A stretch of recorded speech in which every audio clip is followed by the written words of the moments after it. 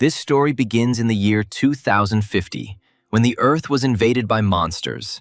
The planet was attacked by creatures called constellations. Along with them appeared people who gained the ability to use magic after the so-called awakening. The news reported every day about a large number of missing people. However, our main character Chris was neither a hero nor a hunter, just an ordinary man. He quite liked his quiet life, in which he did not have to fight and die at the hands of some monster. But one night his phone suddenly rang, notifying him of a new message, an unknown number offering him to become awakened. At the time, the young man decided that it was some kind of stupid joke or a scam. But it was this message that changed his life forever. Waking up in the morning, the guy unexpectedly discovered a huge, unusual chest in his house. Opening it, Chris saw an SSS rank ability and legendary class equipment.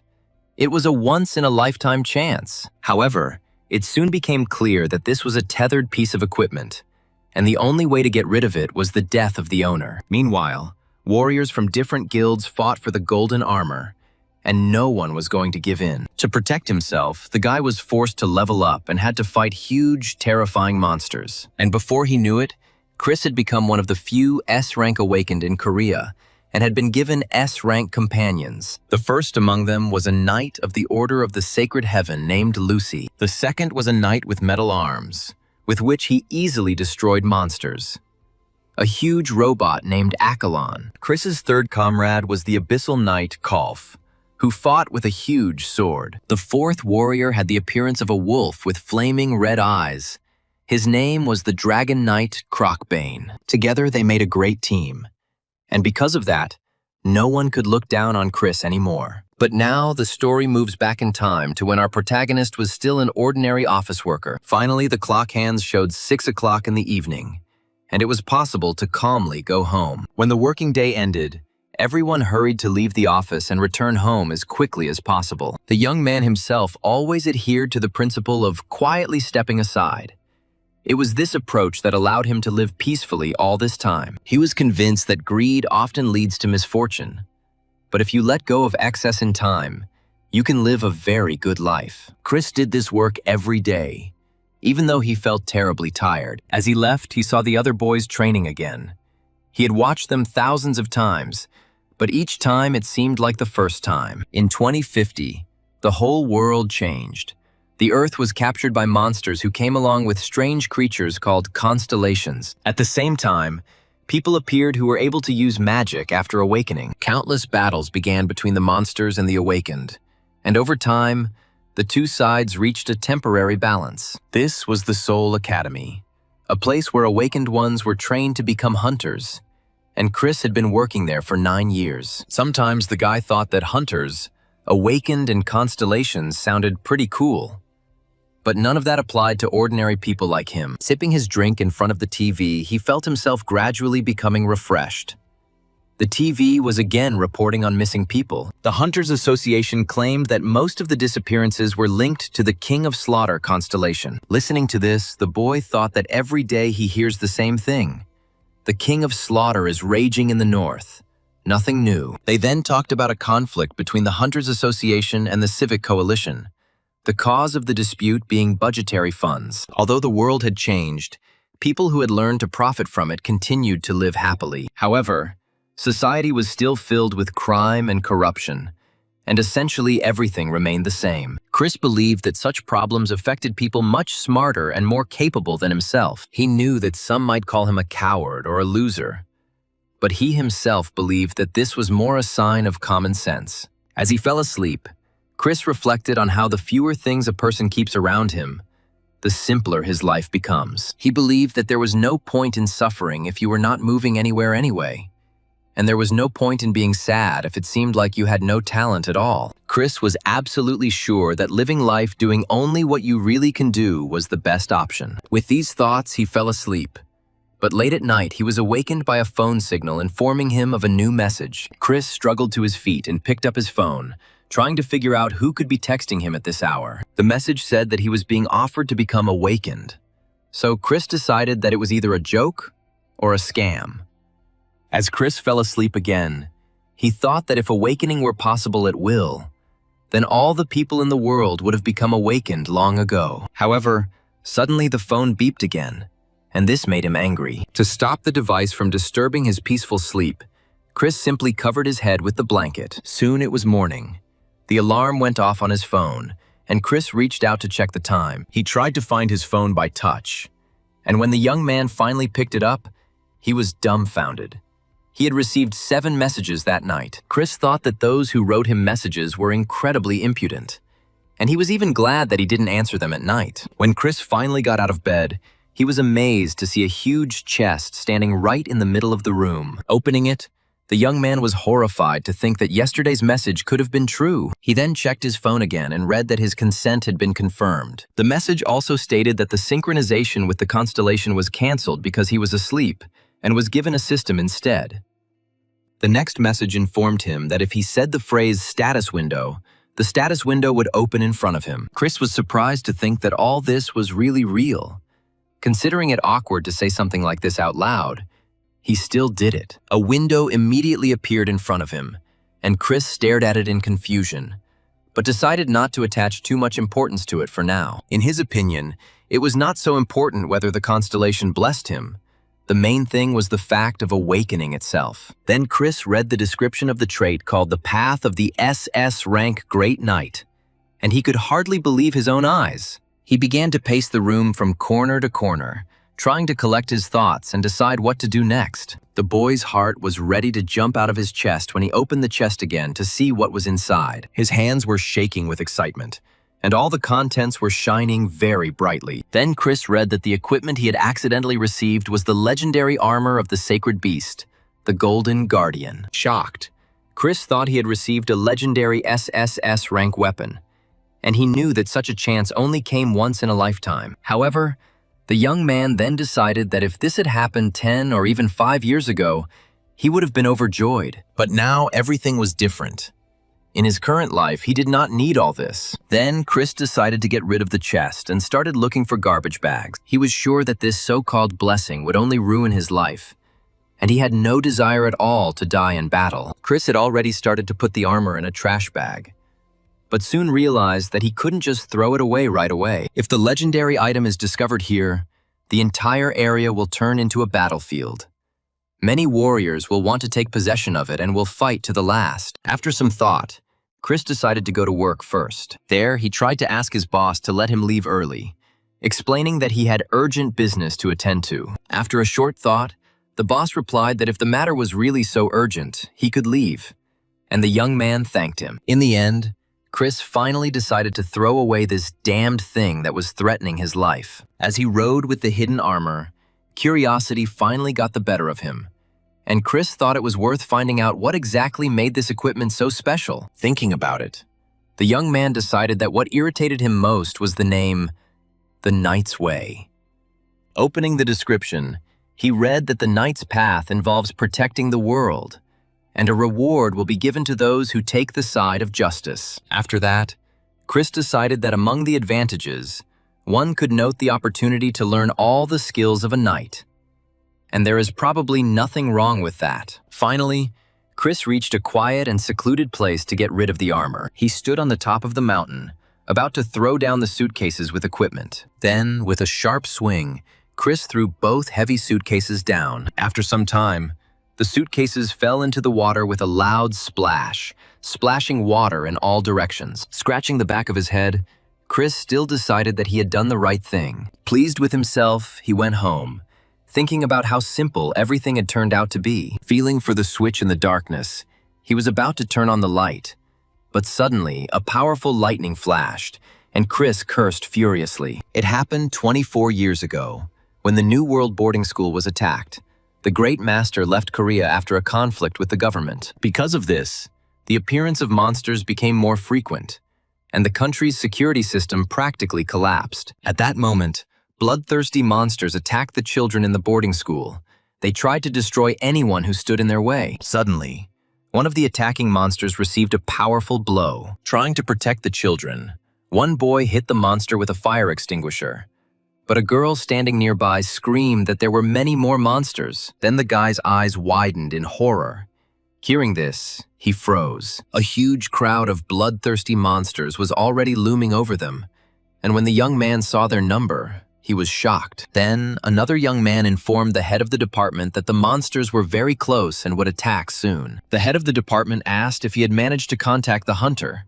The young man replied that the hunter and B rank had already arrived. The head of the department was trying to figure out what was happening to the children when he saw them hiding in the room. At this time, a terrible monster with huge fangs was already approaching the room where the children were. Then the man, in despair, shouted to the children that the monster was already nearby and they needed to run. He told them to get out of there as quickly as possible and run away as fast as they could. One boy hid under the table in fear, and the other children ran in panic in different directions and shouted for the teacher to save them. The next moment, the bloodthirsty monster broke the glass and burst into the room. The children were running around the room, trying to save themselves.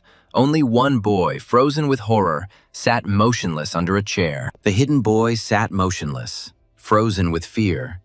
He was afraid to even move and did not make a sound. Chris still didn't know if it was lucky that he was the only survivor in that room. When the hunters managed to drive out the monsters, the press arrived on the scene, and a reporter asked the hunters and survivors to look into the lens. The hunter also asked the boy to smile and stated that he had survived the massacre thanks to God's help. And now, having returned home after getting rid of the equipment, Chris saw that the suitcases were back in his room. He thought that many people would dream of owning such an item.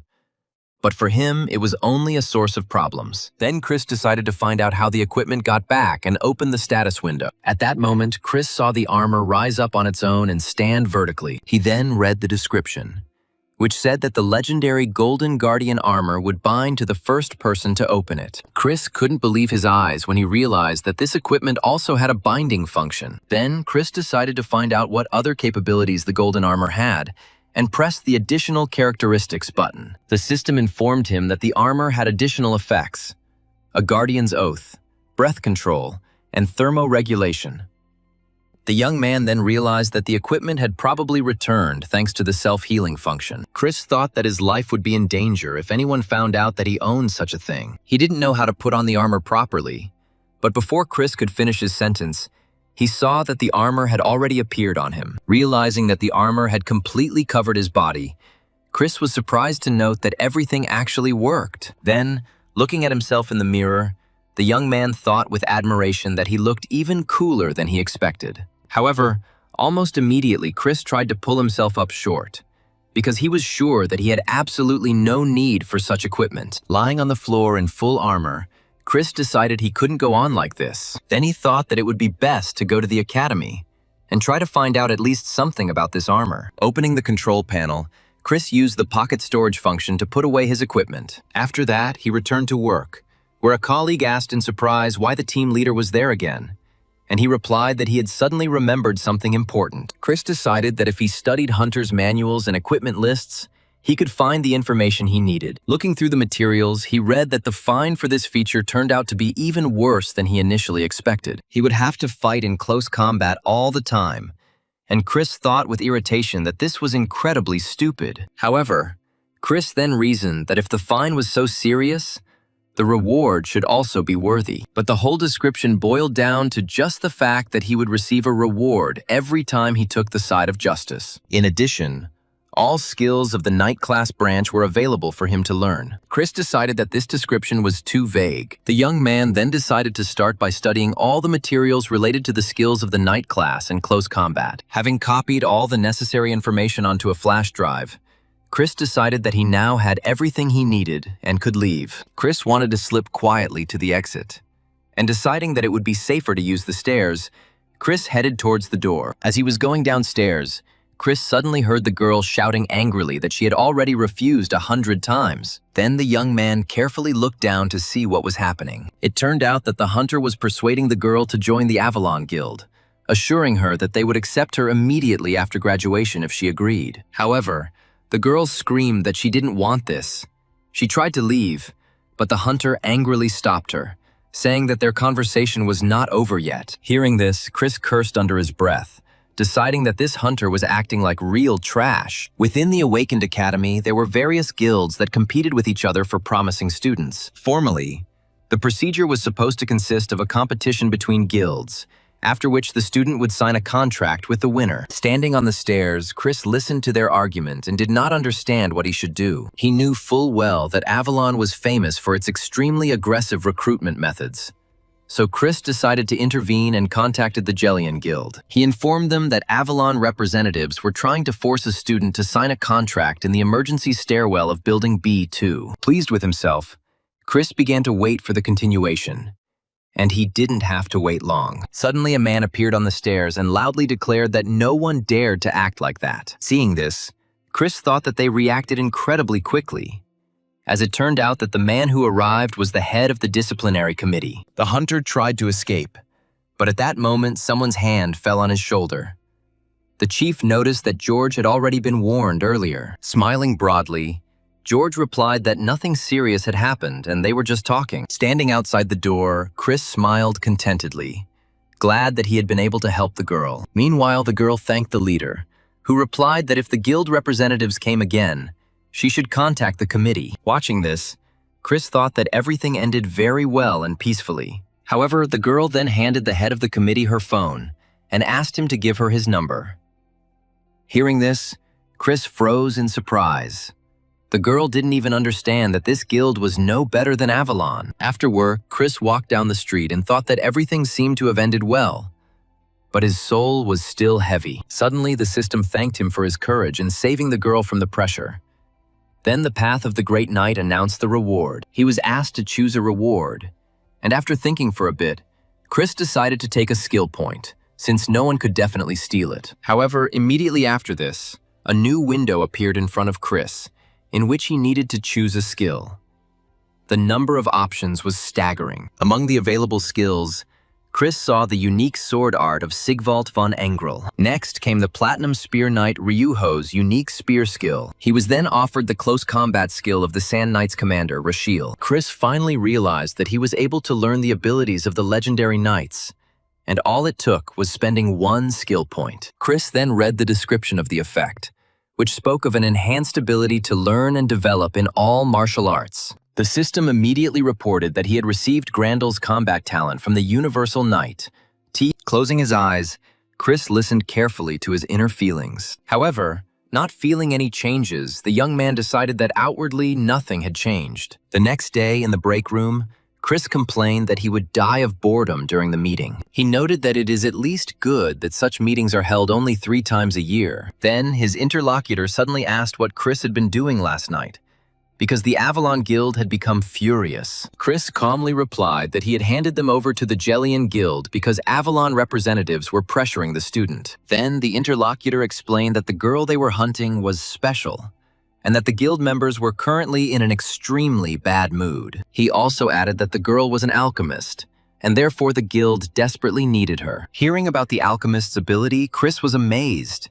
He immediately realized that they were talking about a truly valuable person. All the major guilds coveted such abilities. Then Chris exclaimed in horror that everything would get really bad if they found out who exactly had ruined their plans. Chris clutched his head and cursed furiously, unable to believe that those bastards on the committee had never even heard of witness protection. The man simply waved his hand and advised him to be careful, noting that it would be very sad to lose a team leader at the end of the season. Left alone in the lounge, Chris leaned back on the couch and thought that the situation had become simply dire. He didn't understand what to do next, although he was perfectly aware that he couldn't remain inactive. Back at work, Chris continued to reflect on his situation.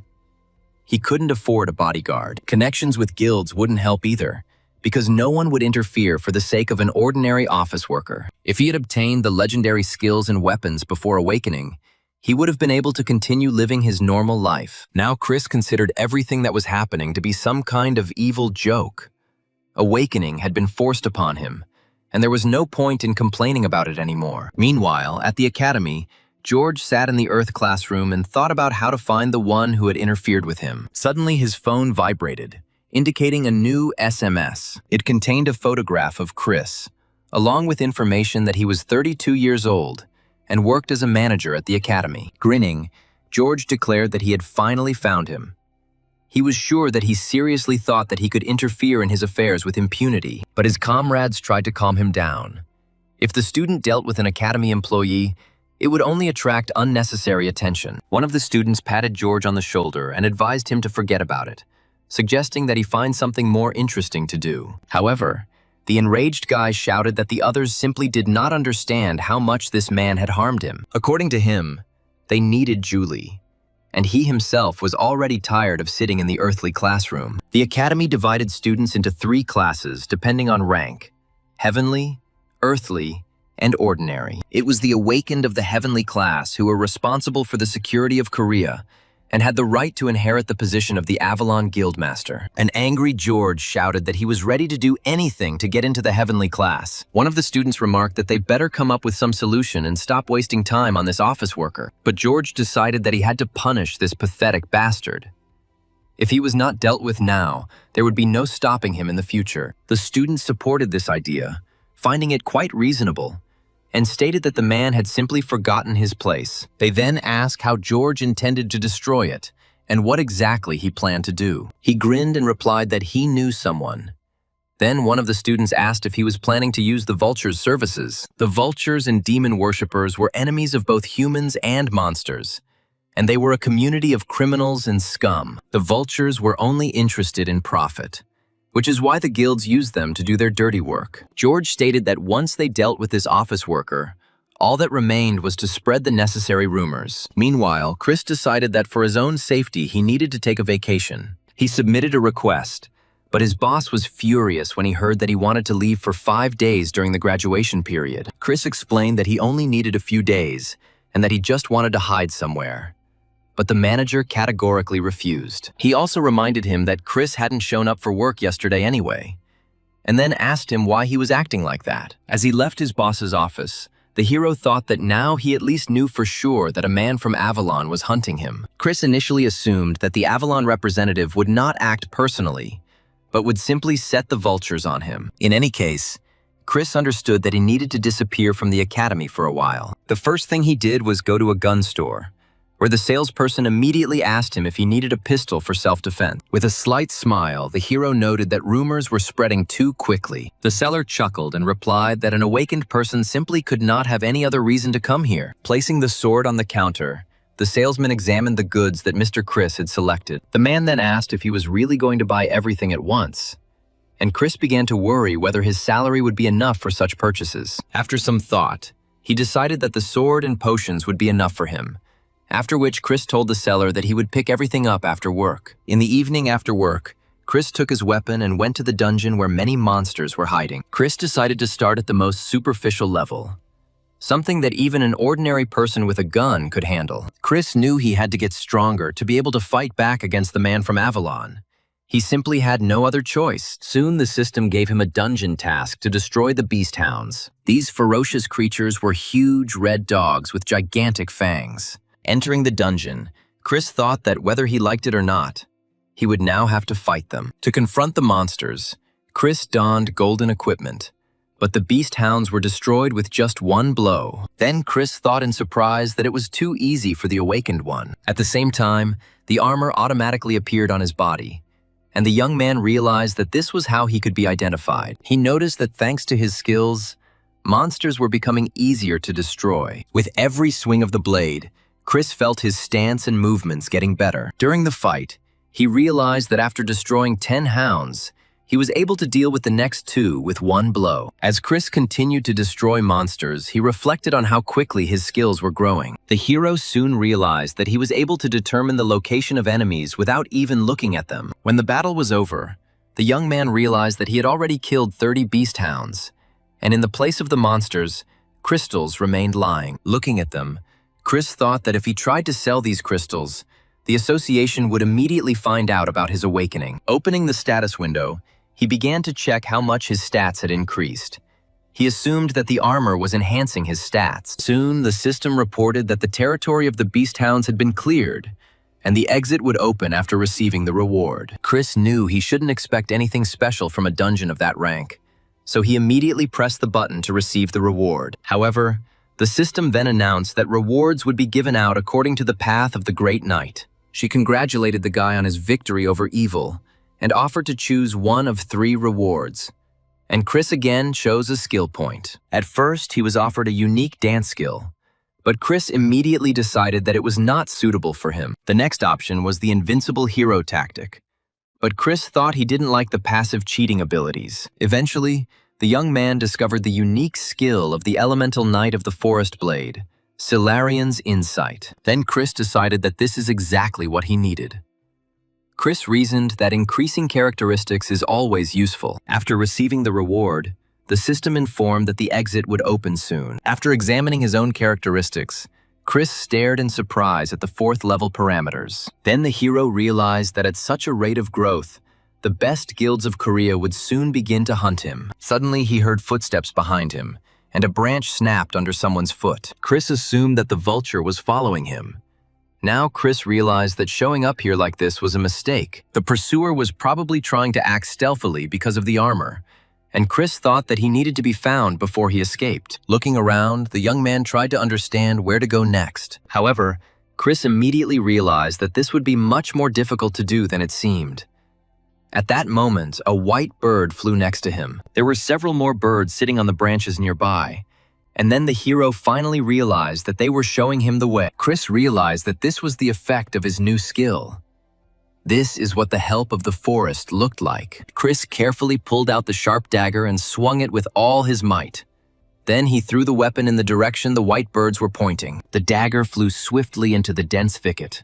A moment later, the birds took flight, and a loud cry was heard from the bushes. Pleased with himself, Chris reflected that while he might not be able to use long-range weapons, he was quite capable of throwing weapons. However, the system suddenly warned him that he was using tactics forbidden for a knight. The young man was forbidden to throw away his weapon, and a fine was imposed for violation. Then Chris thought with irritation that the additional fines were too harsh.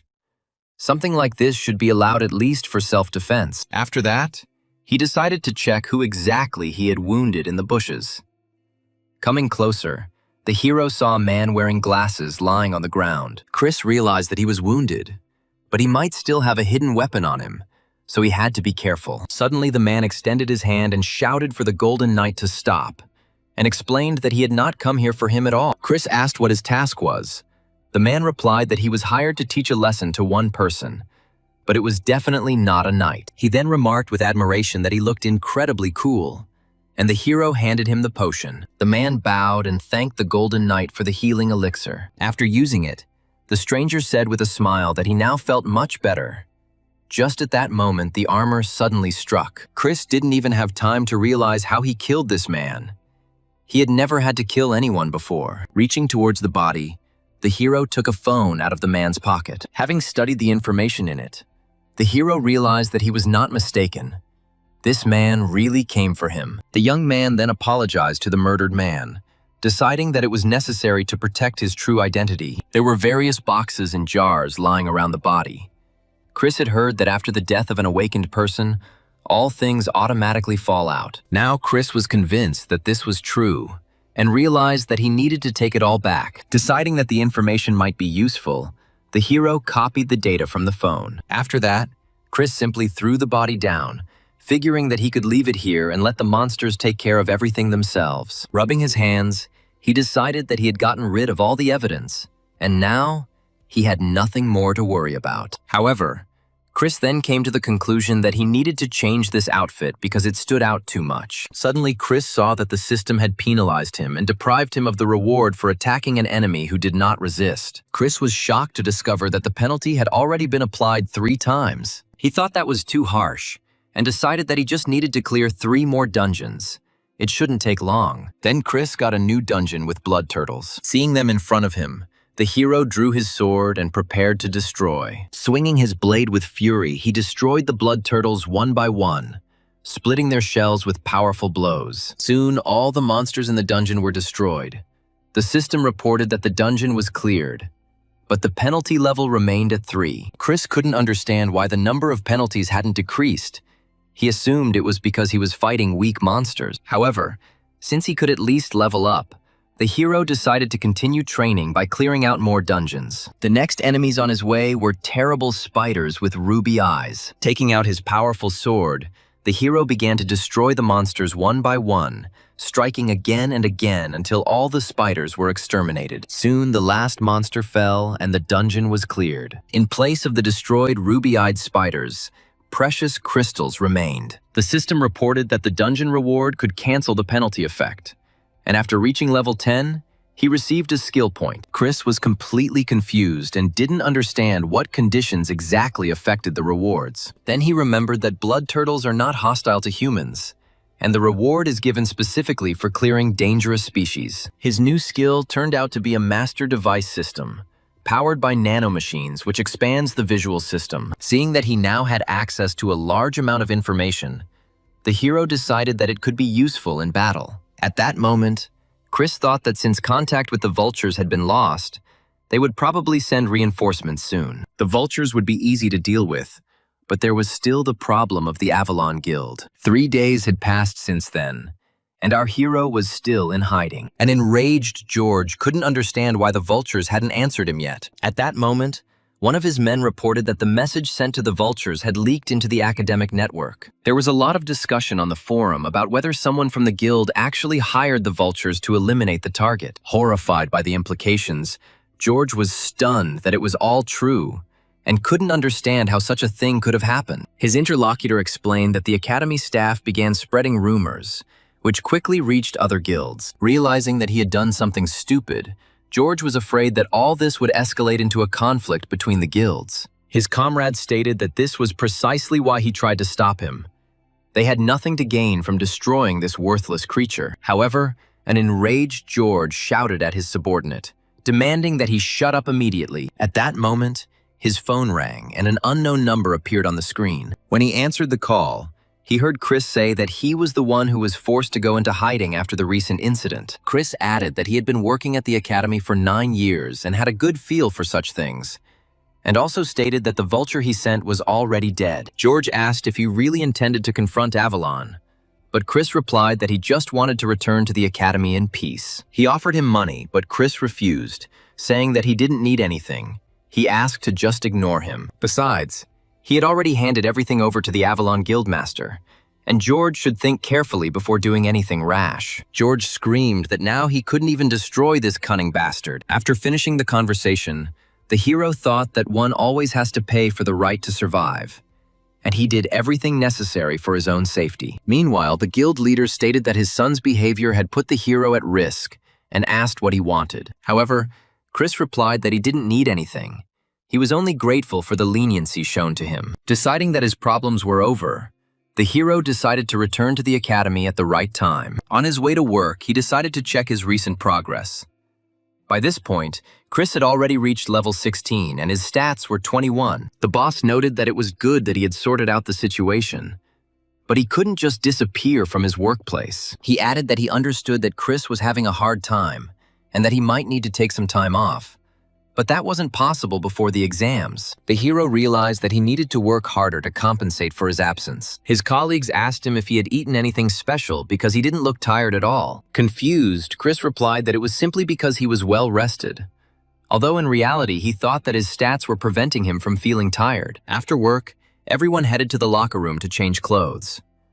One man said wearily that he worked until 9 every day. Once everyone had gathered, Chris told his colleagues to go without him, citing the fact that he had forgotten something at the gym. Having said goodbye to his colleagues, the hero slowly walked down the corridor. Suddenly, Chris felt someone's gaze on him and became wary. He thought that they might be Avalon's spies and decided to lure them out into the corridor. On the map, he saw a second point that had been following him all this time. Realizing that the pursuer was very close, the hero anxiously thought that he would appear at any moment. He shouted that he had noticed the surveillance long ago. At that moment, a girl appeared, surprised that she had been noticed.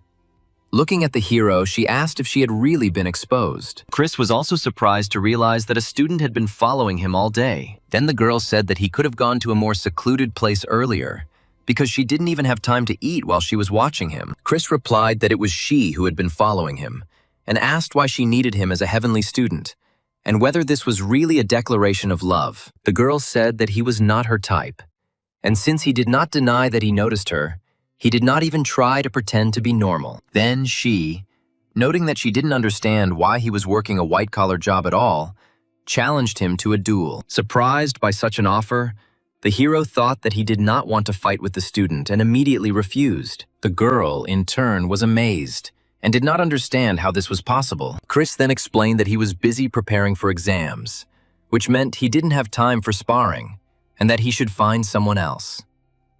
Chris noted that he would hardly be able to survive if he started fighting an awakened B rank.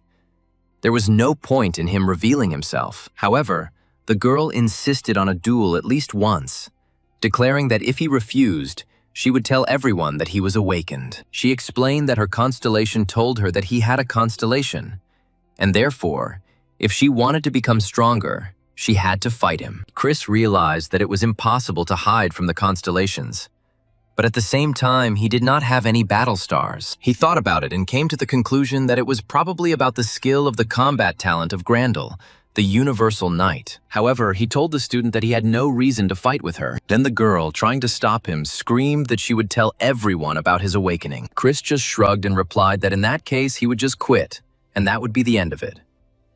After that, she lowered her head and admitted that she wanted to become stronger.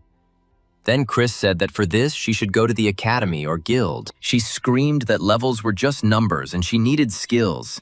She wanted to fight strong people, not annoying monsters. Then Chris, pointing to the north, noted that the Slaughter King's archdemons and demon worshippers would be happy to help her. However, the student continued to persuade him, saying that Mr. Collar would not leave so easily if such a sweet girl asked him to. Turning around, the hero shouted that if she wanted to train, she should go to the mountains. At this moment, the student suddenly used magic, creating a magic circle of judgment. Chris didn't immediately understand what it was and assumed it might be a barrier. He told the girl that there were fines for attacking employees, but she replied that he was not an employee but an awakened person. Smiling, the girl stated that this barrier would only disappear when one of them died or was disabled. Realizing that he had no choice, the hero said that he had several conditions.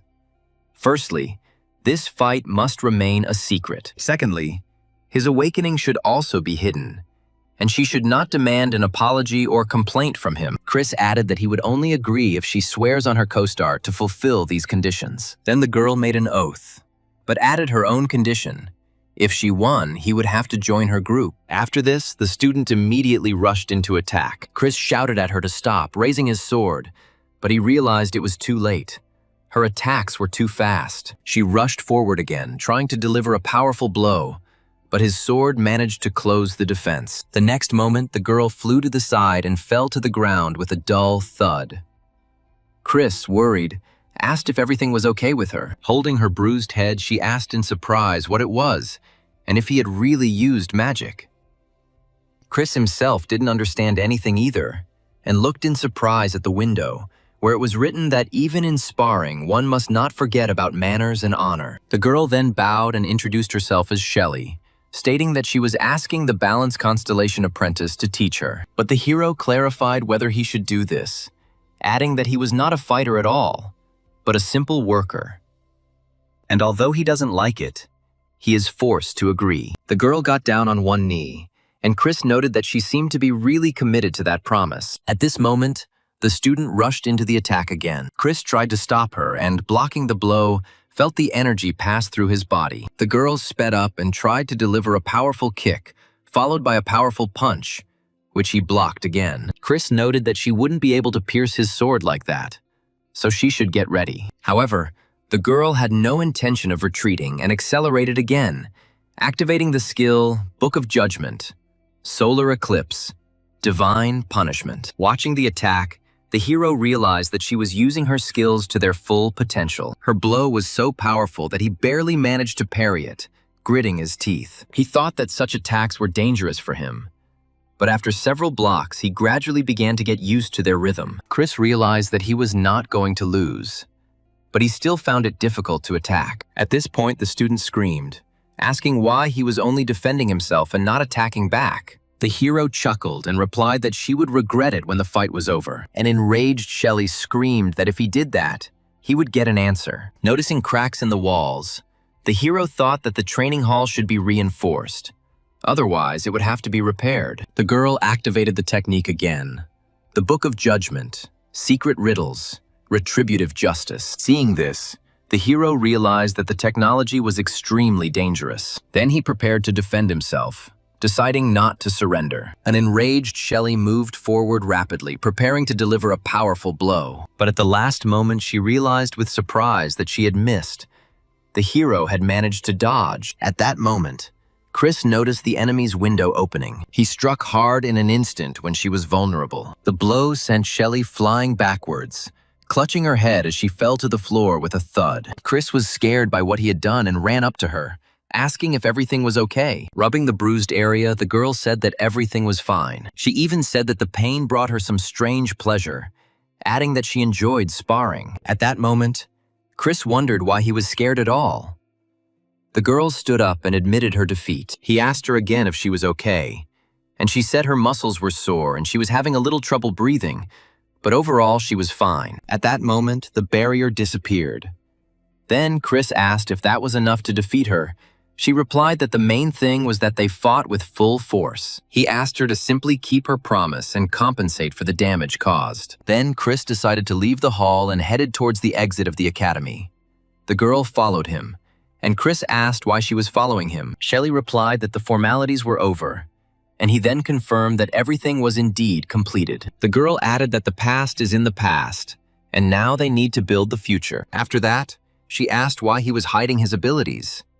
Chris replied that he had no intention of becoming a hunter. However, unexpectedly, the girl invited him to become her personal employee. She stated that she would pay him twice as much as the academy, treat him better, and also help him hide the fact that he was awakened. After some thought, the hero decided that this sounded like a good idea, since all he needed to do to hide his identity was simply change jobs. He replied that he would need some free time to level up, and Shelley agreed, stating that of course it was possible. The next day, Chris came to the academy as usual, but was called to the chief's office. He said that he knew about the hero's sparring with a student from the heavenly class. Chris replied that he was lucky not to have been seriously injured and recalled Shelley's words about sticking to his version of events. The boss said that Ms. Shelley wanted Chris to work exclusively for her to compensate for the damage. He added that if he agreed, everything would be fine, although it was a shame to lose such an employee.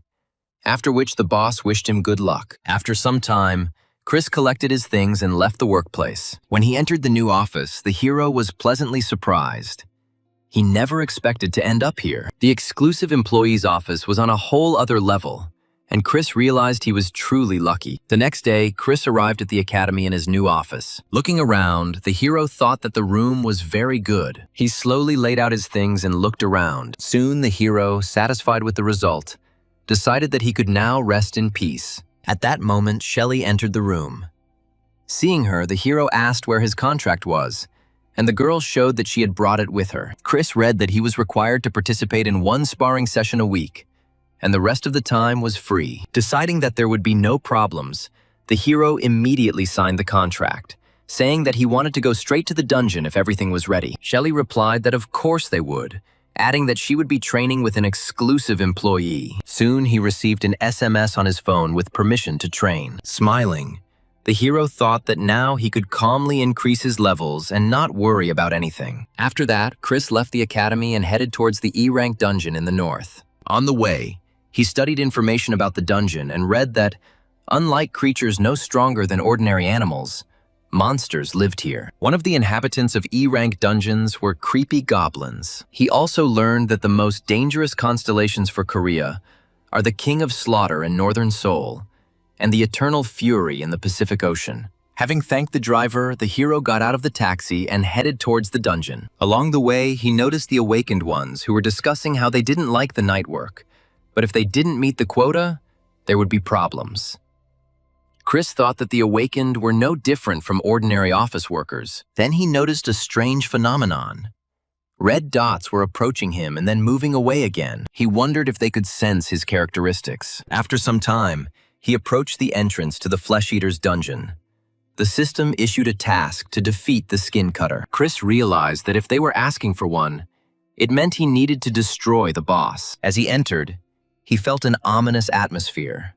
Bones lay everywhere, and the air was filled with a terrible stench of rot. Approaching a large door, the hero opened it and looked inside. The terrifying creatures tore flesh with sharp fangs, At that moment, one of them heard the door open. Then the hero began to put on his equipment and thought that he would quickly clear this place and leave. He swung the door open and entered the room where the goblins were. Seeing him, the monsters with sharp teeth rushed at him. Grabbing the sword, the hero began to furiously deliver crushing blows. The goblins attacked him from two sides at once, but Chris successfully repelled the onslaught. Eventually, he succeeded in destroying the monsters, leaving their bodies lying on the floor. Having finished with the first floor, the hero headed to the stairs and went up to the second floor. Suddenly, an enraged monster with huge claws flew out from above him, spreading its paws in an attack. Swinging with all his might, the hero delivered a fatal blow and destroyed the goblin. The monster flew across the room and fell to the floor. At that moment, Chris noticed a goblin flash in the far room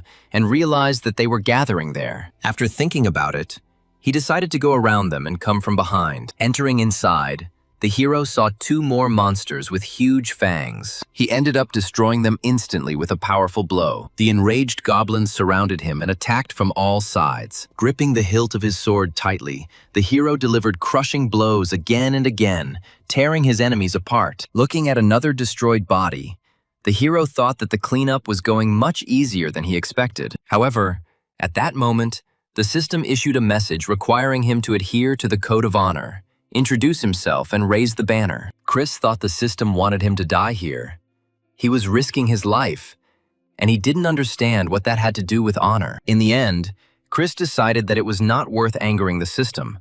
Otherwise, it might make him do strange things. However, the more he thought about it, the more angry he became, believing that no honor would save him if he died. At that moment, the system announced the start of training. Chris screamed as if it was reading his thoughts. The system stated that he was required to identify himself and raise the flag, and as a reward, the penalty would be removed. Chris wondered if the system really wanted him to die by posing in the middle of a dungeon. Even though the penalty waiver sounded tempting, the ability to gain skills or summon knights just by speaking certain words seemed very impressive. Then the system offered an option. He had to turn to the demons, the enemies of humanity, with a statement that he would destroy them in the name of the Code of Honor. Chris, having heard this, sighed, considering this to be childish stupidity, but still decided that he would have to do it. He thrust his sword into the ground and spoke loudly to the demons living there, commanding them to listen to his words. Chris declared that he, the Golden Knight, was the protector of the human race and would destroy them in the name of the Code of Honor. Hearing this, 3 goblins approached him, one of which was especially huge. Chris, seeing them, drew his sword and prepared to fight, realizing that he had no choice but to destroy them all. The system praised him for the ritual he had performed, stating that he was now obliged to perform it constantly. Chris swung his sword, striking the bloodthirsty monster, and at that moment the evil goblins began throwing sharp daggers at him. However, none of them reached their target. They hit the armor, broke, and scattered into fragments. The Golden Knight turned towards the monsters, preparing to deliver a powerful blow. The surprised goblins looked at him with fear, realizing that they could not pierce him even with daggers. With one swing of his sword, Chris destroyed all the monsters standing in front of him. He then finished off another enraged goblin with a fatal blow, and soon the last bloodthirsty enemy was defeated. Looking at their dead bodies, the hero thought that these were probably all the goblins who were here. He opened the map and checked the location, after which he decided that the boss was in the basement. Opening the door, he cautiously looked inside. Chris began to descend carefully, trying not to make a sound on the creaky steps. Suddenly, he saw the monster's huge hand waving a large knife, and the bloodthirsty beast itself was cutting up the meat with terrifying force. After thinking for a moment, the hero decided to launch a surprise attack to destroy him with one precise blow. However, at that moment, the system reminded him that one must not forget about knightly honor and should abandon vile plans. Coming closer to the demon, he shouted loudly that today he would live his last day. Hearing the Golden Knight's voice, the monster stopped what he was doing and turned towards him. The monster swung a huge knife and struck, but Chris barely managed to jump back. The knight abruptly moved to the side, after which, bending down near the table, he prepared to deliver a powerful blow from cover. As the monster approached, he struck it with all his might on the paws with his sword. The demon fell to his knees and cursed furiously, to which the knight replied that he should have trained more. Chris then decided not to hesitate and finish off the enemy, noting to himself that this was only an E-rank boss. He quickly ran up to the monster and dealt the fatal blow. The lifeless demon collapsed to the floor, and precious crystals began to pour out of him. Seeing them, the hero breathed a sigh of relief, and the system informed him that he had cleared the dungeon and the exit would open after pressing the reward button. The system congratulated him on his victory over evil and offered him a choice: a skill point, a knight summon, or an item. After some thought, the hero decided that it would be best to take another skill. In turn, the system offered him to gather knights who would fight alongside him. At that moment, a bright light flashed around the hero. The first to be summoned was Accolon, a robot-like metal golem. He said that the owner's registration was complete and he would defend him. The second knight summoned was the holy knight Lucy, who bowed and said that she would follow him along the path of light. Looking at her, the hero noted to himself that this knight even had wings, and she was clearly not human. He then asked Accolon whether he should be considered a subordinate or a summoned creature, to which he replied that he was awaiting his master's orders. He asked the same question to the night girl, to which she replied that she would follow him until he turned away from the path of evil. Chris concluded that the golem obeyed unconditionally, and Lucy probably just hated evil. But there was still too little information. Then he decided to find out the details right in the dungeon and asked if they needed to be fed. In response, he was informed that power was not required, but that magical energy would be needed for repairs. Chris remembered seeing the ability to store summoned creatures in the skill list and decided to head to another dungeon. At this time, the people outside decided that since he entered alone, he would hardly be able to clear everything. However, suddenly, one of them noticed movement with surprise. Soon, everyone saw a golden knight emerge from the dungeon, accompanied by a golem and an angel. Chris immediately realized that they were probably vultures and asked why they were standing guard at the entrance. They replied that they were just passing by and would leave now. However, at that moment, Accolon activated the device on his head, and their conversation was recorded. Then one of the vultures began to apologize in a panic, and the other swore, declaring that they had been told that he would be alone. Chris realized that having learned of his solo entry, they decided that he was easy prey. Then the vulture calmly said that there was a misunderstanding, and stated that the problem was that this man, himself. After this, the hero said the word cancel, and his equipment began to disappear. Then Chris asked if he was the one they were waiting for. However, the vulture replied that it didn't matter whether he was right or not, because that was not what they had agreed on at all. He guessed that he was probably awakened. Chris then calmly clarified that he had made a slight mistake in hiding his identity, but he could not let the vultures get away. After this, Chris ordered Accolon and Lucy to each take on one opponent. The frightened vultures immediately started running, and hoping to escape as quickly as possible, they decided to split up and run in different directions. The Golden Knight ordered Accolon to go left, while he himself headed right. Lucy shouted that in the name of the holy squad of heaven she would punish them, and the Golem Knight, in turn, replied that the order was accepted. While pursuing his enemies, the hero thought he needed to hurry and compared what was happening to escaping from a circus with a tin can and a doll. He then realized that his life would be in danger if anyone saw his face, and therefore these people had to be caught. He had almost caught up with one of the vultures, stretched out his hand and thought that he was about to grab it. However, he still managed to escape, and Chris was amazed. He decided that it would be wise to use throwing weapons,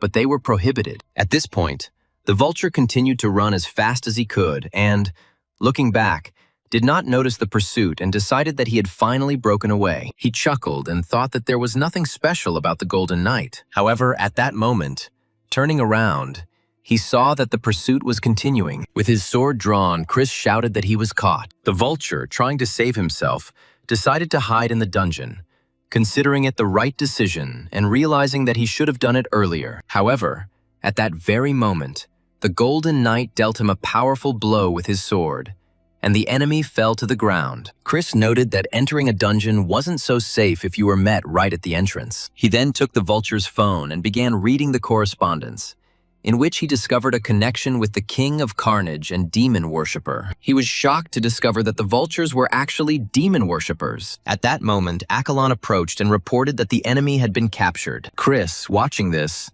thought that the golem literally flew into the sky to catch the target, and many could see this. Then Lucy flew up to him and told him that the mission was completed. Opening his phone, the hero saw publications about the appearance of a new constellation and photographs of its summoned knight. Then he realized that he needed to leave this place immediately before a crowd gathered. He ordered them to immediately get rid of traces, and the summoned knights confirmed that the order was accepted and would be carried out. A moment later, they soared into the air, holding the vultures in their hands, and the system congratulated him on destroying the villains and offered a reward. However, he decided that he first needed to find a place to house the knights. He scrolled through the available skills but couldn't find one that suited him. Eventually, the hero discovered a portal to the sanctuary, a spell that led to the sacred refuge of a squad of knights sworn to protect the world. Although Chris did not know how to use magic, it turned out that there were exceptions, and the system congratulated him on receiving the spell. The Golden Knight loudly commanded the portal to open in front of him,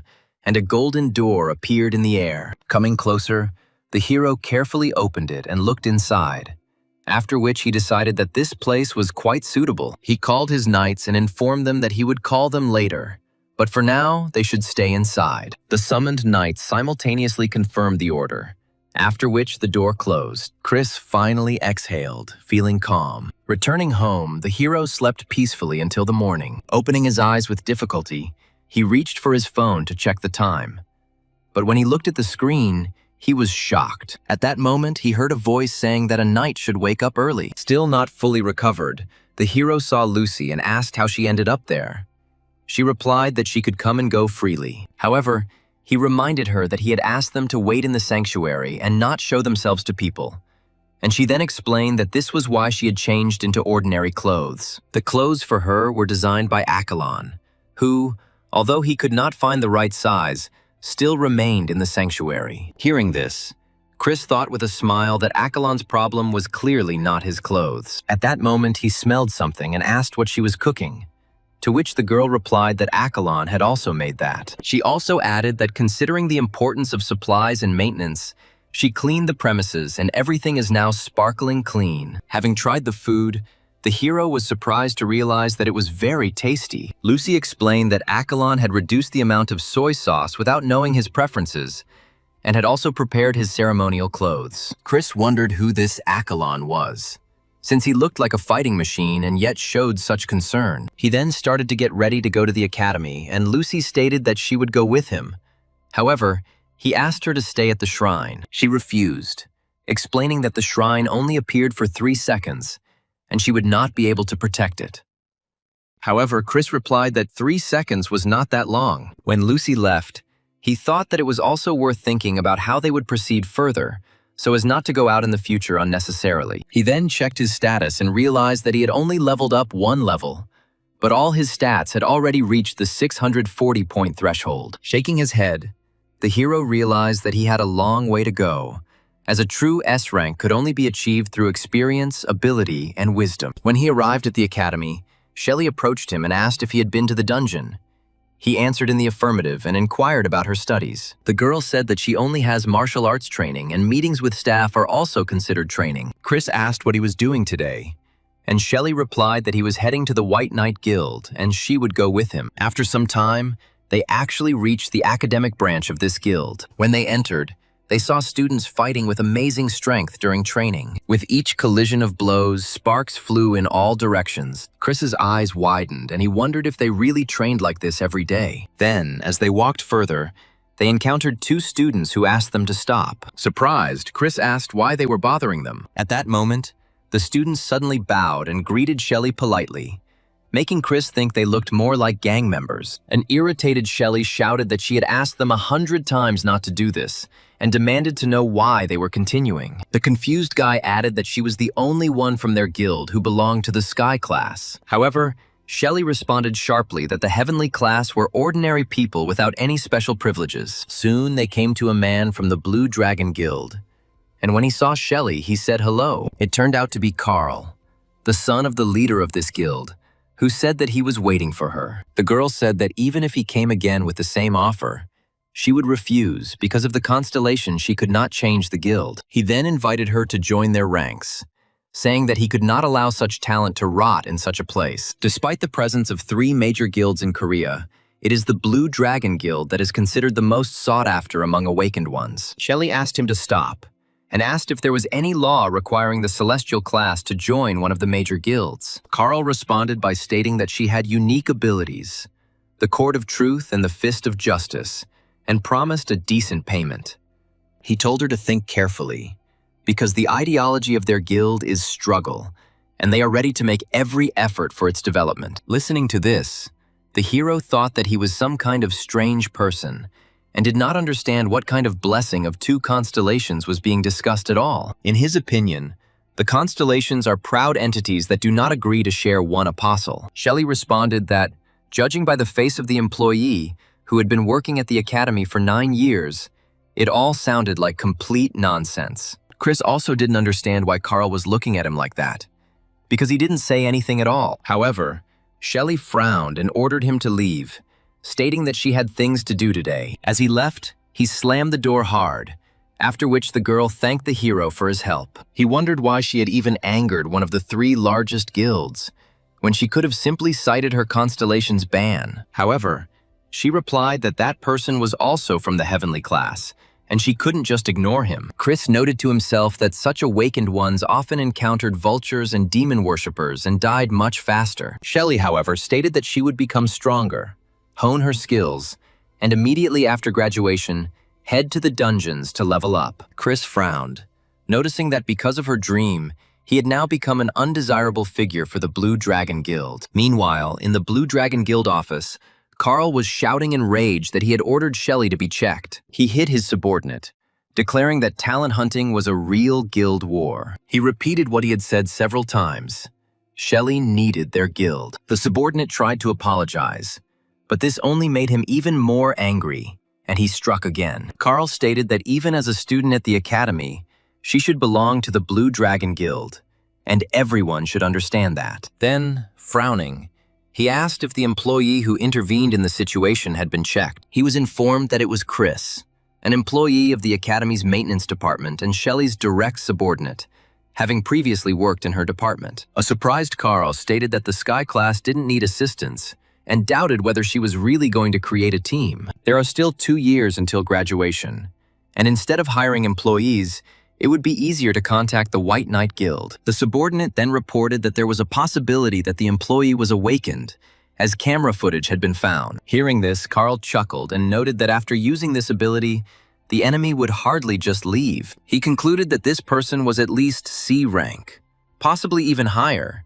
and apparently was planning to start with an E rank dungeon. This potential could have brought him to B rank by level 45. The subordinate added that with such potential, he could get into one of the major guilds, so it was unclear why he would hide his abilities. An angry Carl shouted that he was the one who should find out, and was indignant at how such a person could even work in the guild. He suggested that he might have woken up too late and was therefore hiding. Knowing the awakened system, he has a good understanding of how things work in the hunter industry. The subordinate thought that Shelley had given herself away, and he decided that since it was impossible to hide, he agreed to become a personal employee. Carl stated that in 2 years, the White Knight Guild will receive 2 B-rank awakened ones. She will enter the C-rank dungeon business, which will create serious competition among the awakened. After these thoughts, he clarified whether this man was really heading to the dungeon now. Having received confirmation, he ordered Charlie to follow him and find out his route, adding that he himself would follow immediately after him. Meanwhile,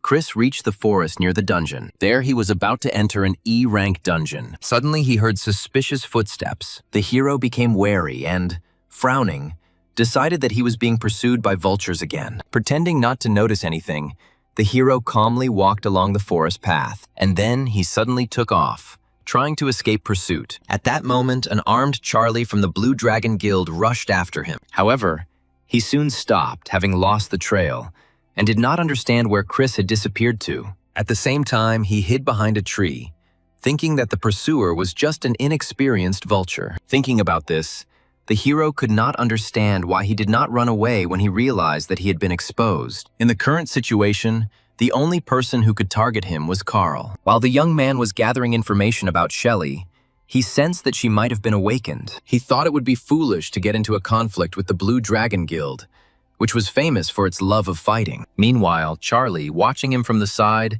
could not understand why he did not enter the dungeon. The entrance was located in the slums of the northern part of the city. Then the man told his master that Chris went inside. He realized that the young man had noticed the surveillance, but Charlie was afraid to report this to the owner, since he could expel him from the guild. Therefore, he decided that it was not a serious problem since the enemy was only an S rank and a B rank gentleman. At that moment, Charlie's eyes widened in horror. He was shocked by what he saw, spread his arms in surprise, and stared in bewilderment at the people in front of him. Soon, a car pulled up to him, in which were Carl and other members of the guild. Frowning, the master asked if this place was really located here. In response, his subordinate handed over his phone and explained that he even had a photograph, after which they decided to wait. Then the guild leader asked why his subordinate did not follow the target. He replied that he was afraid of the vultures. Laughing, the master remarked that he was only a D-rank awakened being, adding that it was wise since it would allow him to live longer. However, looking at the entrance to the dungeon, Carl frowned again. He had a feeling that something was wrong. Looking around, the hero noted that there was not a single vulture in sight nearby. It was at this moment that the knights accompanying him received crushing blows to the heads. An enraged Carl screamed furiously, asking who dared to do this. Dodging the next blow, the man caught an arrow flying straight at him. After examining it closely, he still couldn't figure out who had attacked.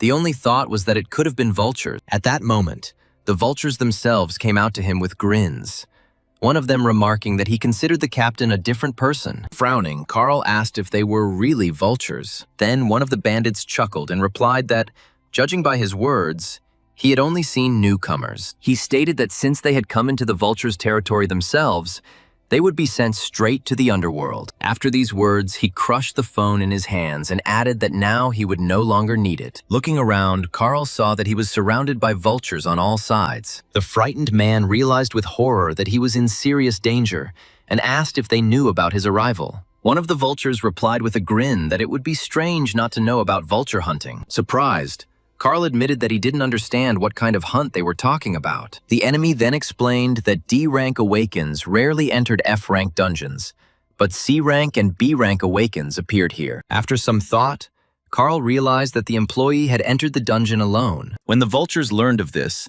they decided that they were easy prey and fell into the trap themselves. The young master shouted that today was his first time here and that he had no intention of hunting anyone. However, the vulture laughed and replied that no one would believe him. He then added mockingly that this was just an academy student who had never truly experienced the life of a hunter. Carl realized with horror that his main equipment was in his inventory, and there was no time left to put it on. The only weapon he could use was the legendary Dragon Fang. The vulture grinned and ordered his men to show this young gentleman what a real hunter was. Cursing furiously, Carl decided to attack first to save his life. However, when he was about to strike, he was surprised to notice that his opponent did not even try to dodge. His hand almost touched the enemy's face, but he continued to stand motionless. It was then that Carl saw something wrapped around his leg and sucking away his strength. With horror, he realized that if he did not get out of here immediately, he would soon die. Trying to save himself, the man desperately waved his arms and legs. However, the demonic energy rose higher and higher, until it completely engulfed his hands. Vulture said that although he belonged to the Blue Dragon Guild, he was not the only one who received the constellation's blessing. He said he too had the same gift, and the shocked Carl asked if he was a demon worshipper. In response, the man smirked and introduced himself as Mateo, a flesh hunter serving the Slaughter King. A shocked Carl exclaimed that he had just mentioned the King of Carnage. This constellation represented a demonic entity that controlled North Korea and parts of China. With a grin, Mateo noted that the young master from the academy turned out to be quite mediocre. He had less experience and wisdom than the monster. He added that this was truly a valuable prey. For an awakened B rank, the Slaughter King should have generously rewarded him with blessings. A frightened Carl screamed that he couldn't end up like this. In utter despair, he screamed at the top of his lungs, begging someone to save him. But it was too late. Meanwhile, Chris was inside the dungeon with his warriors and was eating the food prepared by Accolon with gusto. Chris praised the dish, and the golem explained that appetite was one of the most important human needs. determining fighting spirit. Lucy then asked when he was going to clear the dungeon. Chris replied that he would postpone it since the situation outside was more important. He wondered who would win. The young master would not come alone, but the vultures were also going to fight with all their might. At that moment, Accolon handed his master a cup of aromatic coffee. Holding it in his hands, Chris noticed that drinking coffee before clearing a dungeon was a real pleasure. The system then sent a notification that the enemy had been eliminated in a covert manner. But this had been done without honor. Chris decided that since evil had become stronger, victory had gone to the vultures.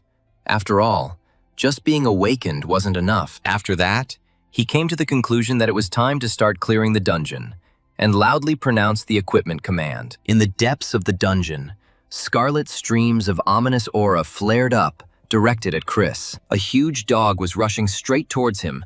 Looking at the monster, the hero thought that if it bit him, it would tear off half of his body. Chris solemnly declared that honor and glory were above all else, and that today he would punish evil.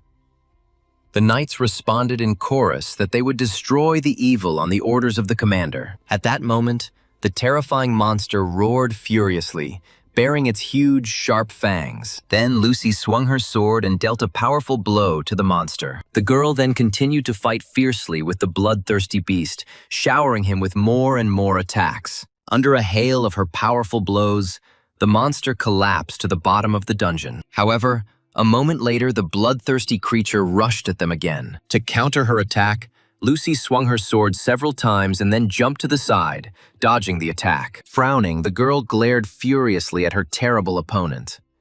In response, the bloodthirsty monster stared predatorily at Lucy. At that moment, Accolon dealt a powerful blow to the monster. The golem repeated the slashing attack, and the monster let out a piercing squeal and flew off to the side. Lucy thanked Accolon, who replied that her fighting skills were excellent. Watching them, Chris noted that the two got along well with each other. Meanwhile, the bloodthirsty beast with huge fangs rushed towards them again. He glared furiously at Accolon and Lucy, who were already preparing for another attack. The enraged monster dealt a powerful blow to the golem with its paws. At that very moment, Lucy, swinging her heavy sword, rushed into the attack. Seeing this, Chris decided that he would take on this enemy and drew his sword. He then charged at the terrifying beast and dealt a powerful blow to its legs. Chris was surprised to notice that the force of his blow was much greater than he expected. Meanwhile, Accolon clamped his iron hands over the mouth of the enraged, bloodthirsty monster. At that moment, Lucy delivered another powerful blow with her sword. The ferocious monster roared in pain,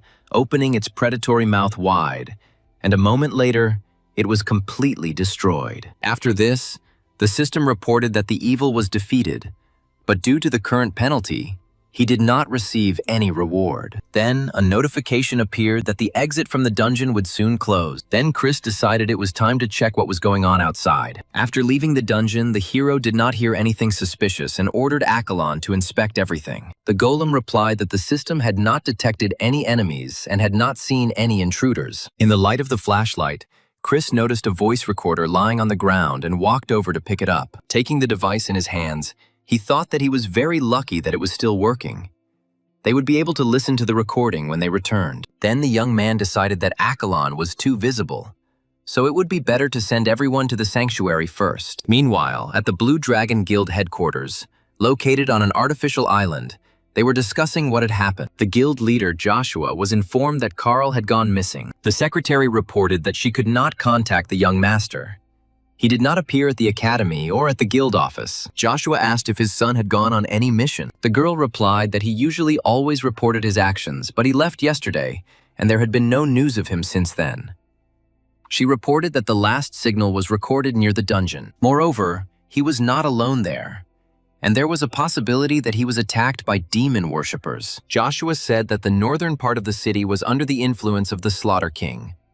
His people could attack Carl to devour him. Frowning, the man said that they first needed to find out what exactly had happened, and when the culprits are found, they will be explained what the motto of the Blue Dragon Guild means. In response, the girl repeated the motto, saying that the Blue Dragon told them to fight and win.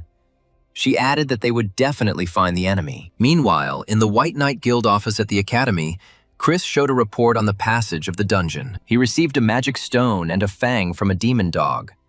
Shelley noted that the fang from a demon dog was not a bad catch. She then asked if anything had happened between him and the Blue Dragon Guild. Chris asked in surprise what she thought had happened, and she replied that it was simply that Carl had suddenly disappeared. Chris calmly stated that he knew absolutely nothing about it, but privately he thought that he had assumed that he was missing. As he left, Chris said that he would be heading to the dungeon again today, and suggested that they spar the next day. However, first he decided it would be wise to check out the situation within the Blue Dragon Guild. Walking down the Academy's corridor, the hero was sure that there were probably rumors circulating here, and soon he heard students discussing Carl's disappearance. One of them couldn't believe that a B-rank monster and the guild leader's son could just disappear. Another replied that the Blue Dragon was in a real state of alarm right now, and he was also surprised at how something like this could happen in the Constellation Guild. Chris thought that if something happened, suspicion would fall on him first, so it was too dangerous to go into the dungeon today. Continuing to walk through the academy, the hero came across the association's weapons repair workshop. Delighted, he noted that he immediately realized that the association's workshop was working on a completely different level. The master handed him the sword and informed him that the repair was completed.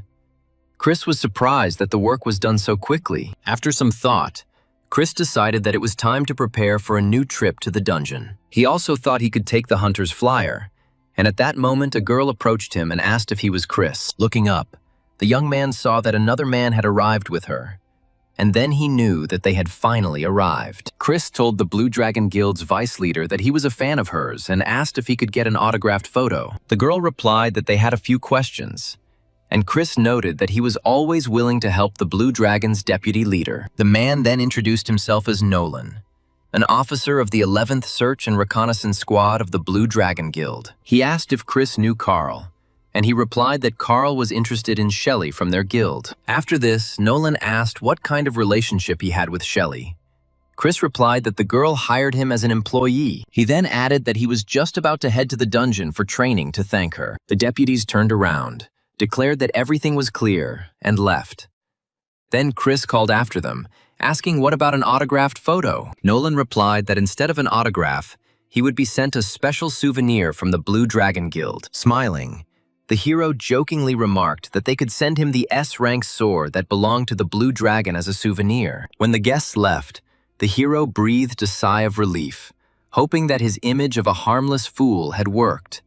Now he had an alibi. On the way, the girl noticed that it seemed like the young master had been chasing this guy and had ended up in the hands of the vultures. Nolan frowned and said that the employee had become a nuisance, so it was decided to get rid of him. The officer slammed his fist against the wall and asked in irritation why the young master had gone to that place in a simple, cheap hunting outfit. The girl suggested that if it became known that he was stalking an employee of the White Knight Guild, he could get into trouble. After some thought, Nolan decided that he should still thoroughly investigate the activities of the vultures and demon worshippers. Meanwhile, Chris was in the dungeon. The young man saw a huge bull with horns rushing straight towards him. Swinging with all his might, he dealt a powerful blow to the monster.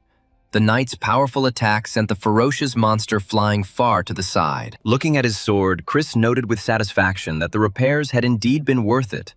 The blade was in perfect condition. At that moment, Lucy said that it was a glorious battle, but Chris replied that it was just an E-rank dungeon. He then asked where the sound came from, and Accolon calmly explained that he had uploaded it himself. After this, the system reported that although he had won, there was no real evil in this place, and therefore no reward was due. Then Chris realized that E-rank dungeons were not suitable for him. He thought that the path of a knight could not be easy.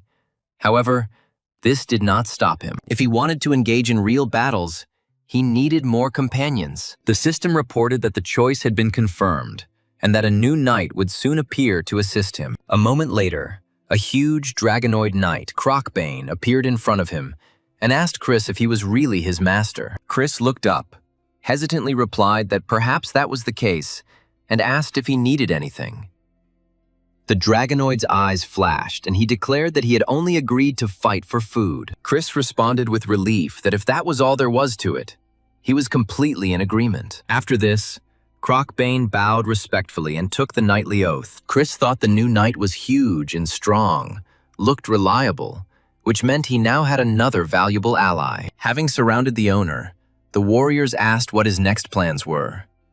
Chris replied that they would go to the next dungeon. From now on, they will not only clear dungeons, but also train inside them. A month later, in the Blue Dragon Guild's conference room, Nolan reported that following the investigation, Carl had been killed by Mateo. He explained that he was originally an awakened being, but became a demon worshipper after sacrificing to the King of Slaughter. After hearing the report, the guild leader asked why the man was targeting his son. Nolan explained that someone had killed some of the vultures the day before, and they had gotten scared and hired a demon worshipper. The enraged guild leader shouted that he had warned his son many times not to underestimate the low-ranked awakened. Then he ordered that Mateo be captured first, and he also wanted to find out who exactly had destroyed the vultures. The deputy replied that it remained unknown. Moreover, the vultures themselves also tasked the demon worshipper with finding the culprit. Switching slides, Nolan said that, given all the circumstances, the man could have been an employee named Chris. There were records from the day the vultures were destroyed,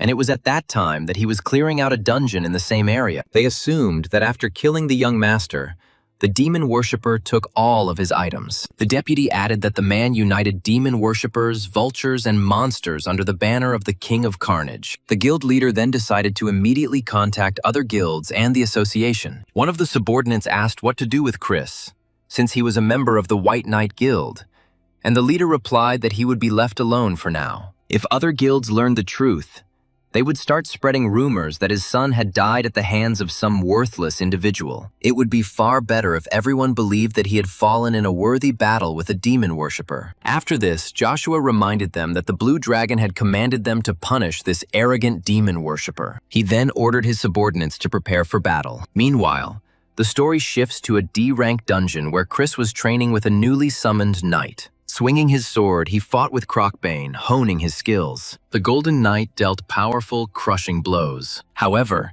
the Dragonoid easily dodged all of his dangerous attacks. In response, Crocbane dealt Chris a powerful blow with his huge tail. Chris didn't have time to dodge the crushing attack, and the next moment, he flew far to the side, crashing to the ground with a roar. Only the Golden Knight's hand was sticking out from under the pile of stones. Lying under the rubble, the hero thought that he had made the right choice. Having with difficulty extricated himself from under the rubble, he was finally convinced that he had not been mistaken. Crocbane noticed with a smile that his master had grown significantly in strength. At that moment, Accolon appeared and offered his owner to replenish the fluid supply in his body. Taking a bottle of water, Chris happily drank more than half of it. Accolon noted that his master's abilities were developing every day, and he even managed to wound Crocbane. Frowning, Chris asked for the praise to stop, and stated that it was time to head to the dungeon. This time, bloodthirsty octopuses with flaming eyes and sharp fangs awaited them inside. Swinging his massive sword, Crocbane charged. A moment later, he delivered a powerful blow and destroyed one of the monsters. The Dragonoid then continued to deliver powerful blows, successively destroying all the monsters. The remaining bloodthirsty octopuses looked at the huge knight with fear. Grinning and his red eyes flashing with fury, Crocbane rushed forward to attack. At that moment, Accolon shouted at him to hold the line, and Lucy asked with displeasure if he was planning to take all the glory for himself. At that very moment, a terrible monster appeared in front of them. The beast greedily screamed that the meat itself came to it. Swinging his massive sword, Crocbane declared that the monster would be destroyed. The very next moment, a powerful blow fell upon him. After some time, the system informed Chris that the dungeon had been completely cleared, and its level had increased to 28. Chris thought that level 28 was no joke. If the Hunters Association found out about it, there would be a real uproar. The three largest guilds would start fighting for the right to hire him. So Chris was determined not to attract attention to himself. At that moment, he saw 15 missed calls on his phone from Shelley, whom he jokingly called the strongest in the universe. Chris immediately decided to call her back and find out what was causing such persistence. After that, Chris went to the White Knight Guild headquarters. He explained to the employee who met him that Shelley had called him and that he was her assistant, named Chris. As he walked down the corridor, the hero reflected on the fact that the girl had secretly used her mother's money to pay his salary. Soon, the employee accompanying him pointed out where he needed to go. Entering the hall, the hero saw Shelley kneeling before the throne. Sitting on the throne itself was Iris, the head of the White Knight Guild, who looked down on them. Coming closer, Chris also bowed respectfully, thinking that the throne was already high enough. Seeing the young man enter, Iris smiled and noted that he had good manners. Without raising his head, the hero replied that the head of the White Knight Guild was confusing him. With a smile, the woman said that this was even for the best since, in her opinion, it was easier to talk to him than to her own daughter. Chris was amazed. He couldn't believe that this majestic woman, who resembled a queen, was really Shelley's mother. Iris admitted that he turned out to be much more decent than she expected.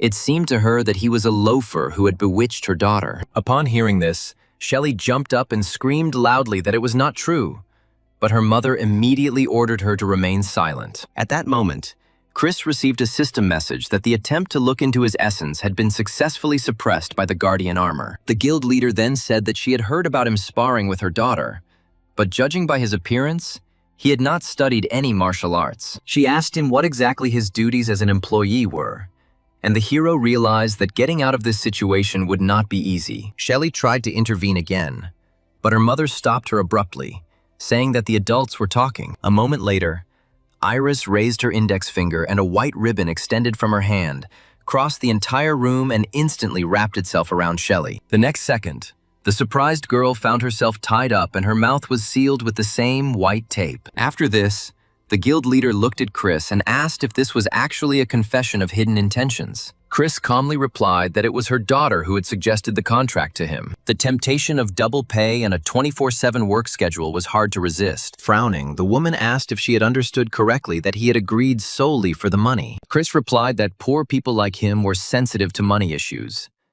As long as he had money, he could do whatever he wanted. Iris smiled and noticed that his words sounded convincing. But many men followed their instincts more often than their minds. Then Chris stood up and declared that he could prove it, since he preferred mature, wise, and worthy women, not young girls. Shelley watched in amazement as he walked straight towards the throne, hands in his pockets. Approaching Iris, the hero looked into her eyes and admitted that he preferred women of her type. Shelley, tied up on the floor, was literally seething with rage. Meanwhile, Chris was breaking out in a cold sweat and thinking that he might have just gotten the hang of the situation. Although he wasn't sure, Iris was also shocked by his words and actions. He really caught her off guard. At first, the woman thought that such a confession was extremely inappropriate for a married lady. However, then the head of the guild said that now she understood everything. She was finally convinced that Chris was not interested in young girls. Iris added that all parents who had daughters behaved exactly like that, after which she declared that the conversation was over. Chris was relieved that everything had worked and he had received approval. As soon as they walked out, an enraged Shelley screamed, asking what he was even thinking. Chris replied that he simply had no choice. The girl indignantly stated that he was literally flirting with her mother. Chris explained that he was only trying to dispel suspicions that he was a pervert who liked a girl 14 years his junior. As they were leaving, Shelley suddenly confessed that there was no father in their family. He had disappeared before she was born. She often wondered what had happened to him, but her mother never even said whether he was dead. Shelley then asked if he knew about their existence, but Chris replied that he didn't even know they were in the same guild until that moment. Hearing this, the girl asked if he was crazy, but the hero turned around and said that he had done everything he had to do. Then he looked at Shelley again and asked her not to jump to any strange conclusions. The girl noted with a smile that he was the first man to whom her mother had reacted in any way. She added that because Iris was an A-rank hunter, celebrities were constantly trying to court her. Meanwhile, a new report was being considered in the Hunters Association conference room. In the video, the hunter reported that the reconnaissance group was destroyed, but now the results of the investigation have been received. He then reported that Mateo, who was previously thought to be an A+ rank demon worshipper, actually possessed S rank strength. The astonished hunters watched in horror as the demon worshipper grabbed the scout. In the recording, Mateo shouted out that he thanked them for the sacrifice they had sent, and that their constellation had become even stronger. After watching, one of the hunters stated that they urgently needed to form a united squad to suppress Mateo. Sole Guildmaster Jorge stated that the S-rank hunters must deal with the chaos caused by the Blue Dragon Guild's actions. In response, they pointed out to him that he seemed to be overreacting to the situation. But Jorge replied that he was not exaggerating at all. He didn't know when those bastards might attack Sol, but he wasn't going to sit idly by until then. One of the hunters noted that Sol was still Sol, while another added gloomily that without the Sol Guild, everything would have been different. Then one of the meeting participants turned the conversation to Olympus and asked what their position was. In response, another man said that it was necessary to contact management. As always, they needed permission from above. The hunters began to discuss how the Olympian representatives invariably disappeared as soon as they sensed danger. Joshua then stated that to confront an S-rank demon worshipper, it would take 3 S-rank hunters or 10 A-rank hunters. He added that he was counting on cooperation from the guilds, and asked if there were any people present who would be willing to participate. Iris, the head of the White Knight Guild, thought that the others were trying to preserve their own strength at the expense of others' resources. Joshua stated that he had hoped for voluntary assistance, but now the association had no choice but to issue a mobilization order. He reported that the Blue Dragon Guild was planning to recruit 5 A-rank hunters and 1 S-rank hunter. The man then asked each of the following guilds to allocate 1 A-rank awakened. Iris was stunned that the mobilization affected her guild as well. She indignantly stated that in the White Knight Guild there was only 1 A-rank hunter, herself. Joshua replied that that was precisely why there was no problem. Since she was an A-rank hunter, she should have participated, but the woman objected that the guild leader couldn't just be sent on such a mission. The entire guild could fall apart. When the meeting ended, the assistant asked if it was really necessary to involve the head of the White Knight Guild. She noted that Iris's abilities were intended to gain information about dungeons and monsters, but were practically useless in combat. Joshua replied that this was precisely why an S-rank hunter from Olympus was included in the squad. He then added that he had no intention of leaving Iris alone. She had to pay for her daughter hanging around his son. Then his assistant asked hesitantly if he was really that serious. Joshua replied that he would warn Shelley so that nothing would happen to her, and if she could avoid danger, it would be her good luck. He noted that even if the campaign against the demon worshipper failed, the Soul Guild and Olympus would not be able to stand aside. If everything goes well, great. But if not, there will be nothing to regret. Meanwhile, Chris was in the dungeon fighting a demonic dog. A huge monster with a creepy grin rushed at the Golden Knight. Having repelled the attack, the hero destroyed the monster with a crushing blow of his sword. The system congratulated him on his victory and informed him that he had reached level 30 and could choose a reward. And Chris again chose to summon a knight. The system notified him that a new knight would be summoned to assist him. Chris thought that he already had Accolon, Lucy, and Crocbane, and the new ally would become the 4th member of his team. At that moment, Kalf, the Knight of the Abyss, appeared before him and said that he had not felt the air of the material world for a long time. Looking at him, Chris thought that this knight was different from the previous ones, and was probably once a human. Kalf clarified where his contractor was, and then dropped to one knee before the Golden Knight. He stated that he liked his master, and that from now on he would follow him. Chris was surprised that he immediately expressed such devotion. Kalf, his green eyes flashing, asked if he had doubted his strength. Chris replied that he had no doubt, but wanted to know if he needed anything. The knight explained that the ability to return to the real world was already a sufficient condition of the contract, since the Abyss was a boring place. Meanwhile, Lucy congratulated the owner on the new addition to the team, and Crocbane immediately reminded him that he was hungry. Chris thought the new knight looked very strong, but noticed that all of his companions were using swords. He wanted to have a mage or an assassin among his allies, and he noted with slight annoyance that there was no such opportunity yet. Meanwhile, at the White Knight Guild branch at the Academy, Chris informed Shelley that he had reached level 30. The girl replied that he could now go to D-rank dungeons, and Chris then asked her to prepare the relevant documents. Shelley explained that training in D-rank dungeons alone was impossible. This required a fictitious group and the formal inclusion of non-existent participants in the documents for clearing the dungeon. Each person who provided their data received between 5 and 10% of the income from the dungeon. Suddenly, the girl remembered that she had forgotten to warn him that she would not be able to participate in the next sparring match. She reported that a mobilization order had been issued, and that they were to participate in a punitive operation against a demon worshipper. Chris asked where this demon worshipper came from. Shelley replied that he was supported by the constellation Eternal Fury. She then added that he had been featured in the news recently, and Chris was surprised that it wasn't an A-rank hunter. He then suggested that after killing Carl, the demon worshipper became even stronger and increased his rank. Shelley confirmed that representatives from all guilds, including her mother, were mobilized for the operation. Chris then replied that in that case he would focus on training and leveling up in the dungeons for now. Shelley called out to him and asked him to wait, and Chris assumed she meant to tell him to be careful, as the operation was dangerous. However, after a slight hesitation, the girl only said that everything was fine, and that she was just worried about her mother. Chris breathed a sigh of relief, realizing he wouldn't have to answer that, and calmly said everything would be fine. Soon, it was deep night. Chris lay in bed and couldn't sleep. He couldn't stop thinking about the hike and didn't understand why these thoughts wouldn't leave his head. Chris wondered if 10 A-rank fighters and 1 S-rank wouldn't be enough. However, he then realized that despite his S-rank stats, he had absolutely no experience or information about the enemy. The hero suffered without sleep and could not decide what to do next. He was tormented by the thought that Shelley and her mother might suffer because of the seeds he had sown. After hesitating for a while, the young man finally picked up the phone. It was 10:30 at night. He wrote to Shelley asking if they needed workers, and she replied that of course they did. Looking at the phone, the hero was surprised at how quickly she responded.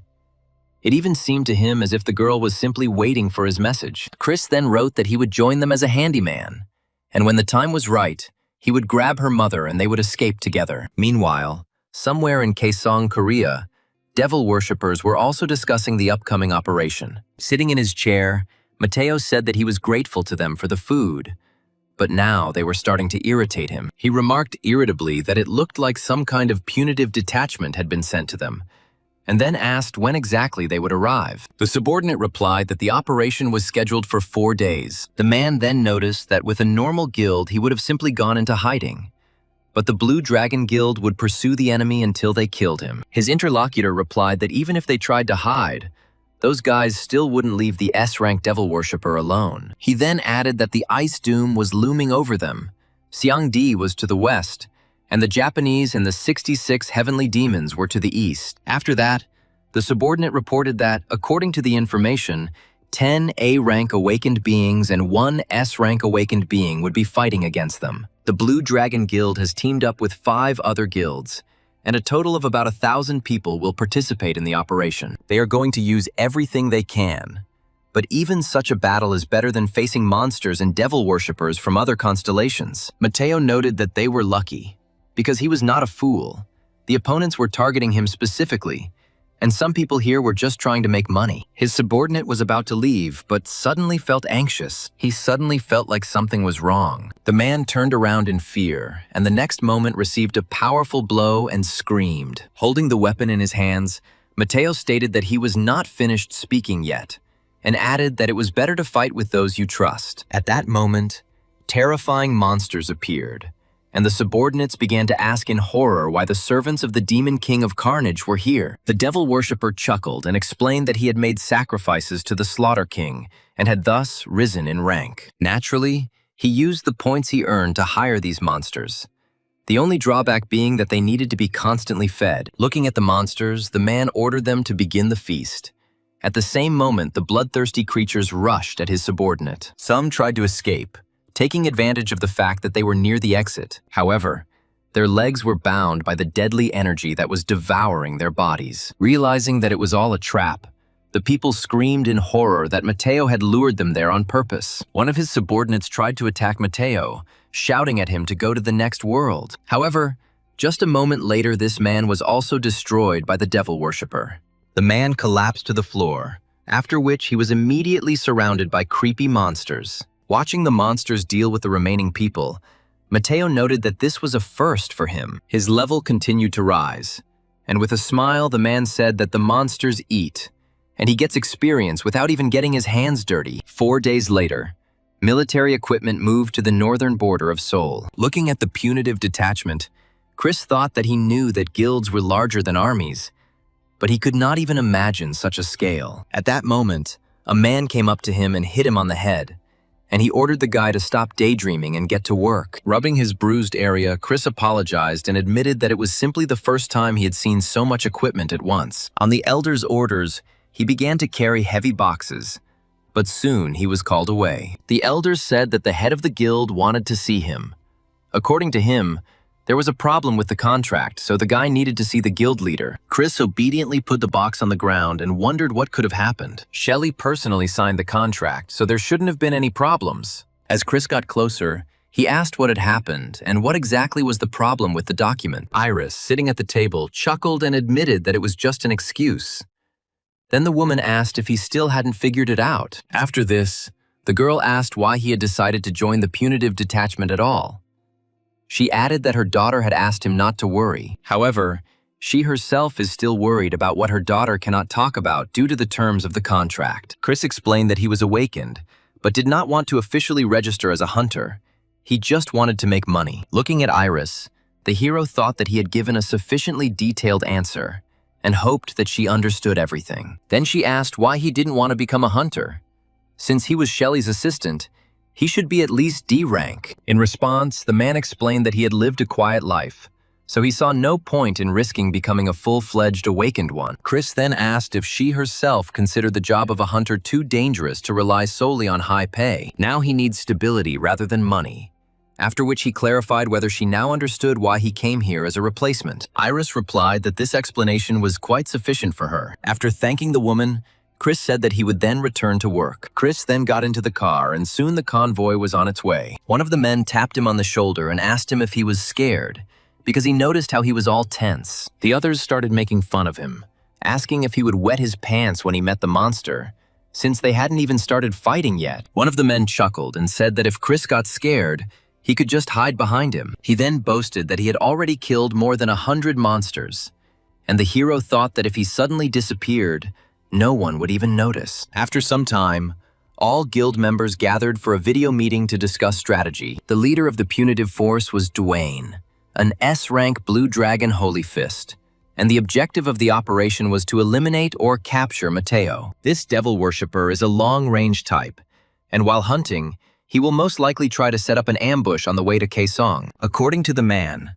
everyone needs to carefully prepare for a surprise attack, since the enemy will most likely attack at night. Dwayne warned that Mateo might try to escape, but the rest of the devil worshippers and vultures would not stand idle. One of the hunters asked if it would be possible to simply bomb the city where Mateo was located. Another girl replied that if an S-rank enemy were so easy to destroy, there would be no need for a punitive squad at all. Then another hunter asked what they were going to do with Mateo. The commander frowned and told them not to worry, because the devil worshipper was only capable of shooting arrows and setting traps. After that, one of the squad members asked what would happen if high-ranking monsters or demons suddenly appeared. The commander calmly stated that he would deal with Mateo himself, and the A-rank fighters would deal with the demons. Hearing this, Iris thought that in the worst-case scenario, she would have to fight monsters of B rank and above. She couldn't imagine how she could survive. And remembering her daughter's words, the guild leader tried to understand what she meant. Before leaving, her daughter said that if she got scared, she should go to her uncle, because he was more reliable than most people in the guild. The woman could not understand why she should place her hopes on a man who was not even officially a hunter. 10 hours after the meeting, the punitive detachment set up camp near Kaesong. It was already 7 o'clock in the evening, and all the members of the squad were quietly having dinner. While Chris was preparing food, he asked why they did not go straight to Kaesong. Another man replied that in this way they were simply postponing their own death a little. The man then explained that the newcomers simply didn't know how bad the roads outside of Seoul were. In addition, everything ahead is now being cleared with the help of heavy equipment, and tanks with magic stones have already taken up positions. In addition, vultures are constantly watching them, so they have to move carefully, regardless of speed. Suddenly, the system informed Chris that a message had arrived from Akalon, and he became afraid that something serious had happened. However, the message only said to add 1 spoon of salt and sugar to prevent the vegetables from burning. Golem explained that food and sleep directly affect the morale of soldiers.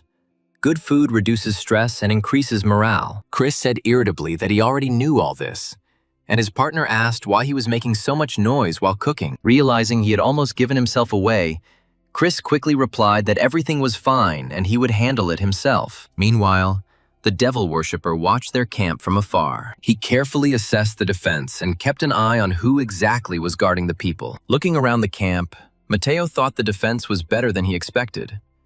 But good defense was not enough. The man extended his hand forward and called upon his assistance, and a huge crowd of monsters immediately appeared from a nearby dungeon. The devil worshipper stated that hunters were used to destroying monsters only inside dungeons, but now he would show his true strength. Hearing the order to attack, the terrifying monsters bared their ferocious mouths. A dark army of monsters led by devil worshippers moved towards the punitive detachment's camp. Grinning, Mateo ordered his monsters to begin their attack. Suddenly, an alarm sounded in the camp, and everyone realized that an attack had begun. Intelligence reported that a horde of monsters numbering about 2,000 individuals was moving 2 kilometers to the west. Most of them were E-rank carnivorous and blood-sucking dogs, as well as blood parasites and predators. It was reported that all of them could be dealt with using firearms. The hunters immediately opened fire on the rapidly approaching army of monsters. The commander of the punitive detachment shouted for everyone to gather immediately,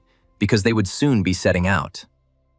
He then added that those who could not keep up with him should immediately mount the flying dragon. At that moment, one of the girls shouted that they had found the enemy. As expected, a devil worshipper was shooting from the forest a kilometer to the west. Smiling, Dwayne thanked her for the information and ordered them to move out. The hunters rushed towards the terrifying monsters. Iris noticed how quickly the enemy revealed his location. Chris agreed with her and said that it was worth leaving a few people here. A hunter running past shouted that it was too late. They had gone too far from the camp, and the commander would not allow them to split their forces. At that moment, 2 arrows struck near Iris. One of the hunters shouted at her not to worry, because only that bastard was capable of shooting such blood-red arrows. The huntress swung her staff and unleashed lightning, destroying the monster. Then, a huge column of flame fell upon the attacking bloodthirsty monsters. Another hunter used a crushing hammer, releasing powerful bolts of lightning. At the same time, the commander of the punitive detachment swung his sword in different directions, crushing the monsters in his path. The man thought to himself that Mateo was an idiot for deciding to set up an ambush on the very first day, while they were still awake. Suddenly, someone noticed Mateo and shouted that he was trying to escape. The girl standing on the aircraft created a boundary on the ground, blocking the fugitive's path. She then warned the others to beware of traps because there were a lot of them. At this point, Dwayne had already reached the devil worshipper and struck him with his fist. He declared that Mateo was finally caught. Suddenly, the squad leader saw that the devil worshipper he was chasing had simply disappeared into thin air. Looking around in confusion, the man realized with horror that it was just a double. At that moment, he was informed that an A-rank boss monster from the Slaughter King's royal family had appeared in the camp, along with B-rank and C-rank monsters. Turning around, the commander saw how the place where the camp had recently been was illuminated by flashes, and screams were coming from there. The terrifying boss monster threw military equipment around as if they were toys. The cars flew apart with a roar and fell to the ground. Watching this, Mateo smirked and declared that these people turned out to be real idiots. Everything went incredibly easy. The man then activated the blood puppet skill and thought that this high-level skill was truly excellent. While those fools were chasing his double, he calmly made his way here and opened a portal. The frightened people screamed in panic. The bloodthirsty monster joyfully screamed that it was ready to eat, and then instantly swallowed the man. Seeing this, Mateo thought that if every day was like today, the dream of becoming an apostle would no longer be just a dream. Meanwhile, the huge monster continued to fight. He raised his giant paw over the people who had opened fire. A second later, the monster lowered it down with a roar, trying to crush the people. The frightened fighters didn't know what to do. One of them shouted that they needed to hold out until the guild leaders arrived. However, the man didn't have time to finish speaking. At that very moment, he was grabbed by the huge paw of a bloodthirsty monster. The workers were ordered to lock the trailer doors for safety and not to go outside under any circumstances. Chris's colleagues said that the monsters would tear the trailer to pieces. Chris thought about calling the knights, but realized that it was dangerous. Crocbane and the Abyss Knight Kulf could easily appear to those around them as monsters or enemies. Besides, Lucy and Accolon had already been exposed once, so they had to act with extreme caution. Chris then began to think about what he should do first. He decided that he should quietly escape with Shelley's mother. However, realizing that he could no longer just sit idle, Chris abruptly threw open the doors of the trailer. At that very moment, Chris saw a terrible monster killing people at the entrance and realized that he needed to run away immediately. Cursing, the hero realized that he had to do something.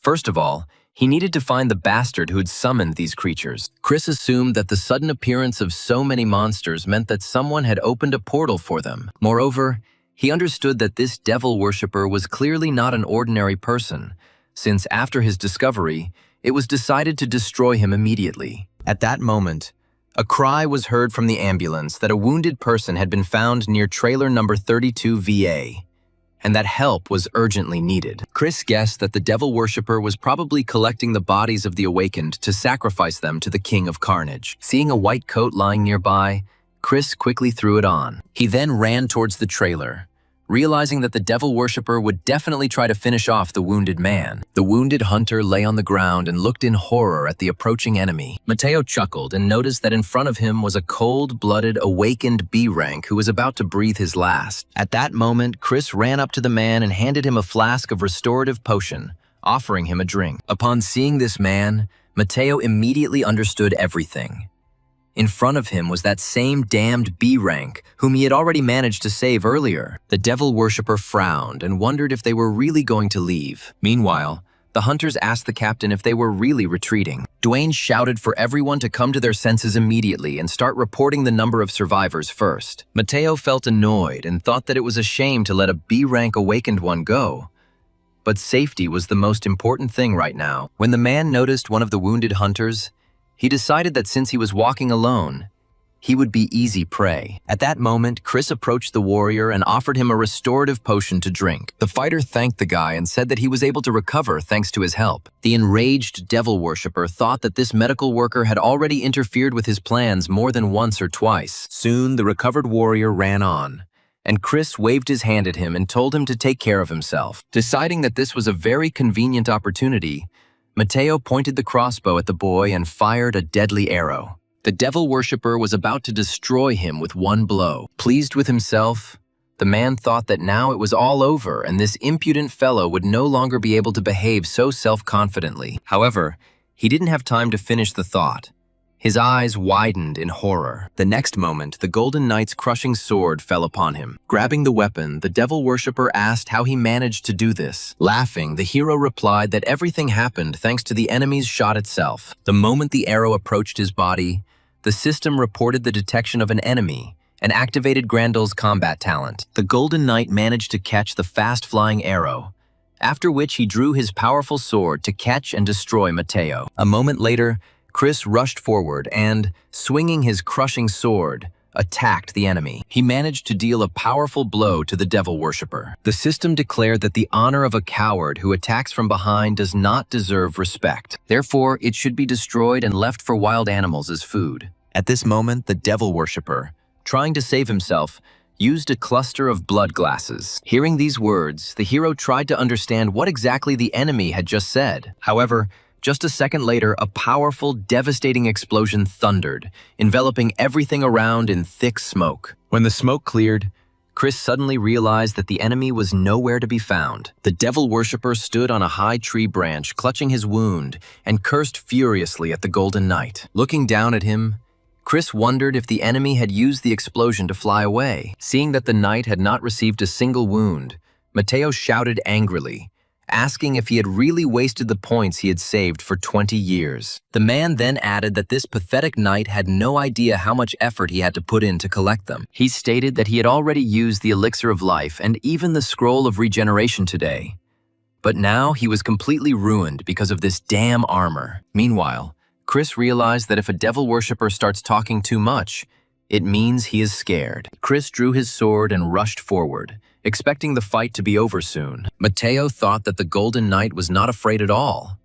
Moreover, he was clearly different from the ordinary guild members. The next moment, the Golden Knight appeared right in front of him and delivered a powerful blow. The devil worshipper barely managed to dodge Chris's deadly attack. Flying further, the man decided that at a distance of 10 meters, the situation would be different, after which he fired 2 arrows at the knight. However, Chris swung his crushing sword and destroyed the arrows in the blink of an eye. The enraged devil worshipper became truly furious and could not understand how his adversary had done this. At this point, Mateo was forced to dodge the knight's continuous blows. Having barely avoided the deadly attacks, the man decided that it would be best to simply run away from there. The knight then mockingly asked if the only talent an S-rank devil worshipper had was constantly running away. Mateo laughed and said that it seemed like the armor was starting to give in, and he had been living like this for 20 years. The man also said that he was going to make a sacrifice to the King of Carnage, and when he leveled up, he would definitely destroy the golden armor. Brandishing his sword, Chris rushed in pursuit of the enemy. At the same time, he reflected on the fact that he had prepared himself for a long-range fight in advance, since he understood from the very beginning who he would have to face. 3 days before the expedition, Chris received skill points for destroying the vultures that were terrorizing the city's inhabitants. Chris called out to the heavens and declared that this sword, having reached its apex, must show its true power. The next moment, a huge stream of monstrous energy burst out from his sword, but Chris thought that this was not enough. Chris then cast the Heavenly Sovereign Sword Flow technique again, and then strengthened the flow of energy even more. A crushing stream of deadly force reached the devil worshipper, and Mateo screamed in horror. A moment later, the Golden Knight was already standing next to the wounded devil worshipper and looking at him with undisguised hatred. The enraged man furiously shouted out a question about who the bastard even was. After that, he tried to restore his hand, begging his body to regenerate as quickly as possible. Chris swung his sword and thought that devil worshippers really were incredibly resilient bastards. Looking at the Golden Knight with horror, Mateo began to beg for mercy. But a moment later, Chris delivered a powerful blow. Looking at the items left behind by the enemy, the hero thought that the summoned A-rank monsters would soon disappear. Everyone around will understand that Mateo has been destroyed, and in order not to reveal his identity, he needs to leave this place as quickly as possible. Meanwhile, hunters combed the forest road in search of the devil worshipper. The commander tried to understand what exactly had happened. Mateo not only managed to deceive them, but also caused a strange explosion. Approaching the battlefield, the leader of the punitive detachment declared that such power seemed incredible. Soon, the hunter ahead shouted that he had discovered a body without breathing and objects that had fallen next to it. Running closer, the commander realized that they were too late and ordered them to comb the area and find at least some traces of the enemy. One of the hunters reported that the body was identified as Mateo, and that gloves and the young master's uniform were found among the items. Seeing all this, the commander of the punitive detachment became truly furious. About a third of the fighters were destroyed by the monsters that appeared in the camp, and along with the wounded, almost 2/3 of the entire composition suffered. However, what angered Duane most was that the goal of the entire expedition, the destruction of the devil worshipper, had been taken away by someone else. The enraged man screamed furiously, trying to figure out which particular asshole had interfered and ruined their operation. After some time, the hunters began to prepare for the return journey. Chris was carrying heavy cylinders when the head of the White Knight Guild approached him and asked if he had survived. Chris replied that in his position, he could simply hide and avoid a fight. Then, he asked permission to ask a question. Chris asked how bad the damage was. Iris replied that while the workers mostly survived, the death of the awakened C ranks was a painful loss. She also added that filling the ranks of classes like the Knight of Justice is not easy at all. The constellation has limitations in its choice. Moreover, some people prefer to simply hide and run away. Chris looked at the stones and asked if they belonged to Mateo, and explained that he had killed a couple of vultures while pretending to be a handyman. Chris said it was compensation for the losses, and Iris was surprised to note that the value of these things was in the billions. Chris replied that mutual assistance was always beneficial, so she should just accept them.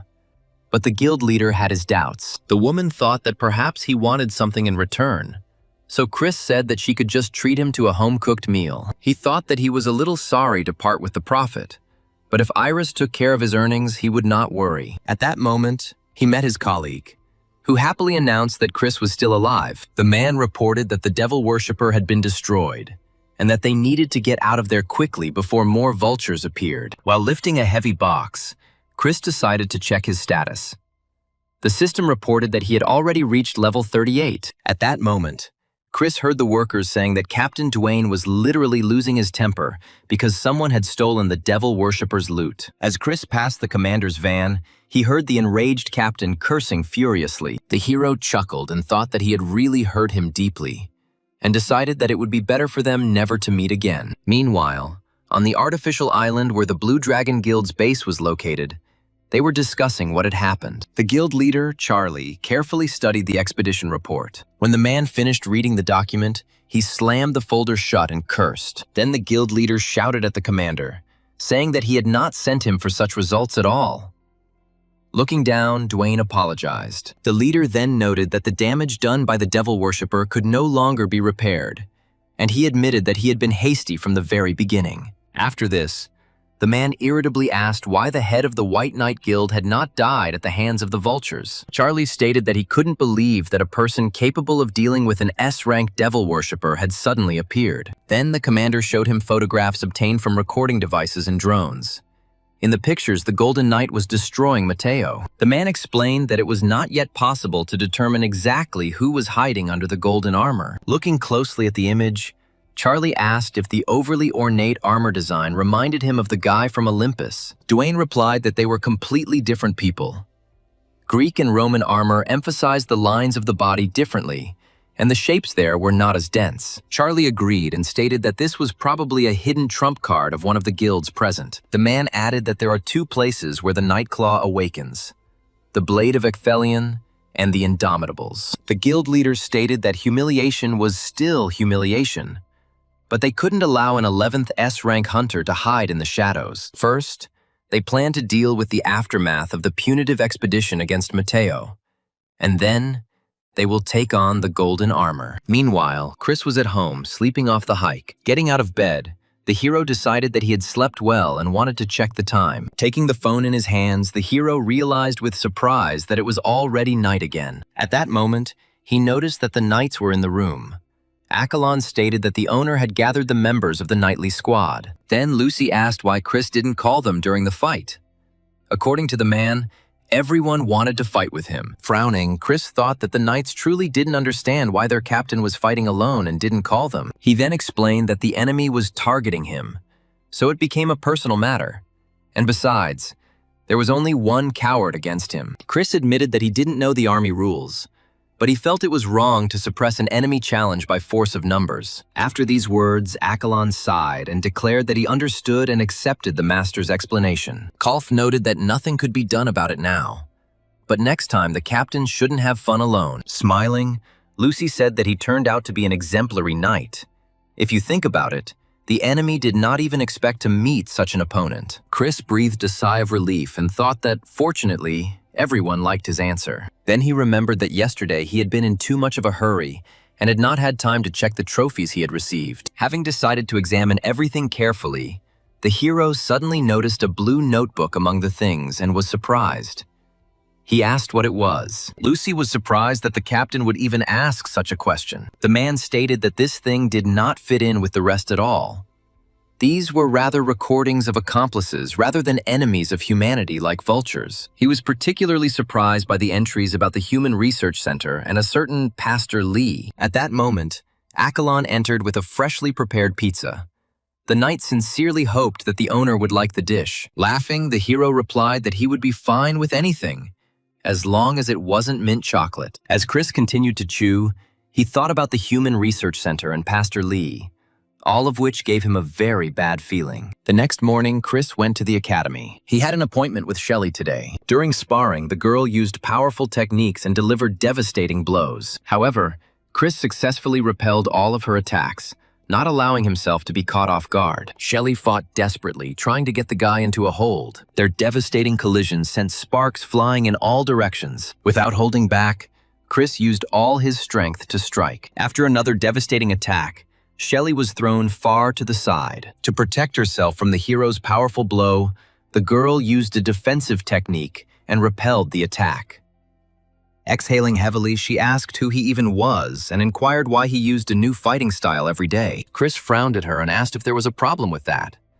Shelley replied that she was simply amazed by what was happening. She explained that even mastering one martial art is incredibly difficult, and yet he somehow changes his style literally every day. Then Chris remembered that all this was happening thanks to the versatile fighting talent of the Knight Grandel. After 3 days of Taekwondo training, He was already able to perform a 540-degree turning kick. His technique improved literally every day, allowing him to achieve incredible results. Chris asked if he should stop since she didn't like it, but Shelley replied that she just wanted him to attack with full force. Chris chuckled and said he would grant her wish if she managed to break through his defenses. The next moment, the girl recoiled in horror, seeing strange and frightening shadows behind his back. Shelley looked at Chris in surprise, trying to figure out what exactly she had just seen. Rubbing her eyes and head, Shelley wondered who exactly had appeared behind Chris just a moment ago. The girl then said that she needed to rest a little first, and Chris responded that he himself wouldn't mind some water. Taking out the bottle, Chris calmly took a few sips while the girl continued to watch him closely. She thought about what she had always known. This man was a very unusual awakened one. After the sparring, Chris was accompanied by Shelley, and he asked her why she followed him everywhere and if she had no friends. The girl replied that the heavenly class cannot have friends. Any relationship can turn into a confrontation between guilds. Surprised, Chris asked where they were even going. Shelley then asked him what he usually did during his breaks, since he worked at the academy and probably didn't go out much. After thinking for a bit, the hero replied that he spends most of his time at home, and sometimes he goes out with colleagues for get-togethers. Shelley then asked if he had never wanted anything in his teens or early 20s. Chris said he lived in a shelter, then was sent to an adult dormitory, and after the army, he got a job at the academy and started working there. With a heavy sigh, Shelley admitted that she thought that everything would change once she reached adulthood, and that it would all come down to working for money. Suddenly, Chris noticed a female academy student watching them suspiciously. He thought that she was sent from the Blue Dragon Guild, since a laborer who appeared out of nowhere might look suspicious. At that moment, Shelley suddenly leaned against the display case and excitedly announced that the new Beowulf gloves had finally arrived. This was the original model with an improved modification, wave attack capability, and voice control. After that, Shelley asked what he usually took into the dungeons. Chris replied that he used the usual association kit. Shelley then asked about his weapon, and Chris replied that he used a regular steel sword. The hero thought that the golden armor was quite enough for him, but he said out loud that he was just about to look for something suitable. And then Shelley suggested they go shopping and see what exactly he might need. Chris tried to refuse, saying it wasn't necessary. But soon, they were inside the store. The girl explained that even if he didn't plan to become a hunter, he still needed at least 3 types of weapons. Chris replied that his class didn't use ranged or thrown weapons, so Shelley suggested a spear, sword, and staff as options. After that, the girl asked what equipment he usually bought, and then recommended Hephaestus's workshop. Chris asked if she didn't like Beowulf herself, but she replied that she was just looking at them, and then suggested going up to the 8th floor. Along the way, she explained that Hephaestus is the god of fire and blacksmithing from Greek mythology. An apostle of Hephaestus, one of the 12 constellations of Olympus, he ruled over artisans and became the world's leading weapons manufacturer. Meanwhile, the seller smiled and declared that there were no cheap consumer goods here, but only unique, one-of-a-kind items. Shelley explained that the artisans associated with the constellation create individual weapons, so each item will be unique. Chris thought this kind of marketing fit perfectly with the romantic perception of the awakened. The girl then reminded him that he would need a sword, a spear, and a mace, both one-handed and two-handed. The seller hastened to assure them that items of non-legendary and non-heroic rank were quite inexpensive. The man added that all legendary and heroic weapons created in Hephaestus's workshop usually choose their own owner. Chris thought that such a gun shop looked rather strange. The owners probably had a hard time finding decent people. The girl replied that she really wanted to try, and then added that her uncle would also take part. Hearing this, the hero thought that it would be better for him not to interfere at all. He understood that it was a matter of time before his name would become legendary. Chris tried to refuse, but Shelley stated that a good weapon was the dream of any awakened one. In response, Chris said that it was much more important to develop one's own skills rather than rely on weapons. But the girl suggested that he at least try. Frowning, the hero thought that the two were simply making fun of him, and wondered since when Shelley had become an employee of Olympus. Suddenly his gaze fell on an unusual spear. Chris came closer to examine it more closely. He reached out, not understanding how exactly to get the weapon. Chris even thought that perhaps it would be enough to simply open the display case and take it. At that moment, the seller shouted that the item was not for sale, and explained that it was the Titan stake, a divine artifact created by Hephaestus. After fearfully thinking that he had almost given himself away, the hero quickly realized that his stats had indeed already reached SS rank. After this, Chris quickly walked away from the display case. The seller stated that there were many other types of weapons for him here. Continuing their walk, they looked at the equipment on display in the shop windows. Meanwhile, the seller turned to Kolu Titan and asked if he was unhappy. The weapon replied that it had come here for the first time to meet the man who could become its master. Then the artifact added regretfully that the man was already about to leave, and suddenly the seller's hand fell on Chris's shoulder. The man stopped the boy and asked to talk, saying that he wanted to offer him something special. The man then ordered that he be taken to a VIP room, guaranteeing confidentiality and emphasizing that this offer would be profitable. The seller asked not to underestimate the master's eye. He knows nothing about the guy, but he understands the way he looked at the weapon. Carefully pulling on his white gloves, the salesman announced that this was exactly the weapon Chris wanted. The man then asked him to lift the artifact, warning that if the spear fell, it would easily pierce the ceiling of all 8 floors of the building. The hero thought that the legendary weapon sensed his abilities, and Chris wondered if he could really lift it. He then carefully reached out to the Titan stake and tried to lift it. When Chris raised the spear above his head, he was truly delighted and joyfully shouted that it was simply incredible. The salesman smiled and said that this was exactly what he expected. And according to the man, his eyes are never wrong. He then added that Chris was now their client, after which the seller explained that the weapon was made of divine steel. Chris pointed out that such a weapon must cost a lot of money, and the seller calmly stated that he would simply give it away for free. A surprised Chris asked if the artifact wasn't worth at least $1 billion. The seller chuckled and replied that he was talking about hundreds of billions, and explained that no one except Hephaestus was capable of melting steel. After thanking the man, Chris asked him to keep everything a secret, and the seller swore on the name of Hephaestus that he would not tell anyone anything. After visiting the store, Chris and Shelley went to a nearby cafe. Sitting at the table, the girl devoured the sushi with great pleasure, which seemed incredibly delicious to her. Chris angrily asked her to be quieter, but Shelley only ordered another serving of sushi. Looking at her, the hero wondered when she would finally be full. If anyone saw her now, they would think she hadn't been fed for a whole week. When Chris opened the system panel, he discovered that 4 people were already following him, and he couldn't figure out who was following him and why. Moreover, this surveillance was so clumsy that it began to irritate him. Meanwhile, one of the girls realized that she had been noticed. She decided to use scanning magic while Chris sat still. However, the spell did not work. The system told her that the check was impossible, since the target had powerful protection. The surprised girl was amazed. She could not understand how an ordinary employee could have such strong protection. Then the student began to think that this Chris was clearly not as simple as he seemed, and suggested that he might be the Golden Knight. After the cafe, Chris declared that they had had a good time and that it was now time to return to the academy. However, Shelley responded that it was not about having fun, but about leveling up. Soon, walking down the corridor, Chris thought that these mosquitoes would soon disappear, but soon realized that there were even more of them. Now there were 10 people watching him, and the people passing by were discussing the news about the Golden Knight, who still had not been found. Thinking about it, Chris couldn't understand where this unpleasant feeling was coming from, because he had acted extremely carefully. Then Chris decided to check the news.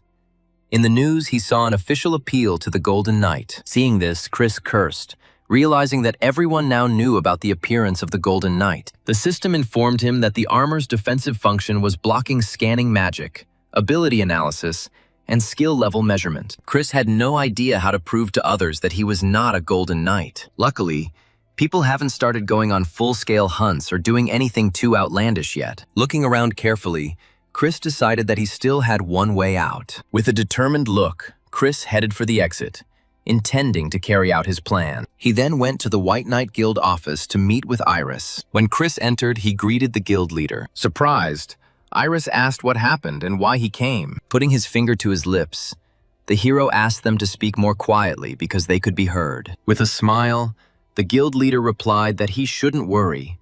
The guild not only uses security, but also resistance magic. Breathing a sigh of relief, the hero noted that in that case, He was indeed very lucky. Looking at him with a smile, Iris asked what happened to the recently awakened Golden Knight. Then the girl admitted that she should have understood everything back then, when he brought her a huge number of magic stones. Clutching his head, the hero realized that she had already guessed everything, which meant he needed help. The guild leader chuckled and said that she wasn't going to let the golden goose go to waste, so she would definitely help him. Chris explained that the suspicions of those around him led directly to him.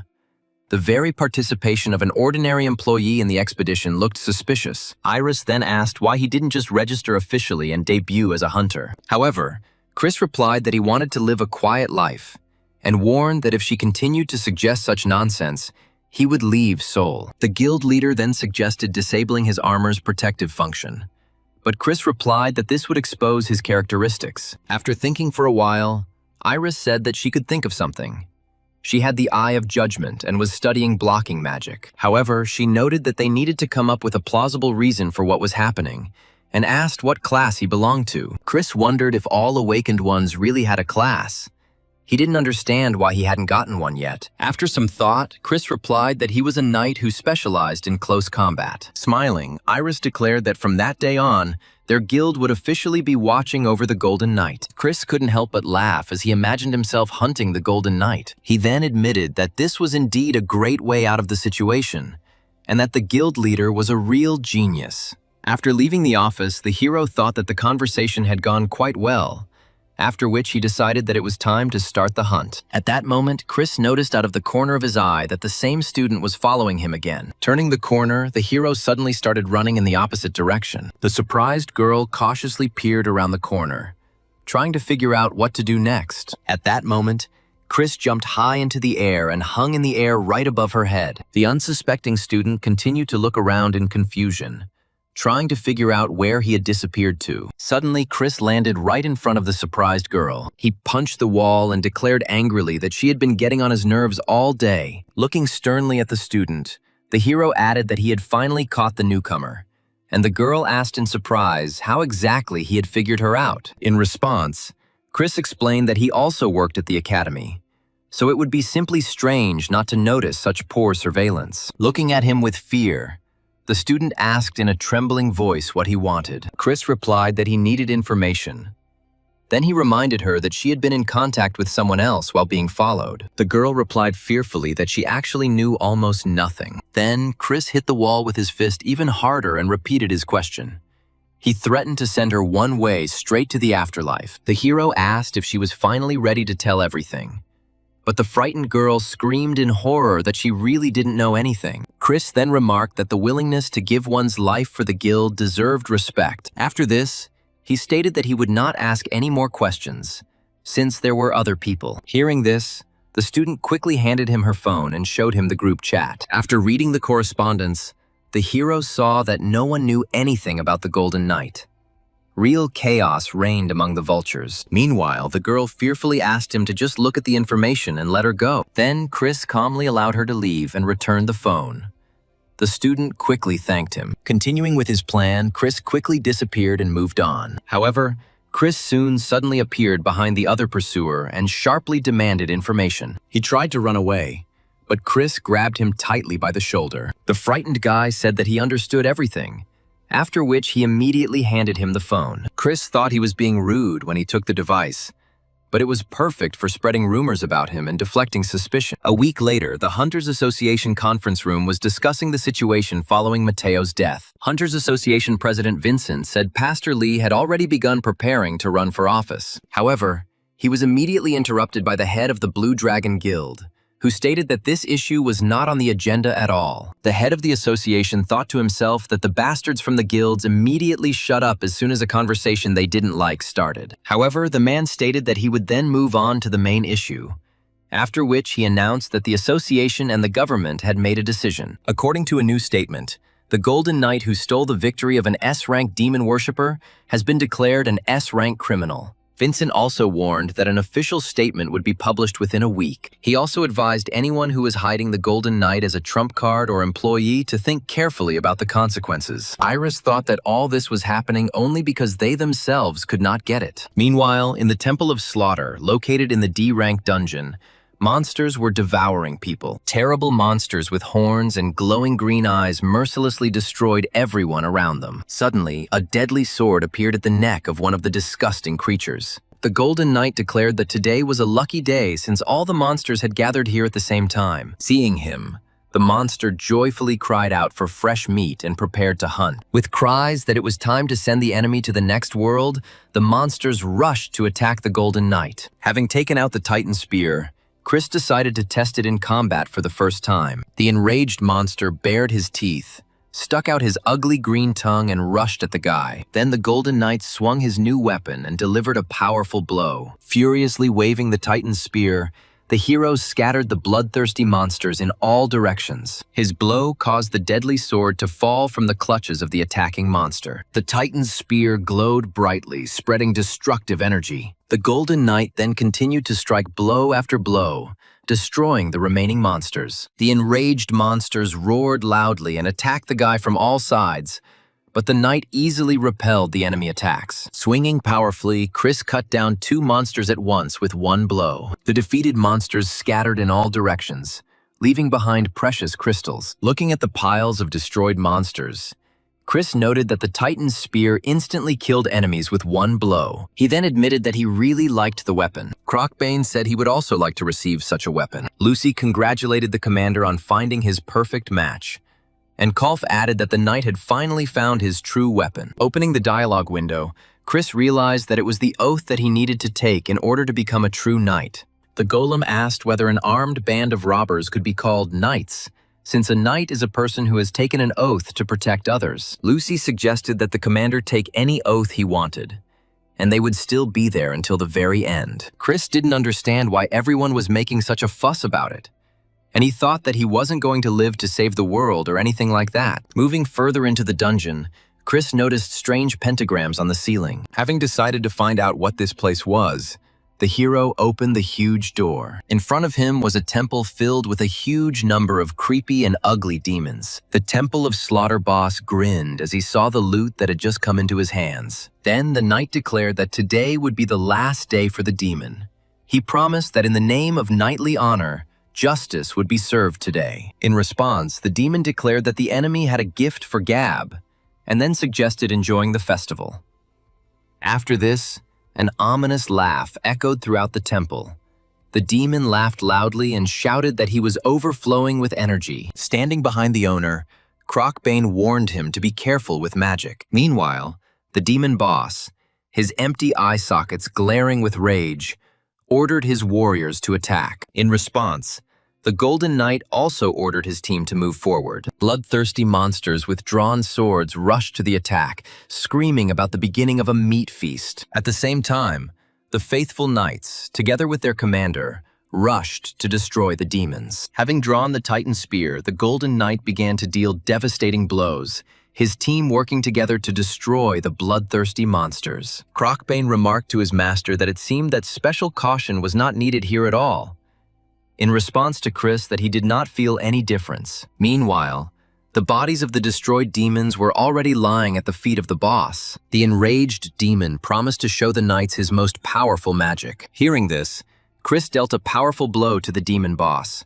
the terrifying Titan spear piercing through the demon and crushing it. The system reported that he had cleared the D-rank dungeon of the Temple of the Slaughter King, and after receiving the reward, the exit would open. Also, this time the reward would be a random heroic crate, and the Golden Knight thought that was a good trend. At that moment, the phone rang and Chris saw Iris's name on the screen. Meanwhile, a party was taking place in the banquet hall on the roof of the Kaesong Special Hotel. Beautiful girls played wonderful music on musical instruments. Pastor Lee, a devil worshipper of the King of Carnage constellation, welcomed the guests of honor and introduced the main course of the evening. In front of him stood a huge platter with an incredible amount of meat. The monsters looked at Pastor Lee's new creation and thought it looked very appetizing. Afterwards, Pastor Lee lovingly declared that he had prepared this dish especially for the archdemon beasts guarding the Slaughter King. The animals ate their food slowly, savoring every bite, and they admitted that Pastor Lee's culinary skills were impressive. The terrifying monsters ate the prepared dishes with pleasure and praised the pastor. Watching the archdemons enjoying their meal,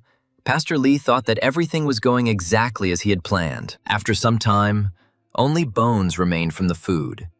Then the pastor thanked all the apostles for coming to the opening. The man reminded that the Human Research Center was opening today and said he wanted to make an offer to the guests. He explained that the research center was studying and cloning awakened beings to create the perfect squad of apostles. However, due to current supply problems, they will likely not be able to prepare enough victims. Hearing this, the apostles became furious.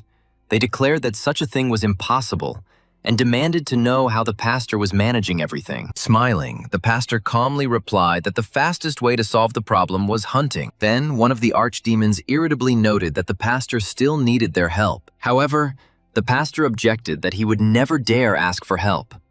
He had prepared a hunting competition as entertainment. Moreover, the man reminded that this is a special right of the ruler of these lands. And since we are talking about entertainment, there must be a worthy reward that can spark the interest of the participants. The apostles began to ask what kind of reward was being discussed and what the pastor had prepared for the winners. Pastor Lee then explained that the first reward would be a fury potion, which would increase all stats by 1 rank for an hour. The second reward was an evolution potion, which the man said would help the recipient become an SS rank apostle.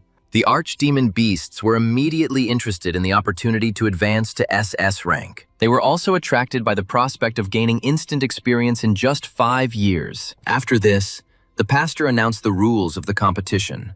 Whoever catches the most live prey will receive an evolution potion. Second and third place will be awarded with fury potions, and the competition itself will last 1 week. The terrifying demons immediately rushed away, arguing among themselves about who would take first place and demonstrate the greatest strength. After the apostles left, Pastor Lee called his subordinates and ordered them to clean up the premises. Then he ordered to prepare for the reception of the awakened ones, who would be brought by the archdemonic beasts. Meanwhile, Chris came to the White Knight Guild office to meet with the guild leader. Chris was furious to hear that the Hunters Association considered him a demon worshiper. In response, Iris explained that such a reaction was completely natural, since everyone wanted to get an S rank awakened into their guild. Chris angrily stated that it was ridiculous.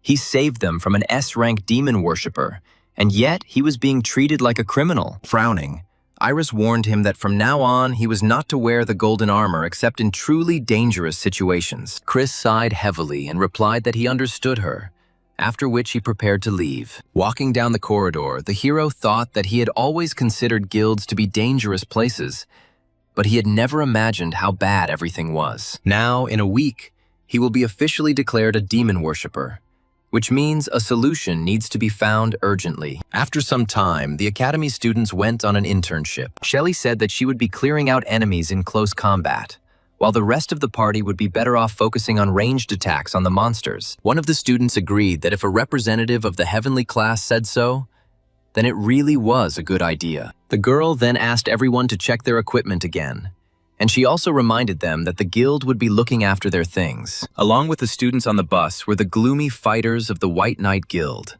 One of the students remarked that they looked reliable. Another admitted that this was his first time going into a dungeon, so he was very nervous. A week earlier, the Academy's director, Eleanor, announced that the main quality the Academy values this year is unity. For this reason, the vacation assignment was changed.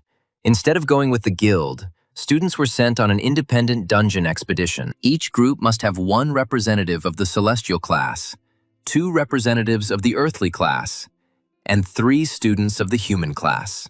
Chris then told Shelley that she would have a hard time because she was a member of the heavenly class and would automatically be given the role of leader. The guards then announced that they would guard the entrance and hoped for the students' safe return. Shelley frowned, thinking that she was being treated like a child. The girl couldn't wait to graduate from the academy. Soon, the bus with students arrived at its destination. After this, the students headed towards the entrance to the dungeon, Shelley walking ahead of the group. Having reached the right place, the girl shouted to her comrades that she could already see the entrance. She then asked if everyone was ready, and after confirmation, announced that it was time to go inside. Meanwhile, the White Knight Guild staff sat calmly on the bus and waited for the students to return. However, suddenly the alarm went off and a danger signal spread throughout the area. The surprised guards tried to figure out what exactly the radar had detected and why the alarm had been activated so suddenly. They soon discovered that an S-rank monster was rapidly approaching them, and the guards shouted that they needed to run immediately. One of the guards reported in horror that the monster was already very close and ordered an immediate call to the head of the guild. At the same time, the current situation was being discussed in the Hunters Association Hall. According to Vincent's report, there are currently 7 S-rank monsters and several A and B rank monsters near the borders of Seoul. The common feature of all these creatures was that they were beast-type archdemons. The hunters didn't understand the meaning of 7 S-rank creatures appearing at once. Then, Guildmaster Seoul noticed that it all started right after Mateo's destruction. In response, the head of the Blue Dragon Guild reminded him that it was not they who destroyed him, but the man in golden armor. After this, Guildmaster Seoul defiantly declared that the Blue Dragon still couldn't have handled it on his own. Then the Minister of Defense shouted at them to stop arguing immediately, reminding them that a state of emergency had already been declared in the country. The hunters stated that the Awakened were the main resource in the fight against the archdemons. The army only had to buy time. The military indignantly asked if the hunters really intended to use the army as bait. Listening to the endless arguments from all sides, the head of the Hunters Association, Vincent, grabbed his head. At this time, Chris was relaxing peacefully at home. Lazily stretching, the hero left the bedroom and headed to the kitchen. Accolon was already waiting for him there with a cup of freshly brewed coffee. The knight noticed that the master had worked late the previous night and had only gone to bed around 3 or 4 o'clock in the morning. The reason was the report about the dungeon. So today, Chris could finally relax a little. Accolon then handed the cup to his master, offering him coffee to help him wake up completely. Slowly sipping his drink, Chris thought that there was nothing more pleasant than morning coffee. However, suddenly he heard an insistent knock on the door. Chris shouted for them to wait a minute because he was coming out now. After this, he turned to Accolon and asked him to go into the sanctuary for a while. When the door opened, Chris was surprised to see the guild leader out of breath. The woman immediately asked why he wasn't answering his calls. She then asked him if he had seen the news, but Chris replied that he had just woken up. Then Iris declared that now was not the time to yawn, because a state of emergency had already been declared in the country. Chris thanked her for coming to tell him about it in person, and said that they needed to go to the Academy's shelter in the south immediately. However, at that moment, the guild leader grabbed his hand and asked in surprise if he was just going to run away. Chris calmly confirmed that this was exactly what he intended to do, and then asked where else he should go. Looking at the women, he wondered what exactly she expected from him. Chris recalled that he had only recently started visiting dangerous dungeons. Then Iris suddenly shouted that Shelley had gone into the dungeon. And upon hearing this, the hero's face changed dramatically. The woman showed him the phone and told him that S-rank monsters, 7 archdemon beasts, and many others had appeared in the north. After reading the news, Chris asked where exactly Shelley was now. Iris explained that her daughter had gone to the northern dungeon to complete a training mission and was now unable to contact her. Chris grabbed the woman by the shoulders and asked again if Shelley was really in the dungeon now, and then asked what the Hunters Association was doing. Iris replied that there was an emergency meeting going on there at the moment, but no one could make a decision. Everything happened too suddenly. After these words, tears appeared in the woman's eyes. She begged Chris to save Shelley. Frowning, the hero turned away and declared that he could do nothing. However, the guild leader continued to ask him for help, saying that her daughter was all she had. Then Chris sighed heavily and warned that he should not be blamed for the result later. He said that he had never encountered S-rank monsters before. Hearing this, Iris thanked him hopefully for agreeing to help. Meanwhile, a huge amount of military equipment was already being pulled up to the northern border of Seoul. The soldiers watched the rapidly approaching archdemons through binoculars. One of the soldiers reported that the Iberico archdemon beast was located ahead, approximately 1,800 meters away. The captain immediately ordered to open fire and put all equipment on combat alert. The approaching archdemon Iberico laughed loudly, noticing that the people had gathered in one place, thus making his task easier. He easily deflected the projectiles flying at him, and mockingly thought that people really believed that such toys could stop him. The monster then deflected one of the shells back towards the tanks. The shell fell directly on a military vehicle, causing a powerful explosion that destroyed the equipment parked nearby. The archdemon declared that it was time for the hunt.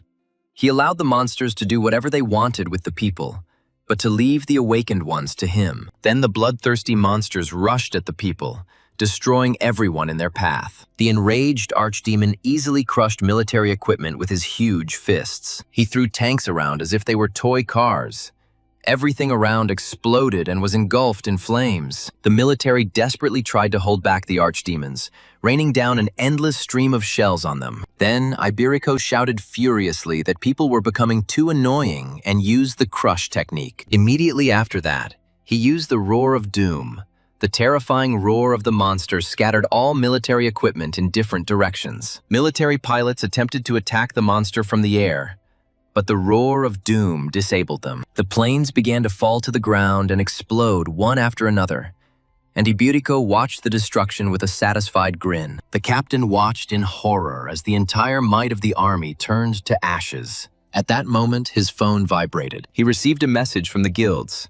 The Blue Dragon Guild asked him to hold out a little longer. The soldiers desperately shouted that they would endure because they believed in the Blue Dragon Guild. Meanwhile, Dwayne informed Joshua that the fighters from the Soul Guild were unexpectedly fighting fiercely, although they usually prefer to retreat. Then the leader explained that the enemy's goal was not to destroy the city, but to hunt the awakened, and they needed to hold out for a week. The main focus should be on hunting S-rank monsters to increase levels. He also stated that the guild leaders should become Korea's first S-rank hunter. Meanwhile, the monsters looked around the battlefield and decided that they had already destroyed everyone who was there. It was at this moment that the exit from the dungeon where the academy students were training opened. The tired students calmly walked outside through the portal. One of the guys remarked that they did well, although the dungeon turned out to be difficult, and the number of monsters here was on a different level. Shelley asked with a slight smile if it had really been that hard. However, the girls suddenly looked around and realized that the security trailer was nowhere to be found. Shelley warned everyone to be careful because the absence of the trailer meant that something strange had happened nearby. The girl then ordered everyone to drink the potion and remain careful. One of the frightened students suggested that a monster might have appeared here. Shelley tried unsuccessfully to call security and was at a loss as to what to do next. It was at that moment that her phone suddenly rang. Iris excitedly asking if they had entered the dungeon. The girl replied that they had just got outside, but the trailer was nowhere to be found. Then the head of the guild shouted that there was no time at all, and they needed to leave there immediately. She advised them to find a weak dungeon. The boys asked in confusion what was going on, and Shelley replied that if their mother ordered an evacuation, then the situation was abnormal. After this, the girls suggested getting to the dungeon as quickly as possible.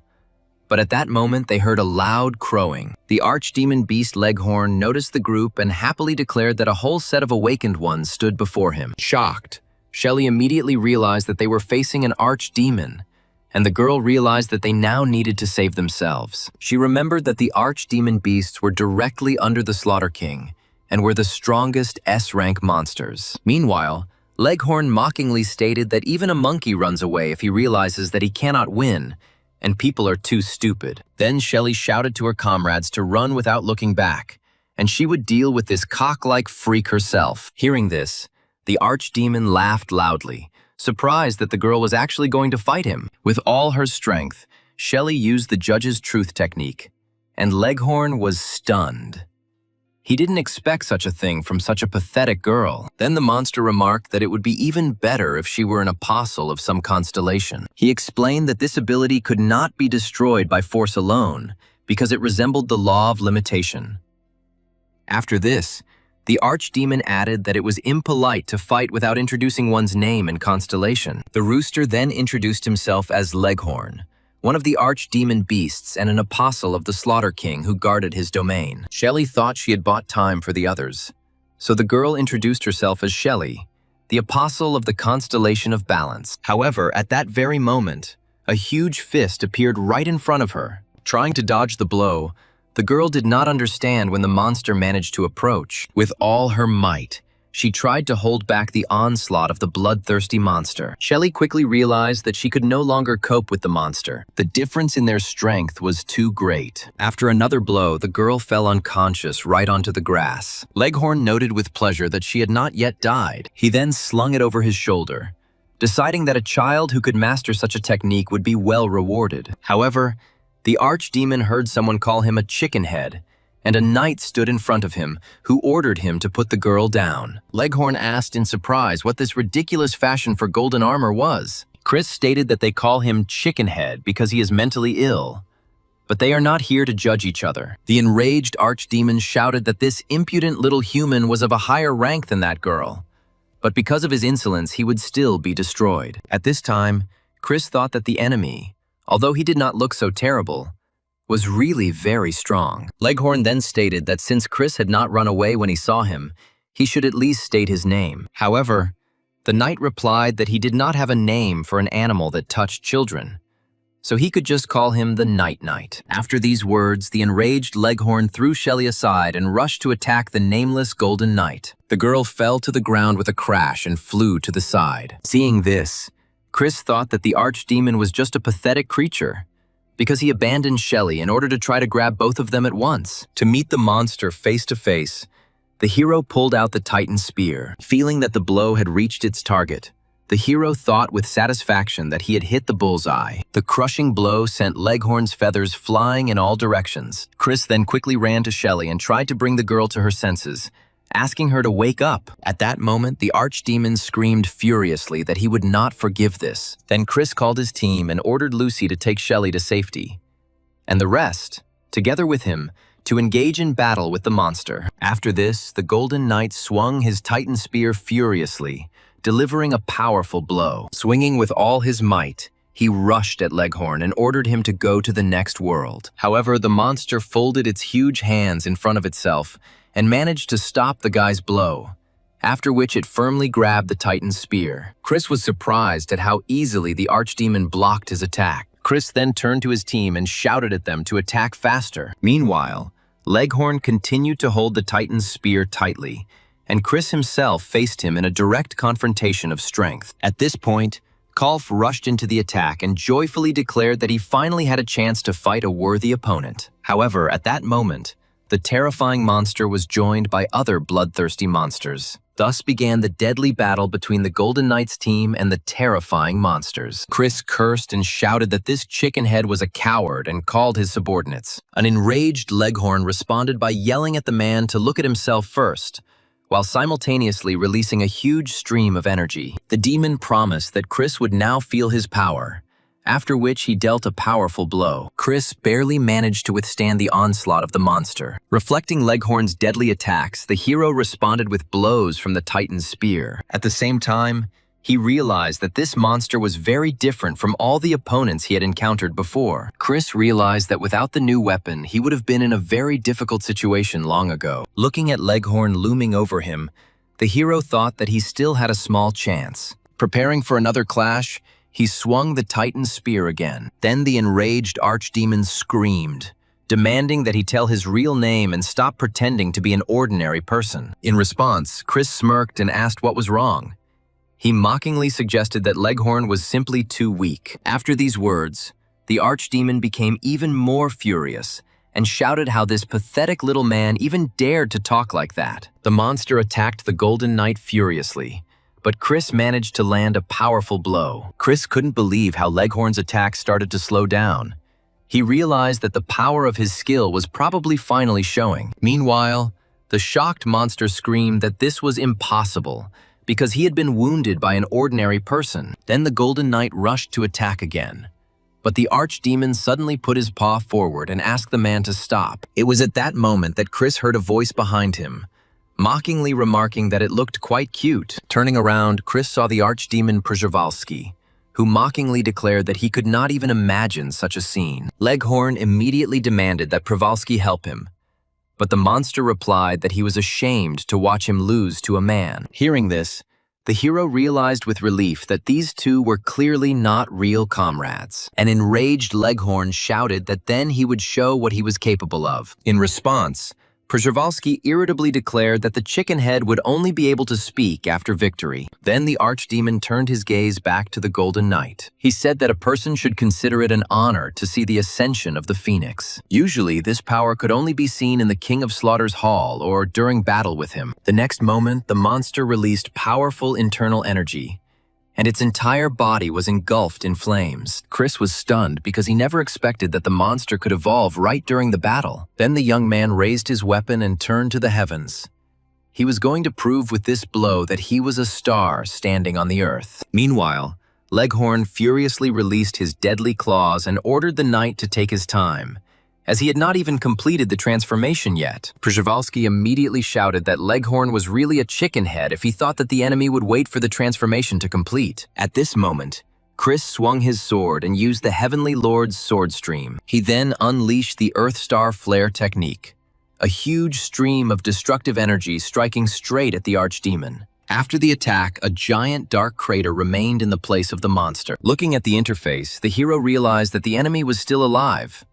The red dot continued to glow. Suddenly, a huge paw with deadly claws appeared from under a pile of stones. Leghorn, who had emerged from the rubble, shouted that the man should not even hope that he had died. Looking at the monster, the hero realized that, despite the hit from his most powerful technique, the transformation had still been completed. Chris clutched his gun and thought that the longer he thought about it, the less chance he had. The enraged archdemon screamed that he would no longer tolerate this humiliation and demanded that the man witness the true power of the Phoenix. After this, the monster dealt the fatal blow, ordering the knight to go to the next world. Chris barely dodged and immediately realized how much faster the enemy had become. Looking around, he tried to figure out where Leghorn had disappeared to. Suddenly, Chris heard a voice behind him, the monster asking if he was looking for him. The next moment, the archdemon unleashed a powerful blow, destroying everything around. The Golden Knight collapsed to the ground. The hero realized that if the battle continued at this pace, he would die. Meanwhile, Leghorn extended a clawed paw towards him and furiously asked how the pathetic man dared to humiliate him. Przhevalsky noted that the chicken head had finally managed to achieve its goal. If he had managed to do so, then let him take the spoils for himself. In response, Leghorn ordered him to shut up and promised to slowly devour the Golden Knight. The monster tore the guy's helmet off and said that he would first eat his eyes, then tear off his arms and legs, and then eat the man alive. Looking at the monster, Chris thought that he could really die right here, and Leghorn mockingly asked if it hurt. And it was at that moment that the system congratulated the young man on reaching level 39. Then the Golden Knight looked at the monster and decided that he was not going to give up. He declared that he would still see who would eat whom. After this, Chris suddenly grabbed the surprised archdemon by the beak, and it shattered into pieces, with the fragments flying in all directions. The shocked archdemon released his enemy from his clutches in surprise. Chris then thanked his knights, realizing that it was thanks to their battle that he was able to raise his level. Crockbane replied that they were happy to help the owner. Kolf added that he was lucky, and Accolon warned that it was too early to relax. Having drunk the elixir, the hero decided to first restore his strength. Meanwhile, Leghorn, clutching his broken beak, vowed to destroy the man. Stretching out its huge clawed paws, the monster screamed that it would send him to the next world. However, at that moment, Chris pointed a stake towards the enemy of the Titans and dealt a fatal blow. Leghorn fell to the ground with a crash, and Chris couldn't believe his eyes and even asked himself if he had really won. Then he turned to Przhevalsky and asked if he wanted to fight too. The archdemon calmly replied that he could join the fight if he wanted, but the man himself seemed to have no desire to continue the fight. Przhevalsky explained that he and Leghorn were not comrades. He simply forgot about his duties and began to fight for pleasure. Then Chris declared that he was leaving and taking all the items with him, because they were worth the risk to his life. The archdemon replied that the man could be at peace, because all he had to do was eat the chickens that had lost their master. After this, Przhevalsky ordered his subordinates to begin the feast, and his monsters pounced on the surviving chicken-headed creatures. Watching this scene, the hero cursed furiously, calling them cruel bastards. At this moment, Crockbane carefully supported his master. He suggested that he take a little rest. Accolon praised his master, saying that the fight was magnificent, and Kolf added that he would wake him up near the city. Sitting on Crockbane's back, Chris admitted that he was in terrible pain and vowed to never fight S-rank monsters again. Meanwhile, fierce fighting continued near the northern border of Seoul. The archdemon beast Tosa Inu ordered the monsters to quickly grab the people and not hesitate. His subordinates, their eyes flashing and their purple tongues sticking out, replied that they understood everything. The head of the White Knight Guild, using the Eye of Fate, watched the approaching enemies. Iris thought about how lucky they were that their opponents didn't know anything about the capabilities of her ability. She then reported that there were 2 B-rank monsters ahead.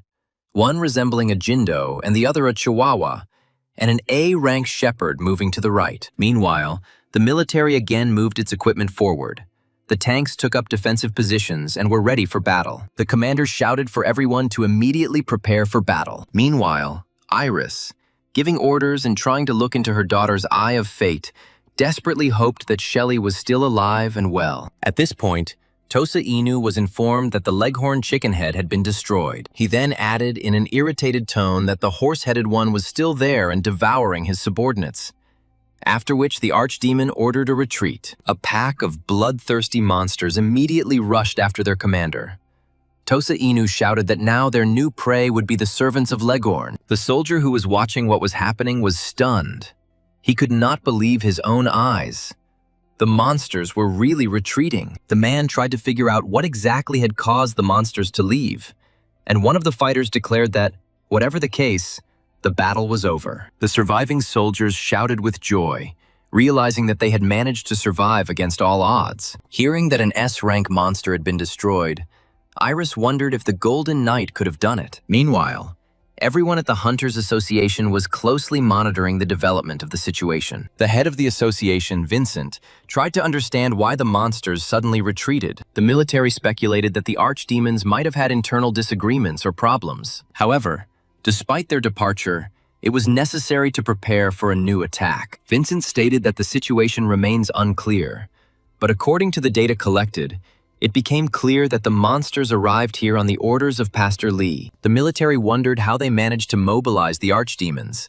These beasts could attack several more times. The death toll was already so high that it was impossible to count, and society would certainly begin to demand a rescue operation. Vincent noted that a full-scale operation against them would require at least 21 S-rank hunters. However, Joshua objected that there were no longer 7 monsters, but 6. He then brought up a video of their guild fighting the ram beast archdemon on the big screen. In the recording, the ram was screaming that the idiot Leghorn had died, and therefore he was not going to give up his prey to others in order to retreat. Watching the video, the hunters realized that one of the S-rank monsters had indeed been destroyed. The Blue Dragon leader said he noticed something important while studying satellite images. After that, he brought up a photograph of a huge explosion on the screen, in which the Golden Knight was clearly visible. Everyone present immediately realized that the Golden Knight had used the same technique that had previously defeated Mateo. The Blue Dragon Guildmaster said he was certain the Golden Knight was connected to the archdemon's death. However,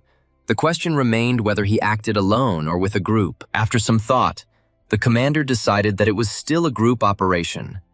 But in any case, the knight became an even more mysterious figure. The head of Olympus noted that if the truth came out after the announcement that the knight was a demon worshipper, chaos would break out. Jorge stated that they would then have to hide everything.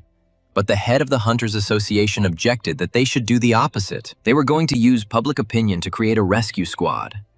This would cause discontent, but there was no other way. Meanwhile, a wounded Chris arrived at the White Knight Guild office. Seeing the guy's condition, Iris was horrified. Chris said he went a bit overboard when he tried to save her daughter, but luckily Shelley was already in the hospital. The woman then told him to lie down and asked him to take off his clothes, and Chris immediately asked what exactly she was going to do. Iris frowned and replied that she had once been a doctor and wanted to assess his condition. The guild leader carefully removed his clothes, revealing numerous bruises and injuries. She then asked him to relax because she was going to conduct an examination. After examining the guy, the girl reported that he had multiple fractures, bruises, and internal bleeding. There really were a lot of wounds. However, none of them require surgery or regenerative treatment. He just needs to rest and use potions. Iris explained that his vitality was 910, which was already S rank. Chris was stunned by what he heard, because he felt like his stats were closer to 1,800. At this point, the system reported that the Golden Guardian's armor was damaged, so the Divine Beast enhancement was temporarily unavailable. Noticing his confusion, the girl told him not to worry. The healing of the awakened directly depends on the specifics of their skills. Besides, he had nothing to worry about. She had already deleted all the medical records from the hospital. While Chris was getting dressed, he thanked her for her help, and Iris responded by saying that he was the benefactor because he saved her daughter. Then the guild leader asked if she could ask him one question. Chris replied that he would agree if the question was not too unpleasant. Then the girl asked directly if it was he who destroyed Leghorn, since the archdemons retreated immediately after the news of the monster's death. She would like to think that it had nothing to do with saving Shelley, but everything pointed to the Golden Knight. Chris realized that he couldn't escape anymore, and admitted that he was just lucky to survive. During the fight, he thought he would die. Iris replied that she understood him and thanked him again for saving her daughter. And Chris said that he was now going to get a good night's sleep. He asked how many days he would have to spend on sick leave, and the girl explained that his recovery would be quick. Chris then decided to take potions and pills at home so as not to arouse unnecessary suspicion. The guild leader remarked that he was being very careful, and Chris replied that he didn't see anything wrong with that. With a smile, Iris said that he could do whatever he wanted and asked him to calm down.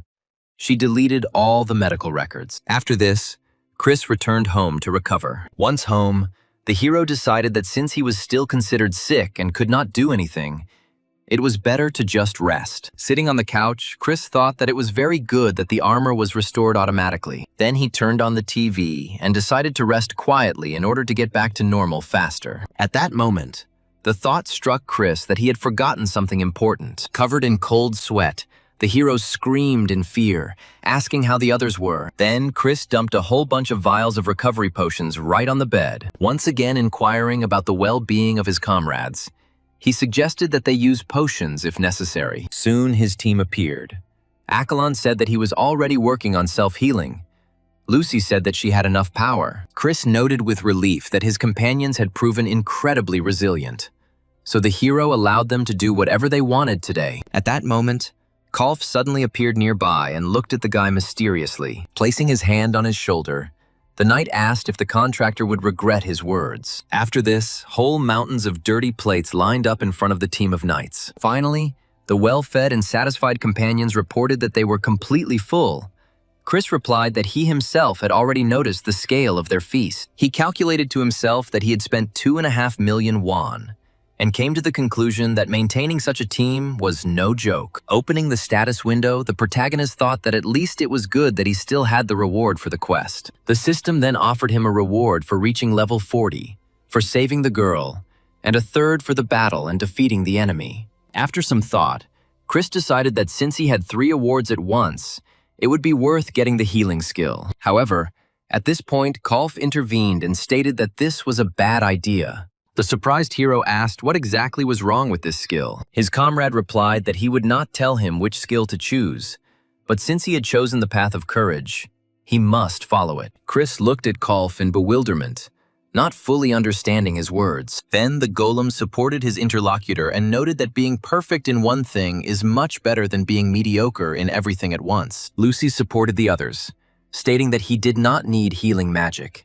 In her opinion, it would be much better to hire a professional healer. Chris couldn't understand why they were all trying to talk him out of it, so he asked what they would choose themselves. After this, the companions began to compete with each other in offering skills: Holy Heavenly Knight, Abyssal Knight, and Galactic Squad. The heroes suddenly declared that he would like to learn horse riding because they call him a knight, and he has never even ventured into other cities. When the skill window opened, Chris was overwhelmed by the number of available skills.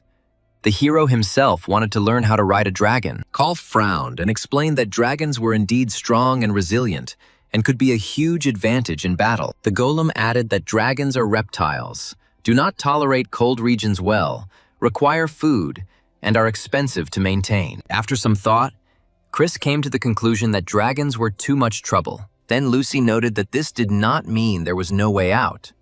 She explained that a contract could be made immediately after taming. To do this, you must have both the summoning and riding skills. In addition, the creature must be an officially recognized summoned creature. Then there will be no problems with maintenance. The girl added that it is better to start with a universal riding skill that is suitable for different creatures. Having realized what exactly he needed, Chris began searching for a suitable skill. Eventually, he discovered a legendary skill that could be used on any vehicle that could be ridden. Then he chose a unique skill: the art of summoning the magic knight Kylade. Chris wondered if he should summon the creature right now. However, summoning a magical or divine beast into an apartment will cause too much chaos, so it is better to postpone this until later. After opening the next reward window, Chris pressed the button to obtain the skill. The knight who defeated Leghorn receives an honorary reward. He was offered a choice between a symbol of honor, the wisdom of a subject, or physique.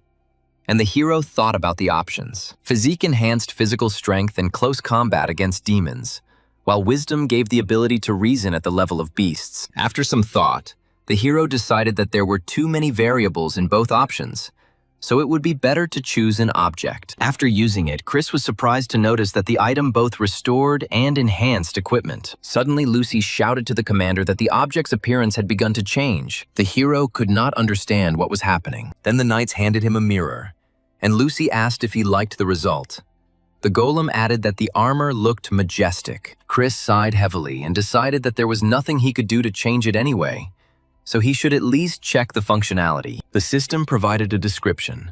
The legendary essence of the fallen phoenix increased armor durability and enhanced the vanishing legacy skill. After reading the description, the hero came to the conclusion that if he collected more skills related to kings and knights in the future, he would become even stronger. The next morning, when Chris woke up, he called out to Accolon, asking what they were having for breakfast today. However, he suddenly saw Shelley in the kitchen, who asked if her uncle had woken up yet. Chris asked when the girl had managed to leave the hospital, and if everything was okay with her. Then Shelley asked directly if it was he who saved her. The hero replied that because of this, he had to see the face of an S-rank monster. The chicken head looked really creepy. The girl apologized for putting him in danger. Chris admitted that if he had known about the S-rank monster in advance, he would never have gone there. Shelley smiled and noted that he had still done a great job. And at that moment, the protagonist realized that she had also figured everything out. Then Chris honestly admitted that he almost died. He could not go to the hospital and was forced to recover with the help of pills. Chris frowned and admitted that he still hadn't recovered, but Shelley insisted that he eat the food she had prepared. At this time, the news was talking about the Golden Knight, who destroyed the archdemon beast and then disappeared without a trace. Chris couldn't figure out how they knew that it was he who defeated Leghorn.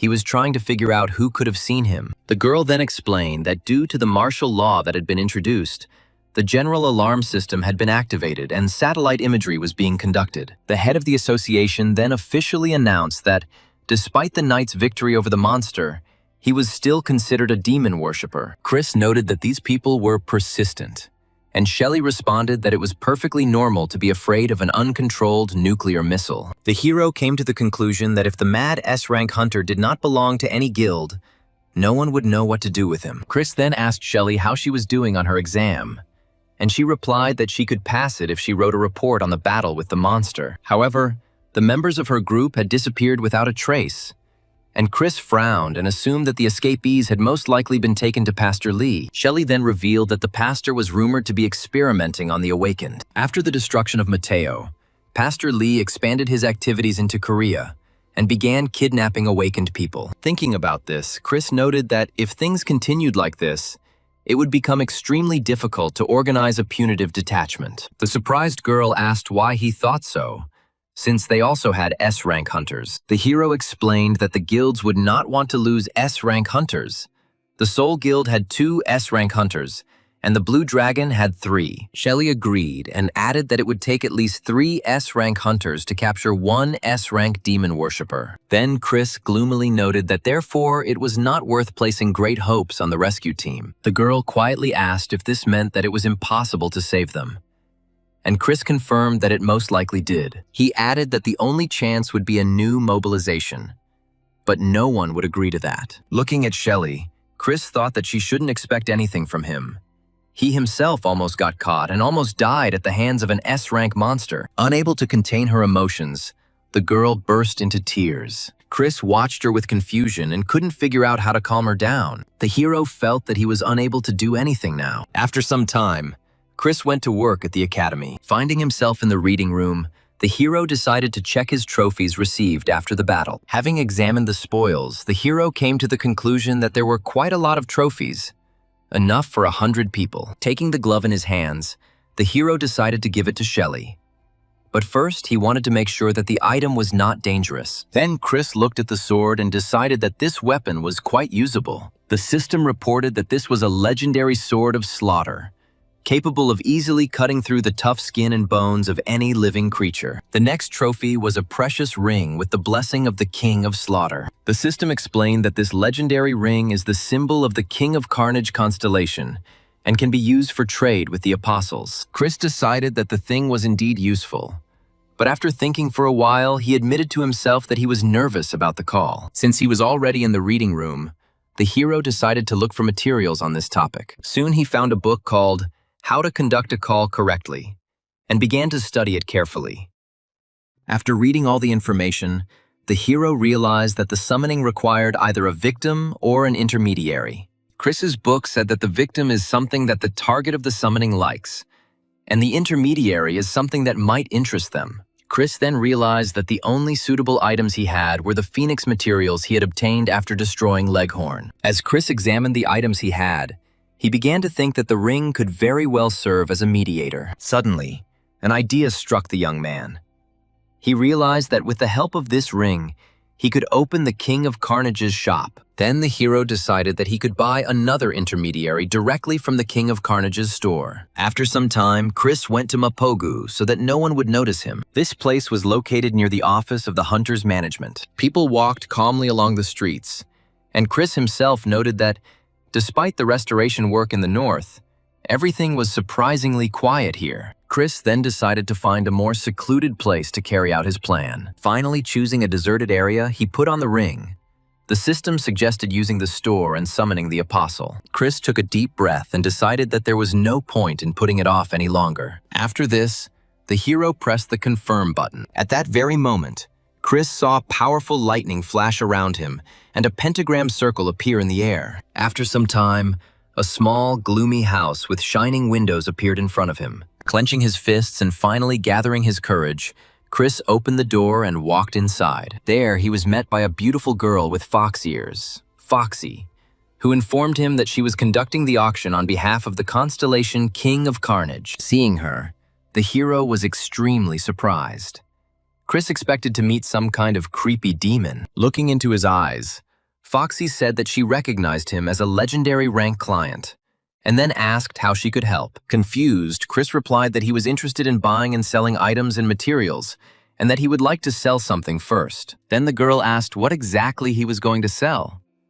Chris replied that he was talking about materials. Foxy clarified what kind of materials these were: flesh, blood, or bones, and added that their constellation was not too interested in magical stones. However, upon smelling Leghorn and the Carnage King, Foxy suddenly asked if he was the one who destroyed the creature. A frightened Chris immediately asked if he would be able to sell the items at all. After examining the items, Foxy offered 1,000 points for the phoenix feather and 2,000 points for the phoenix bone. Chris asked Foxy about the flame spirit stone, and the girl replied that she doesn't do things like that. Then the hero noticed that she was a merchant, which meant she could buy something cheap and then resell it for more. However, the fox explained that the constellations are not businessmen and do not pursue profit. Hearing this, the hero said that he understood her words and would do as she advised.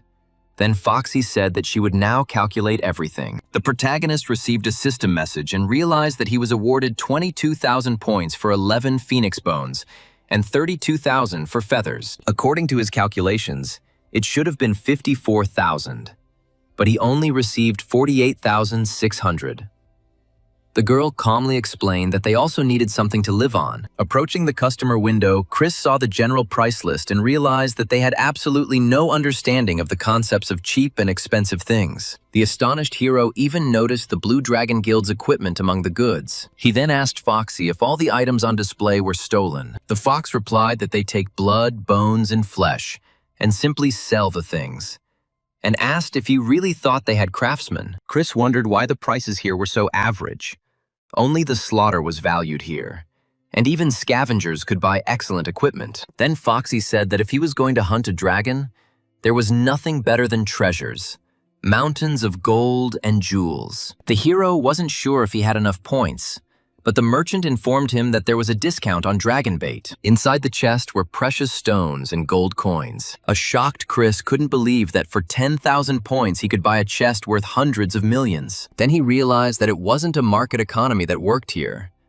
But that was actually a good thing, because that way he could buy things cheaper. The merchant asked if he was happy with the price, and Chris replied that everything was fine and asked for 2 chests. After that, Chris returned to the academy and headed to the reading room. Kolf appeared there and asked if the contractor was going to summon the dragon after all. The hero replied that there was nothing wrong with that, because it was very romantic. Then Accolon supported him, declaring that dreams of the unfulfilled are also part of knightly morality. Some of his companions added that the dragon would not be a burden, but Chris thought it would be easier for him if they dissuaded him. Having collected his thoughts, the protagonist drew the first magical symbol, and finally Chris completed the pentagram. After this, the young man anxiously awaited the result, wondering whether he had done everything correctly. After some time, a fiery figure of a huge dragon appeared in front of him. The hero himself could not believe that he had managed to successfully carry out the summoning on the first try. Upon seeing the creature, Kolf remarked that it resembled a Western dragon, Accolon adding that it had golden scales. Looking at Chris, the dragon asked if it was really he who summoned it, and Chris confirmed it. Although the dragon's presence frightened the young man, he decided not to show fear. Then the creature came almost right up to me. It clarified exactly how much he spent on the contract. Chris didn't understand the question and asked for more clarification on what exactly was meant. Noticing the chests, the dragoness was delighted and declared that she would take them regardless of whether the contract was concluded or not. Hearing this, the hero doubted whether she was listening to him at all. As she examined the jewels, the dragoness admired the exquisite workmanship and colors, which perfectly matched her taste. Confused, Chris asked his team if all dragons behaved like this. Meanwhile, the dragoness asked what exactly he wanted their contract to look like. She offered options for working together: the opportunity to become a dragon knight or a rider on her back. Then the hero asked the dragoness why she was saying that, because the summoning was not some kind of strange deal. She replied that it all comes down to getting more treasure. Even if she is interested in the hero, he still has little money. Besides, following a rich man who is too lazy to develop his skills is also pointless, so she sets strict conditions. Then the dragoness noticed that he had already proven his writing skills, so she asked how things were going with the knight class and the oath. An embarrassed Chris admitted that he didn't have a class at all yet. Then the dragoness asked if he had a knight he served, but Chris answered in the negative and asked if it was necessary. The dragoness declared that this was even better, after which she moved on to discussing the duration of the contract. She offered a 10-year agreement with annual payments and asked about additional options. After some thought, Chris asked for more details about the cost. He was especially interested in the ability to breathe, because in his opinion, a dragon without dragon breath is no longer a real dragon. The dragoness then explained that the contract was for 10 years with annual payments, and the package of options included horse riding, magic, and breathing. Then the hero asked to clarify the price. In response, the dragoness said that 1 chest was a deposit for the summoning, and to pay for the year, another one would need to be added. Hearing this, the hero thought that the price was unexpectedly low. Noticing his doubts, the dragoness said that, if necessary, payment could be made in installments. However, when she heard that Chris was going to pay for a whole year in advance, she was very happy, declaring that she was incredibly lucky. She then offered to buy some more goods or additional options, but the hero refused. After this, the dragoness explained that in order to conclude the contract, she needed to leave an imprint of power in the summoning bracelet and state her name. Having agreed, Chris asked her name. The dragoness replied that her name was Eldraine, and then asked if they were ready to enter into a contract. In the end, they finally signed the agreement, after which Chris put the magic bracelet on his wrist. Feeling very tired, the hero thought that dragons really are incredibly exhausting creatures. With difficulty getting up, the hero realized that it was time to go home. Kolf offered to give him a ride, but Chris replied that he did not want to get involved with the Air Force. Chris said that they would definitely go for a ride later, but first they needed to decide what exactly to ride. Then Kolf stated that they actually already had their own means of transportation. Chris asked again if this was true. Then he indignantly added that if they had everything, they should have said so earlier. In response, his companions explained that he himself had not asked anything in particular, and then Chris demanded that they immediately show him their transport. Kolf immediately whistled, putting 2 fingers in his mouth. A moment later, a magnificent horse with a shiny mane appeared in front of them. The knight then explained that it was a nightmare of the abyss and recommended it to his contractor. After this, Lucy showed the bird of the holy heavens. The girl explained that it is the faithful companion of the heavenly nightly detachment and its wings in the sky. Seeing these creatures, the hero thought sadly that they looked incredibly cool. Then Crocbane summoned the basilisk. He reported that the basilisk was very strong and was able to use petrifying breath. At this point, the protagonist became completely upset and decided that he had been a complete idiot when he chose the dragon. Akelin noticed that his transport looked modest compared to the dragon. He imagined the magical support mechanism of Georges. Hearing this, an irritated Chris exclaimed what he should do now, because he would have to ride a dragon that constantly demands money. After some time, he arrived at the White Knight Guild office. A shocked Iris couldn't understand where he got so many resources. Chris calmly replied that he was just haggling a bit, and then asked if there was a problem. The girl then asked how many D and E rank magic stones he had in total. Chris replied that he had 1,000 D rank stones and 2,200 E rank stones. And Iris admitted that it was much more than she expected. The surprised hero asked if this wasn't normal for a guild of this size, especially if they had multiple teams. In response, Iris showed him the monthly sales volume.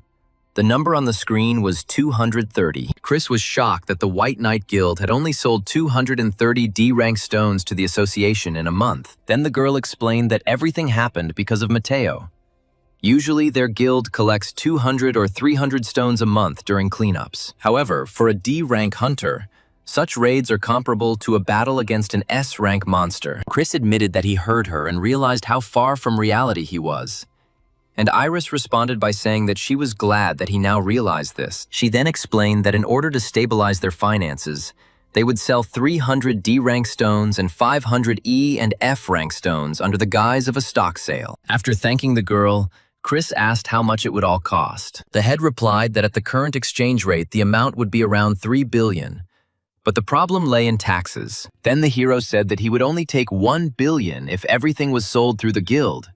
Taxes would increase due to the increase in sales. Afterwards, Iris asked him if he would like to register as a hunter so he could get a fairer price. However, Chris refused, and Iris noted that in the current situation, he had turned into a real good villain. Hearing this nickname, Chris thought about the guild leader's words. After some time, the hero used a taxi again. The driver asked him why he was going to the hunting department in Shinganum. Smiling, the hero replied that he was going to visit the dungeon. The taxi driver noted that it was possible to choose another place with dungeons and asked why go there. Chris explained that his friend had asked him to join them, but he had privately thought that there were plenty of good ones to be found there. Before leaving, Iris asked him not to go into the dungeon secretly anymore, and to be sure to leave the exact time of entry and exit. Now, all associations and guilds are actively searching for the Golden Knight. The hero thought that he urgently needed his own group. During the trip, Chris reflected on the fact that the north was now closed, so Shinganum remained the best option. The driver warned that there were strict entry restrictions in Shinganum, so they might be turned back. Chris still didn't understand what exactly the driver was talking about. At that moment, the policeman waved his baton and ordered the taxi to stop. Upon seeing Chris, the police officer demanded to see his awakened ID. The surprised hero handed over the documents for inspection. The ID stated that Chris was an E rank with a strength rating of 37. Looking at him doubtfully, the policeman asked what an awakened E rank was doing in this area anyway. Chris replied that he was going to visit the dungeon, so he was heading to the hunter's office. Then the police said that if they let all these people in there would be traffic jams.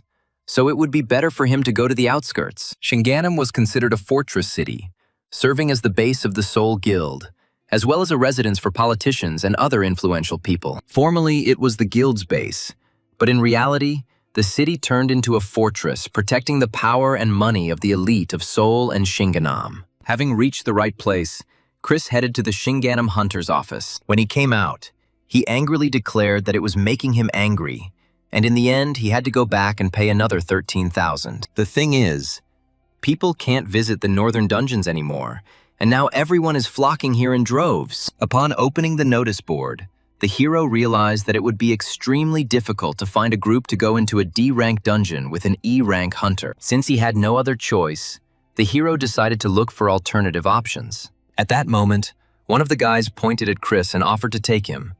He noted that he had never seen him before. Meanwhile, Chris himself was just thinking about what to do next. Then one of the girls looked at him and also said that she had never met him before. Then she asked about information about him. The guy next to her replied that the data was hidden by the blocking skill, but he noticed that Chris was looking for a group for a D-rank dungeon. The girl said that he was a great fit for them, although she might be intimidated by the difference in levels. The girl then ordered her partners to find another person, and she decided to handle this one herself. Putting on a completely innocent face, the girl approached Chris. She asked if he was looking for a group to go into the dungeon, and then added that they were also looking for a squad, but they didn't have enough people. Chris confirmed that he was indeed looking for a party. Then his interlocutor asked what class he was. Hearing that he was a knight, she replied that they were in need of a vanguard and offered to go with them. After they found one more person, the group gathered and decided that it was now time to go. The leader then formally introduced himself and said that his name was Ben.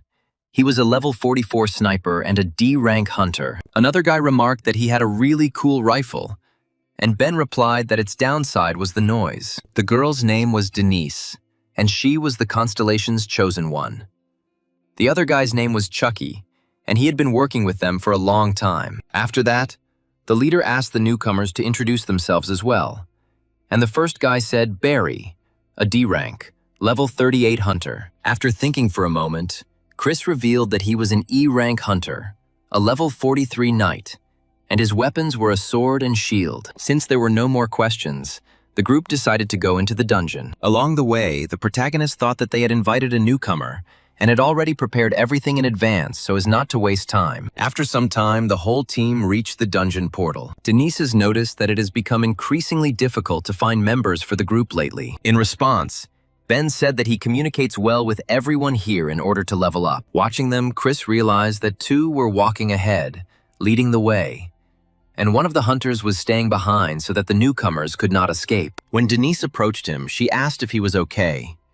Chris replied that he was just a little nervous. Barry stated that he wanted to reach level 40 and join the Soul Guild, and the leader then said that he would become a guard dog for the children in the guild. Watching what was happening, the hero realized that the guy had also guessed everything.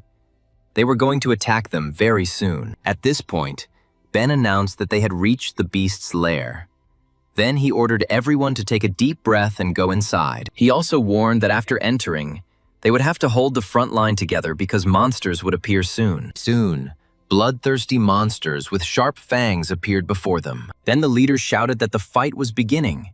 He ordered Chris with the shield to take the left side and Barry the right. Chris thought the group was working pretty well together, and Ben said he hoped he could withstand the pressure. Meanwhile, the monsters were rapidly approaching them, opening their terrible mouths. Chris stood in front, holding his shield, ready to meet the monster face to face. At that moment, Barry screamed in fear that there were too many monsters. The leader furiously ordered him to hold his ranks and not be afraid, assuring him that they would cover him. Clutching the weapon in front of him, the hero prepared to fight the bloodthirsty creature. Then a shot rang out, and the slain monster fell to the ground with a crash. Barry stared in surprise at the crushed body of the monster. With a grin, Ben told him not to be afraid and to trust their team. The satisfied guy replied that he trusted them completely. At that moment, the monstrous beast attacked Chris, who tried to fight back with his shield. The irritated hero thought that if he were alone, he would have finished everything long ago.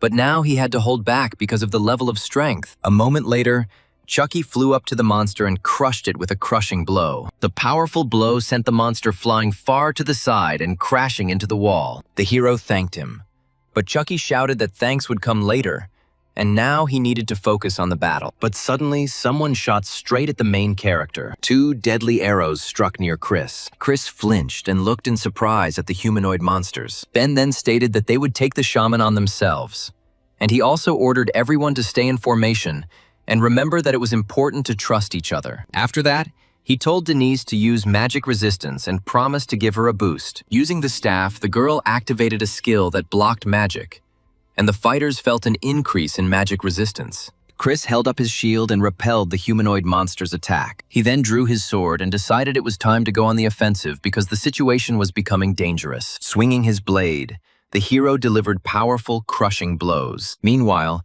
Barry swung his halberd while fighting the monster.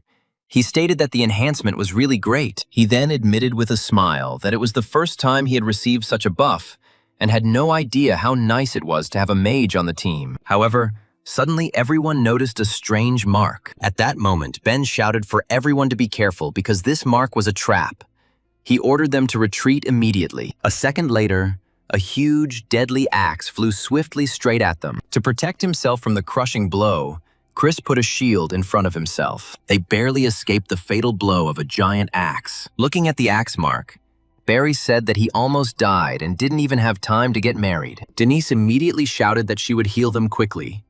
Then she called out to Chris. He replied that thanks to the association set, everything was fine with him, and added that the potion was enough for him. So it was better to save magic. Having dealt with these monsters, the whole group moved on. When Barry saw the huge door, he assumed it was the boss's room. And Denise smiled and said they had all done a great job. After this, the leader suggested taking a little rest in front of the boss's room. Chris took out food. The leader then asked if he was tired of the association's dry rations. But Chris replied that they were perfectly edible. Ben then pulled out a container of vegetables and suggested trying them with the rations to make them tastier. Looking at the food that was handed to him, the hero suspected that something had been mixed into it. It all looked extremely suspicious. Denise poured him some ginger tea and said it was good after a meal, but Chris refused. Then Ben came up to him and asked what was wrong.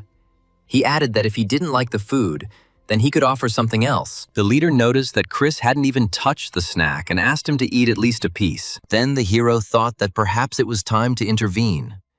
Ignoring someone else's sincerity was not the best idea. Suddenly, Chucky screamed and fell to the ground. Ben screamed, asking what happened. Denise also asked in confusion what happened to the guy. At that moment, Chris saw that Barry had struck right at Denise and Ben. He stood before them with blazing eyes and declared that thanks to the diversionary maneuver, today everything had gone even easier than usual. Seeing his eyes, the hero guessed that he was not a hunter either. Moreover, all four of them had no intention of honestly completing the dungeon. The leader tried to get up, but Barry hit him again, ordering him not to do anything stupid. Waving a rope, he declared that if they did not resist, he would let them live. The criminal then tied Ben, Denise, and Chucky together and gagged them. Chris asked who he was, and Barry replied that people like him didn't need to know. He then threateningly ordered the hero to keep a close eye on them if he did not want to go to the next world. At that moment, Ben spat out the gag and screamed, asking Chris to help them. Then Barry punched him right in the face and told him to shut up immediately. While he was shutting the leader up, Chris asked Barry if he hunted vultures, and he was surprised and asked how he knew they were vultures. Barry said with a grin that these 3 vultures had killed over 1,000 victims, and the reward for all 3 of them was 1 billion won. The hero thought that these people turned out to be much more important criminals than he had assumed. Barry said he would deal with the boss and Chris would watch the prisoners, but if he tried to free them, he would die. With a grin, Barry opened the huge doors to the dungeon boss's room. In front of him stood a terrifying monster with red eyes and a huge club. Anticipating a glorious battle, Barry smiled contentedly and prepared to attack. A moment later, he and the bloodthirsty monster rushed at each other simultaneously. Swinging his halberd, Barry dealt a fatal blow to the monster. The boss monster lost its club from the devastating force of the attack, flew far back and crashed into the wall. With a furious cry, the bloodthirsty monster fell to the ground with a crash. After the victory, Barry calmly walked back into the cave. Looking at him, Chris wondered how this guy managed to hide the information about the characteristics even from the vultures. At this point, the system reported that the dungeon boss had been defeated and the portal was opening. As he exited through the portal, the hero reflected on the fact that he would not receive a reward without participating in the battle with the boss. Looking at the tied-up party members, the hero wondered why the message from the Knight's Path hadn't appeared yet. There was no reward for catching the vultures either, so he figured this guy might be using them for something even more horrific. According to the protagonist, there was only one way to find out the truth. He decided that the villain had to be destroyed. A moment later, he dealt with all 3. After which the system announced that he would receive a reward for destroying the villains. When Chris saw the chest with random equipment, he realized that because he didn't personally catch the criminals, The reward was worse. At that moment, Barry entered the forest and furiously asked what had happened here. The hero replied that they suddenly started acting strange, so he had to deal with them. A magic circle appeared above their heads. An enraged Barry hit Chris and yelled at him. Rubbing the bruised area, the hero realized that he was right. If his goal had been money, he would not have been so angry. Meanwhile, Barry was screaming furiously that everything had gone wrong. It would have been enough to simply report that these people had died at the hands of vultures. He added that he left the hero alive only because the boss ordered that the dirty work be entrusted to good-natured worms. Swinging his halberd, Barry declared that all that remained now was for him to take it with him. He then rushed at Chris, raining down devastating blows on him, but missed. The main character managed to dodge the enemy's deadly attack. Barry couldn't believe Chris had dodged it. Then he declared that he was clearly no ordinary worm. Having drawn his sword, Chris looked closely at the guy and said what he thought about his words. He then declared that only residents of Shinganam's 3rd district could join the Soul Guild's hunting squad that protected Shinganam. Barry asked how a lowlife like him could know about this, and Chris replied that he was called the Ace of Shinganam. At that moment, the enemy swung his halberd again and rushed to attack.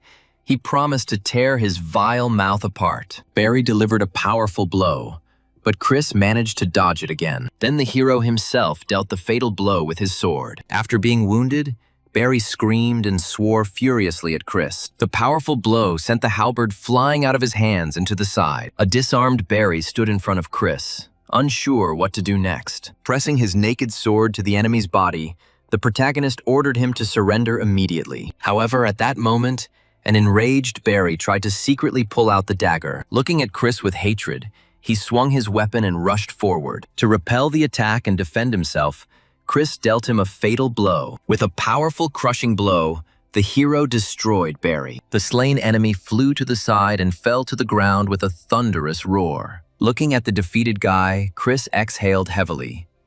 He didn't even have time to find out what he was really planning. Then Chris began to think about how to deal with this whole situation now. After thinking for a while, he decided to say that the guy was destroyed by 3 vultures that had entered the dungeon. He himself, overcome with fear as an E-rank hunter, hid in order to survive. And when the vultures were exhausted, he managed to finish them off. Thinking it was a good plan, Chris decided to take their weapons as evidence. While Chris was gathering his gear, he noticed that the vultures had left behind wads of cash. Having picked them up, the hero thought that he was really lucky.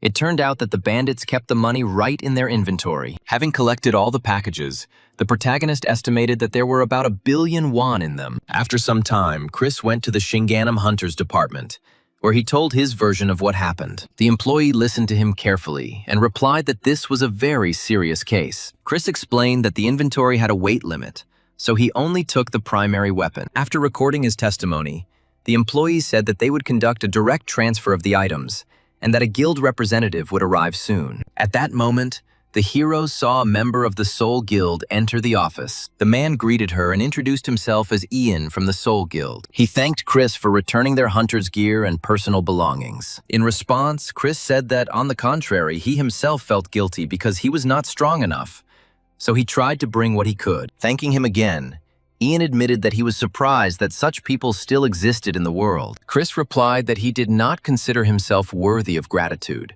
since it was the only thing he could do for the man who saved his life. After listing all the items, Ian confirmed that everything matched. Then he offered the hero the reward for catching the vultures as a gift. However, Chris refused the money and said that he did not deserve it. According to the guy, the very capture of these scavengers became a reward for him. Smiling, Ian noted again that there were still such worthy people in their world. Then the protagonist replied that the reward for clearing the dungeon was quite enough for him, because greed could cost a person his life. After thinking for a bit, Ian said that he was ready to fulfill the hero's request, after which Chris was about to leave. As he left the building, the hero thought that the guild representative looked suspicious, but it would be strange to check him further. Meanwhile, Ian headed to the Soul Guild's VIP room, which was reserved for the so-called Ace of Gangnam. There, he reported everything he had learned about the death of young Master Barry. Handing over the deceased's things, the man stood up with his head bowed. The boy's father screamed that he didn't see any sense in it, and declared in a rage that his Barry couldn't just die like that. Frowning, Ian reminded them that a hunter's job was to fight. Barry was a B-rank hunter, and the vultures were C-rank. He added that he regretted what had happened, but managed to return all of the young master's things. The enraged father demanded to know how this E-rank worm had survived at all, and his wife declared that Chris needed to be captured and tested. Ian frowned and thought that if that were true, the hero would not have returned the deceased's personal belongings. He then asked the chairman if it was worth calling out the animaces, and his father replied that ordinary subordinates would be enough. After this, the man calmed his wife down and told her to take care of the funeral, and ordered his people to capture the bastard. The woman agreed and stated that they had to catch the person responsible for their Barry's death. At that moment, a hunter entered the room and expressed his condolences to the chairman on the death of the young gentleman. Then the head of the family ordered him to immediately seize Chris, since he was connected to the death of his son. He also added that this Chris is only an E rank, so a B rank hunter should be able to handle the task without any trouble. Clenching his fist, the hunter declared that he would do everything possible. The angry chairman said that he had already sent all the information about the target to his phone, and then gave him until tomorrow morning to do it. The hunter replied that he understood everything, and added that he would go with his people. Watching his subordinate leave, the man thought about Chris again. Looking at his photograph, the man thought that he would never forgive him for what happened. In the end, the chairman lost his temper completely, and, in a rage, broke the phone in half. 2 hours later, Chris went to the ATM to check his balance. When the hero saw the amount E, he was shocked and could not believe that all this money belonged to him. There were more than 3 billion won in the account. A satisfied Chris thought he had earned 3.5 billion in just one trip to the dungeon. Then he decided that he might as well throw a small party to celebrate his own survival. Having bought whole bags of groceries, the hero headed towards his house. On the way, he thought about taking all this to the shelter and having dinner with everyone. However, approaching the door of the apartment, the hero noticed strangers. Looking at them carefully, the hero wondered who they were. At that moment, one of the men recognized Chris and shouted that it was him. Hearing this, the hero immediately realized that it was definitely not the police in front of him. So Chris threw the grocery bags at them and quickly ran away. One of the hunters shouted in surprise that this Chris was somehow too fast. A moment later, all 3 members of the Soul Guild rushed after the main character, not allowing him to escape. Looking back at his pursuers, the hero wondered whether he should fight them, but decided that it was safer to run away now. Having caught up with the guy, one of the hunters shouted for Chris to stop. The other asked in amazement how he could be so fast. Having reached the stairs, the hero decided to take a shortcut. Then he deftly jumped over the railing and jumped down, realizing that he had to break away from pursuit. Having landed, Chris quickly looked around, trying to determine how far away his pursuers were. The hunters shouted after him, asking why he was running away, since they just wanted to talk. Chris then pointed his finger at them and shouted for help, claiming he was trying to escape from the vultures. After these words, the hunters began to look around nervously in search of those very vultures that the hero had spoken of. Realizing that they had simply been tricked, one of the pursuers cursed furiously. Continuing to run away, the hero dialed Shelley's number and asked for help. When the girl answered, the hero asked where she was now. Hearing that she was in the Sky Class dormitory, Chris asked her to put on her school uniform and meet him downstairs. The hunters realized that Chris was running towards the Sky Class dormitory and came to the conclusion that he was much more unusual than they thought. At this point, the hunters were stopped by security and asked who they were and why they were making such a noise. The men said they wanted to check if all of the deceased's belongings had been returned, and the guards thought Chris had misunderstood them. When the guards left, the pursuers breathed a sigh of relief, realizing that they had almost gotten into trouble. One of them asked what to do now. If Chris really gets into the Sky Class dormitory, they won't be able to get him out of there. Then the group leader declared that they had no choice anyway. The chairman's order must be carried out at any cost. The man then contacted Mr. Sam and informed him that the matter concerned Chairman Henry. At that moment, Shelley came downstairs using her pass. The girl took Chris with her to the dorm, and then they went up to her room. Seeing the huge number of exercise machines and sports equipment, the main character froze. He asked with surprise whether this was even a room or a full-fledged gym. In response, the girl said that it was not that important, and then asked what exactly he had done. Chris admitted that he didn't understand anything. He just went into the dungeon with a group, And at that moment, there was persistent knocking on the door of the room. Shelley didn't understand who could come to her at such a time. She asked who it was. In response, she was told that it was the student council president, Sam. He explained that he had received a message that Shelley had brought a man to the dorm, so he came to check it out. Chris immediately realized that this man was connected with Shinganam. Turning to the hero, Shelley asked what she should do now. When the girl opened the door, she said that it was just her assistant, while Chris hid in the next room. The student council chairman announced that non-students are prohibited from staying in the Sky Class dormitory for long periods of time. This was especially true for men, who were not allowed in the rooms of female students at the academy. Smiling, the girl promised that she would take him out of the dorm very soon. After that, she told Chris that he couldn't stay here. Those people were well prepared. The hero replied that he didn't know who they were at all. He added that it all started because of one accident, but now he has no idea how the situation got to this point. A surprised Shelley asked if he had anything to do with the death of Ace Gangnam. She explained that if it was Barry, he was the son of the owner of the conglomerate that sponsors the Soul Guild. In response, Chris said that Barry had fought the vultures, and he had even returned his weapons and belongings. Then the girl said that Chris was too frivolous about Shinganam. Even her mother tried to avoid getting involved with the Soul Guild. Hearing this, the hero thought that if even Iris was so irritated, it meant that the guild really was collaborating with Shinganam. However, the hero still did not understand what to do now.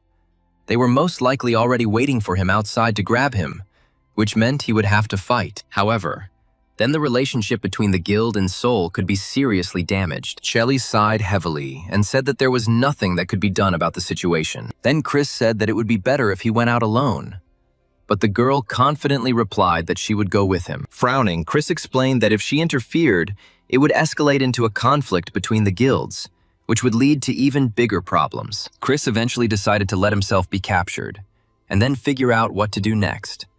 And as soon as he stepped outside, he was immediately caught. The hunters cursed furiously, declaring that in order to catch him, they had to disturb young Master Sam. The group's leader thanked the young master for his help, and he replied that they would see each other again at Barry's funeral. Meanwhile, the hunters who were holding the hero began to beat him roughly, casting hate-filled glances at the guy. One of the men said he was doing this so that this scum would know his place. After this, the hunters dragged the captive Chris to the house of Chairman Henry. Looking around, the hero guessed that this was the chairman's residence. The mercenaries ordered him to move faster if he didn't want to be beaten again, and the hero obediently followed the leader. Suddenly, the hunters grabbed him by the arms and forced him to bend over. Chris didn't understand what else these people wanted from him. Seeing the soundproof room, the hero guessed that the chairman had ordered him to be taken here. Opening the door, the hunter roughly pushed Chris inside. The man then warned him not to even try to escape.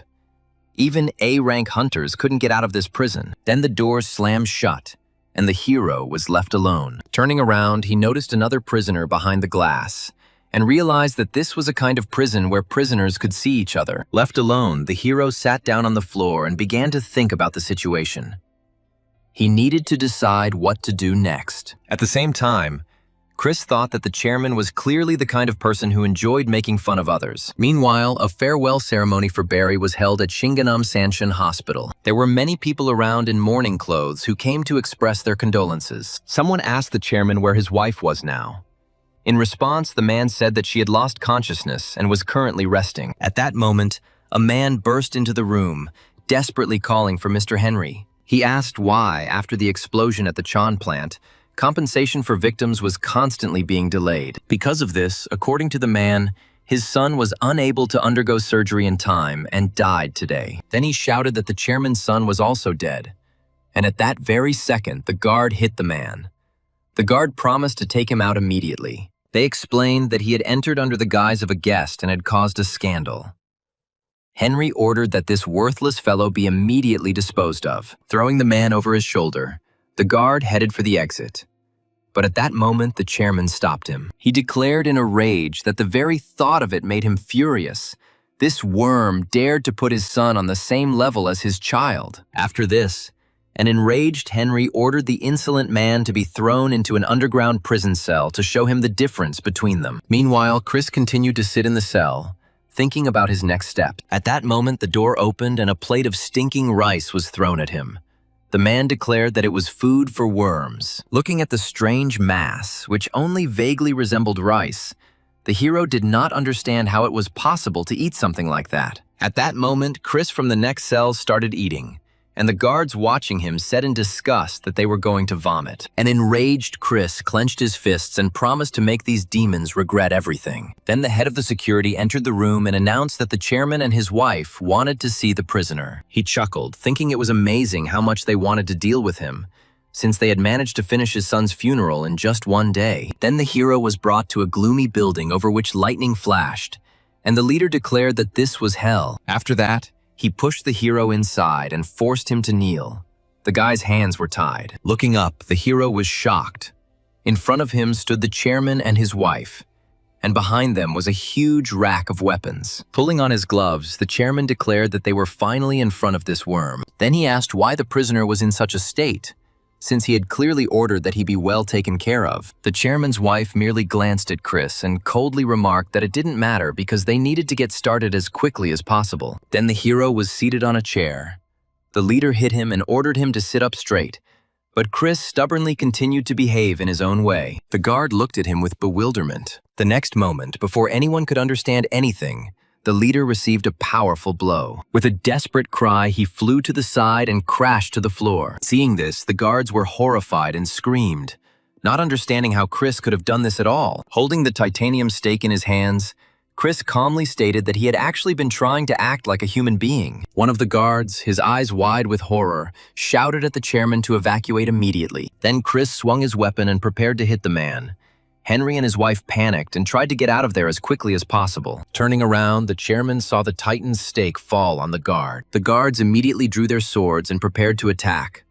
One of them asked in shock if this Chris was really an E-rank hunter. However, just a moment later, the deadly blow of Chris's weapon fell upon them as well. Furiously swinging the Titan's stake, the hero dealt crushing blows and destroyed the guards one after another. The force of the attack sent bodies flying in different directions. One of the fallen guards fell to the floor with a heavy thud and, breathing with difficulty, asked where this guy got such strength from. Chairman Henry shouted furiously, demanding to know who he really was. But Chris didn't let him finish and hit the man hard in the face with his fist. After this, only the chairman's wife remained in front of the main character, trembling with fear, begging him to spare her. Looking at the woman, the hero declared that he would spare her life, but in return, she would owe him something. The chairman and his wife were then tied tightly to chairs and their mouths were gagged. Chris chuckled and noted that this place could truly be called a real torture chamber, since it had everything necessary. Looking around, the hero thought that he was lucky. There were no surveillance cameras here. Now all he had to do was come up with an alibi. Then the hero called Kolf.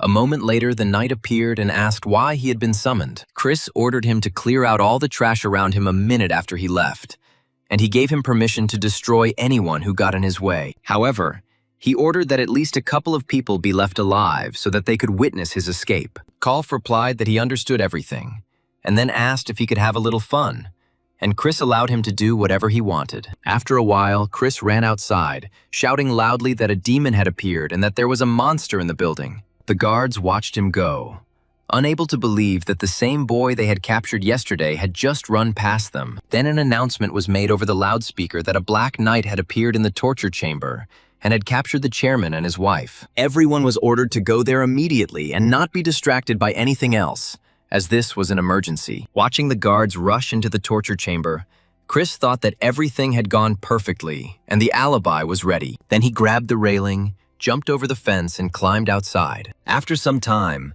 the hero was already on the streets of the night city. Donning the golden armor, he asked Lucy if they could move slowly. The girl asked if he was going to walk, and Chris replied that he would ride on horseback and that he wouldn't have to pay for it. After this, he called out loudly to Eldraine, and a moment later a golden dragon appeared before him. She asked if Chris had called her, and he replied that they had work to do today, so he was going to ride. The dragoness lowered herself so that he could climb onto her back, and added that he could ride as long as he wanted. Having climbed to the top, the hero shouted the command to pursue, and they soared into the night sky. When people saw the golden knight on the dragon, they immediately started taking pictures of him. No one understood why he appeared on the streets of Shinganum, and many decided that it was necessary to immediately inform the Soul Guild about this. Soon, a video of the Golden Knight riding a dragon reached the Soul Guild. The guild leader ordered the immediate evacuation of ordinary citizens, as well as notification of nearby guilds and the Ministry of Defense. However, then he was informed of another problem.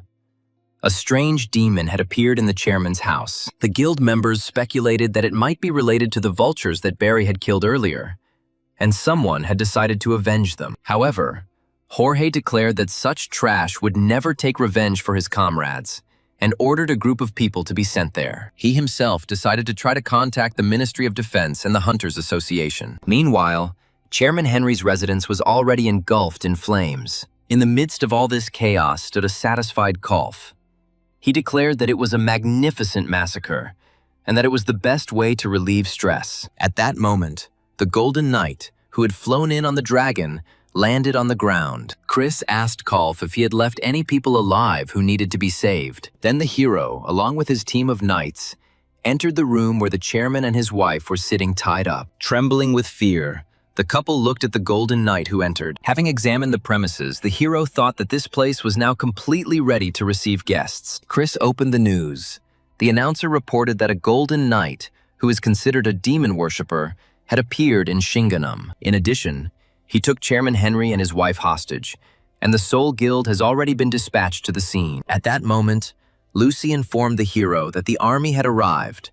Helicopters were circling above the house, and military trucks were driving up to the entrance. Watching what was happening, the hero thought that it all resembled a scene from a movie, where they are about to catch a terrorist. Then one of the hunters from the Soul Guild demanded through a loudspeaker that the Golden Knight surrender immediately. Chris immediately recognized the squad leader, Oliver, who was often shown on television. This man was an S-rank hunter from the Soul Guild. Moreover, there were only 2 such hunters in the guild, and among S-classes, they were considered extremely rare. There were rumors that Guildmaster Soul was handling administrative matters, while the real power lay with Oliver. The squad leader continued shouting that holding hostages was pointless, and that the Soul Guild did not negotiate with terrorists. After thinking for a bit, the hero decided it was time to go outside. Clenching his fists, the Golden Knight headed straight towards Oliver's squad. He then stated that he also did not consider it necessary to negotiate with such trash. According to the hero, he came here only to punish the evil that had taken root in Shinganam. Then the Golden Knight replied that he knew very well about Chairman Henry's crimes. He stated that he kidnapped innocent people, locked them in a basement, tortured and destroyed them, and that his wife was no better than her husband. Chris guessed that they wouldn't believe him, so he was ready to provide evidence. He offered to check what was in that basement. Frowning, Oliver asked angrily what the man was even talking about. He then stated that even after such statements, the Soul Guild and the chairman would still not be destroyed because times had changed. Chris calmly replied that he understood this perfectly well and was only talking about procedure. The commander immediately asked what procedure he was talking about. Then the Golden Knight replied that it was about the procedure for destroying the Soul Guild. Hearing this, Oliver's eyes widened in anger. Meanwhile, the hero announced that he was the one called the Golden Knight. He came to this world to condemn the vile evil. At that moment, the system sent a message, noting that this was a perfect and very effective announcement before the battle. A moment later, Chris raised his hand up, concentrating powerful energy. Behind him stood loyal knights, ready to rush into battle at any moment. Then the Golden Knight ordered everyone to get ready and began the attack. Oliver's eyes flashed red, and he warned the knight not to move or he would die. The commander was confident in his strength, because behind him were snipers, shooters, and mages, all ready for battle. The front row was lined with pre-reinforced A-rank tanks and other attack hunters. The man declared that this was the perfect tactic. He asked if the Golden Knight really thought he could break through such a defense. However, a moment later, Chris delivered the first powerful blow with the Titan stake. The first rows of Soul Guild hunters were scattered by the Golden Knight's deadly attack. With cries of horror, they flew away and fell to the ground with a crash. At this time, one of the hunters tried to sneak up behind the hero and attack him, but the Golden Knight turned sharply and delivered a powerful blow, after which the enemy flew up, dropping his weapon. Then one of the hunters reported to Commander Oliver that the knight had broken through the flank. Oliver was stunned and couldn't believe that he managed to break through the entire S-rank defense with just one blow. Meanwhile, the knights of Chris's squad fought alongside their commander. One of the guild warriors asked why mages don't use debuffs and curses, and he was told that the Golden Knight's armor reflects everything. Moreover, the rest of the opponents stay close to the Dark Knight, who is emitting some kind of protective black smoke. The commander cursed in anger,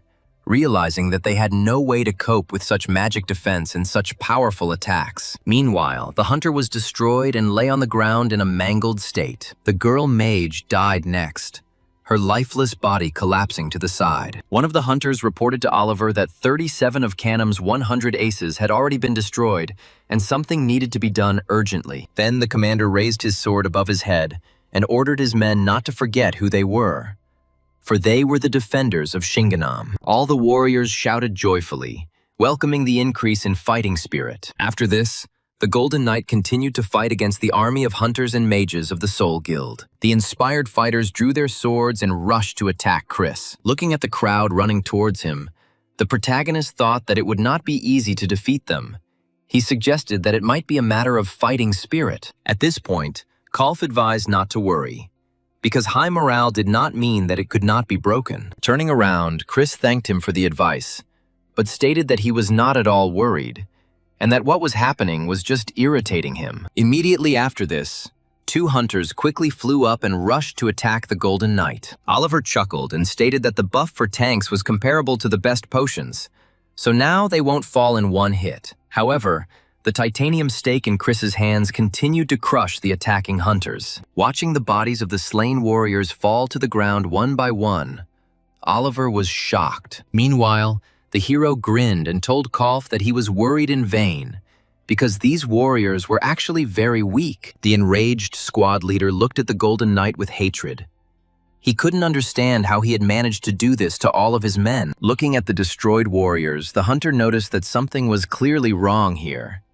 He asked if they were even sure that they had received buffs. After this, the Golden Knight asked the squad leader if they were going to continue the fight. An enraged Oliver cursed furiously and thought that they had greatly underestimated the enemy. Looking at the dragon, the man realized that it had only been covering the rear, but the damage had already been colossal. Then the commander shouted to his subordinates that they needed to retreat and immediately change their strategy. The dragoness noticed that the enemies had begun to retreat, and then suggested using the breath, since this option had already been activated. However, Chris replied that another time the protagonist decided that for now his own strength was enough for him. After that, Chris raised his sword and shouted the name of the heavenly sword technique. When the weapon reached its highest point, the hero thought that this blow should prove that he, a star, stands on the earth. He then launched a powerful strike and added the heavenly sovereign sword flow technique, first appearance of the heavenly star. At that very moment, a deadly stream of destructive energy rushed towards the retreating warriors of the Soul Guild. The commander shouted desperately to his men, ordering them to immediately set up a defense. However, the destructive stream broke through the defense of the Soul Guild and fell upon the warriors. Oliver's eyes widened in horror as he heard cries for help coming from all sides. He cursed furiously, trying to withstand the deadly energy and protect himself. Watching the stream destroy everything around him, Chris thought it was an incredibly beautiful sight. He then shouted to Eldraine that it was time to use the breath, and the dragoness replied that the moment had finally come to show her abilities. The hero extended his hand and pointed the dragon towards the protective barrier ahead. Eldraine replied that this barrier guarded the city of Shinganam. The dragoness asked why it should be destroyed. Chris then stated that the barrier was only a hindrance. He explained that the protective barrier was a symbol of the arrogance and vanity of the ruling class. After this, the dragon soared into the sky and began to rain down streams of fire on the barrier. Meanwhile, the news reported that something incredible was happening at the moment. The Shinganam fortress had failed. The Blue Dragon Guildmaster, watching what was happening, declared that this was where they should go. Those around him began to wonder if the knight was too strong.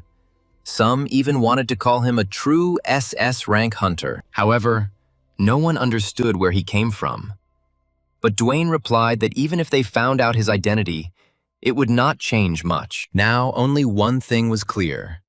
the Golden Knight had destroyed the expensive protective barrier. Because the dragon attacked from within, the Ministry of Defense deemed the use of helicopters and fighter jets too dangerous. The announcer began to describe the scale of the destruction, but Joshua changed the channel. Another channel reported that the wall of Shinganam, which was attacked by the dragon, was located in the south and was under the jurisdiction of the constellation. If it were destroyed, the area would become vulnerable to scavengers, causing Shinganam and the Soul Guild's stock to plummet. The Blue Dragon Chief stated that they couldn't just sit and watch.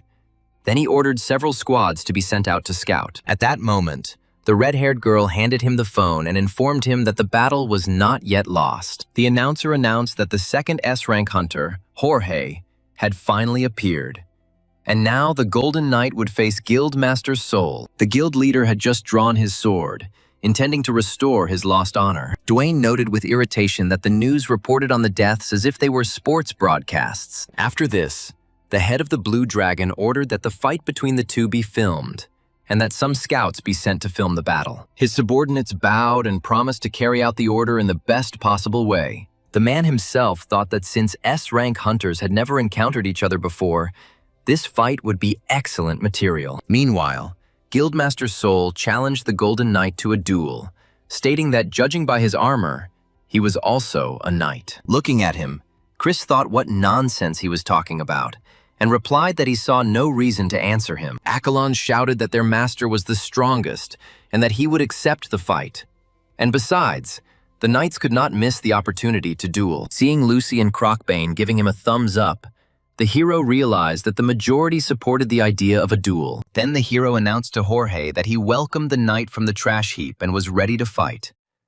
The head of the guild was surprised that he was called trash. However, the Golden Knight stated that this was quite logical, since only such a knight could protect rats like Chairman Henry. Chris then added that he calls himself the protector of the Soul Guild, although in reality he only serves Shinganam's sponsors. He stated that if he didn't like the word dump, he could be called a dung knight or a defender of gutters. An enraged Jorge shouted that he would not tolerate such insults, and then rushed into the attack. Two S-rank knights clashed in a deadly confrontation. Powerful streams of crushing energy collided in the battle of knights. The impact of their collision caused the ground beneath Chris's feet to crack. Crossing his weapons, the hero thought that the guild leader was indeed different from ordinary S-rank hunters. Meanwhile, Jorge stated that he had received a boost from Oliver, so now he and the Golden Knight are on equal terms. After this, he demanded to know who he really was.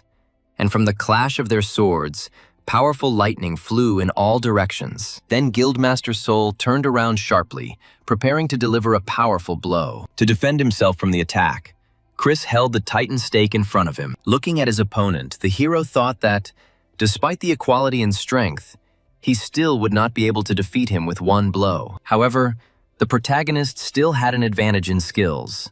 And what's more, he received no damage when the enemy's sword collided with the Titan's stake. Meanwhile, the guild leader, observing the Golden Knight's attacks, came to the conclusion that there was still a way out. He realized that he needed to prepare for the next blow, and tightly gripping the sword in his hand, the man released deadly energy. Seeing this, Chris realized that the leader was about to use a lethal move. Using a powerful technique, the guild leader shouted out the name, 9 excellent strikes. The next moment, he released a huge stream of crushing energy towards the Golden Knight. A huge blast wave hit Chris, and then thick smoke enveloped everything around. Looking into the smoke screen, Jorge thought that the smoke was clearing too slowly. When he saw that the knight was still alive, the man was shocked. He did not understand how the enemy had managed to block his attack. Chris just chuckled and stated that the person in front of him was a typical S-rank hunter. The leader had good stats, but he lacked strength. Then the Golden Knight asked if his opponent was tired yet, and also asked where the loud and confident shouter had gone. Jorge shouted for the knight to stop because he needed to catch his breath. However, Chris completely ignored this request and rushed to attack the leader of the Soul Guild. The Golden Knight's powerful attack sent the guild leader flying far to the side, and the defeated leader fell to the ground with a crash. Looking at him, Chris thought that it would be more profitable for the guild leader to simply not get involved with him. Looking at the Golden Knight with fear, Jorge shouted at him to stay away. Then the hero raised the Titan stake above himself and declared that he was going to finish off the servant of evil. With a powerful swing, the knight struck. But when Chris saw that his opponent had disappeared, he assumed that the guild leader had simply fled. Chris thought with disdain that such a person still dared to call himself the leader of the guild. After this, the hero decided that it would still be a shame to leave without leaving behind a couple of vivid memories. Then he shouted the name of the technique Horizon, the boundary between heaven and earth, and delivered a powerful blow. The Golden Knight then announced that he was displaying a sword that could cut through the sun and moon, after which he used a devastating sword flow technique. A huge stream of deadly energy fell upon the city, tearing apart everything around it. Sometime later, people were already discussing the recent battle. At the academy, many people were talking about how he could even behave like that. Some felt that the Golden Knight had gone too far this time. Meanwhile, it became known that now everyone who is going to join the Soul Guild will transfer to the Blue Dragon Guild or to Olympus. Meanwhile, Shelley was thinking about the fact that Chris had managed to defeat the head of the Soul Guild, and this was already a huge event. The girl then wrote a message that she would soon come to help him. At this time, the guild leader's soul was sitting near the trash container. The man looked around in confusion, trying to figure out where he was. After looking around the street, he sighed with relief, realizing that it was not Shinganam. He assumed that he had been thrown here by teleportation magic. Struggling to his feet, Jorge decided he needed to return to the Soul Guild as soon as possible. However, then he saw what was happening ahead and was in real shock. The guild leader couldn't believe his eyes. He began to wonder who dared to encroach on the Soul Guild. At that moment, the system notified him of two messages. The first message saying that he had fled the battlefield. He can no longer be considered a knight until he apologizes to the Golden Knight. The punishment was a block on all skills. The guild leader shouted that this was a disgusting rule. And furthermore, he declared that he would never apologize to a devil worshipper. Then the system showed a new status: Fugitive of Soul. In addition, all knightly skills were blocked. The enraged man cursed and shouted that this damned Golden Knight was to blame for everything. He then started asking how to find him now, at which point he heard a voice saying that there was no longer any need for that. The man turned around and saw Oliver and asked him how he had managed to sneak up so unnoticed. But he replied that he had been there all along. After that, the guild leader said that he barely survived that blow of power, and that bastard in golden armor was to blame for everything. Oliver chuckled and asked how exactly he was going to solve this problem since he was in no position to hesitate now. However, Jorge was unable to answer.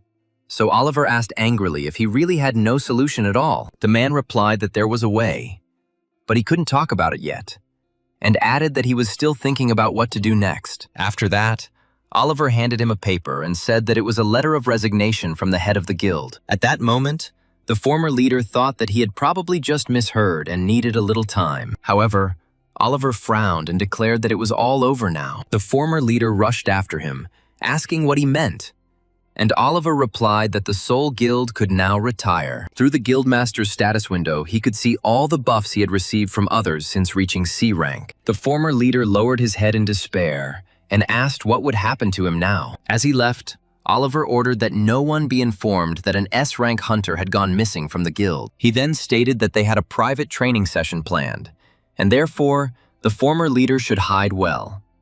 Jorge yelled at Oliver to stop, and then asked him what exactly he was going to do. At that moment, an enraged Oliver dealt him a powerful blow. Then, looking at the fallen former leader, he ordered his subordinates to freeze him immediately. The next moment, Jorge's subordinates placed him in a metal container. After that, they closed the lid and Oliver pressed the freeze button. Looking at the closed container, Oliver thought that he would like to just bury it.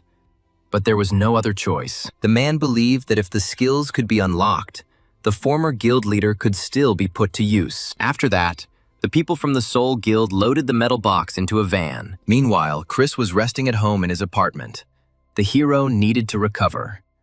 But after some time, he was awakened by a phone call. Chris reached for the device to see who was calling him so persistently. To his surprise, the hero saw many messages from Shelley and her mother. Then the main character decided that the first thing he should do was calm them down and let them know that he was okay. After reading the messages, he realized that Shelley was going to save him for some reason. At that moment, the phone rang again, and a dissatisfied Chris wondered what else they wanted from him. Then the young man saw the number of the Korean Hunters Association on the screen. The caller identified himself as a member of the team investigating the Shinganam incident.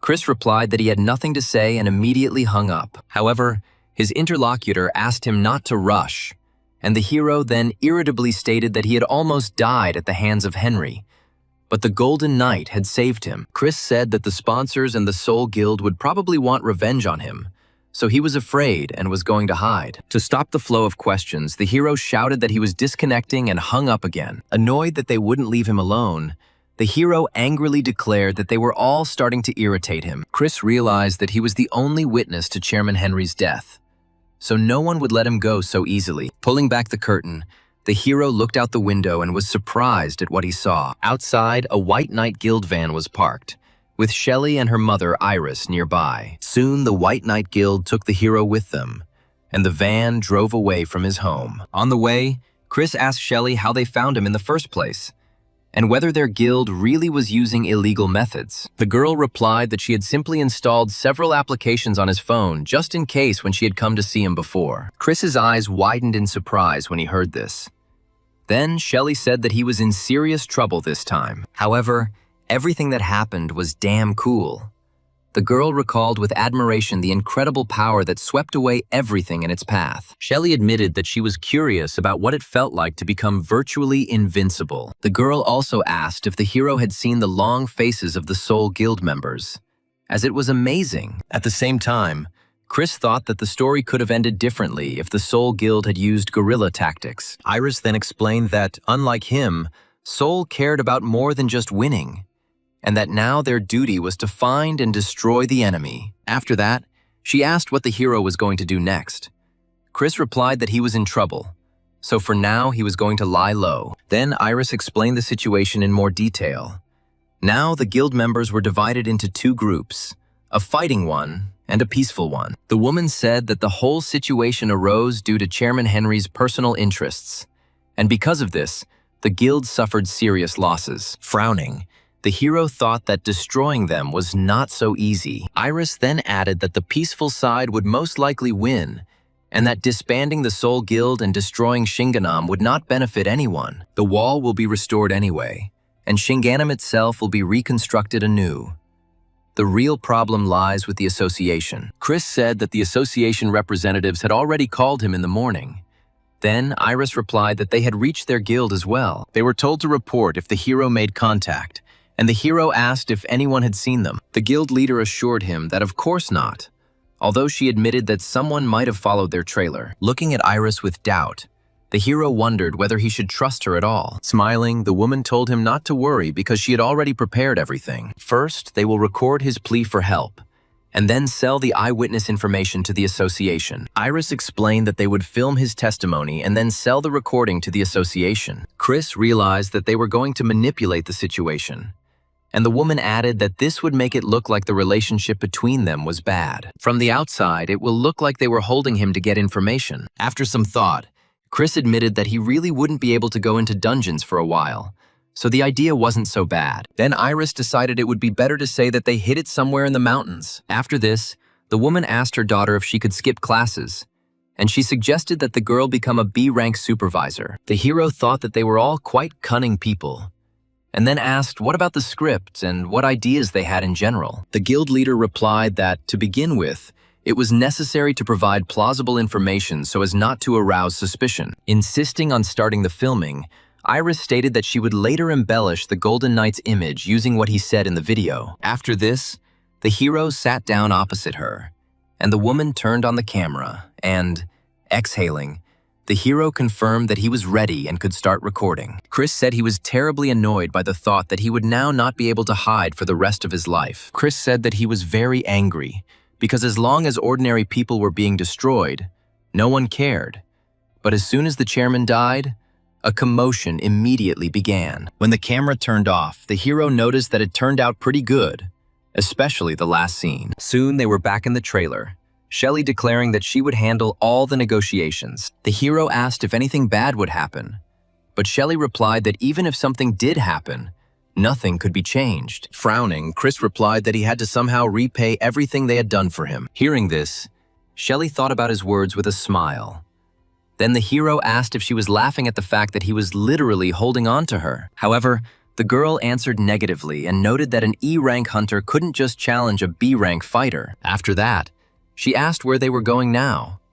Chris replied that they would train in the mountains. In addition, the hero noticed that there were probably many wild monsters in those places, but the real owner of the territory was not there. Shelley asked in surprise what kind of place this was and assumed it was a conflict zone.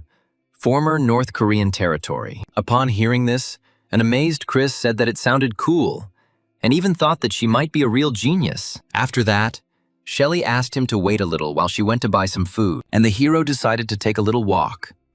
And during the walk, the hero thought about what was happening with Chairman Henry's case. Opening the news on his phone, the hero noticed that there was no mention of knights or the chaos that had been caused. Chris soon came across material about the families of the victims found in the basement of Henry's house, who were promised transfer to medical facilities. After reading this, Chris thought that the world had not changed at all. Then the hero remembered how he had once helped care for the sick. A memory of a man lying on a bed asking for water came to his mind. He groaned, complaining of pain in his arms and legs. But no one helped him. Then a nurse put her hand on little Chris's shoulder. She told the boy not to worry about the patient and just do his job. While handing out the medicine, the young hero thought about how hard it was for that man. He hadn't eaten or drunk for 2 days, and he was probably feeling ill. At this time, the nurses were discussing how the patient's wife and children had abandoned him, and he didn't even know about it. The man was constantly crying and asking to go home. In addition, 4 more patients are supposed to be brought in tomorrow, but they no longer understand where to find a place for them. Then someone called the hero and asked him to pick up something and take it to the warehouse. Remembering that terrible moment, the hero wondered what he should do now. The image of the man from the cell flashed before his eyes. Chris remembered him eating spoiled food, and he realized that he couldn't leave things as they were. Clenching his fists, the hero decided that there was nothing more to think about. He needed to act. Then he firmly decided that the Golden Knight must appear again. At that moment, Shelley returned with a heavy bag. The girl said that she had brought a whole mountain of purchases. Taking the package from her, the hero asked if she knew who took over the chairman's position after Henry's death. She replied that the chairman's younger brother, Santiago, had become the acting director, and that he was now most likely in the funeral home. Shelley then asked why he needed this information, and Chris replied that he was going to intervene a little. Meanwhile, a farewell ceremony for Chairman Henry was taking place in the funeral parlor. His younger brother Santiago stood next to the portrait of the deceased and reflected on what a great grief this was. The man thought he still didn't understand what exactly went wrong. But now the chairman's son was also gone. If the funeral goes smoothly, he will easily become the next leader. Santiago grinned contentedly at this thought. However, the next moment, the subordinates in the funeral hall began to scatter in different directions. The Golden Knight suddenly appeared and scattered the guards, who were calling for help in panic. Santiago couldn't understand where the Golden Knight, the demon worshipper, came from. Chris looked at him and noticed that he appeared to be Chairman Henry's younger brother. A shocked Santiago asked in horror what the Golden Knight was doing here. The hero then replied that after Santiago took office, he would have to pay for his brother's disgusting hobby. After this, the Golden Knight tightly gripped the Titan stake in his hands and swung it in front of Santiago. Then he slammed the weapon hard onto the floor. Santiago watched in horror as rocks flew and walls collapsed. In the end, the man fell to his knees and admitted that he was wrong. He promised to take responsibility and take care of the victims. Chris thought it was all too easy and said he hoped Santiago didn't have any of his brother's disgusting hobbies. Meanwhile, negotiations were taking place in the association's interrogation room. Iris stated that 1 billion was not that much for information about the Golden Knight, an SS-rank demon worshipper. With a grin, the woman added that if they didn't like the price, they could refuse. And then she would simply sell the information to the largest guilds. She also reminded that the association collects a huge amount of contributions, and they are certainly able to afford such an amount. Iris thought that if she continued to speak so sarcastically, then there was no need to worry about Chris anymore.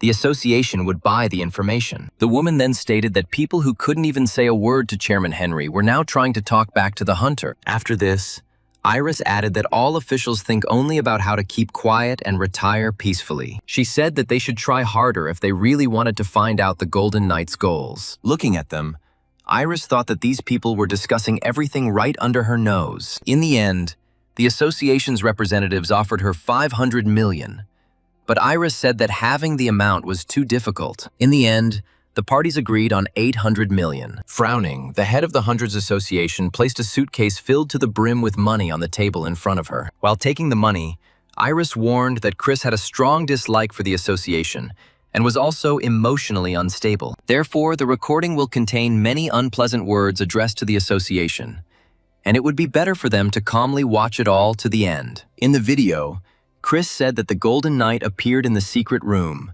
saved him, and then killed everyone else. The hunters were surprised that the knight was supposedly seeking glory and claiming to fight evil. Some even compared him to Don Quixote. In the next shot, Chris was already screaming for them to let him go, claiming that he was being set up, and Shelley sharply told him to shut up. The guild leader said that her daughter was now looking after him for safety. Moreover, the woman swore to the constellation that she would never reveal this information to anyone. Having thanked everyone present, Iris was about to leave. However, at that moment, a subordinate burst into the room and shouted that something bad had happened. It turned out that the Golden Knight had appeared at Chairman Henry's funeral, and the leader was surprised to ask how such a thing could even happen. Iris, hearing this, was perplexed as to the boy's purpose in going there. Then the assistant explained that the information was absolutely accurate, since it was the hero who saved the people who were in the basement. The girl smiled and thought that nothing else could be expected from Chris. What was happening was becoming more and more interesting to her. Several days later, workers were clearing away the rubble near the destroyed protective wall. The military warned people to be careful because a monster had been seen there recently. However, at that very moment, a bloodthirsty monster secretly crept through a hole in the wall and headed towards the people. Landing on the other side of the wall, the monster looked at the people with its sharp fangs, clutching a deadly weapon in its hands. The creature then moved towards the military equipment. Approaching the tank, the monster grabbed the track and effortlessly lifted the heavy machine into the air. The soldiers couldn't believe their eyes when they saw how the monster easily held a tank. The commander screamed in horror that it was Gurmak and immediately ordered an attack. The officer then ordered an urgent request for reinforcements. But at that very moment, the monster pinned him to the ground with its paw. When the workers heard the noise, they stopped working and turned to see what was happening. One of them shouted that there was a monster nearby. However, almost immediately, people noticed a man standing behind them, and the workers asked who he was. The stranger in the helmet and dark glasses only smirked and said that they should come with him, after which he showed them a sword. Meanwhile, Guildmaster Sol was in his office. Oliver had already received a request for reinforcements. The A-rank monster Gurmak was moving towards the city center. News reports indicated that a mysterious group of marauders had kidnapped workers from a construction site in Shinganam. A subordinate entered the leader's office and announced that a support team needed to be sent immediately. The leader asked if there had been any response from the association or other guilds, but the assistant replied that there was no news. Oliver then asked if there was even one guild that could deal with this monster, but his subordinate replied that there were none. Oliver slammed his fist down on the table and screamed in rage, wondering where this Golden Knight was now when he was needed so much. The leader then ordered the A-rank fighters to be gathered, as Gurmak must be stopped immediately. Meanwhile, Chris was on the beach on the East Coast. The main character was relaxing peacefully on a sun lounger under a beach umbrella and felt absolutely wonderful. A float was bobbing nearby on the water, and at some point it jerked. The joyful hero instantly jumped up from his seat and pulled out a huge fish. Seeing Shelley's catch, the girl was surprised to notice that the hero had caught an incredible amount of fish. Then she admitted that she liked the sea much more than the mountains, and added that it was good that they came here. The boy reflected on the fact that after appearing at Henry's funeral, they planned to live in the mountains, but they were constantly being watched. That's why they decided to move to a deserted beach on the East Coast. And now the young man led a quiet life. At that moment, Crockbane appeared and informed Shelley that training would begin today. The girl immediately attacked him and shouted that he should accept the fist of justice. But the dragonoid easily intercepted her blow and declared that her fist was too weak. An enraged Shelley began to attack Crockbane with powerful blows from all sides. However, he grinned and easily repelled all attacks and counterattacked. Watching this, Chris thought that the girl had already lost 30 times in a row, but she was not even going to give up. Finally, Shelley screamed for surrender, and Crocbane declared that she had grown a lot and was good enough to become his soldier. At that moment, the hero shouted that it would be nice to have a snack.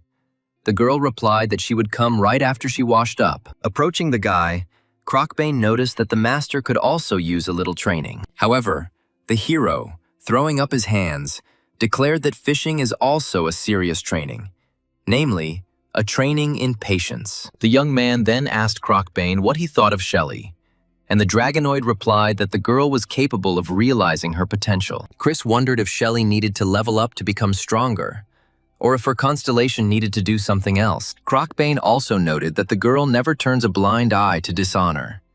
He felt sorry that with such qualities she lacks strength. Looking at Shelley, the guy completely agreed with his words. By this time, the girl had already changed her clothes after training and was drinking water. Then Chris handed her the book and told her that it was a gift for her. The girl's eyes widened in surprise, not understanding what exactly the hero was conveying to her. When she read the title Phoenix Dance on the cover, she was shocked and asked why he needed to give such a book to her. Chris smiled and explained that it was a legendary rank skill, Phoenix Dance, dropped by the S-rank monster Leghorn. Shelley asked incredulously if he was really going to give this book to her. The girl screamed that it was incredibly cool, but she still didn't understand why he was giving the skill to her. Then the young man explained that she was different from all the awakened ones he had met. There was no senseless envy in her. Shelley sheepishly replied that she had never thought of herself that way, but admitted that she felt envious when she saw his strength. Chris said that even his knights spoke well of her, so he decided to give her this book so that the girl could become stronger. Shelley then asked if this meant some sort of alliance, and the hero told her to stop talking and learn the skill quickly. The happy girl said that she was simply very happy.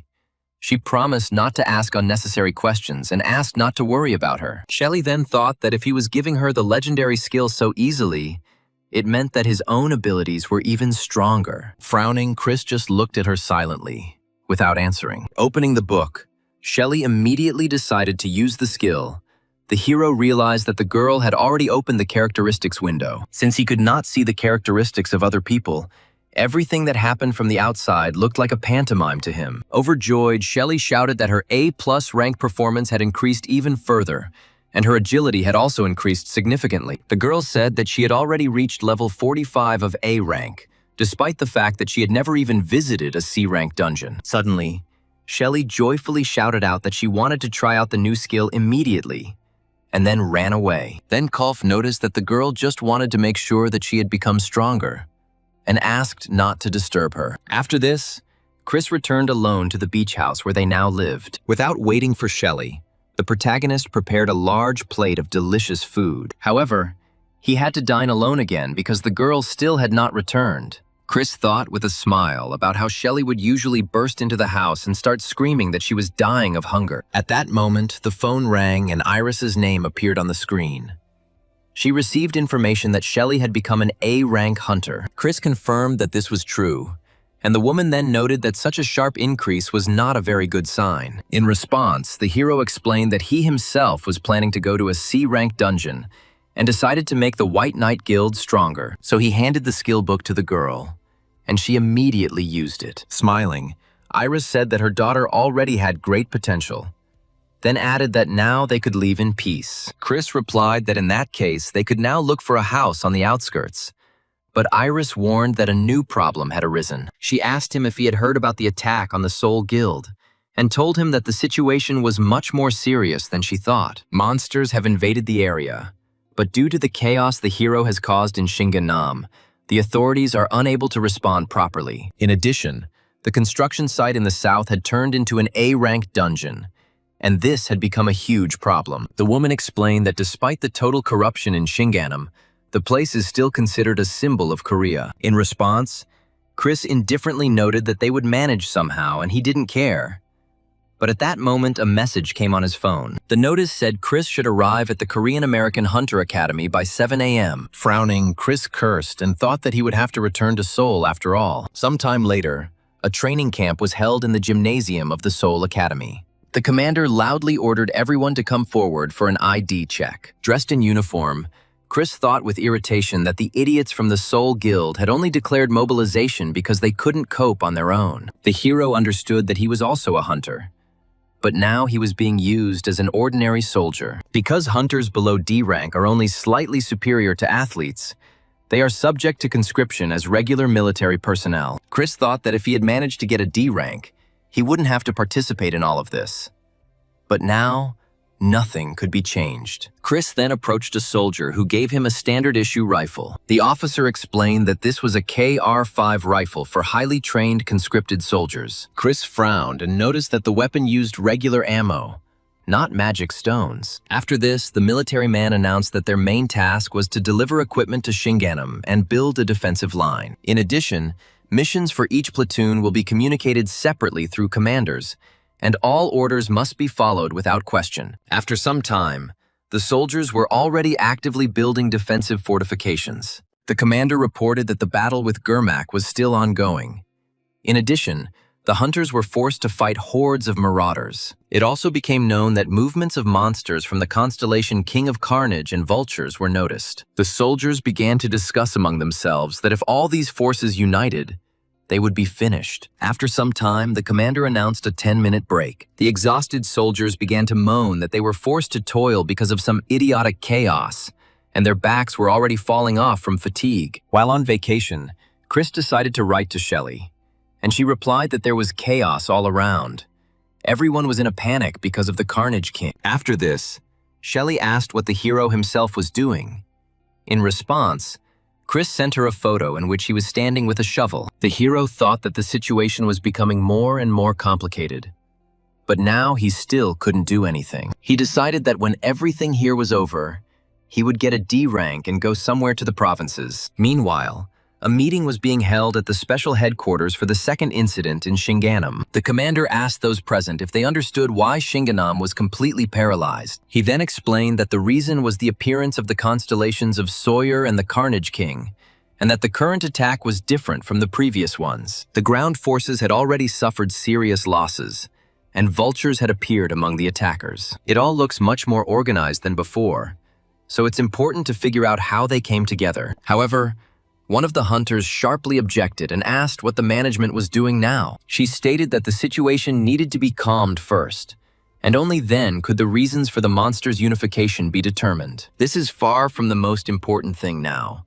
Even though Shinganum has many enemies, if the city falls, then Seoul will collapse too. After some deliberation, the commander agreed and stated that in that case, the defense strategy would have to be revised. The Blue Dragon Guildmaster, watching the woman, thought that this damn hag was back at her best. Then, Olympus Guild S-rank Hunter Arcades stated that they didn't mind, but they weren't satisfied with the current state of affairs. Joshua then asked what Olympus's position was, and Arcades calmly replied that for now, they were simply observing the situation. The leader of the Blue Dragon noted that he himself did not want the Soul Guild to disband, but everything had been heading that way for a long time. Arcades agreed with his words, after which Joshua asked if they knew anything about the Golden Knight. He reminded them that he had used a Titan stake, meaning it was either Hephaestus's work or everyone around them was just an idiot. Arcades replied that he understood what he was getting at, but that titanium stakes were produced in huge quantities and scattered all over the world. The guild leader then asked if Olympus had conducted an investigation into the recent transactions, after which he pulled out a check. Joshua smiled and offered to share information with him so that they could find the target. He was willing to pay any amount. Arcades noted that guilds should help each other, and the Blue Dragon leader stated that the greater the loot, the higher the reward. After this, the man wrote out a check for the amount offered by Arcades. Meanwhile, Shelley was at the White Knight Guild, helping sort through paperwork. The girl sat among huge stacks of papers and then, in irritation, threw down the next sheets and shouted that there were too many reports. Iris told her daughter that, no matter how much she wanted to, she could not go after Chris. Then Shelley asked how things were going in Shinganum. Iris replied that they were trying to close all the vulnerabilities. The girl noticed that Chris was literally drawn into the local self-defense forces just for the sake of digging. Iris frowned and declared that the hero would not be harmed. And Shelley wondered why her mother was so worried about him. She asked her daughter if she knew about the circus elephant, and she replied that if a baby elephant is put on a chain, even when he grows up, he won't be able to break it. Iris explained that Chris was so strong that he could be called an SS-rank devil worshipper, but he had no interest in the world. The girl asked why he didn't care about anything, and Iris replied that the hero lost his family as a child when he was running away from monsters. The head replied that in her life she had seen many abandoned people whose fates no one cared about. However, he did not become embittered against the world, or even against them, because otherwise they would have had to face an enemy of unprecedented strength. A shocked Shelley said that it was all really terrible, but she still didn't think it was right to leave things as they were. Then the woman replied that Chris is a modest person, so everything will be fine. The more you think about him, the more you understand this. Laughing, Shelley declared that it seemed like her mother had fallen in love with this uncle. Iris was quick to object, explaining that this was not true, and that she simply felt obligated to him because of her daughter. After some time, the bus with the soldiers returned to the assembly point, and the car stopped to let the soldiers off. The commander shouted for everyone to come out and show up here tomorrow at the same time. He warned that there should be no latecomers. One of the soldiers noted that everything remained exactly the same as during his service. Another asked where the conscripts were now. Chris got off the bus with the rest of the soldiers and took out his phone. He saw a news headline that the National Guard had finally managed to separate the monsters in Shinganum from the new arrivals. After reading this, Chris thought that they were probably cornered and decided that was a good thing. Then, news broke that the director of the Eleanor Academy was in charge of the front in Shinganam. After reading this, Chris was very surprised.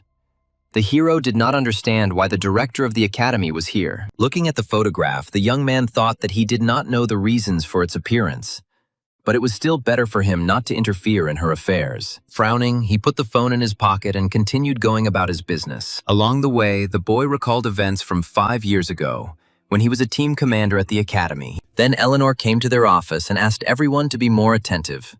She reported that a report had been received about violations of employee rights. The woman wanted to create a legal system, so she insisted that all employees undergo medical examination. In addition, the director ordered those responsible to collect proposals for improving the system. The boys were impressed with the new director. After some time, Chris was walking down the corridor and suddenly heard a loud argument. Someone shouted that this was an educational institution, and that usury was not allowed here. The man was outraged by the idiot who would accumulate trillions in an educational institution instead of investing in research. However, Eleanor sharply responded that this was negligence and corruption, and that with good staff, the guild would be better. Moreover, the director emphasized that in battles, supplies and defense are much more important than the individual abilities of the army. The guy then thought that thanks to Eleanor, some of the managers quit, and the work itself became much easier. At the same time, the hero admitted that the woman was very smart, although too straightforward, and many people here hated such people. Having made his decision, Chris went out onto the road to hail a taxi. He told the driver that he needed to go to Shinganam, but the taxi driver replied that it was too dangerous there at the moment. Then, to prevent the driver from changing his mind, the hero offered him double the fare. He agreed, but warned that he would not go inside the district. As they drove, Chris thought about how he wanted to close his eyes to everything that was happening, but he couldn't do it. Moreover, the director must survive until his arrival. Meanwhile, fierce fighting continued on the southern front line in Shinganam. Armed monsters attacked the soldiers who tried to shoot them. One of the fighters didn't understand why the number of monsters wasn't decreasing, while the other replied that bullets weren't capable of stopping creatures of rank D and above. Bloodthirsty monsters attacked the soldiers and easily destroyed them. The commander was informed that the 3rd platoon's front line had been broken through.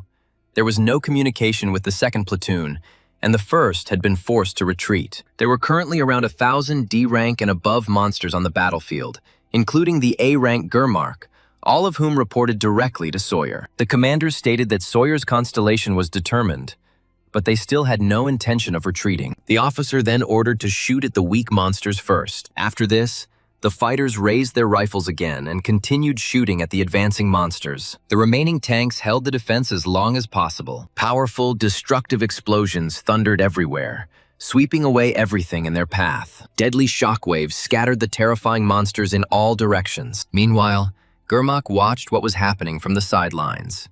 One of his subordinates noticed that the people were resisting fiercely. Grinning, Gurmak replied that the others shouldn't worry.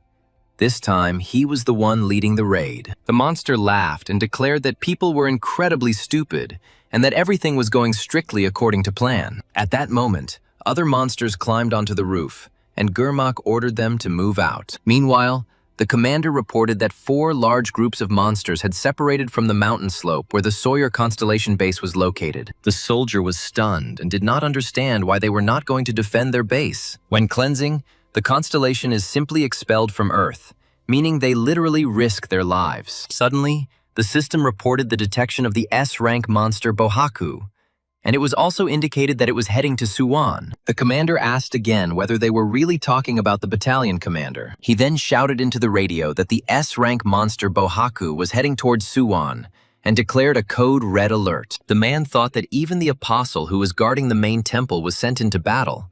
It was the first time he had encountered such a situation. At this time, the camp received an urgent message and began to discuss further actions. Looking into the tent, Oliver asked what had happened and what the meeting was about. Eleanor replied that an S-rank opponent would be difficult to deal with and asked if they could spare at least one A-rank hunter. Oliver replied that they had suffered heavy losses after the last incident, so it wasn't that simple. Eleanor frowned and thought that it wouldn't change anything anyway, since the Olympus Guild needed help. The frightened soldiers discussed how the Soul Guild was not responding, and they did not know who would come to their aid. Then the director said that she was going to Suwon, and let them sort things out here themselves. As she was leaving, she called Oliver an arrogant brat, and thought that this was how they would win.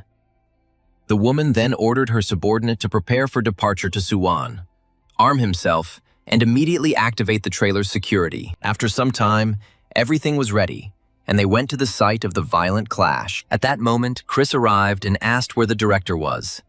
He was told that she had just left. Then Chris said that the matter was urgent, but the director was not answering, and he urgently needed to tell her something. The subordinate explained that she went to Suwon because an S-rank monster from the Sawyer constellation had appeared there. Meanwhile, Eleanor moved towards Suwon and remembered everything she knew about this monster. She said that the apostle of the constellation Sawyer usually uses a dagger, so she needs information about his basic skills. The subordinate replied that this apostle was responsible for the protection of the sanctuary, so very little is known about him. Then the director noticed that this was an extremely dangerous enemy that appeared literally out of nowhere. The driver cautiously asked if everything would be okay.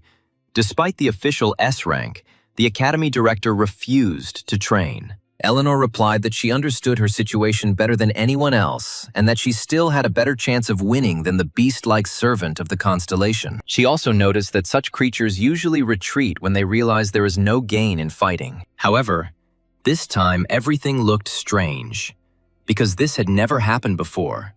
And then, approaching the door, Eleanor ordered it to be opened. Frowning, the subordinate replied that he would carry out the director's order. Then he shouted at her to be careful. The academy director stood in the doorway of the trailer, ready to engage the monster. A moment later, the woman left the transport and quickly rushed to the scene of the battle. After some time, she reached the area where the monsters were. Eleanor noticed them and prepared for battle. However, the moment she landed, a powerful explosion occurred. Climbing onto a tree branch, the headmistress watched what was happening below. She didn't understand where this explosion came from and wondered if the battle had already begun. Soon, the director saw the terrifying monster Bohaku below, which was thrown aside. The monster prepared to fight its opponent. It turned out to be the Golden Knight, who declared that before him were robbers blinded by wealth and attacking only the weak. The hero then ordered his comrades to show the sword of justice to the enemies, and his loyal team shouted that they were ready to fight the monsters. Surprised,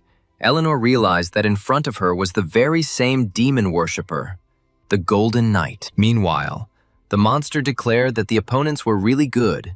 He was going to take them all prisoner and take that beauty for himself. Hearing this, the hero replied that Bohaku was no different from an ordinary criminal. Grinning, the monster declared that the right to desire gold and take it away always belongs to the strong. Then the Golden Knight struck back and said that it was precisely because of such thoughts that innocent people found themselves immersed in grief. Swinging his sword, the hero dealt a powerful blow to the monster. Instead of a hand, the monster Bohaku had a sharp blade, which he used to fight back furiously. The creature waved its weapon furiously at the Golden Knight, intending to destroy him. Then Chris pulled out the titanium stake and directed a stream of destructive energy at the monster. To repel the attack, Bohaku extended his blade arm in front of him and managed to block the blow.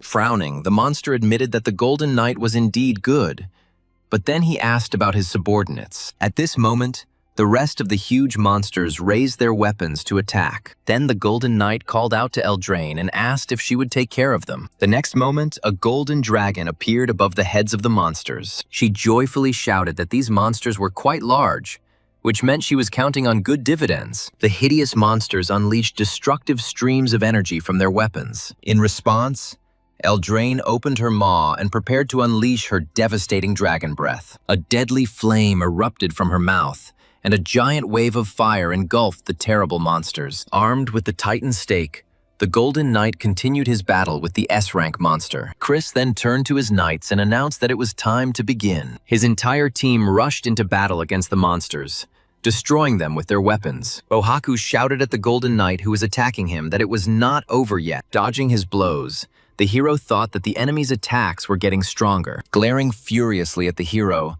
the monster screamed so that the Golden Knight would remember that he was his true enemy. While delivering powerful blows, the hero replied that Bohaku really thought he was capable of forgetting about it. The director of the academy, who was watching what was happening, suddenly thought she heard a familiar voice. Meanwhile, Chris soared high into the air, swung the titanium stake, and said goodbye to Bohaku. The very next moment, the Golden Knight delivered a powerful blow, and a devastating explosion thundered around. The terrible monster tried with all its might to repel the hero's deadly attacks, but it was becoming increasingly difficult to do so. The protagonist noticed that with each passing second, his blows were becoming stronger and stronger. Clutching his head, the monster screamed in despair, calling on the sea golems to come to his aid. However, this did not save him, because the hero continued to rain down new crushing blows on the enemy. The Golden Knight thought that this monster was too strong.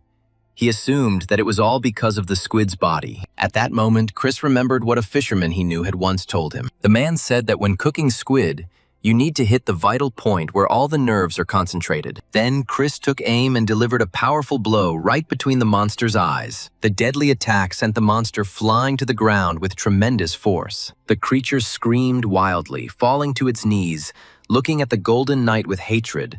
Bohaku declared that he did not dare to do such a thing. The hero thought that he had doubts at first, but this method worked. Then Chris said that this was already his second hunt for an S-rank monster. After this, the monster began to beg for mercy, and Chris calmly asked what the point of letting the prey go was. Then the monster hastily promised to compensate for everything with gold, and declared that if the knight killed him now, he would only get what he already had. The academy director thought that the demon worshipper in the guise of the Golden Knight would not accept such a paltry bribe. However, he suddenly declared that he would agree if Bohaku paid him twice as much. Only in that case would he allow him to leave alive. Chris decided that this was a fair price for the monster's life, but added that he would only release it after the deal was completed. The monster was stunned by such a proposal and thought for a few seconds about what to answer. At the same time, Eleanor was surprised to think that he would actually agree to such a paltry ransom. Finally, Bohaku stood up and announced that he accepted the Golden Knight's terms. Moreover, he swore by the name of his constellation, Sawyer. After this, the monster waved his hand and ordered the golems to stop fighting, and the creatures immediately obediently dropped to one knee. Then the Golden Knight said that they should make a deal in such a way that the monster would not even try to deceive him. In response, Bohaku assured them that there was nothing to worry about, since they never break the oaths they take in the name of their constellation. Having poured out a huge mountain of gold, Bohaku added that he even emptied the secret reserves of his subordinates. After that, he asked if this was enough for the knight, and Chris replied that it was not so bad. The monster still couldn't believe his luck and hastened to declare that they had better leave here immediately. Chris, looking at the mountains of gold, thought that he didn't expect to see the monster with so much cash. He decided that there was no point in counting it. However, he then noticed a strange silence and wondered why no one was saying anything. Then Kolf asked if everything was okay. Chris noted that everyone suddenly went silent, as if they had either gone blind with greed or were going crazy. In response, the Abyss Knight stated that this was a reward received after a fair fight. which meant everything was fine. At that moment, Chris heard a strange noise and sharply demanded that whoever was hiding come out immediately. Then the director of the academy appeared from hiding and declared that it was she who was supposed to fight the bandits. She was about to formally introduce herself to the Golden Knight, but the hero interrupted her and said that she was the director of Eleanor Academy. The woman was surprised that he knew her, and the knight responded by saying that the director of the academy was quite famous. Eleanor explained that the money he received could not be used. The stolen funds were protected by anti-theft mechanisms. In other words, all of this is considered stolen, so you won't be able to take the money back. Hearing this, the Golden Knight cursed furiously and declared that he had been deceived and that all this gold was trash. After this, the hero decided that he would have to limit himself to magic stones and ordered Eldraine to burn everything to hell. The dragoness immediately used her dragon's breath and released a powerful flame onto the mountain of gold. Eleanor watched in amazement as millions of won disappeared into the flames. The director then noticed that the Golden Knight was extremely interested in money and offered to listen to her request. However, Chris waved his hand sharply and replied that he was not working for hire, after which he ordered his knights to leave. Eleanor frowned and said regretfully that she was sorry that Mr. Chris did not agree. Hearing his name, the hero asked in surprise how she knew who he was. And did everyone really know his identity now? The director then explained that his armor was protected by magic, so she tried to put a boost on it. However, the system returned a message stating that no magical buffs had been activated, and Chris asked if it had worked. The woman explained that she had only tried to use the Hunter's Offering support skill once on an academy employee named Chris. Chris stated that this was crazy, because if someone tried to buff him, his identity would be revealed immediately. However, Eleanor reassured him and reminded him that he should remember how, immediately after her appointment, employees were required to undergo examinations. It was because of this that she immediately realized who was hiding under the armor when she tried to use the buff. Then the hero asked what she was going to do now.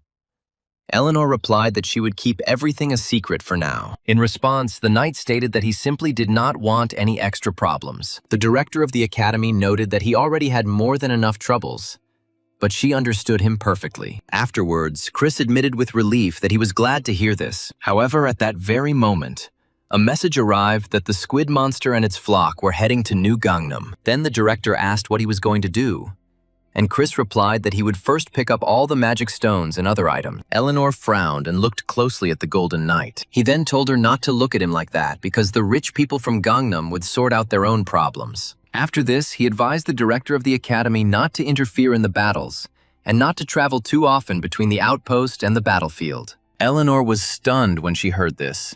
She couldn't believe that Chris knew about her participation in the defense and where she came from. The woman thought that he might have known about her upcoming encounter with Bokahu and had come there just in case.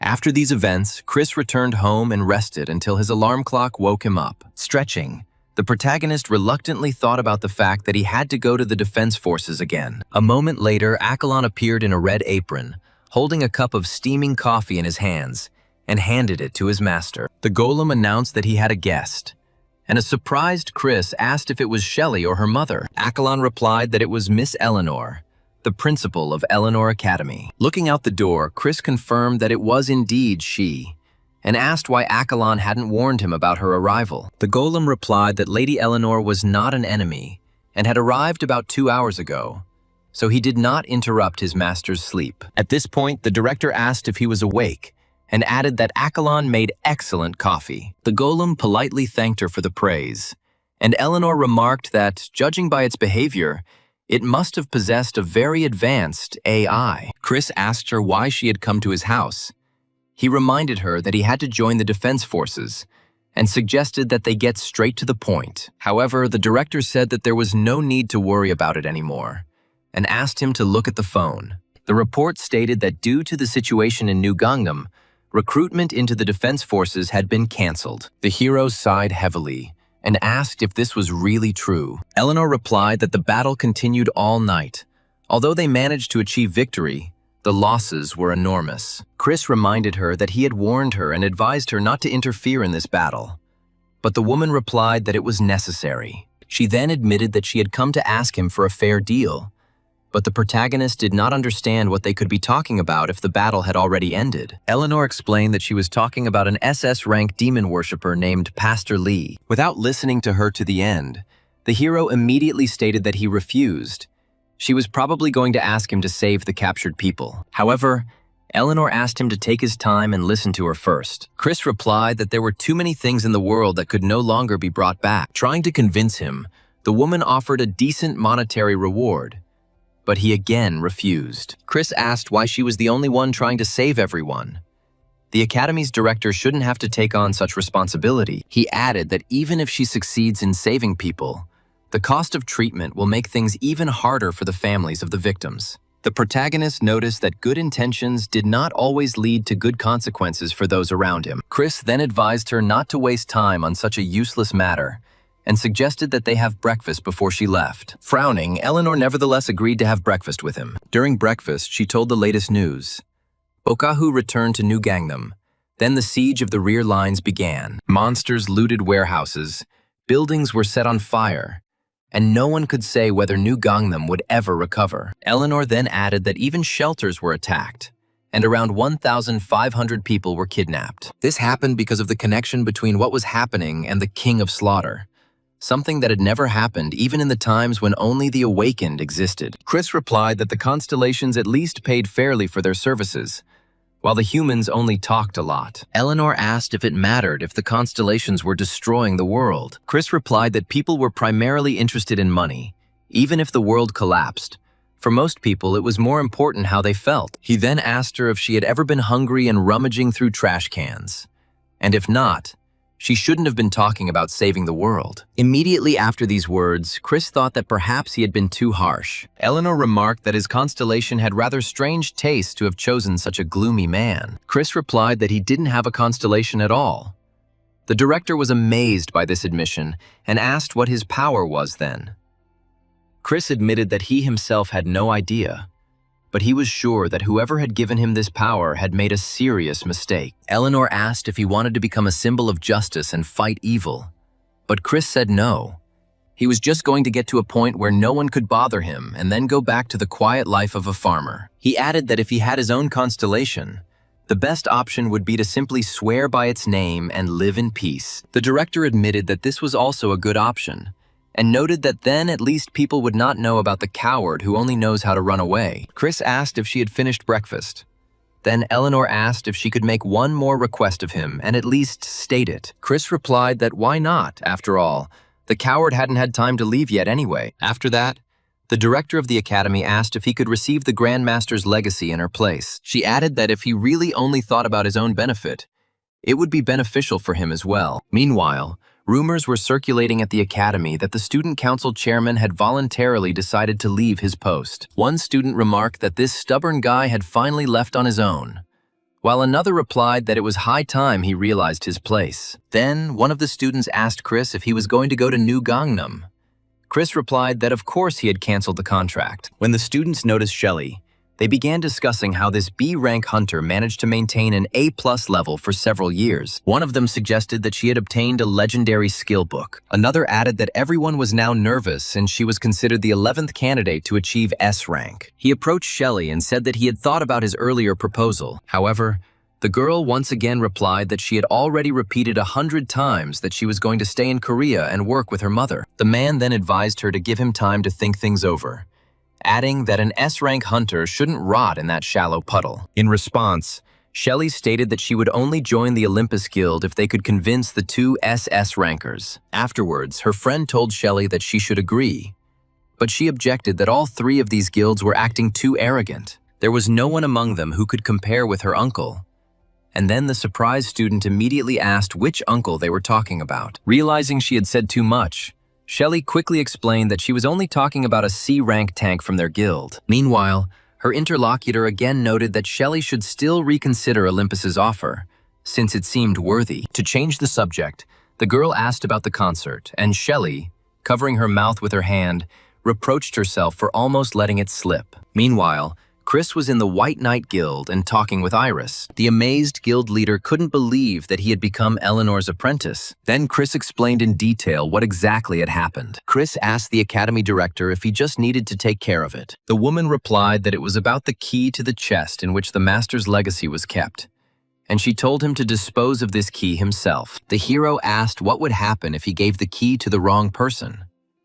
The director replied that he would have to pay the corresponding price. However, she added that if he fulfilled her request, she would officially include him in the list of her students. Iris said that since he became a disciple, Eleanor would be able to control any information about him, and he would be able to level up safely. Frowning, Chris admitted that he was afraid of attracting unnecessary attention to himself. In response, the director assured him that, as a student of the head of the academy, he would not be drawn into anything dangerous. After this, Chris agreed and said that the group would consist of 4 people: the guild leaders Shelley, Dan, and himself. Iris explained that she had allocated the remaining points to improving medical equipment and first aid skills. A pleased Chris noted that she had even made provision in advance for the possibility of assembling a full set of equipment. Iris winked and replied that there was nothing surprising about that, since anyone could have foreseen such a development. Meanwhile, in the underground city of Kaesong, demon worshippers led a column of captives. The men, their hands tied,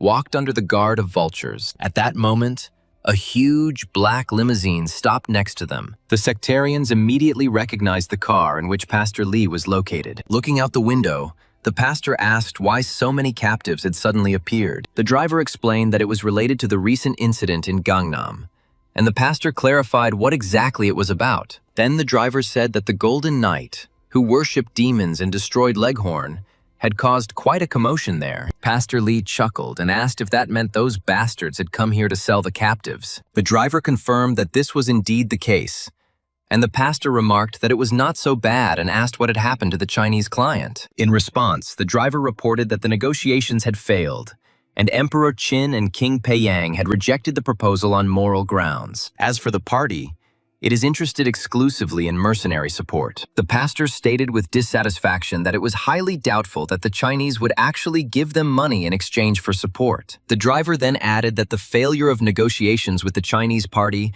had led to serious problems with food supplies. Lee replied that it was necessary to survive this period. When the situation became especially tense, they would fight and take everything by force. After this, the driver cautiously asked what they would do if the Golden Knight intervened, since he even had a dragon. Pastor Lee cut him off abruptly, saying he was talking too much, and the driver immediately apologized. The pastor then angrily ordered him to shut up and just drive.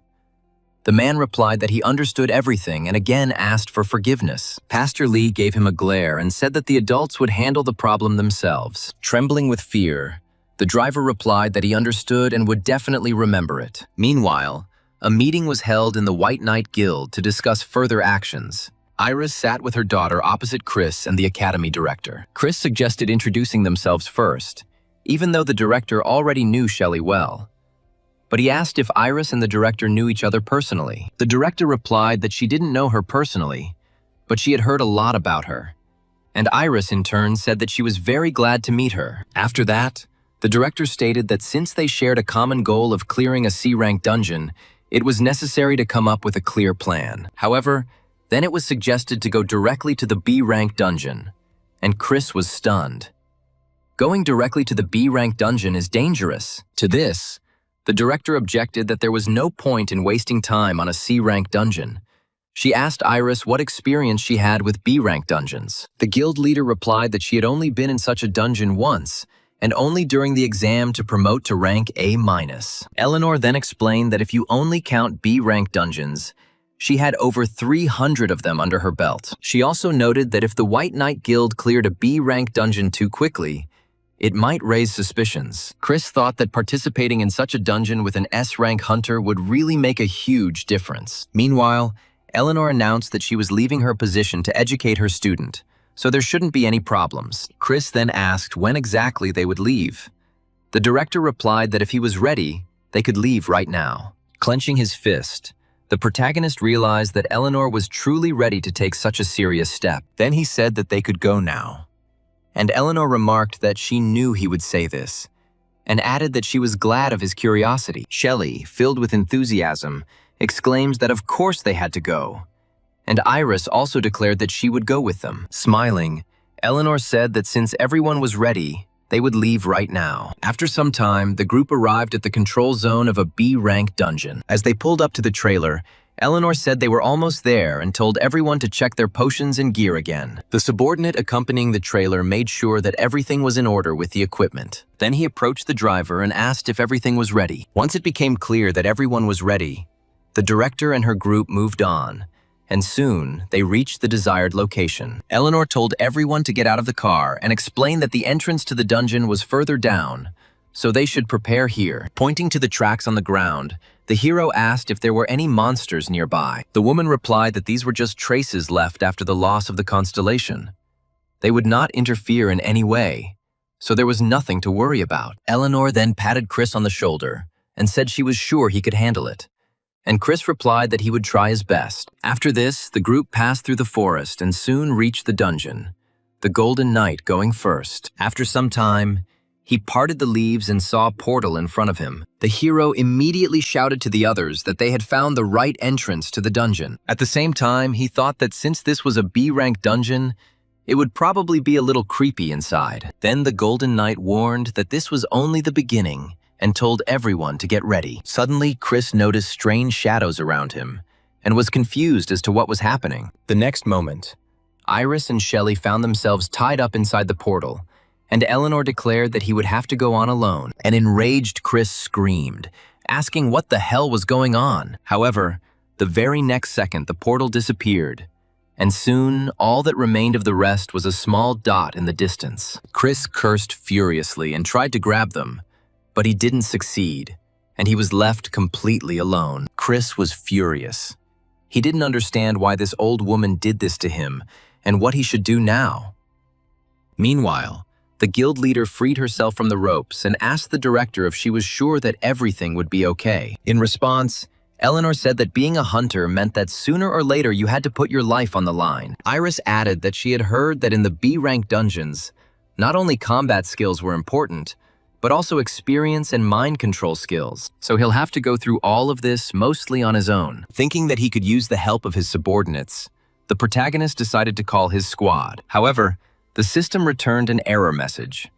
Due to the size of this place, he could not summon his subordinates. Having finally calmed down a little, the hero decided to look around. He wondered what this place was where he had been dumped and left to survive alone. Then he remembered the director's words that in this dungeon there was an apostle of the Great White Swan, an extremely cunning monster. Opening the book to learn more about the creature, the hero groaned pitifully when he realized that the book contained absolutely no information. Then Chris slammed it shut in irritation and decided that there was no point in panicking.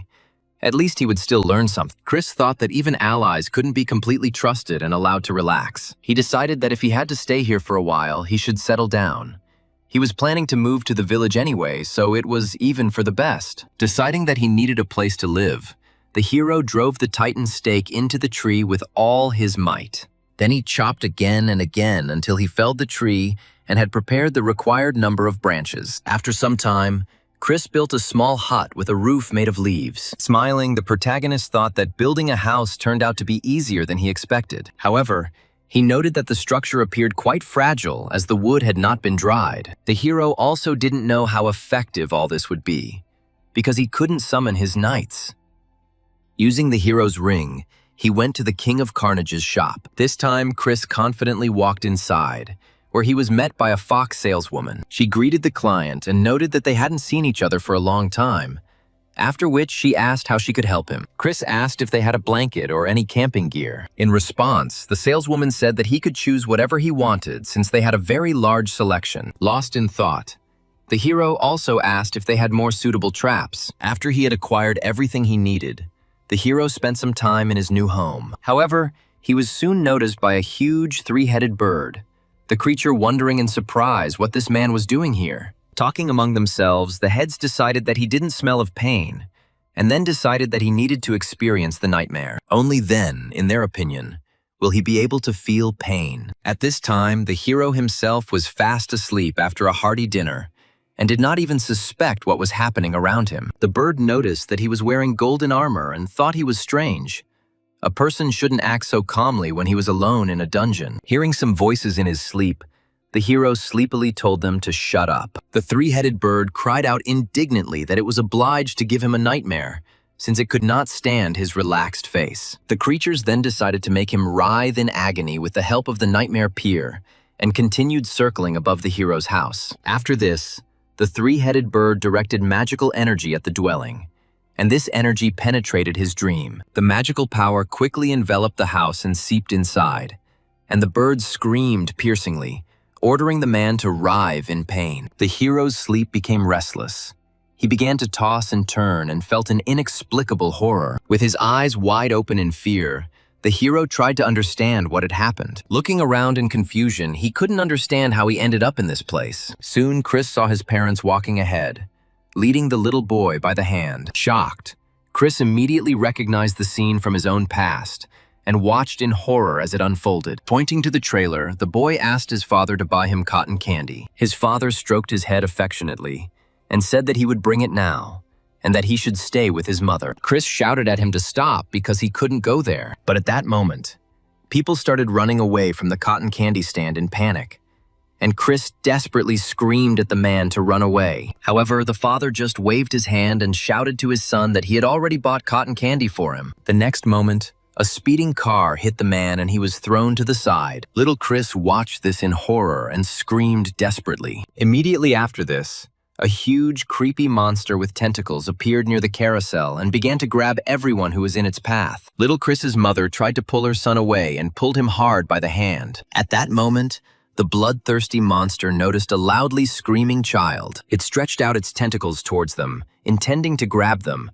The mother tried to drag the boy away, but he refused to leave. Watching from the sidelines, Chris screamed in desperation for them to stop. However, the very next moment, the bloodthirsty monster grabbed his mother with a powerful tentacle. Little Chris's eyes widened in horror, not believing what was happening. Despite the serious injuries, the mother tried to calm the frightened boy. Then, holding her son tightly to her, the woman shielded Chris from the terrible monster with her body. After some time, the monster, having stopped paying attention to the woman lying on the ground, moved on. Looking at her son, the mother said that Chris must definitely promise her that he will survive. The boy whispered in horror for her to speak more quietly, because he was afraid that the monster might return. Watching this scene, Chris thought that this is how his mother and father died. Clenching his fists, the hero realized that he had survived in this pit only thanks to them. Moreover, it was his parents who made him who he is today. Suddenly, Chris saw some strange energy around him,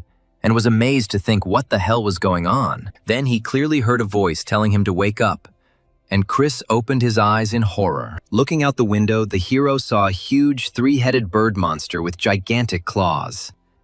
The hero asked in surprise what kind of monster it was. He then realized that the creature was able to leave the ruins because it could fly, and the bird, in turn, thought that he was talking too much. Then the Golden Knight declared that, following the knightly spirit, he was ready to fight the creature of the underworld. However, the bird immediately screamed for the man to stop because she did not want to fight.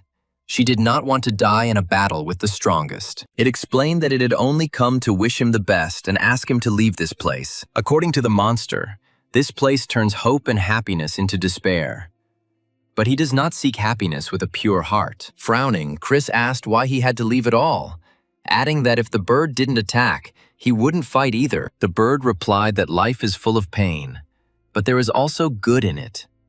That beauty is replaced by suffering, and hope is followed by despair. To this, Chris remarked that there were too many heads, and it would be better if only one spoke. The bird asked him to forgive them, but emphasized that his presence here was of no benefit to anyone. In response, the hero said that the place where he lived before was also not a refuge.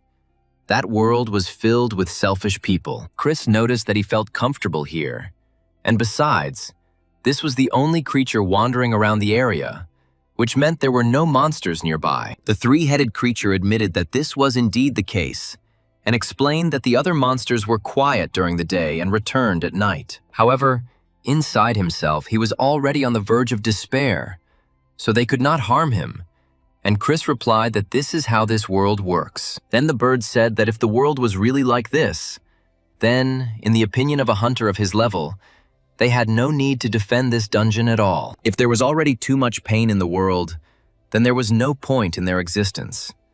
So, if he left here, they would all feel better. Then the bird screamed loudly and flapped its wings, releasing powerful energy. Then the three-headed bird cried out that he had come here alone in search of paradise. She told him to cherish his world and take care of it.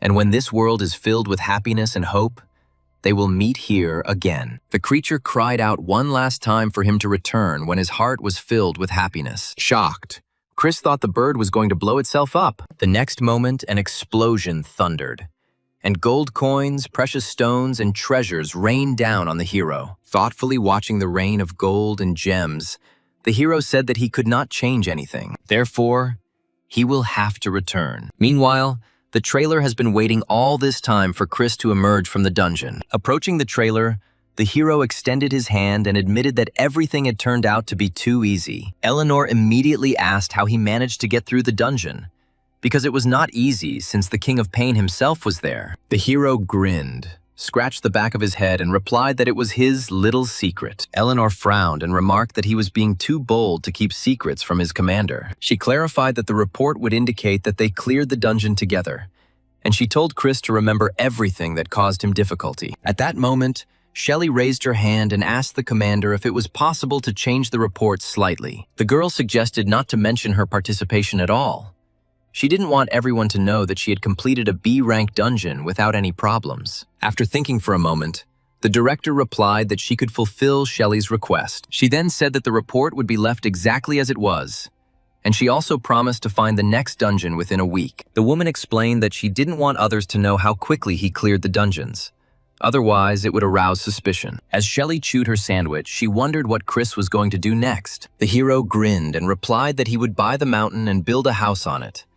And the girl remarked admiringly that it sounded amazing. Eleanor said it was never a bad idea to have a place to call home, and added that she would consider various options. The hero thanked her, but the director warned him that he should not show signs of developing too quickly. After that, the guild leader said that she was returning to the guild because she had urgent matters to attend to. After some time, they said goodbye near the trailer and went their separate ways. The director then asked Chris if he had chosen a place to live.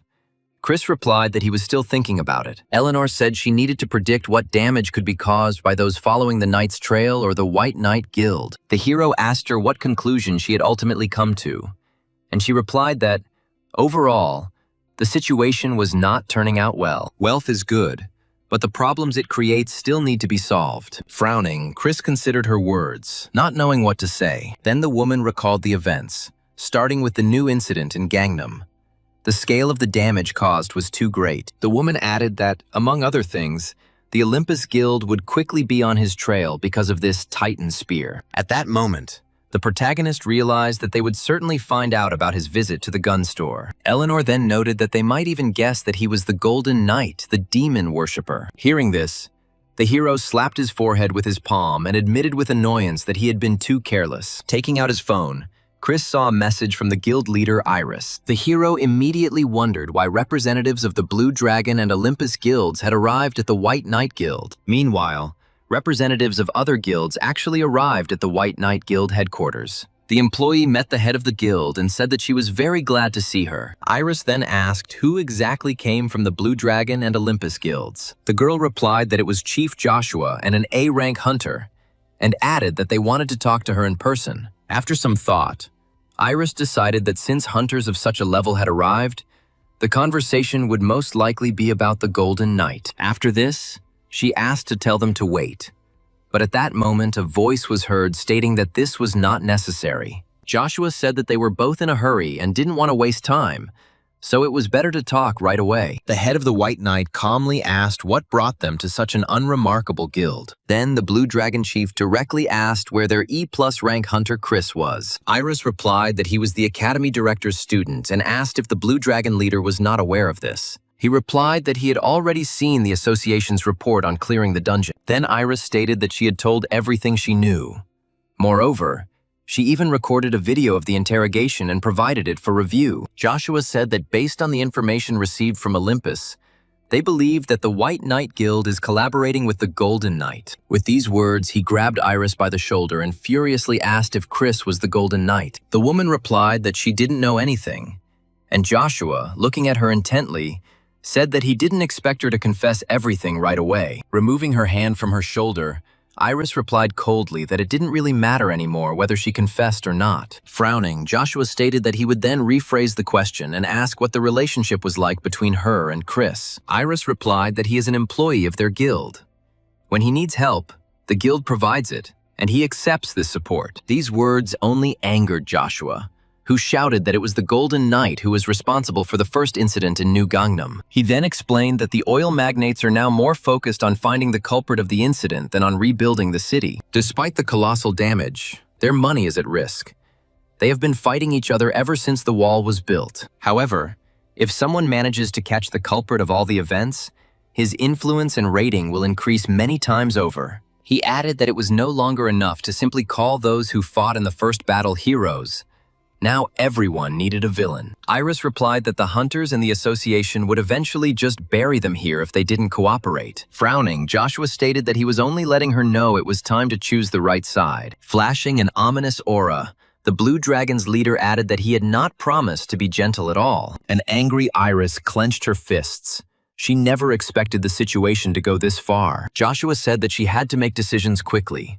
The A-rank hunters stated that it looked like they would have to take action. In response, the head of the White Knight Guild prepared to reflect the hunters' energy. At that moment, the woman decided that she had to make them stay away at all costs. Joshua glared at Iris and noticed that she was stronger than he had expected. Meanwhile, holding back the enemy's pressure, Iris wondered if she was doing the right thing. It was at that moment that a loud roar was heard, and pieces of plaster and stones began to fall from the ceiling. Through the resulting hole, the Golden Knight entered the hunters with clenched fists. An enraged Chris cursed under his breath and thought that this was no longer like him at all. The Blue Dragon Chief and the Olympian hunter opened their eyes in amazement, shocked by the sudden appearance of the Golden Knight. Chris picked up Iris and decided that there was no need to engage in battle now. Carefully holding the head of the White Knight, the hero was going to leave this place as quickly as possible. At the same time, the head of the Blue Dragon shouted that he must be caught. Realizing that they would not leave him alone, the hero cursed and ordered his squad to destroy anyone who stood in their way. The knights replied that they understood the order and would carry it out. The protagonist then handed Iris over to Accolon and ordered him to deliver her to safety at any cost. Meanwhile, the Blue Dragon and Olympus Guild summoned all their fighters and gave the order to pursue him. Soon, hunters appeared on the roofs of all the buildings and even on the sidewalks, ready to capture the Golden Knight. Seeing this, the hero remarked that even a serial destroyer would not be pursued with such zeal. At this point, Joshua asked if the Golden Knight was less guilty than the serial destroyer. Frowning, the Blue Dragon's leader declared that he now knew for sure that Chris was the Golden Knight. Chris thought with irritation that now he himself understood this perfectly well. And all this happened because of the damned Titan Spear. The hero then said that he only wanted to keep everything a secret so that he and the White Knight Guild would be left alone. He reminded that he did not start this conflict.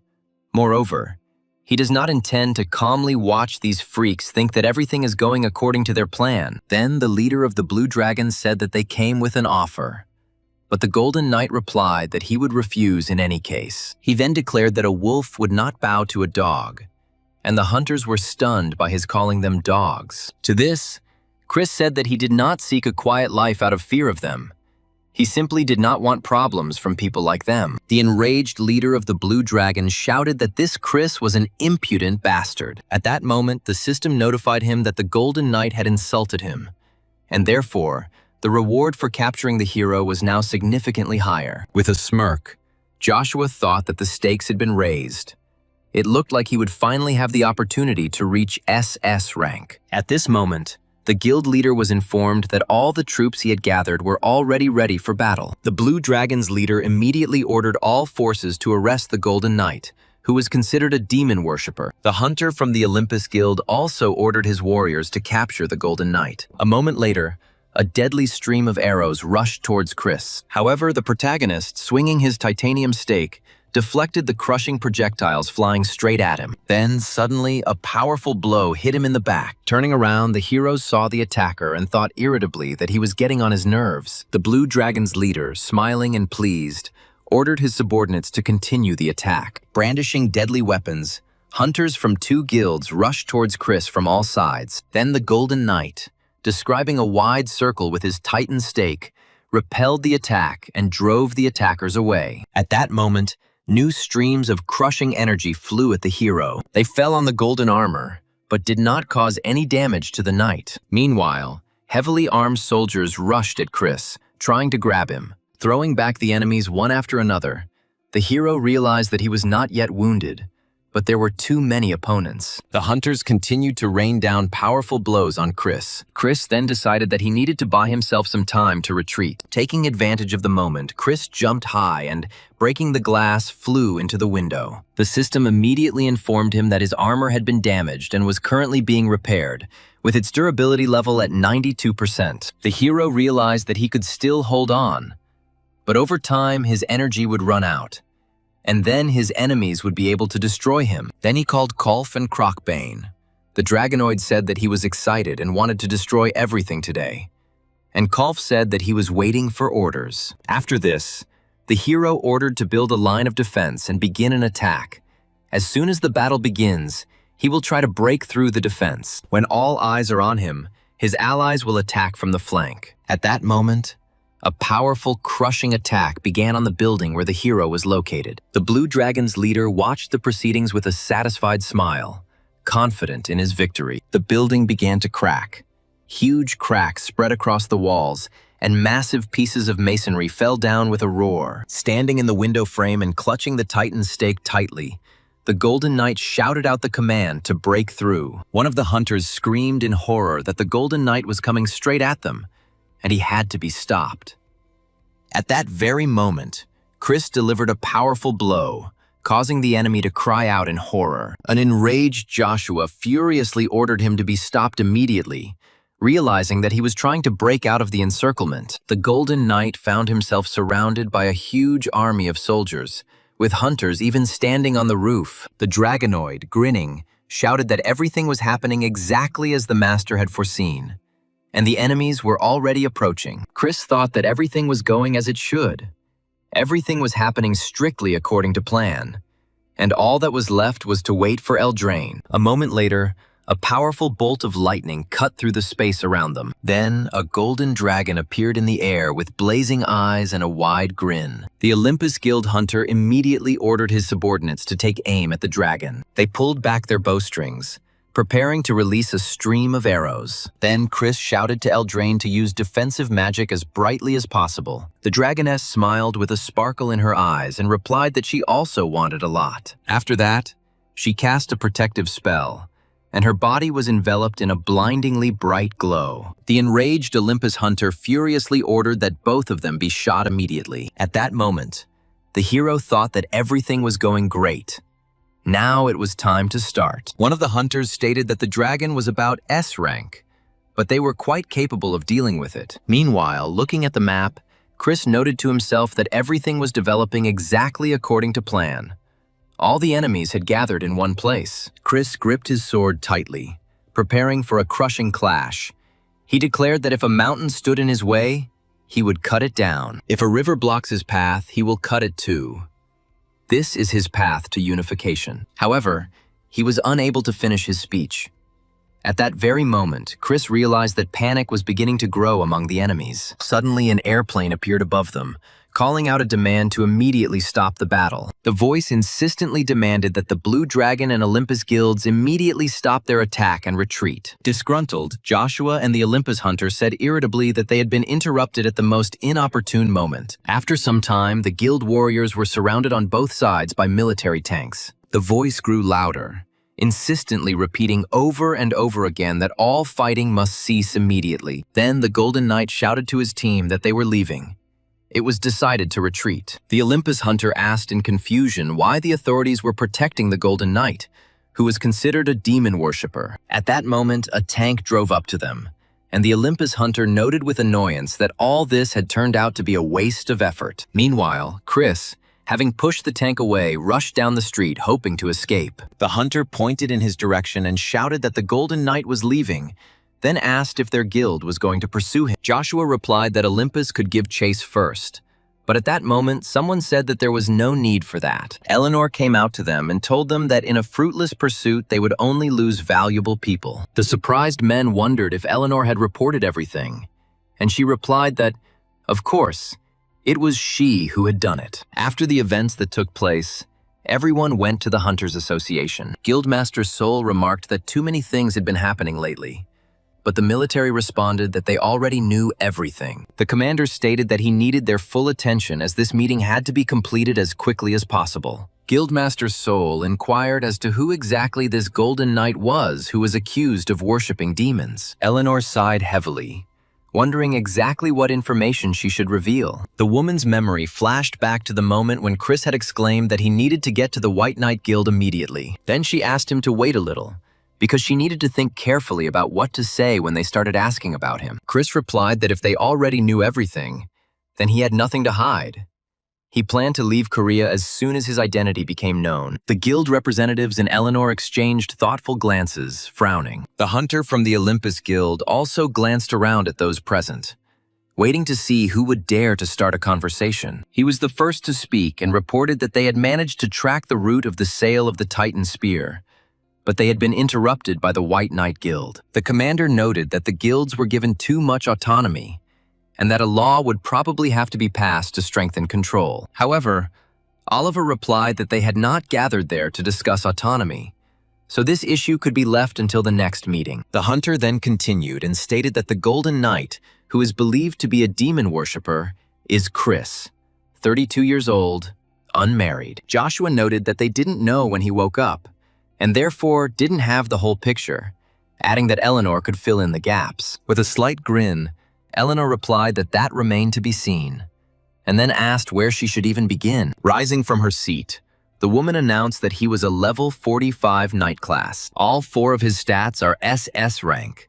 His armor is legendary class, and he is able to summon 4 knights and a dragon. The surprised commander asked if such characteristics exceeded even the parameters of the half-apostle of the throne. Eleanor noted that what was even more surprising was the fact that it did not belong to any constellation system. The commander thoughtfully asked how it was even possible to be a knight without a constellation, and asked if she was sure of her words. In response, the woman emphasized that what is far more important is not how such a person exists, but why he takes on major projects operating from the shadows. She admitted that she herself would never have known about his existence if it had not been for the events he found himself involved in. The director noted that joining the guild seemed like a glamorous life, but behind it lay battles and political intrigue. The Olympian hunter noted that he could avoid battles while still diligently leveling up and preparing for future challenges. The woman replied that the incident with Chairman Henry was what worried her most, while for Chris it was an accident. Then,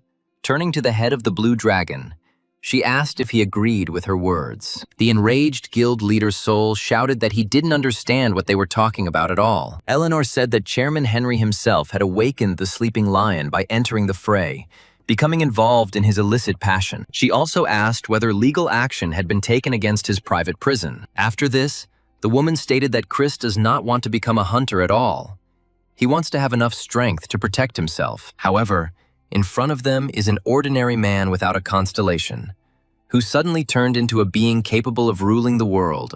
Lever asked what exactly that meant, and she explained what would happen if he simply didn't reveal himself and went to another country. Everyone present at the table thought about the words of the academy director. The soldier inquired about what the White Knight Guild was doing then, and suggested that they were illegally hiding him. Oliver frowned and confirmed that it was true.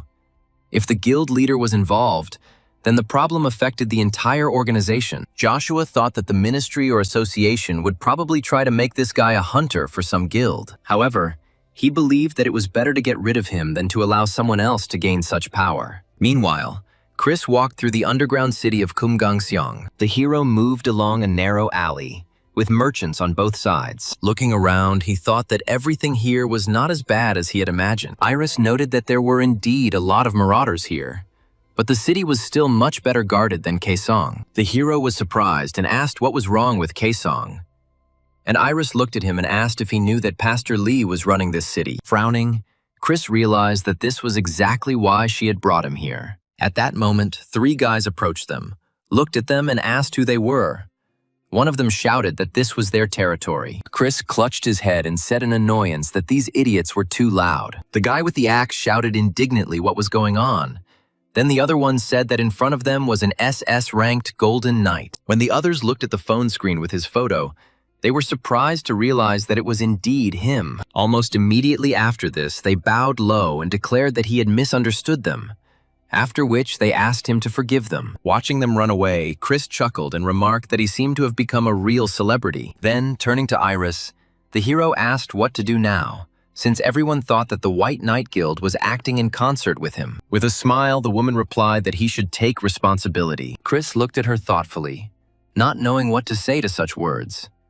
Then Iris asked if he considered her a burden. Chris quickly replied that that was certainly not true, thinking to himself that he was now beginning to understand what Shelley was like. The woman noted that she believed that he would come to her aid, but she never imagined that he would do it so recklessly. Chris replied that since she trusted him, he simply reciprocated. Chris asked what they were going to do next. He admitted that he hated even thinking about it, but they had to have some kind of plan. The guild leader replied that each side would act solely in its own interests. The Gangnam authorities will try to demand compensation for the damages, and Henry's case will sooner or later go to court. In response, the hero noted that everything would be limited to just the appearance of punishment, and the real blame would simply be shifted onto someone else. The guild leader stated that Chris would have to make a choice sooner or later. He specified between whom exactly he would have to choose, between the association and some guild. Looking at the woman, the hero asked if he could continue to be the one everyone considered a demon worshipper. Then the hero calmly added that, no matter how the circumstances turned out, his goal remained the same. He intended to continue living his life. However, after a clash with the Blue Dragon Guild, the protagonist realized that it was extremely difficult to resist the power of several people. Surprised, Iris immediately asked if he was planning to create his own guild. In response, Chris explained that he was simply going to use all the remaining reward points to begin summoning new knights. The surprised woman asked again if he was really talking about calling knights. Chris confirmed this and began to list the ones he already had: Accolon, Crocbane, Colf, and Lucy. Iris remarked thoughtfully that she had previously thought of it as merely a matter of taste, but now she realized that this was more than just an increase. Chris replied that he didn't want to become part of any guild, but he didn't want to work for the government either. Then the guild leader remarked that this was precisely why they should cooperate with the association. Chris smiled and said he already had an idea, and that he was going to contact the director. After some time, Eleanor voiced his conditions to the Hunters Association. Hearing them, those present indignantly exclaimed that the old woman had gone mad if she seriously wanted to achieve such conditions. Calmly finishing her cup of tea, Eleanor replied that she was merely relaying someone else's words. One of the hunters noted that membership in the association implies participation in expeditions, not the ability to ignore summonses. To this, the director calmly remarked that she understood this perfectly well, but that was the price at which the Golden Knight would agree to work for them. She asked if 1 trillion was really such a huge amount for them, considering they were talking about 4 S-class knights and a dragon. One of the men shouted out that the Golden Knight was taking on too much, and that one service simply could not be worth that much money. Eleanor glanced at him and asked if these weren't government people. He confirmed this, and the other man stated that the government could not allocate such an exorbitant amount. Eleanor said that if any other country offered him $1 trillion, they would hardly be able to match it. The surprised officials looked at each other, not knowing what to answer. The director then continued, stating that maintaining such a force within the country was in the national interest. She added that, if desired, funds could be allocated from the defense budget or the police budget. One of the officials asked what he was going to spend that kind of money on, and he suggested that it was something illegal. But Eleanor assured them that she would ensure that the funds were used wisely, and if the agreement was accepted, Chris would join them. Meanwhile, Chris himself was in the company of the head of the White Knight Guild. Sitting opposite each other, Chris and Iris ate dinner and had a pleasant conversation. Having tasted the wine, the hero noticed that it had a very pleasant and soft aroma. The woman asked if it was different from the wine he had tried before, but the hero admitted that this was his first experience tasting wine. Smiling, Iris asked if he hadn't even been here with his woman. An embarrassed Chris replied that he was too busy with work to even think about any kind of relationship. Looking at the hero with a smile, Iris noted that it was good that she was the first one. Hearing this, the hero blushed even more and was completely confused. The hero thought to himself that he was acting like a complete idiot. At that moment, the phone lying on the table vibrated, and the name of Director Eleanor appeared on the screen. Taking the phone in his hands, Chris looked at the display and announced that the director was calling. Then he answered the call. Chris immediately asked Eleanor if there were any problems. At this time, Eleanor, walking slowly down the street, answered his question with a question. Did he really think that everything would turn out differently? She then announced that his proposal had been accepted, and added that it would in any case have a positive effect on his reputation. After this, the director asked if he wanted to meet her in person, but Chris replied that not before tomorrow. When the conversation ended, Iris asked what exactly the director had said, and Chris replied that they had agreed to meet tomorrow. Rising from the table, Chris declared that as soon as she finished, they should leave. He explained that he needed to prepare properly and replenish his strength before tomorrow's trip. The protagonist explained that he had accumulated 2 skill points, and that 2 reward options were available for saving the head of her guild. Opening the status window, he read that he was being asked to choose between a special night summoning skill and an item. After some thought, the hero decided to choose the night summoning. In the confrontation with the blue dragon, he needed a team. Having summoned his knights, the hero asked them for recommendations. Golem stated that the best choice for the owner would be galactic knights with a production swordsman and drones. Lucy noted that the same could be said about the heavenly knights. The heavenly power was far preferable to the sinister power of the abyss. Clutching his head, Chris wearily asked if there was any organization with more diversity. Crocbane and Koff replied that they were fighting. Accolon and Lucy noted that they were knights first and foremost. After listening to everyone, the hero declared that he understood, and noted that for some reason he was constantly getting all sorts of SS-ranked options. Kolf explained that the reason lay in the skill of a contractor called Wanje, and then Chris suddenly realized something important. Opening the information window, the hero read the description of the legendary essence of the fallen phoenix. It was then that he finally understood why the SS Royal Guard and other similar organizations were appearing on the streets in droves. After some thought, the hero came to the conclusion that he needed powers capable of more. After this, the hero stated that he had a suitable skill. Iris asked in surprise if he really had such a skill. The protagonist explained that both of these powers required mastery of the art of leadership, and ultimately decided to choose the Heavenly Swordsman. The Heavenly Sword Army's command skill appeared on the screen in front of him. It was a legendary leadership art. Having learned the leadership skill, the hero decided to immediately test the possibility of summoning the Heavenly Army.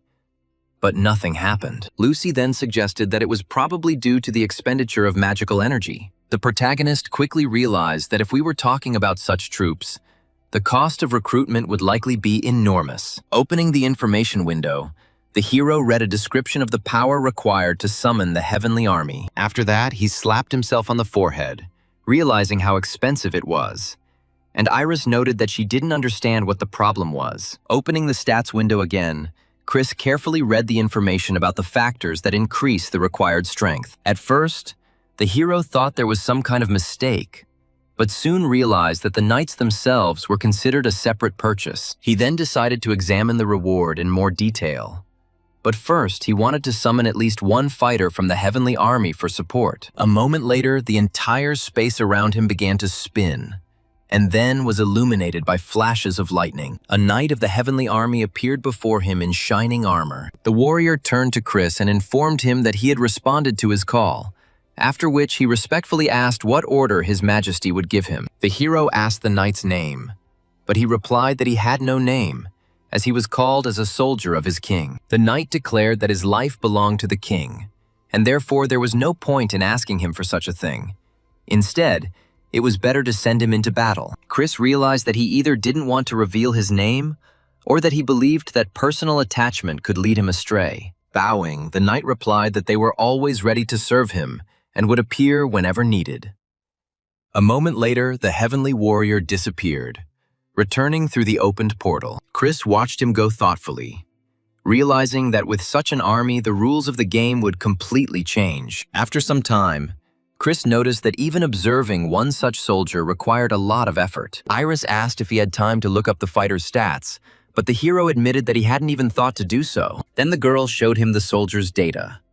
It was a warrior of the C-class hunter level, with a set of characteristics and 4 skills. Having opened the status window, the guild leader decided to check if she remembered everything correctly. After that, Iris demonstrated the characteristics of the heavenly warrior to Chris. She noticed that even her own knights were amazed when they first saw it. Chris then admitted that he didn't have the status analysis skills, so he could only use them like this. Surprised, Iris asked if he had been fighting all this time without even checking his status. Deciding to continue his experiments, Chris said that he would now try double summoning. He hoped that by challenging 2 fighters at the same time, he would be able to obtain truly outstanding knights. The golem remarked that he would like to see the Exils or the Barisads. After a while, 2 warriors appeared in front of Chris and simultaneously dropped to one knee. The first introduced himself as an elite fighter of the Heavenly Sword Army and said that he was Chief of Staff Chandler. The second also identified himself as an elite member of the army and introduced himself as First Deputy Lucas. Looking at their characteristics, Chris thought that even their appearance alone made a devastating impression. He then asked if they really belonged to the Heavenly Sword Army, and the knights bowed and confirmed it. Then Chris honestly said that they were not obliged to obey him at all.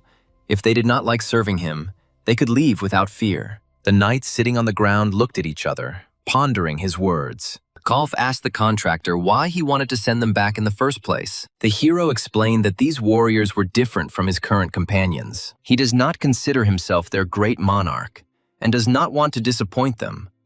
They must be able to interact with him as equals. He also noted that although he possessed the destructive sword skill, he himself was not that outstanding. Hearing these words, the summoned knights suddenly burst into loud laughter. Raising an eyebrow in surprise, the hero thought that they were quite strange. Lucas stated that only a madman or a fool could raise the banner of the Heavenly Sword Army, and he was curious to see it. Chandler then added that a true monarch is aware of his own weaknesses and possesses the qualities of a true ruler. After this, both knights declared that they recognized His Highness as their master and were ready to serve him until the end of their days. Confused, Chris hastened to reply that he was only a man and did not possess the great ambitions worthy of such mighty knights. They calmly noted that this was not a problem.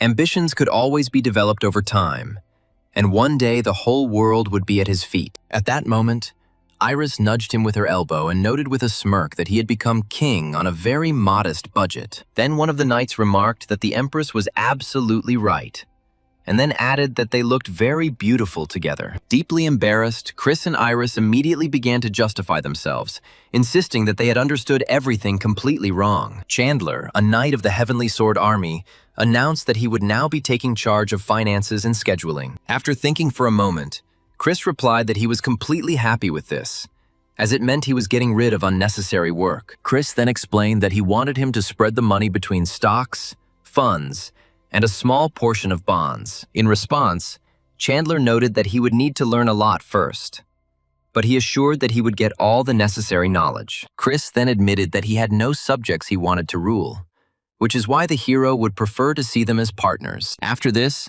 Chandler stated that he now needed to put the army in order. Meanwhile, Lucy was appointed head of personal security, and the girl calmly replied that this role suited her perfectly. The hero then appointed Lord Accolon as quartermaster, and the golem assured him that supply issues did not bother him at all. Chandler soon announced that His Majesty would be attending a ceremony to sign an agreement with the organization the following day. Chris asked in surprise what protocol exactly they were talking about. The knight replied that he had been in charge of the Heavenly Army for a long time, and would ensure that the entire planet knew about His Majesty. Chris, pale with horror, immediately exclaimed that he should under no circumstances do this, since it was only a matter of signing a report. Chandler merely bowed and remarked that if such was the king's will, then all he could do was obey. After this, Chris told the knights to remain in the knight's sanctuary for now.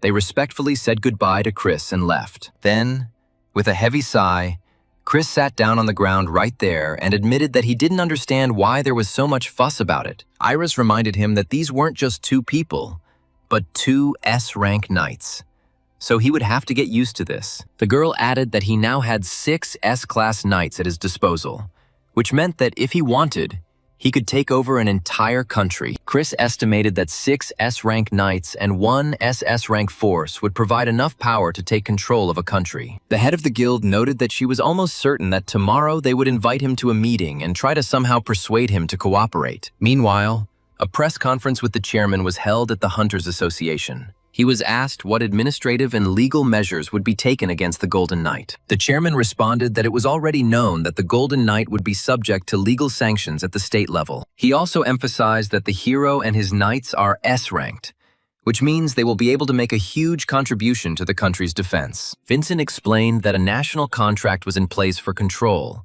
under which they would continue to cooperate with him. One reporter asked how future disputes between victims of the Gangnam incident would be resolved. The chairman responded that this issue would be resolved through mutual economic compensation. The reporters then asked if the authorities were going to ignore the opinions of ordinary citizens for the sake of an S-rank hunter. The commander assured that public opinion was being actively taken into account.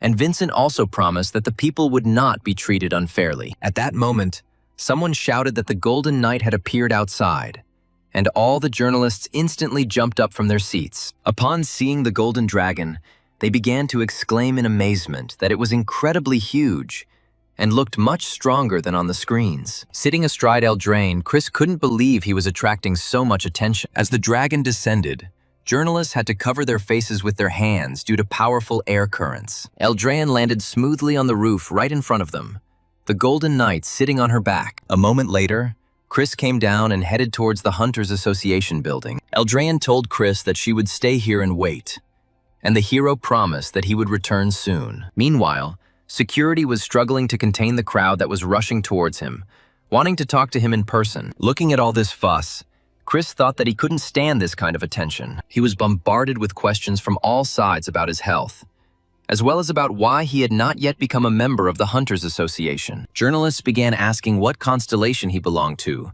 and what relationship he had with the head of the White Knight Guild. Some loudly demanded that the Golden Knight be held accountable for the new Gangnam incident. At that moment, Eleanor noticed that even despite the helmet, she could clearly see Chris's expression, and then invited him inside.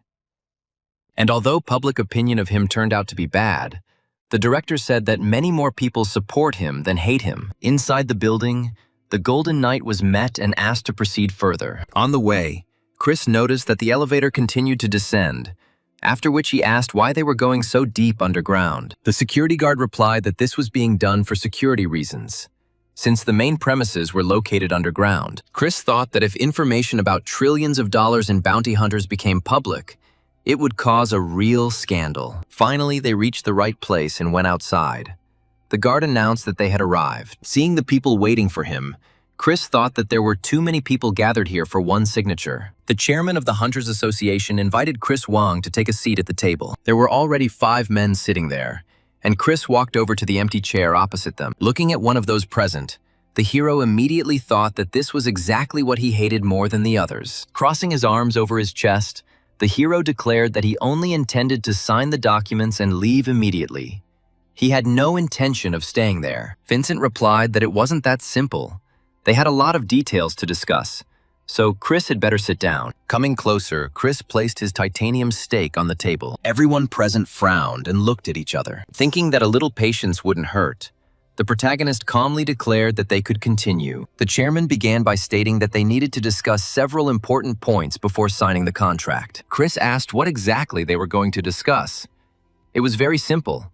He gets paid for the work, does it, and leaves. However, at that moment, another man shouted out that he was lucky to have awakened, and therefore he was obliged to use his power for the good of the country. Chris looked at him and calmly asked who he was. The man introduced himself as Parker, the director of operations for the Hunters Association. He then asked with irritation how Chris could be so selfish. In response, Chris immediately asked if they checked the Blue Dragon Guild and the Soul Guild with the same thoroughness. At this moment, the chairman suddenly rose from his seat and demanded that everyone immediately calm down. However, Chris was not going to stop. He asked if these guilds really followed the rules of the association. He stated that everyone was just pretending not to notice, and that the big guilds were doing dirty things to monopolize the hunters. Not wanting to listen to this, Parker demonstratively turned away. Then Chris added that he didn't want to become part of this society at all. All he needed was a job. Eleanor informed him that he should avoid participating in battles, and the payment for elimination would be fixed, regardless of the quantity. The protagonist noted that this suited him, but he immediately added that he should also have the right to refuse the task. The chairman asked in surprise what exactly he meant. Chris explained that if they had the right to refuse his requests, then he should have the right to choose too. The representatives at the table frowned, looking at each other and deciding what to do next. After a short meeting, the chairman ordered his subordinates to bring the contract. A few minutes later, a man entered the room carrying a heavy stone slab covered with ancient writing. It was an adamantium version of the contract, used exclusively for high-level agreements. Examining the pen, the hero noted that there were no signs of tampering, and the contents of the agreement appeared to be complete. After that, he took pen in hand and signed a contract with the Hunters Association. Then he and the Academy director set off in a trailer, with Chris reading the news on the way. The hero noted with a smile that there was too much news around, and almost all of it was dedicated exclusively to Eldraine. The director asked if he had come up with a name for her, and if he could offer any advice if necessary. And Chris replied that it was a good idea. Eleanor then asked about the status of the White Knight Guild, and Shelley replied that everyone thought they were cooperating with the knight. Chris noted with some regret that he was sorry to cause so much trouble, but the situation was developing even worse than he had expected. Then Shelley leaned over to Chris and asked how he was doing with his mother, and if he had confessed everything to her. Chris asked her, puzzled, what she meant, and then clarified that he was trying to convince her that everything was not as it seemed to her. The girl asked in surprise if the captain had really done anything, but Eleanor just shrugged. At that moment, Chandler suddenly appeared. Everyone present stared at him in surprise and asked in fear who he was. The knight calmly replied that he was a soldier of His Majesty, and explained that while he was waiting in the sanctuary, he overheard an important conversation. Eleanor asked in surprise when Chris had managed to ascend the throne, and Shelley suggested that he was the new knight. Chris clutched his head and asked irritably why he had appeared now. In response, Chandler explained that he was checking his inventory and showed up because he heard something extremely important. He said that producing an heir was extremely important and therefore needed to be addressed urgently. Listening to Chandler's endless speech, the hero came to the conclusion that the summoned knights were completely unsuitable for him. Shelley suddenly asked what he was going to do now that his identity had been revealed. The protagonist replied that he would try to look for cheap housing somewhere in the local areas. After thinking for a moment, Eleanor noticed that he seemed to be looking for a real foothold. Chris agreed and admitted that he couldn't live in the mountains forever, adding that if nothing worked out, he would just buy a trailer. After that, she suddenly announced that they were just heading to the place where they were going to build a house for him. Chris asked again if they were really going to build a house for him. The woman clarified that they were talking more about the base, and asked if he had forgotten how she had offered him to take the estate of the head of the order. Chris replied that, as far as he remembered, she was going to give it to Shelley, to which the director replied that she was too young. After some time, they arrived at the place. When the trailer stopped and the passengers got out, Shelley and Chris froze in surprise. Before them loomed a gigantic iron fortress, the legacy of the former head of the order. Shelley asked in amazement if this was really their base, adding that it was simply enormous. The director explained that despite its location in Seoul, it is a spacious venue that can accommodate up to 2,000 people. She said she was literally inundated with offers from companies and guilds wanting to buy the property. The woman then ordered her subordinate to prepare to launch the security system. He pressed the red sync button. After this, the heavy doors began to slowly open, and the group entered the iron base. Eleanor told Chris to follow her, explaining that he needed to be registered. The inner doors opened before them, and they entered a huge hall. Shelley marveled at the sheer size of the room, and Chris replied that something this big would probably be extremely difficult to clean. The director smiled and noted that this was a full-fledged base, so most of its maintenance was completely automated. Hearing this, the hero froze.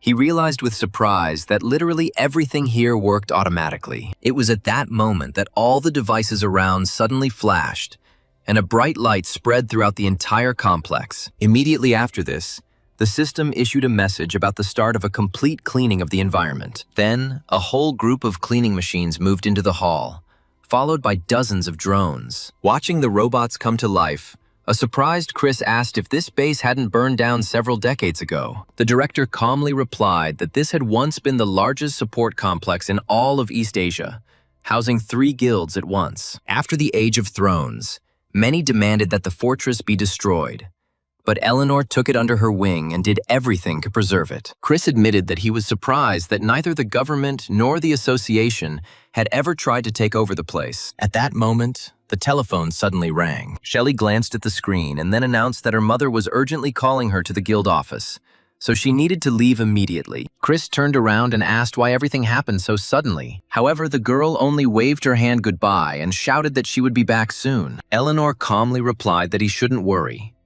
If help was really needed, they would definitely receive a call. Meanwhile, a closed meeting was taking place at the main base of the Blue Dragon Guild. Guildmaster Soul looked intently at the Blue Dragon's leader and asked if he really intended to leave everything as is. Joshua replied that it was impossible to oppose anything to a person of SS rank. Only an SS-class hunter from Olympus could defeat him. Afterwards, he turned to Arcades and asked if there had been a response from headquarters. The hunter reported that the leadership unconditionally demanded an alliance. An enraged Oliver jumped up and called on everyone to remember how much damage the Golden Knight had already caused them. But Joshua merely shook his head and remarked that such emotions were meaningless, that in this world, it was strength that determined power. The Olympian hunter added that Oliver had risen so high thanks to his strength, and was now complaining because someone stronger had appeared. Joshua continued that it was wiser to acknowledge that their positions were changing, that the 3 great guilds had long been the absolute power. However, the emergence of a new force that challenges them has been a natural historical process since the time of the ancient Greeks. Established elites have always tried to suppress new forces, but if they fail, history ends up on the side of the new government. In other words, they are all on the threshold of a global shift in power. Oliver crossed his arms over his chest and asked irritably what all this philosophy was about. Arcades replied that if the flow of history really moves on the side of the strongest, then it is wiser to be close to him. Furious, Oliver knew he had to do something immediately before everything collapsed completely. Meanwhile, Chris was in the Iron Fortress. The system welcomed him as a temporary administrator and informed him that it was ready to conduct an introductory briefing on how to manage the base. The screen flashed with a text. The code was green, and Chris thought that it all looked too complicated. It was at that moment that a green beam of light enveloped Accolon, who was standing nearby. The system immediately raised an alarm, reporting that it was impossible to register Lord Accolon's identity. The golem indignantly demanded to be included in the system. He declared that he served the justice of his master. Clutching his head, Chris wearily asked what was going on. He explained to the system that he had logged in as an administrator. The system responded that it could add him to the registry as a summoned temporary administrator golem. Hearing this, Accolon sharply objected, declaring that he was not a golem at all. Interrupting the nascent argument, Chris explained that Accolon was a more advanced species of being, but asked him to be patient. Turning away, Chris thought with relief how good it was that he turned out to be easy enough to talk to. At that moment, Iris and Shelley entered, and the guild leader was immediately surprised by the striking cleanliness of the room. Chris immediately sensed that something was wrong with them, but he couldn't figure out what exactly the problem was. Then the hero directly asked the girl what had happened, noticing that something had clearly happened. The guild leader calmly replied that she had been rejected by her constellation, and Shelley added that her contract had been completely annulled. Iris explained that it was part of the agreement that kept her from being cursed. Hanging her head sadly, Shelley added that both she and her mother had lost a huge number of levels and skills. Iris admitted that this was the price she paid for failing to protect her organization, and that she had also lost a significant amount of her authority. Shelley said she didn't have to leave at all, and explained that her mother couldn't stay there after she moved. Looking at them sympathetically, Chris quietly said that he was very sorry. Clenching her fist, Iris replied that she had no regrets, as it was her own choice. Then Chris gently took her hand and said that if she had plans for the future, he would do everything he could to help. He explained that if she stayed by his side, her level would gradually recover, and perhaps he could even give her new skills. He said that her rank was the only problem, and then the hero suggested simply finding her a new constellation. She replied sadly that the constellations were extremely reluctant to accept those whose appointments had already been canceled once. Chris noted that most advanced skills are only unlocked at high ranks or through skill books. Usually this requires either a new constellation or an external conductor of power. But here the director declared that this was not a problem. With a slight smile, Eleanor asked if they had forgotten where they were. This was the Grandmaster's Iron Fortress. Chris looked at the huge screen, covered in flickering dots, and asked what it was. The principal replied that they were looking at a skill tree, and Shelley asked her mother in surprise if it was a dream. The list of available abilities here is so vast that it seems absurd.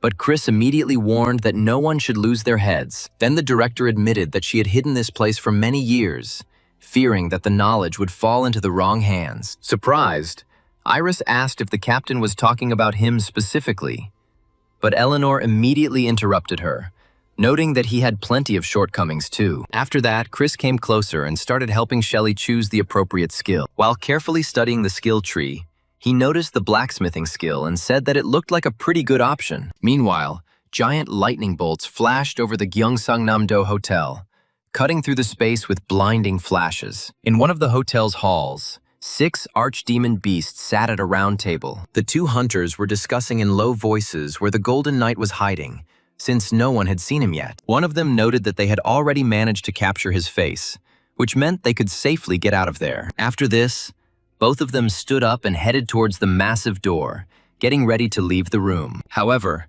as soon as they stepped out into the corridor, Pastor Lee suddenly appeared and asked where they were going. The hunters hastened to justify themselves, explaining that they were just going to the toilet. But the pastor sharply ordered them to stop fooling around and return to their seats immediately. The men lowered their eyes and complied, returning to the hall without further ado, not daring to argue. Looking around at those present, the pastor noted that, apparently, everyone had already eaten, which meant the ceremony could begin. However, first, he said, they needed to meet the person who would help them draw up a further plan. At that moment, a man standing nearby raised his hand in greeting and smiled. Frowning, the men asked how he got there and what was going on. Then the head of the Soul Guild, Oliver, stood up next to the pastor, smiling. Upon seeing him, the assembled crowd angrily shouted that this bastard was trying to sell them out, considering them easy prey. However, Pastor Lee told them to calm down, reminding them that it was they who first approached him with an offer of cooperation. Then one of the men asked irritably what the point of all this was, if Oliver himself from the Soul Guild was standing in front of them. The leader calmly replied that he understood their doubts, but that his enemy's enemy could very well become a temporary ally. He explained that he was asking for only one thing: to join forces for a while to deal with the cursed Golden Knight. If they let him go now, they risk not only this place, but their own existence. Oliver added that if the beasts were to act against the Golden Knight, he would personally follow them and provide the necessary support. He said that for now, they should focus on destroying the Golden Knight.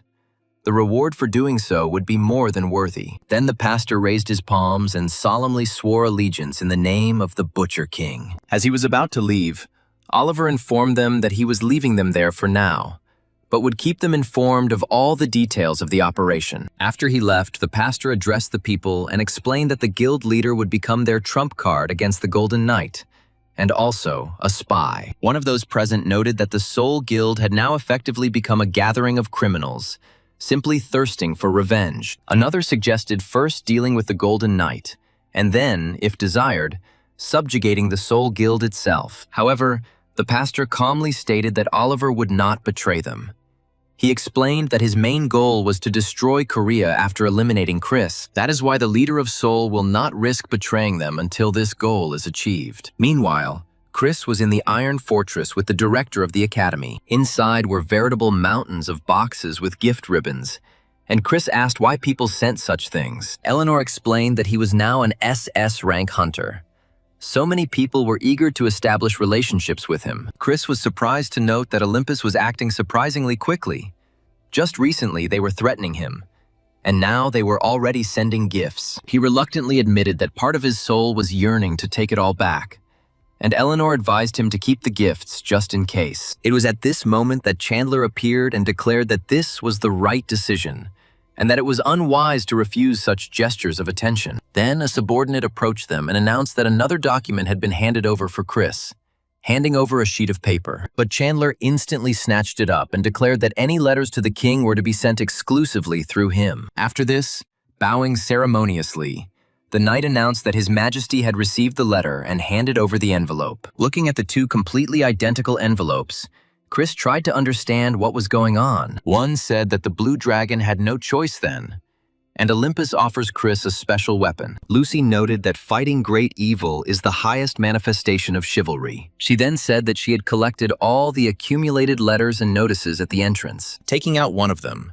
Chris read that he needed to report to the association to register his status in the SS rank hunter registry. The director explained that this was just a standard procedure and that it would still have to be completed. After throwing away the letter, Chris declared that they were too arrogant and that he had no intention of building a relationship with the association. Eleanor then pointed out that the letter could easily be ignored. However, upon opening the next envelope, the hero was surprised to find an official complaint from the Southern Reconstruction Organization. The woman immediately said that she knew a good law firm, but the hero replied that he would figure it out himself. Chris explained that they would continue to treat these bastards the same way as before. In the end, the only problem they really should be concerned about is the lack of requests to clear B-rank dungeons. Eleanor replied that she was far more concerned about the consequences of the damage done than about the dungeons. And then Chris suddenly jumped up and exclaimed that he had a great idea. After some thought, he decided to start with the dungeon. Waving his hand,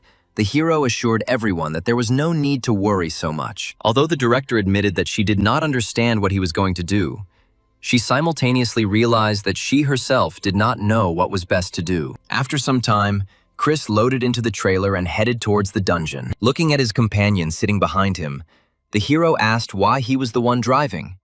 He wondered if none of them knew how to drive. They replied that they would definitely learn this skill. Crockbane noted that he was the only one who knew how to handle an iron horse at least a little. Then Chris turned to Accolon and asked if he knew how to drive. The golem calmly replied that he did not have a driver's license. With a smile, the protagonist noted that he now understood everything. Accolon turned out to be just a law-abiding tin can. At that moment, the trailer passed under a bridge with a sign that said there were 5 kilometers left to Gyeongsanbuk. Soon they arrived at the Goblin Dungeon. Inside the huge cave, there was a real settlement. Looking around the area, Kolf noted that everything here was completely different. He noticed the presence of magicians and even steam cars. After getting out of the trailer, Chris told everyone to gather and announced that he would now give a detailed briefing. He then explained that B-rank goblins were no joke. They had a whole army of mages and a fully developed civilization. Chris explained that he was not talking about the goblins that are found outside the dungeons. The creatures inside were different. They are protected by a magic circle and have a huge army, with about 400,000 goblins in the cities. Chris explained that the presence of even one such goblin automatically makes the difficulty level a basic B rank. Furthermore, if they manage to eliminate the Goblin Emperor in the main city, the entire dungeon will be considered cleared. Lucy stated that everything could be solved much more simply. It was enough to destroy the shields, split up, and quickly deal with the Emperor. Chandler supported her, noting that no matter how you look at it, this whole operation looked like a real massacre of the entire goblin heritage. The Golden Knight thought for a moment and realized that if his comrade was right, then they would indeed have to change their original plan. Chandler then noted that even if they eliminated the current emperor, another goblin king would immediately take his place. To this, Chris replied that the individual soldiers here were only B rank and should not pose a serious threat. He decided that he would break through the defenses on Eldraine's back, and then the entire squad would immediately enter the dungeon. Hearing this, the entire team of knights lined up in front of him shouted out in unison that they completely agreed. The 2 newly summoned Heavenly Sword Knights immediately mounted their horses. At that moment, Chris climbed onto the dragon's back and asked if everyone was ready to attack. The other knights also used their means of transportation. At the same time, the Golden Knight thought that even B-rank goblins could be extremely dangerous if he allowed himself to be surrounded by them. At this point, Crockbane shouted that the goblins seemed to have already noticed their presence. There were indeed sounds coming from the forest nearby. Then Chris pulled out the titanium stake and noted with a grin that it seemed like it was time for another pompous speech. He then loudly announced that enraged demons had invaded their world. B demanded that the enemy immediately drop their weapons and flee. The hero also warned that if they did not fulfill his demands, they would not see the sun tomorrow. Immediately after this, the Golden Knight ordered all troops to begin an offensive and advance deeper into the dungeon. The entire detachment rushed into the attack, shouting words about the honor of the king and rushing forward rapidly. Meanwhile, the Korean Hunters Association was holding its next meeting. Several hunters asked the director with irritation if she was really suggesting that everything be left unsupervised. The woman replied that he was already willing to cooperate, even if he didn't advertise it, so there was no need to put too much pressure on him. After this, she inquired about the status of the lawsuit and was told that the Seoul Guild had initiated it. The director then suggested that if there was an investigation, they would simply report Chris's supposedly questionable past. The hunters admitted that this is the maximum they can do right now. There is simply no better solution at the moment. Eleanor said she would handle it herself. And as for the test they asked for, she said he agreed to cooperate. Already heading for the exit, the director turned around and asked them to trust her. Everyone present stood up and assured her that they agreed. They decided to see how things would develop. The woman thought to herself that at moments like these, it seemed to her, it became clear why the Grand Master had once left all of this. Meanwhile, Chris and his squad were already fighting inside the dungeon. The system gave the hero a message stating that the dungeon's goal was to destroy the capital's defensive spires. The Golden Knight noted that the scale of the operation was truly enormous, and that a colossal amount of work had to be done. The system also explained that due to the high level of organization of their army, the goblins are classified as B rank. They are well armed and pose an extremely dangerous opponent. Soon, a huge horde of armed creatures rushed towards the knights. One of the summoned knights noted with surprise that there really was an incredible amount of things here that could be destroyed. At that moment, Lucy stepped forward and shouted that she would show them the way. Swinging her sword, the girl was the first to rush into attack, cutting down the bloodthirsty monsters one after another. Following her, the entire squad of knights burst into the ranks of the goblin army, destroying everything that stood in their way. From all sides came furious battle cries, the clash of weapons and crushing blows. Observing the scale of the clash, Chris noted that there were indeed too many enemies here. It was at that moment that one of the goblins rushed at him from behind with a furious cry. However, the hero instantly turned around and, swinging his titan stake, destroyed all the approaching monsters. After that, he glanced at the status window and thought that this was a great combat experience for his subordinates. Meanwhile, the goblin army continued to rush towards the Golden Knight with mad fury, seeking to destroy him. Looking at them, the hero grinned and allowed them to become his new experience points. Gripping the titan stake tightly, he released the accumulated energy and prepared for the killing blow. Then the Golden Knight unleashed an attack. The ground of the dungeon cracked and stone fragments flew in all directions. The shocked monsters looked in horror at the destructive power of the enemy. The shock waves scattered the advancing goblins in different directions. Surveying the aftermath of his own attack and the mountains of destroyed monsters, the hero noted the result with satisfaction. A whole month passed after these events, and in the Iron Fortress, Eleanor and Iris awaited the return of the team. The guild leader noted with alarm that all this was taking too long. If it was taking so long, then something had clearly gone wrong. The director replied that the reason could simply be the enormous scale of the Goblin Empire dungeon, something that was not at all uncommon. She explained that completing large dungeons takes months, so there's no need to worry ahead of time. After this, handing over a piece of paper, the woman added that there are things that really deserve concern. It turned out that the trial had been postponed, something that often happens when the hunter is inside a dungeon at the time. Eleanor added that most guilds have entire teams of lawyers and legal protection. Chris has nothing like that. Now everything depends on public opinion, and in this case, it is practically useless. If the complaint was directed at the Seoul Guild, they could use it against them. It was at this moment that they received an emergency notification from the association. The message stated that everyone needed to immediately gather at the association building once it was received. A shocked Iris, along with Eleanor, saw the double code red level and immediately realized that a crisis of epic proportions had occurred. Eleanor then sharply shouted at the girl to go to the association immediately, and also asked her to contact Chris. The guild leader, thinking about what had happened, watched Eleanor quickly walk away. Then Iris decided to check the news and turned on the TV. The announcer reported that north of Seoul, Pastor Lee was moving south again with his horde of monsters. Moreover, at the same time, groups of intriguing scavengers began to leave their territories throughout the country. Hearing this, Iris was shocked that the scavengers and monsters had united. However, the presenter continued to explain that experts believed this was a secret alliance created for the sake of a large-scale offensive. This has never happened in history,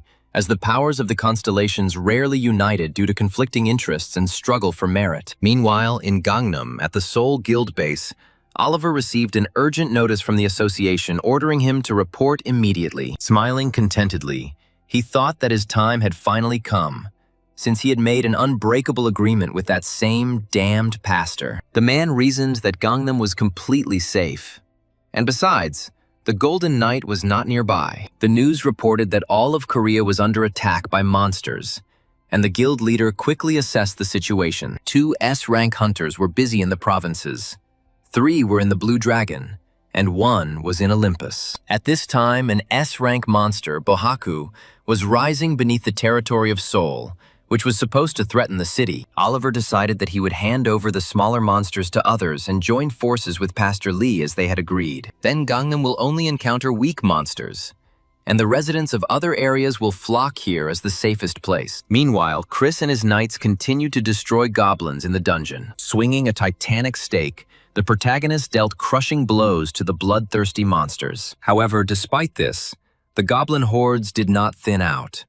Before the hero stood a truly endless army. Having thrust his weapon into the ground, the hero looked around at the hordes and noted that their approximate number was 400,000. He couldn't understand why there were so many of them. One of the knights reported that Akalon had already conducted a scan, and according to his calculations, the total population exceeded 1 million. Chris clutched his head and exclaimed that he finally understood why no one wanted to come here. The knight explained that this was a combat dungeon, which was extremely difficult to complete even for an entire guild. At that moment, Crocbane claimed to hear something coming from the underground tunnels, and Lucy assumed that reinforcements were approaching. The hero asked again what other reinforcements were possible after all this, and at that very moment there was a deafening explosion, and the shockwave threw the hero aside. A huge metal soldier with glowing eyes emerged from the tunnel. The Golden Knight gloomily noted that it was time to stop gaining experience and start breaking into the very heart of enemy territory. Chandler asked if this meant they would not touch the tunnel, but would simply block it and move on. The protagonist confirmed that this was exactly the plan.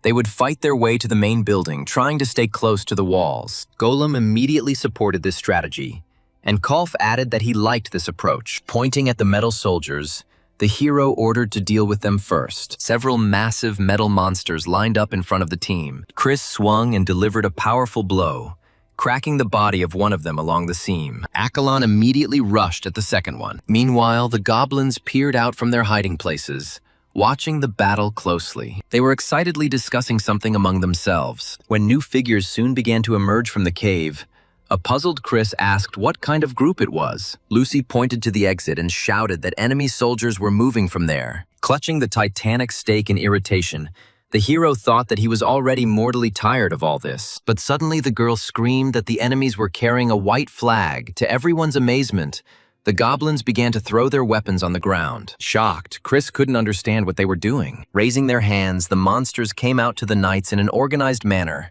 and began to surrender. Their weapons fell from their hands to the ground. At the head of the procession rode a carriage from which the Goblin Emperor waved a white banner. The knights immediately warned that this could be a trap, so caution was needed. The carriage quickly approached, and finally the Emperor stepped out, and all his subjects fell on their knees. Approaching Chris, the ruler declared that the stars had prophesied the coming of great beings from outside, and now they were sure that it was they. He announced that the goblins would no longer fight.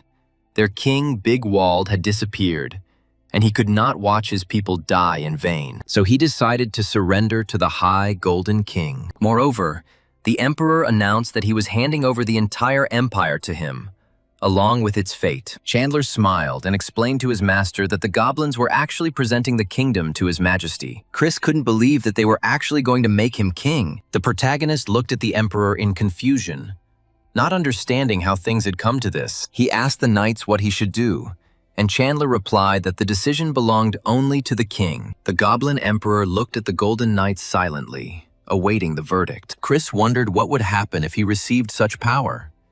Usually, at such moments, the system should have given advice. But now it was silent. Everyone around, knights, goblins, and even the Emperor himself, were waiting for his decision. Finally, after much deliberation, the hero declared that further battle was pointless, and so he accepted the surrender of the Goblin Empire. The system informed the hero that he had officially accepted the surrender of his enemy, and the Goblin Empire was now under his control. At that moment, the Emperor, along with all the other goblins, knelt down and saluted the great Golden King. The ruler of the monsters solemnly declared that he worshipped the great Golden Ruler and would follow him from now on. Chris asked in confusion why the knights were just standing there and watching what was happening. The hero wondered in confusion whether he had really become a king now. A whole horde of goblins lined up in front of him, awaiting his command. One of the monsters respectfully announced that they would now call the Golden King their Majesty and would fulfill his every will. Then Chandler quietly whispered to Chris that the goblin had actually admitted to being his servant, but he shouldn't be trusted completely. The Golden Knight ordered for now only to ensure that none of them were allowed outside the dungeon. Chris thought that their human speech was still poor, but he was surprised that they could speak their language at all. After leaving the dungeon, the first thing Chris did was take a shower to wash off all the dirt. While lathering his hair with shampoo, he thought about what had happened and realized with relief that he had survived after all. Soon after, he returned to the room. Then, collapsing onto the sofa, the young man stretched out blissfully and decided that now he needed only one thing: sleep.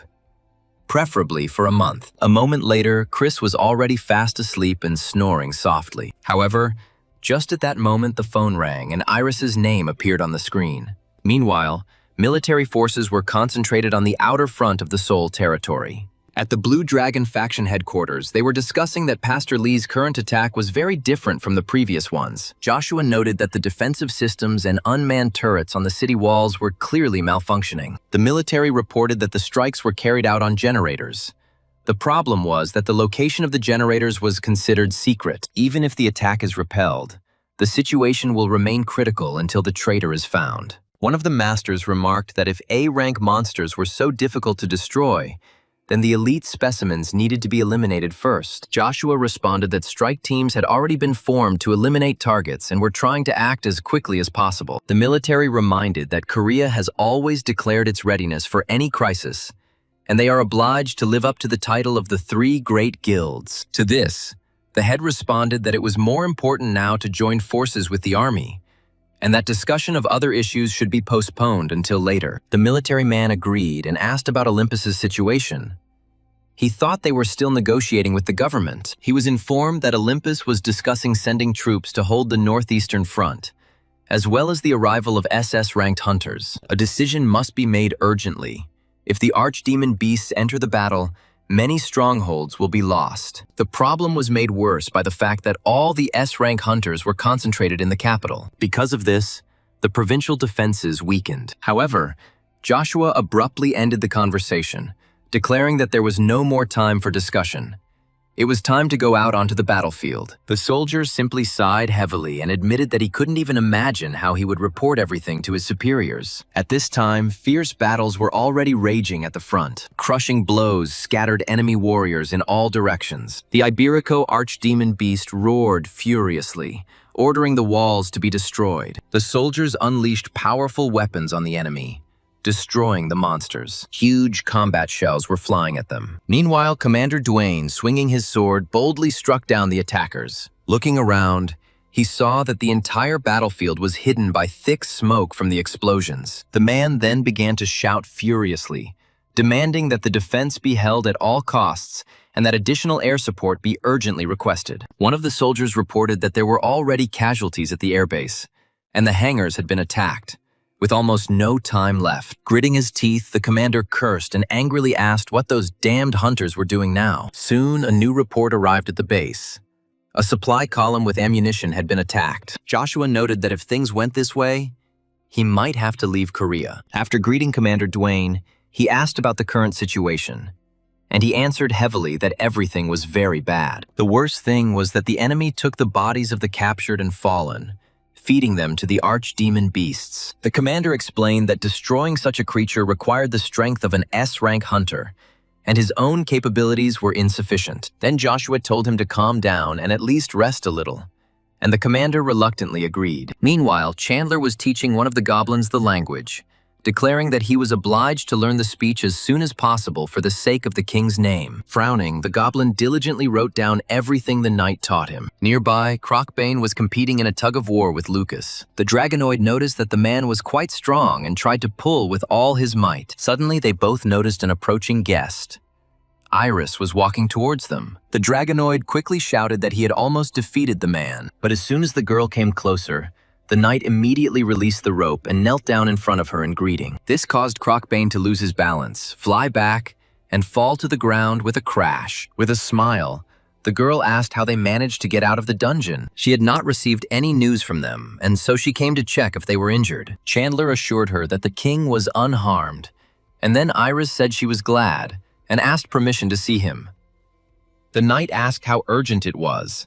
If the question could wait, it would be better to let him get some sleep. Looking down, the girl sadly admitted that, unfortunately, the matter was indeed very urgent. The entire team of knights looked at her carefully, trying to understand what had happened. After a moment's thought, Chandler stated that they would bring His Majesty, and Iris replied that she would wait. While she waited, she told Eleanor that Chris was safe.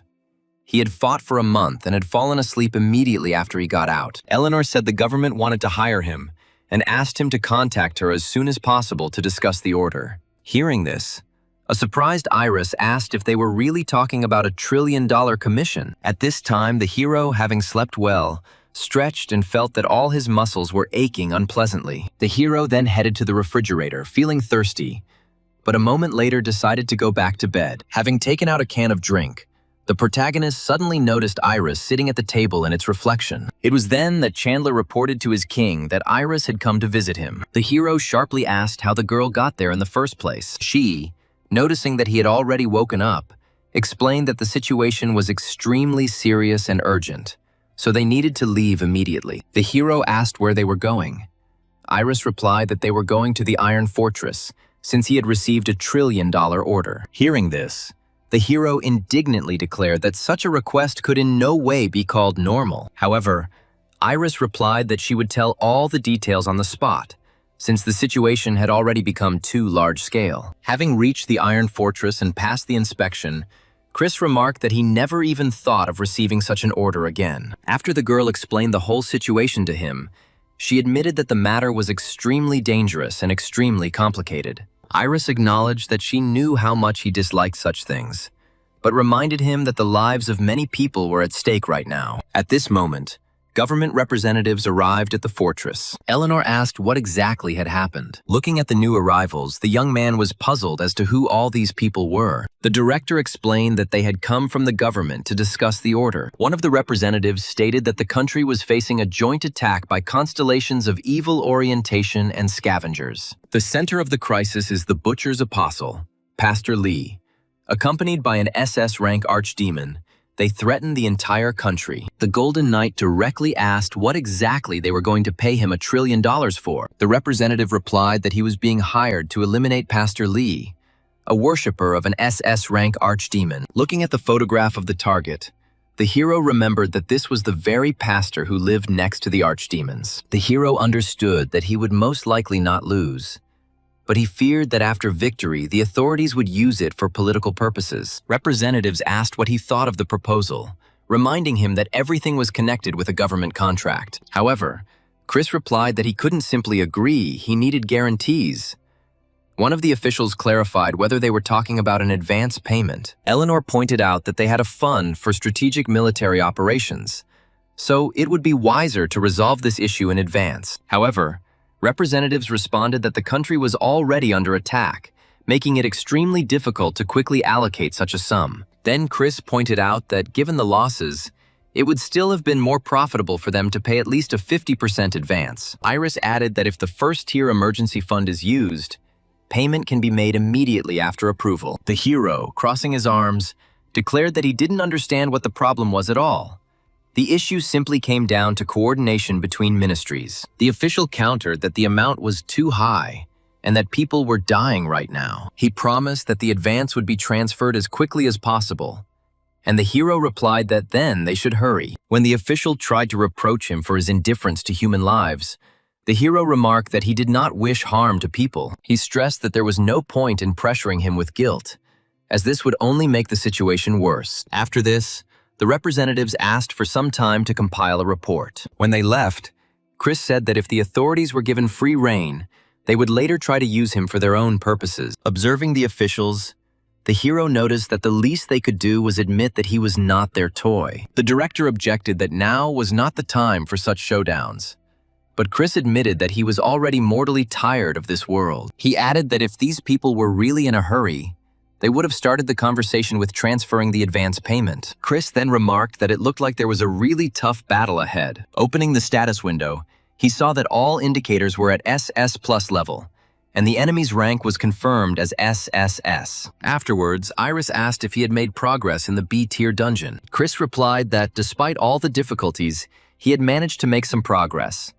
Then he asked how Shelly was doing. Iris said that she went to the dungeon to restore her status, and the hero asked how long she had been gone. Iris replied that 3 days had already passed, so she should be back soon. Besides, Shelly had almost reached level 45. He then asked if she had been on any hikes before.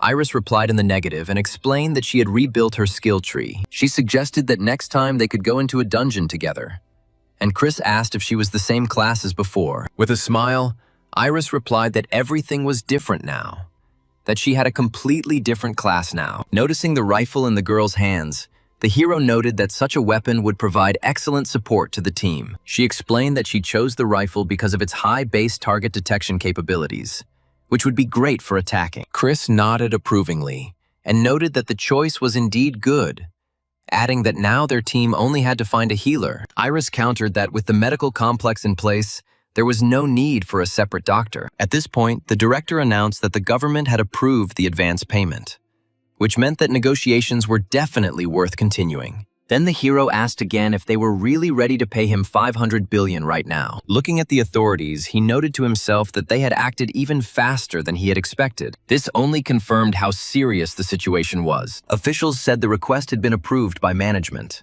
but if it failed, he would be required to return the amount tripled. Realizing this, the hero quickly calculated that if he couldn't destroy the pastor, he would have to pay 1.5 trillion. He then recalled that his accounts are currently frozen as a legal sanction due to a lawsuit filed by residents of Xinjiang. Another official confirmed that this was a temporary measure pending legal proceedings. Chris then stated that they had only 2 options: either unfreeze his account or pay in cash. The representative replied that if this was indeed the case, then they really had no other choice. Then the second official, sighing resignedly, admitted that the situation was hopeless and added that they had cash.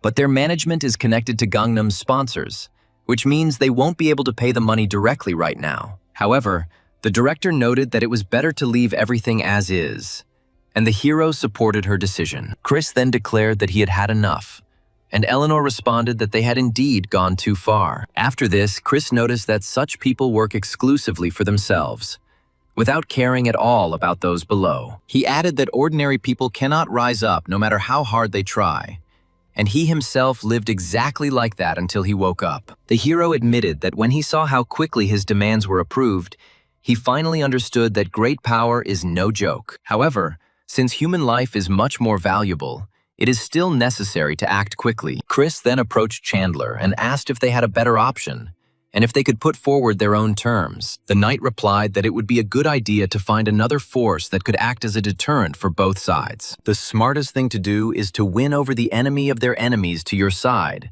and show the authorities a kind of letter of support. The hero thought that if he attacked Busan and Gwangju, he could catch the enemy off guard, since all attacks were currently concentrated on the capital. If the S-class appears in the provinces, the enemy will automatically redirect the main forces there, since they will not expect such a move. Eleanor admitted that the idea wasn't bad. The opponents were confident that Seoul would be defended by the strongest hunters, which is why they were concentrating their armies there. Chris added that if they managed to quickly destroy the provincial armies, then the main forces would be effectively taken out of the game. The men agreed that action was needed immediately.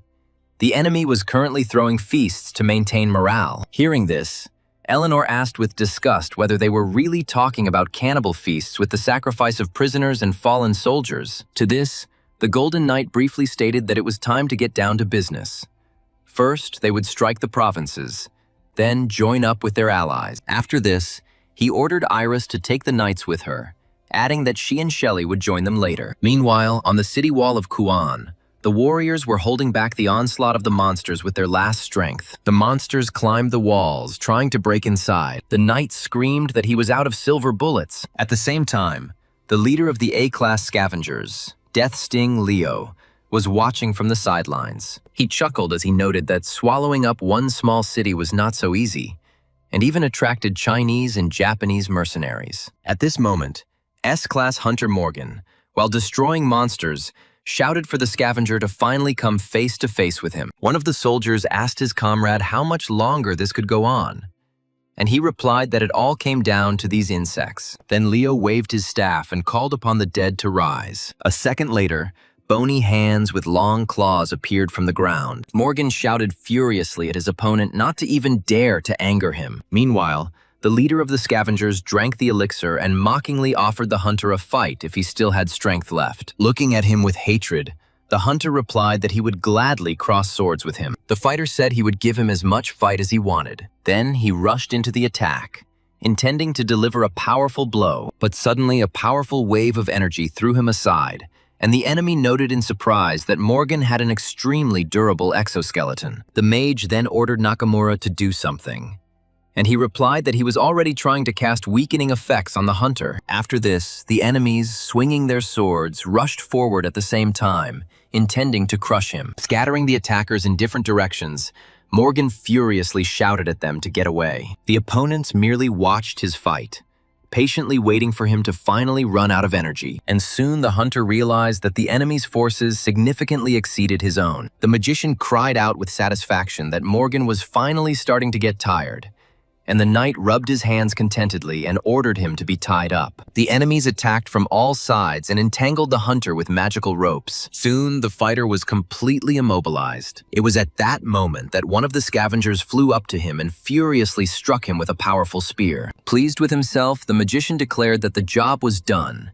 and everything went exactly as he had planned. The powerful attack sent Morgan flying backwards, and he fell to the ground with a thud. Relieved that the S-rank hunter had been neutralized, the enemies rushed to finish him off. However, having gathered the last of his strength, the wounded warrior managed to break the shackles. Not intending to give up, he struck the enemy again, but one of the opponents still managed to damage his shell, and a deep crack appeared in the armor. Then the hunter caught his foot on a pile of stones among the ruins, lost his balance, and began to fall rapidly. When he fell, there was a powerful explosion. A crowd of enemies with drawn swords watched the hunter fall. Grinning, the scavenger ordered his men to be quiet. Wounded and stripped of his armor, Morgan lay on the ground, and even in that state, he made a contemptuous remark to the enemy. Coming closer to the fallen enemy, the scavenger declared that it was time to gain experience. Lying on the ground, the hunter thought that now he would even accept a call for help from that associative bastard. And suddenly he saw a huge dragon flying over the city,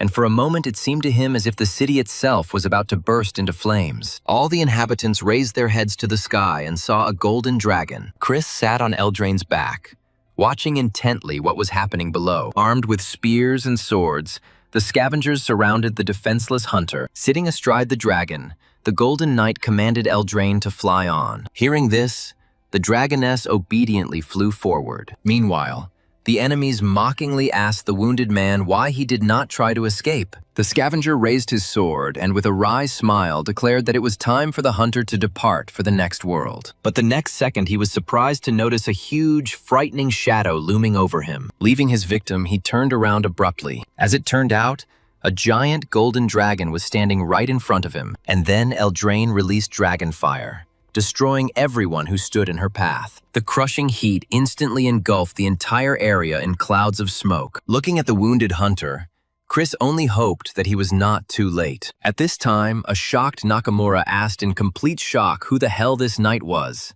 The enraged opponent furiously asked how long ago he had arrived here. At this time, Morgan muttered that in front of him was a golden maiden, but then immediately corrected himself and said that it was a golden dragon. Nakamura frowned and asked if they were talking about him, adding that the Golden Knight had not warned of his appearance. Then Chris pulled out the titanium stake and calmly stated that he had come here to destroy this minister's gang. The hero then ordered the enemies to prepare to greet him and the swords of his knights. Raising his weapon above his head, the young man gave his team the order to begin the attack. With battle cries, a squad of knights rushed towards their opponents. The vulture leader thought that these knights looked much stronger than he had been told. Then he decided that it was time to leave.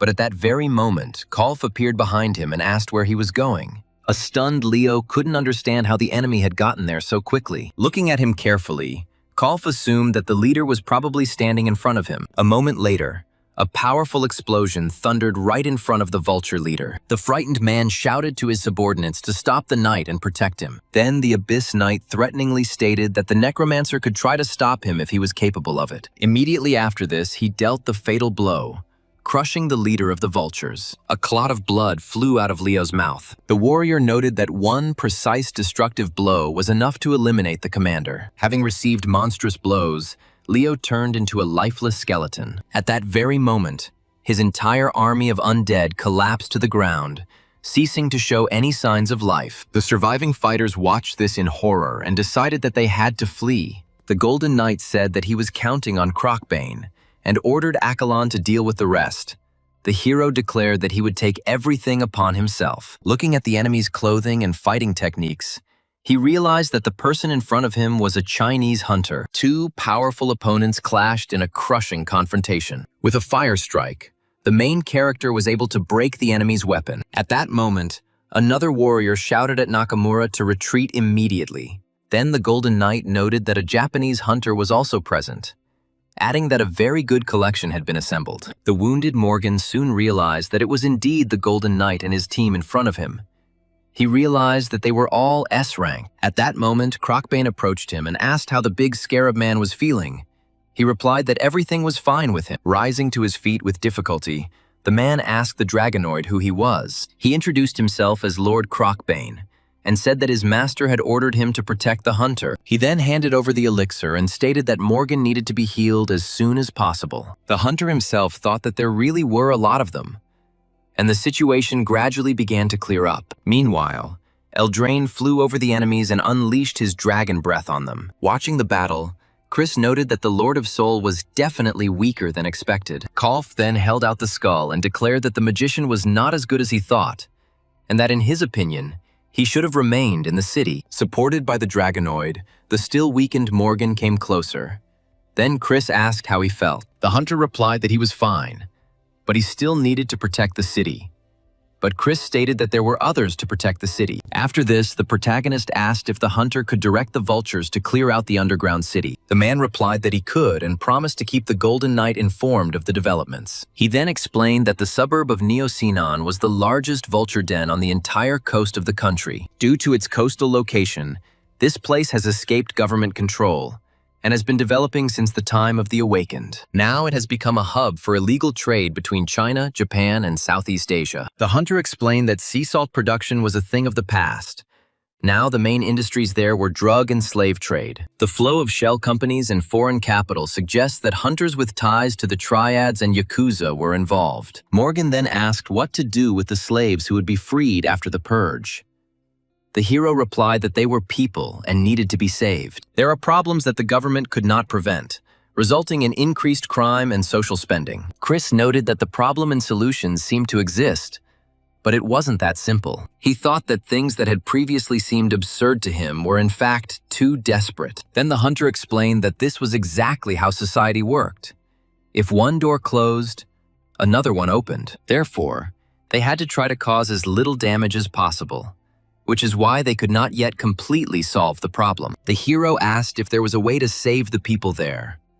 Morgan replied that for now, they could only continue to watch. Chris said that action needed to be taken at the state level.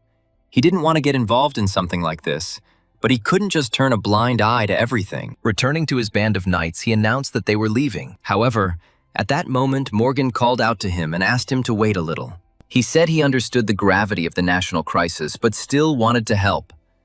The man admitted that he wanted to serve the country. Chris replied that he shouldn't have been so loyal to his country. There were plenty of people here who needed a hunter. Kolf asked why they weren't planning to team up with the S-rank hunters. Chris explained that some of their forces needed to be left here. They didn't know when Neo-Shinan would strike the interior again. The provinces were too important. After some time, the entire squad of knights arrived in the city, and people began to shout that the Knight of the Golden Dragon had arrived. The amazed residents realized that he really existed and decided to come closer to greet him. The mayor of Gwangju thanked Chris for saving him and expressed his respect for him. Then a journalist approached the young man and asked him to tell him what brought him here to help them. Chris apologized and said that he had a very busy schedule and shouted loudly to Eldraine and Lucy that they should move on immediately. The entire squad of knights loaded into the trailer, and the dragon soared into the air above it. The disappointed mayor noted that people had only just managed to gather, and the Golden Knight was already leaving. The journalist asked if he was nervous about appearing on television. However, at that very moment, Morgan suddenly appeared in front of the trailer and blocked his path. Chris was surprised to see that he had actually come all this way just to talk. The hunter explained that he was an S-rank hunter only because he had once worked in the forestry service and then awakened. The man added that when he returned, he would focus on defense, as Chris had advised. But the hero noted that he could not give him orders. Interrupting this pointless conversation, Chris ordered Akalon to prepare for departure. A frustrated Morgan soon found himself watching the trailer quickly disappear. At that moment, Lucy noticed that she had thought so, and then asked if she should take to the air. Chris added that he was more interested in the current situation, after which he ordered the situation in Seoul in Gyeongsang province to be checked. A message appeared on the screen. Seoul is fighting the minions of the King of Destruction, an SS-ranked demon, the archdemon Pastor Lee. Then the screen showed information about Busan, and a crowd of mermaids and sea monsters had gathered in front of the hotel. It was reported that local guilds and military forces had already entered the fray, but the enemy commander continued to dispatch more monsters. The hero noted that Busan was holding up well so far. The battle was dragging on only because the defensive commander was competent. Suddenly, Morgan appeared next to Chris. The hero exclaimed in surprise and asked how he managed to get inside. The hunter explained that he had transformed into a flying fish and had crawled through the gap above. Chris noted that this was precisely why he had managed to escape before everything had completely devolved into chaos. He looked down and noticed that by staying next to him, he would achieve nothing but endless battles. Morgan then dropped to one knee and replied that if he was unable to train subordinates, he would prefer to at least become an ally. Looking at him, the hero noticed that the difference was small. He was just a mercenary who destroyed enemies for a reward. But the man replied that he didn't understand what exactly the Golden Knight felt. The main thing for him was saving people. The hunter admitted that he could no longer bear the feeling of guilt over the fact that he was unable to save someone not due to a lack of strength. No matter how often he asked the government and the association for help, they were indifferent. He didn't want to see people die anymore. That was why he wanted more and more to be close to Chris, and not blindly follow orders. To this, the hero replied that he himself did not want to do everything as the association and the government demanded. He noticed that the situation was the same with Neo-Shinan. Then the hunter reminded that the enemies feared his majesty and fell on their knees before him. At that moment, Chandler appeared and remarked that from everything he had heard, there were more than enough reasons to accept this man. He was supported by Lucas, who stated that there was a mixture of compassionate revenge and respect for the king. Even Lucy chimed in, noting that the desire to save others was a powerful force that would benefit them. Crocbane shouted loudly that the insect man was now their friend. Kolf added that he would immediately prepare a contract for him. Even the goblin who suddenly appeared said that he also fully supported this decision. After which Chris declared that he understood everything. He told Morgan that there might be no reward for his work, but if the hunter didn't mind, he could help. In response, Morgan smiled and thanked the hero. They then shook hands, sealing their alliance, and Chris wished the hunter good luck. Old Busan Haeundae was once a beautiful place, a calm, sunny, and modern city. Now, modern Busan Haeundae has become a dark and dangerous place. S-rank hunter and elementalist Alice created a giant of lightning and commanded it to destroy all enemies. The huge thunder giant unleashed deadly bolts on his opponents. They destroyed sea monsters and mermaids with crushing blows. The girl herself, using a lightning bomb, prepared to blow up the monsters. The monsters fell dead under her blows. And it was at that moment that Chris and his knight's trailer rolled into Busan. Looking out the window, the hero asked if this woman was an elementalist. Morgan confirmed this and explained that she specialized in thunder and lightning spirits and posed such a serious threat to the mermaids. Chris asked if she needed help, as he felt their strength was clearly beginning to wane. The hunter explained that this was an A-rank mermaid dungeon, and that its boss was the A-rank mermaid warlord. If the enemies were to break in with weapons, even Hyundai would collapse in an instant. The dungeon itself looked smaller than the Goblin Empire. Then the hero approached Accolon and ordered him to speed up. After this, our hero's car drove at full speed to the battle site. At this moment, a new monster warlord entered the battle. Fighting furiously, the girl shouted at her enemies to go back to where they came from. Watching the creepy creature, the warlord of the Newts, Alice couldn't understand what it was even thinking about. It seemed impossible to her that the new military leader would act in such a way. Then one of the soldiers shouted to Mrs. Alice to be careful. The bloodthirsty monsters had already surrounded the girl and were about to attack her from behind. Using deadly lightning, she delivered a powerful blow and sent the enemies flying. However, the fighters understood that her strength was quickly depleted and that something needed to be done urgently. Meanwhile, the sea monsters discovered a way to protect themselves from her lightning. A strange green aura began to spread everywhere. The soldier noticed that the monsters were secreting some strange substance. Powerful green streams of mucus flowed directly onto their bodies. Then the warriors realized that it was plastic and rubber waste from which the Newts created armor that protected them from electricity. The leader of the Newts continued to cover his subordinates with this rubber protection with a grin. Very soon, the entire army of monsters was protected from electrical discharges. Raising their weapons, the terrifying creatures prepared for a new attack. The soldier watched what was happening in horror, completely at a loss as to what to do next. It was then that Alice furiously shouted the order to open fire. The soldiers immediately prepared their weapons and unleashed a barrage of bullets at the sea monsters. However, the shells only bounced powerlessly off their armor, causing no harm. The shocked soldiers screamed, not understanding why the bullets weren't doing any damage to them.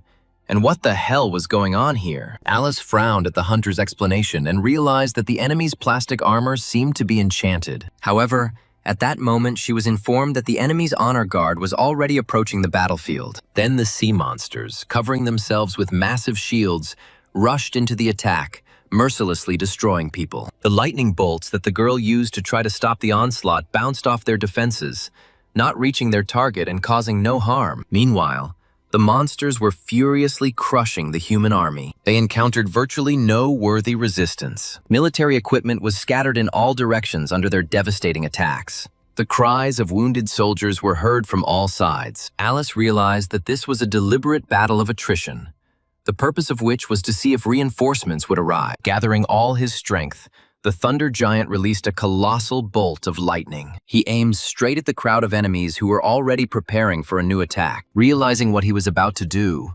Alice screamed in horror for him to stop immediately. But just a moment later, a monstrous explosion thundered, illuminating everything around with a devastating stream of electricity. The girl watched the destruction in horror, and then ordered all forces to immediately retreat to the city. The surviving soldiers stood knee-deep in water under the pouring rain. Just then, the leader of the Tritons rode forward on the back of a huge sea monster. As he moved, the water parted to the sides, raising powerful waves. Meanwhile, bloodthirsty monsters continued to mercilessly exterminate the surviving people. Watching this bloody carnage, Alice realized that they didn't have a single chance. She screamed that the new warlord was already approaching. The soldiers, in a panic, demanded that she offer at least some reasonable solution, since the bullets were blocked by the shields. At that moment, one of the monsters dealt a fatal blow, destroying 3 soldiers at once. Grinning contentedly, the monster continued its advance,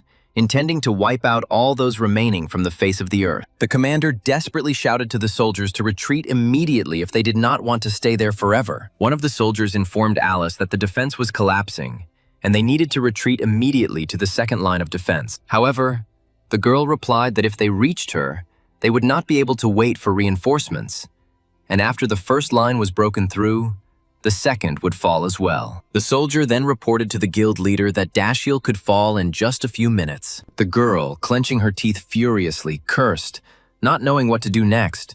She understood that only reinforcements could save them now. Meanwhile, the soldiers tried to take cover behind the second line of defense. Firing back, they ran inside the fortification and pressed the door lock button. However, the shocked fighters only watched helplessly as the doors literally flew apart. Bloodthirsty monsters burst inside and mercilessly destroyed everyone who tried to take refuge there. One of the hunters told the girl that the city would fall in just a few minutes. He said they needed to begin a rescue operation immediately, retreat, and then decide what to do next. However, Alice noted that all of their reserve troops had already been committed to the battle, and if they lost here, it would be the end of Busan. It was then that a subordinate ran into the room and shouted that the defense of the 20th level had been breached. The general immediately ordered not to stay there, but to urgently evacuate Alice, ordering that a helicopter be prepared. But the girl firmly declared that she would remain and defend this place until the very end. She demanded that the general retreat and call for reinforcements. Nevertheless, he gave the order to the soldiers to prepare for evacuation. Soon the helicopter was ready, and the military began loading. As Alice said, she stayed put to protect the city. As she watched the car take off, she only hoped that they would actually be able to call for help. One of the guild members approached her and informed her that everyone was retreating, and asked if she believed that the government would send reinforcements. The girl replied that she hoped the general would turn out to be different from other high-ranking officials. She then ordered the guild to retreat and regroup. But the hunter objected that he could not leave her alone. It was too dangerous. Then Alice declared that she and the Thunder Giant would circle around the enemy, distracting the mermaids. But at that moment, a powerful explosion thundered very close by, and the shockwave rolled towards them. The girl screamed that the enemies were already very close and ordered the guild to retreat as quickly as possible. The hunter complied, but before leaving, he said that she would definitely cope and should return alive. As the fighters began to retreat, trying to avoid the attacks, Alice couldn't help but think about everything that had happened. The girl painfully asked herself how she had allowed this to happen. Too many people had died, and suddenly, to her amazement, she saw Morgan arriving. The man said that he had just finished cleaning and had immediately arrived here. The surprised girl asked how he even got there, since she had heard that there was real chaos there too. In response, the hunter explained that help had come with him. Perplexed, she asked who could have come in such a situation. And then a huge dragon flew over their heads. Alice's mouth dropped open in amazement as she watched the golden dragon Eldraine unleash deadly flames upon the bloodthirsty monsters. On his back stood Chris, who, drawing his sword, furiously shouted that no one dared to invade human territory. The Golden Knight declared that from now on, since they had arrived in Busan, the enemies had already lost, and if the monsters do not want to die, they should go to their palace of newts. Alice frowned, thinking that the hero's words sounded too loud. The girl then asked how they ended up there, but Chris replied that explanations could wait, as they needed to fight now. At that moment, the slabs underfoot suddenly crumbled. Suddenly, a bloodthirsty monster burst out of the breach. The girl immediately recognized him as the new military leader. Then Morgan finally announced that he was taking over the boss. She replied that she would deal with the rest. With a wave of her staff,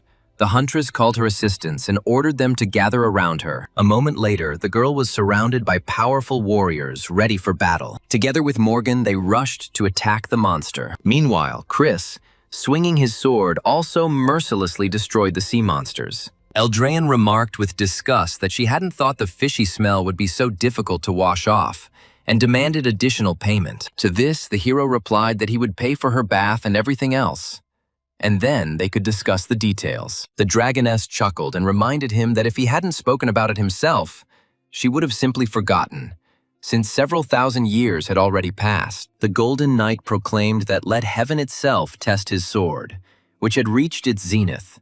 That blow should prove that he was the star of this earth. Then he unleashed a powerful blow of incredible force on the enemy. In just a moment, the mermaid's dungeon burst into a deadly flame. Seeing this, the Triton commander was surprised to realize that everything happened from just one blow. The monster realized that they couldn't handle the Golden Knight, and so he immediately shouted to his subordinates to retreat immediately. Meanwhile, Hunter Morgan swore furiously and shouted that the monsters were running, which meant they couldn't let their boss escape. Realizing the danger, the newt quickly rushed away, trying to escape from there as quickly as possible. Grinning evilly, he promised that next time he would give them a painful death. A second later, the monster threw itself into the water, hoping to escape pursuit. However, at that very moment, Crocbane's powerful hand grabbed his leg, and the Dragonoid declared that it was impossible to escape from him. The leader of the newts desperately tried to break free from the enemy's iron grip, but suddenly the monster found itself high in the air,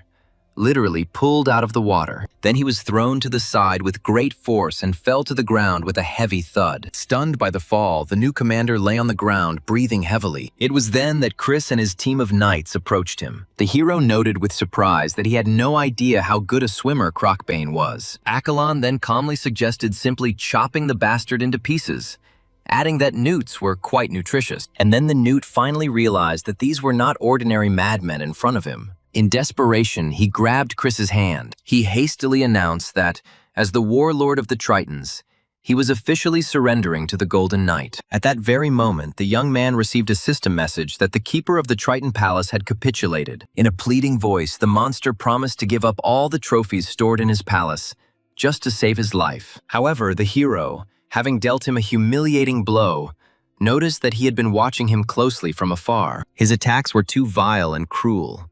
Moreover, he attacked stealthily and fled from a fair fight. Therefore, he could not accept the capitulation of one in whom there was not a drop of knightly honor. The monster tried to justify itself, but Chris had already pressed the reject button. A moment later, Lucas dealt the newt a fatal blow, destroying it completely. Soon, he was finished.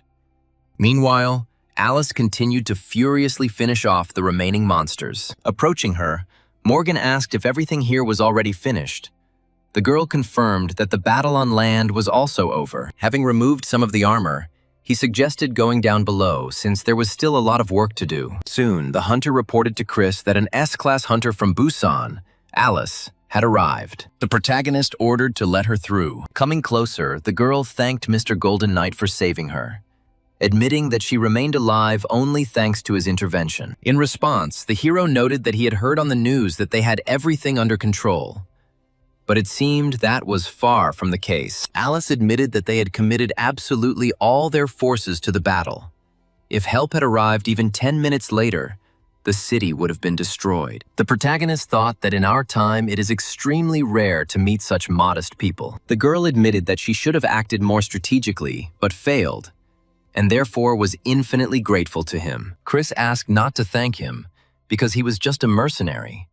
Moreover, the reward for the A-class boss turned out to be quite generous. However, the strange thing was that the dungeon did not disappear, but only transformed into a B-class Triton Palace. Chris decided that the monsters were unlikely to attack for a while, and it was time for him to move on. He handed Alice a business card, and added that if she needed help, she just needed to contact him. Alice carefully pressed the card to her chest and once again thanked the hero from the bottom of her heart. Morgan asked if it would be better if Alice joined them, but Chris replied that she had some connection with that man. The hero then asked Chandler if he was finished with the trophies. The knight replied that the work was completed. He was amazed at their quantity. Upon seeing Morgan, the protagonist noted that he knew about his desire to unite with them. However, there are many wounded and destroyed guilds around now that need to be taken care of, and he cannot thoughtlessly invite him into the alliance. As soon as the situation stabilizes, they will definitely contact each other.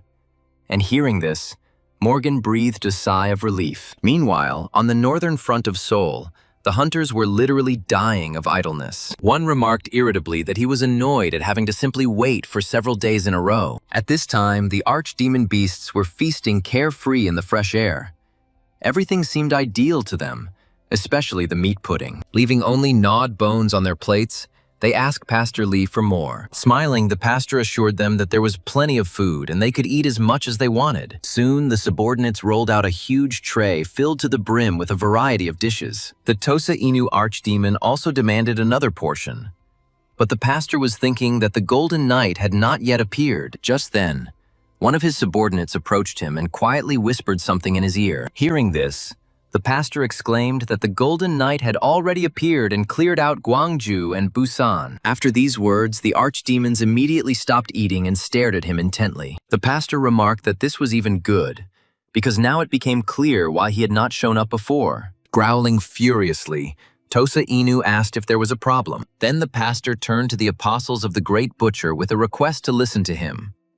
He admitted that a small difficulty had arisen. The ram replied that they could use a little exercise, and the goat remarked that he would help if he received a level-up potion in return. Pastor Lee then unfolded the map and asked them to simply destroy a few power generators at the indicated points. The goat said that if they had to deal with Pastor Lee's requests again, they would need to settle the condition with the enhancement potion. However, Ram replied that even if Goatman was faster, he himself had much more destructive power, so he would go first. Meanwhile, the pastor wondered if his opponents were trying to distract his attention by attacking the provinces. However, the man decided that he would not be fooled by cheap tricks and declared that he would show them the true power of the great butcher. At the same time, on the northern wall of Seoul, the soldiers guarding the posts received an urgent message. It spoke of the approach of S-class monsters, the arch-demon beasts Ramrem and Goatman. After the alarm was confirmed, all troops were ordered to immediately prepare for battle. The sirens sounded throughout the wall. Hearing the warning,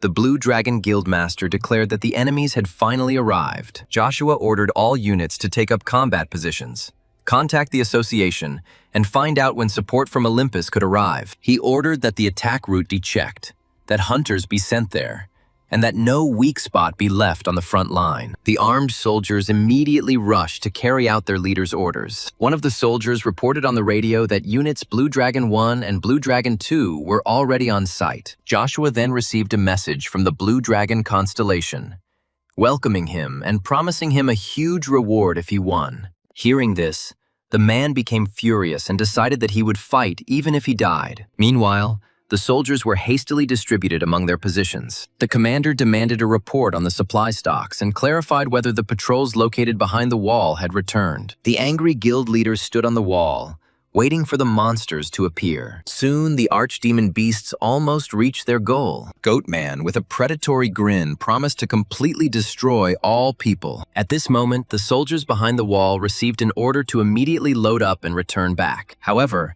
it was then that the stunned commander noticed the archdemon beast. It was Ramram who attacked swiftly, overturning the van with the people inside. He glared at the soldiers, preparing for another attack. On the wall, the knights shouted that the monsters were already advancing, and the armies of Ramram and Goatman were moving forward. The guild leader ordered them to hold out until the end, reminding them that if they succeeded in winning, the constellation would generously reward them. Drawing their swords, the fighters loudly praised the Blue Dragon. As Joshua prepared for battle, he wondered if the enemy really thought they could swallow Seoul up so easily. Meanwhile, an emergency meeting was taking place at the Hunters Association, and Eleanor reported that the president had already left for the North Wall. At the site, the battle between the Blue Dragon Guild and the forces of the archdemons has already begun. One of the hunters noted that they had indeed brought out archdemons against them, and asked when help from Olympus would finally arrive. He was informed that the Apostle of Athena would only be able to arrive in 3 hours, and that they intended to resolve the problems in the province first. Then he was promised the arrival of the S-class hunter Tritonus from the Pacific Front, but only in 5 hours.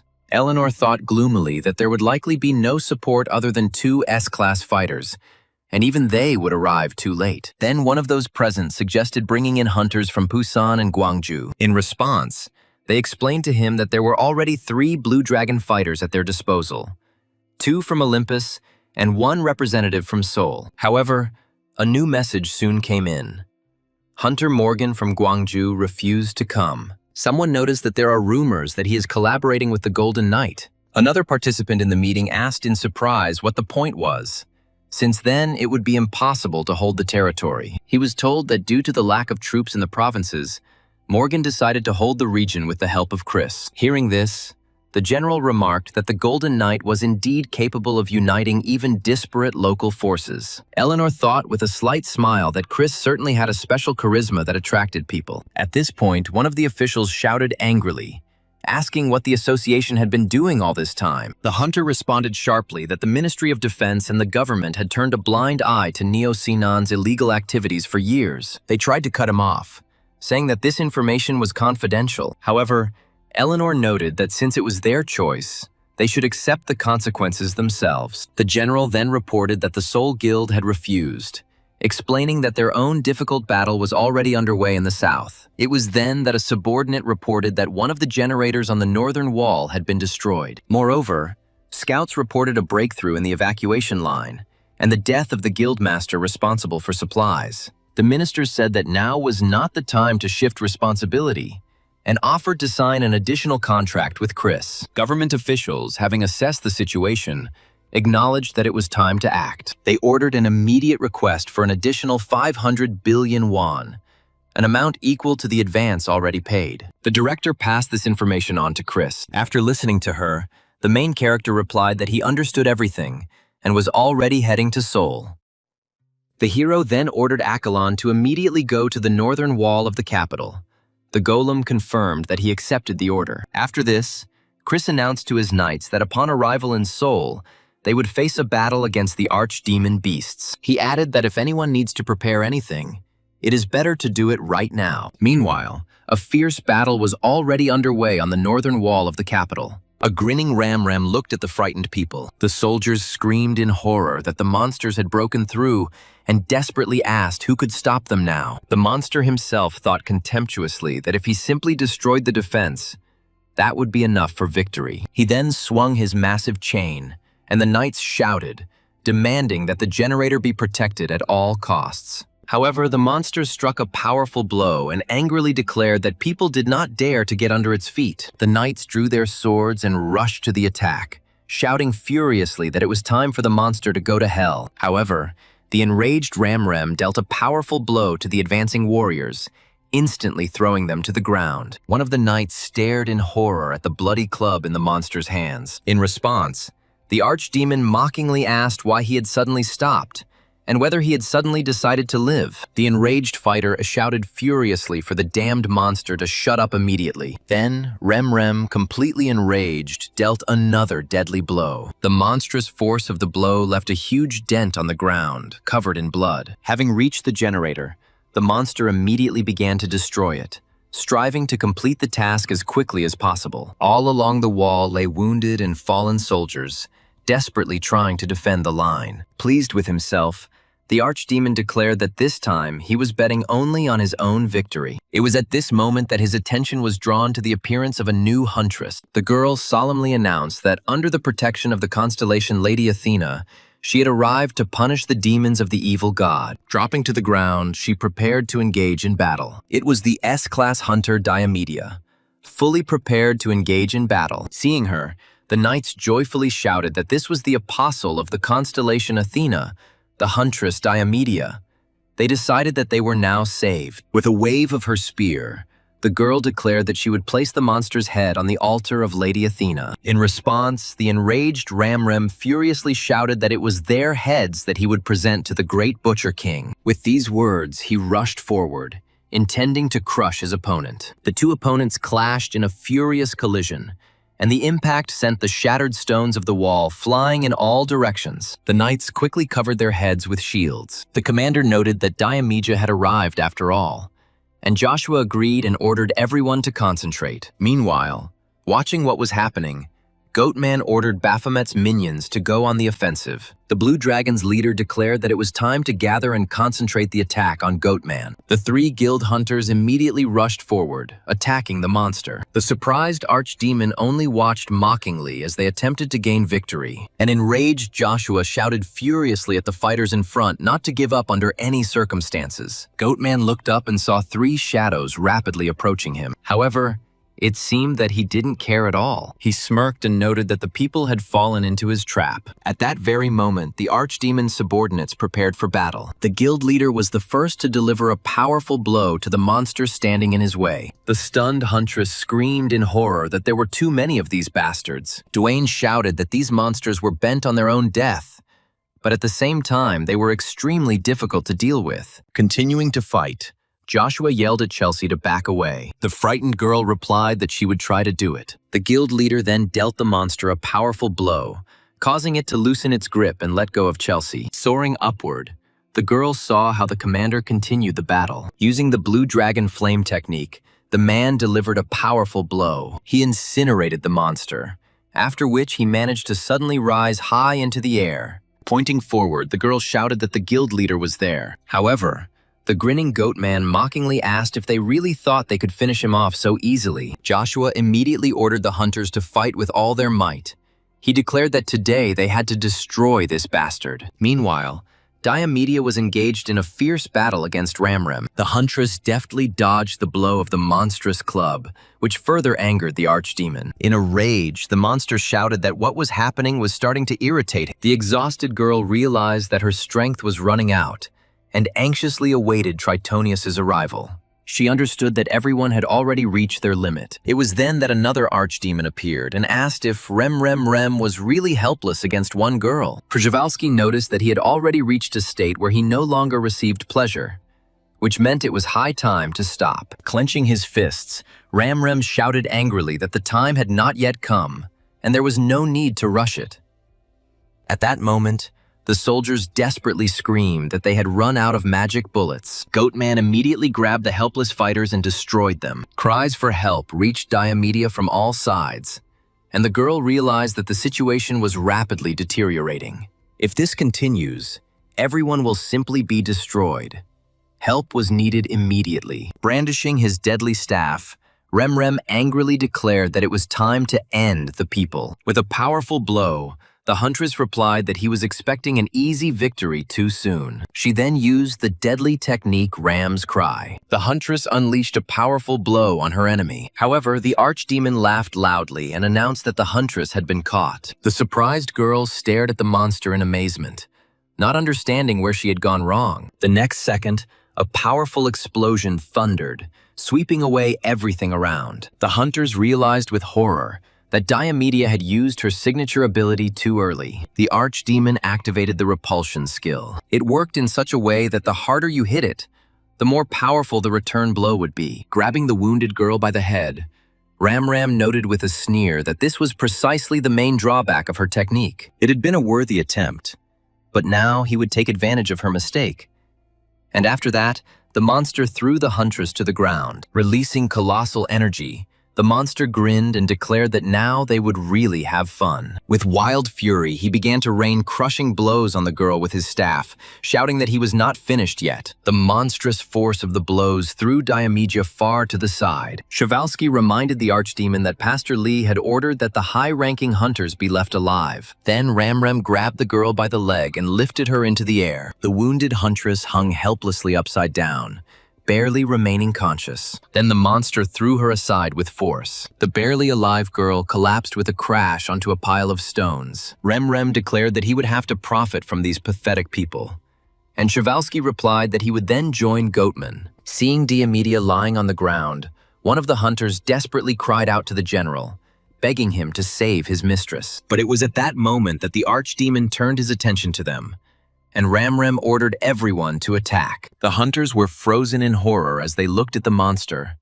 One of them noticed that the monster looked incredibly strong. A moment later, the archdemon was surrounded by bloodthirsty subordinates with sharp fangs. They immediately rushed at the people, destroying everyone who stood in their way. One of the hunters blew his horn, trying to attract the attention of the others. Then he loudly ordered everyone to retreat immediately. After this, the fighters quickly rushed away, trying to save themselves by running away. Ram said with a grin that the opponents seemed to have decided that they could retreat at any moment. Then the archdemon raised its head and let out a victorious roar. However, suddenly his eyes widened in surprise as something dangerous was rapidly approaching him from above. The next moment, a powerful stream of crushing energy fell upon the monster. The archdemon barely managed to dodge before a deafening explosion thundered. A second later, the Golden Knight landed on the wall.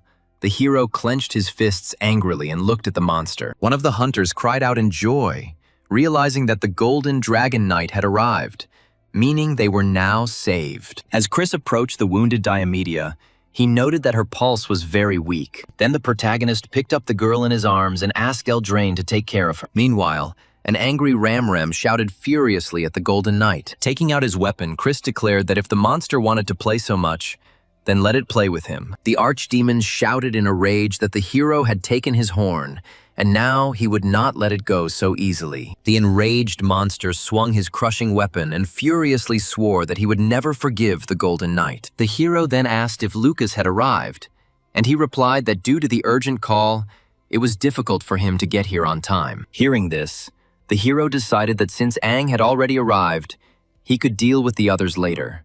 But for now, he would personally deal with the archdemon. Soon, the Golden Knight and Ramram clashed. The force of their blows caused the building to shake and cracks to appear in the walls. The vultures screamed in terror due to the earthquake.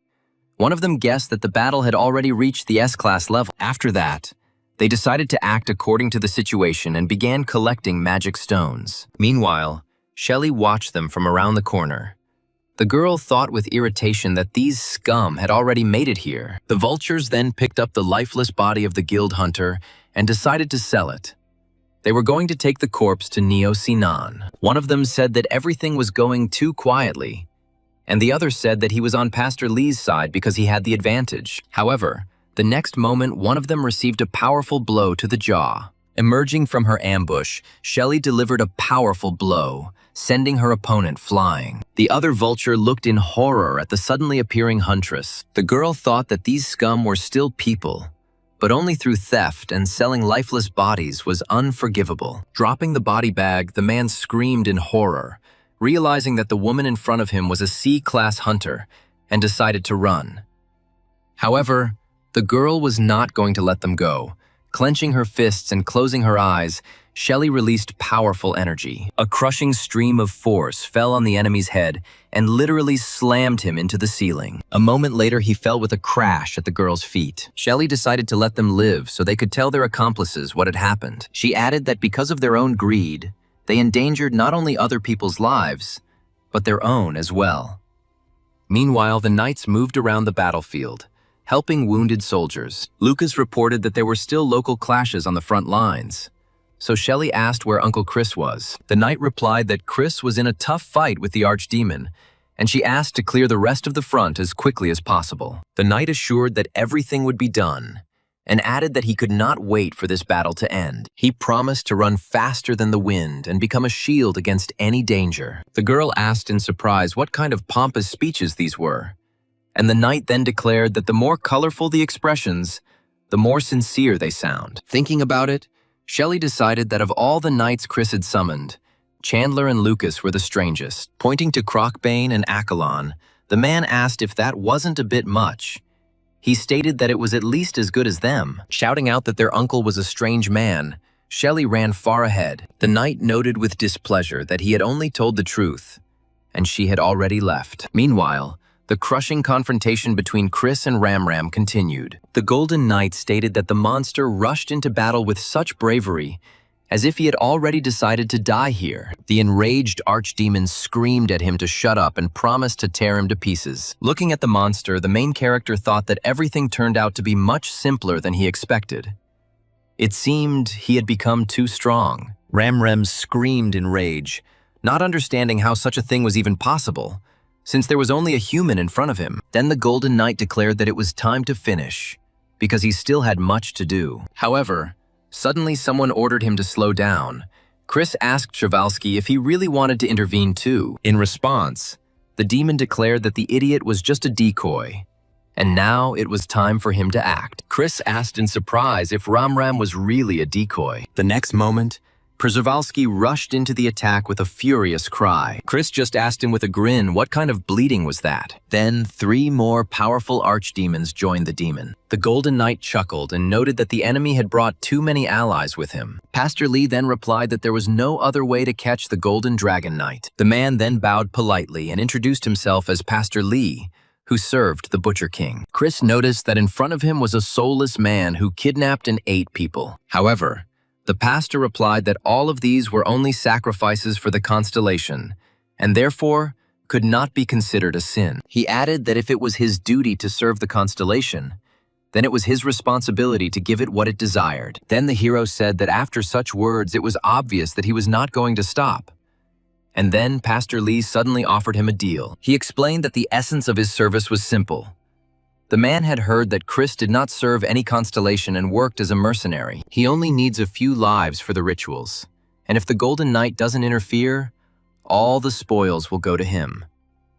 Then, both the knight who wants to earn money and the pastor himself will be able to get what they want. All trophies, money, weapons, and magic stones will go to Chris. The hero replied that the offer sounded tempting, but money was useless if there was nothing left in the world to spend it on. The hero admitted that before he didn't care what would happen to this world, but now there were people he was obliged to protect. Moreover, he has already made a deal with the government, and most importantly, he doesn't like the world that Pastor Lee wants to create at all. Pastor Lee then asked with a grin what kind of world the Golden Knight envisioned he was going to create. Pointing the titanic stake behind him, Chris replied that everything the pastor had spoken of was right behind him. Behind him lie the lifeless bodies of dead people. The pastor laughed and remarked that it was the first time he had seen a man behave like that in the face of such enormous wealth. Then the Golden Knight suggested that he simply disappear quietly, promising to spare his life in that case. With a malicious grin, the pastor replied that he had heard a lot about the hero's mission given to him by God,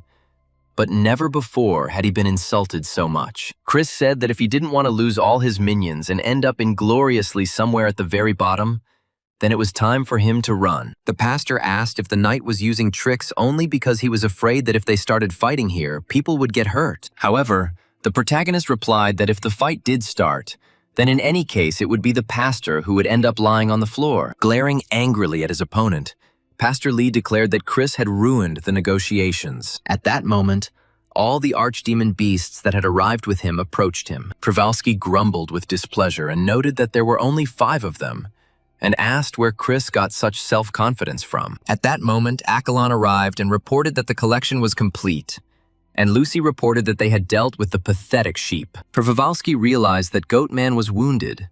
At some point, he stopped feeling his energy. Then the Golden Knight told Przewalski that it was now his turn. The enraged archdemon furiously vowed to destroy them all. Then Chris shouted that there was enough talk, and suggested that the opponents go into battle without restrictions. After this, the archdemon beasts furiously moved towards the team of knights. Having drawn their weapons, Chris, along with Accolon, Kolf, Crocbane, and Lucy, rushed to attack. Thus began the battle between Chris's knights and Pastor Lee's archdemons. One of the hunters shouted that he never thought he would see a battle between S and SS-class creatures. At that moment, television crews with cameras arrived at the scene of the battle. The reporter shouted that he had managed to film the appearance of the Golden Knight and ordered the microphone to be prepared because something was wrong with the sound. However, the journalists were stopped by security guards, who said that it was too dangerous to go further, so everyone would have to stay there. Meanwhile, the crowd below watched what was happening above. One man decided to see what was happening for himself. He launched the drone, which quickly rose into the air. Quite quickly, he found himself right above the battlefield. The drone's camera transmitted footage of the confrontation between people and demons. Soon, several more drones joined the first one to film everything that was happening. People in the crowd began to shout that the Dragon Knight had arrived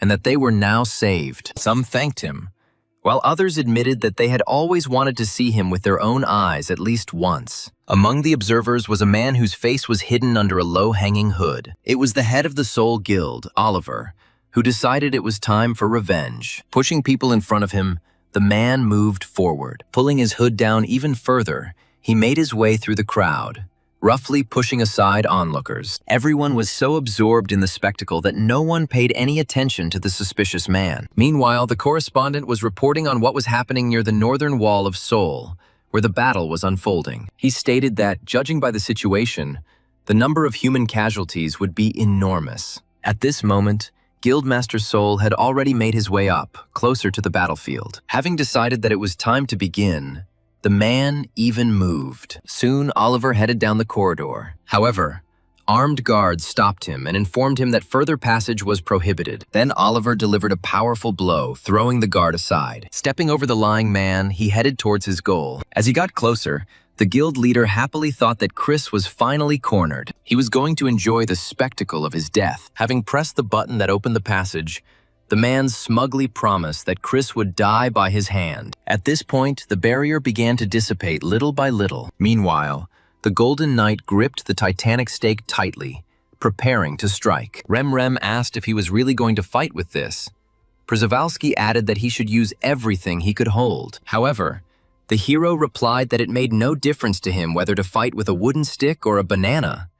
He suggested that the enemies surrender if they were afraid. An enraged Ramram turned around sharply and screamed furiously, ordering Chris to go to hell. But the Golden Knight dodged the blow, and at the same moment, Przewalski attacked him with his hoof. Then Chris swung the titanic stake and hit the monster on the head. Releasing the energy, Chris delivered a powerful blow, followed by a huge explosion. Archdemon Ramram furiously attacked the hero with his club. The Golden Knight dodged, and the powerful weapon left huge dents in the ground and walls. In response, the hero attacked the Archdemon with a titanic stake and struck. The monster spun in the air and flew to the side, crashing into the wall. Shocked, Przewalski could not believe that such a strong person existed. For him, such a thing seemed impossible. Chris chuckled and stated that the battle with them turned out to be much more boring than he expected. He wasn't the type to enjoy fighting, and compared to the destruction his enemies had caused, their skills were mediocre. In a rage, the demon horse screamed at the hero to shut up, promising to shut his insolent mouth with his own hands. Meanwhile, Lucy fought against the archdemon Tosa Inu, assisted by Accolon. The abyssal knight Kalf engaged in a fierce confrontation with the archdemon Iberico. They exchanged blows furiously. At this time, the Golden Knight continued to attack Ramram. He muttered something in fear, realizing that he was losing. Swinging the titanic stake, the hero rushed forward furiously and struck. However, at that very moment, an angry Przewalski quickly approached him. The archdemon delivered a powerful blow, knocking Chris off his feet. The Golden Knight was thrown to the side by the monstrous blow and fell heavily to the ground. Lying on the ground, the protagonist thought that the score was now 2-1, and this was annoying. Besides, the enemy belonged to the S-class. Przewalski clenched his fists and furiously swore that he would chew and swallow every bone of Chris. Turning to the team, Chris suggested that they first deal with at least one bastard. At that moment, Accolon, who was fighting Iberico, dealt him a powerful blow. Hearing the call of its master, the golem immediately turned to help him. Fighting furiously, the dragonoid screamed that it was his opponent. A moment later, several powerful explosions thundered across the entire roof. The Golden Knight thought that this was even a good thing, because as soon as the enemies moved a little further away, their stamina began to decrease. Grinning viciously, Przewalski furiously shouted that they had had enough, and now it was their turn, after which Ramram's power began to increase. The Iberico and Tosa Inu archdemons also suddenly received a powerful surge of energy. Then Lucy realized that their endurance, agility, and strength were rapidly increasing. A moment later,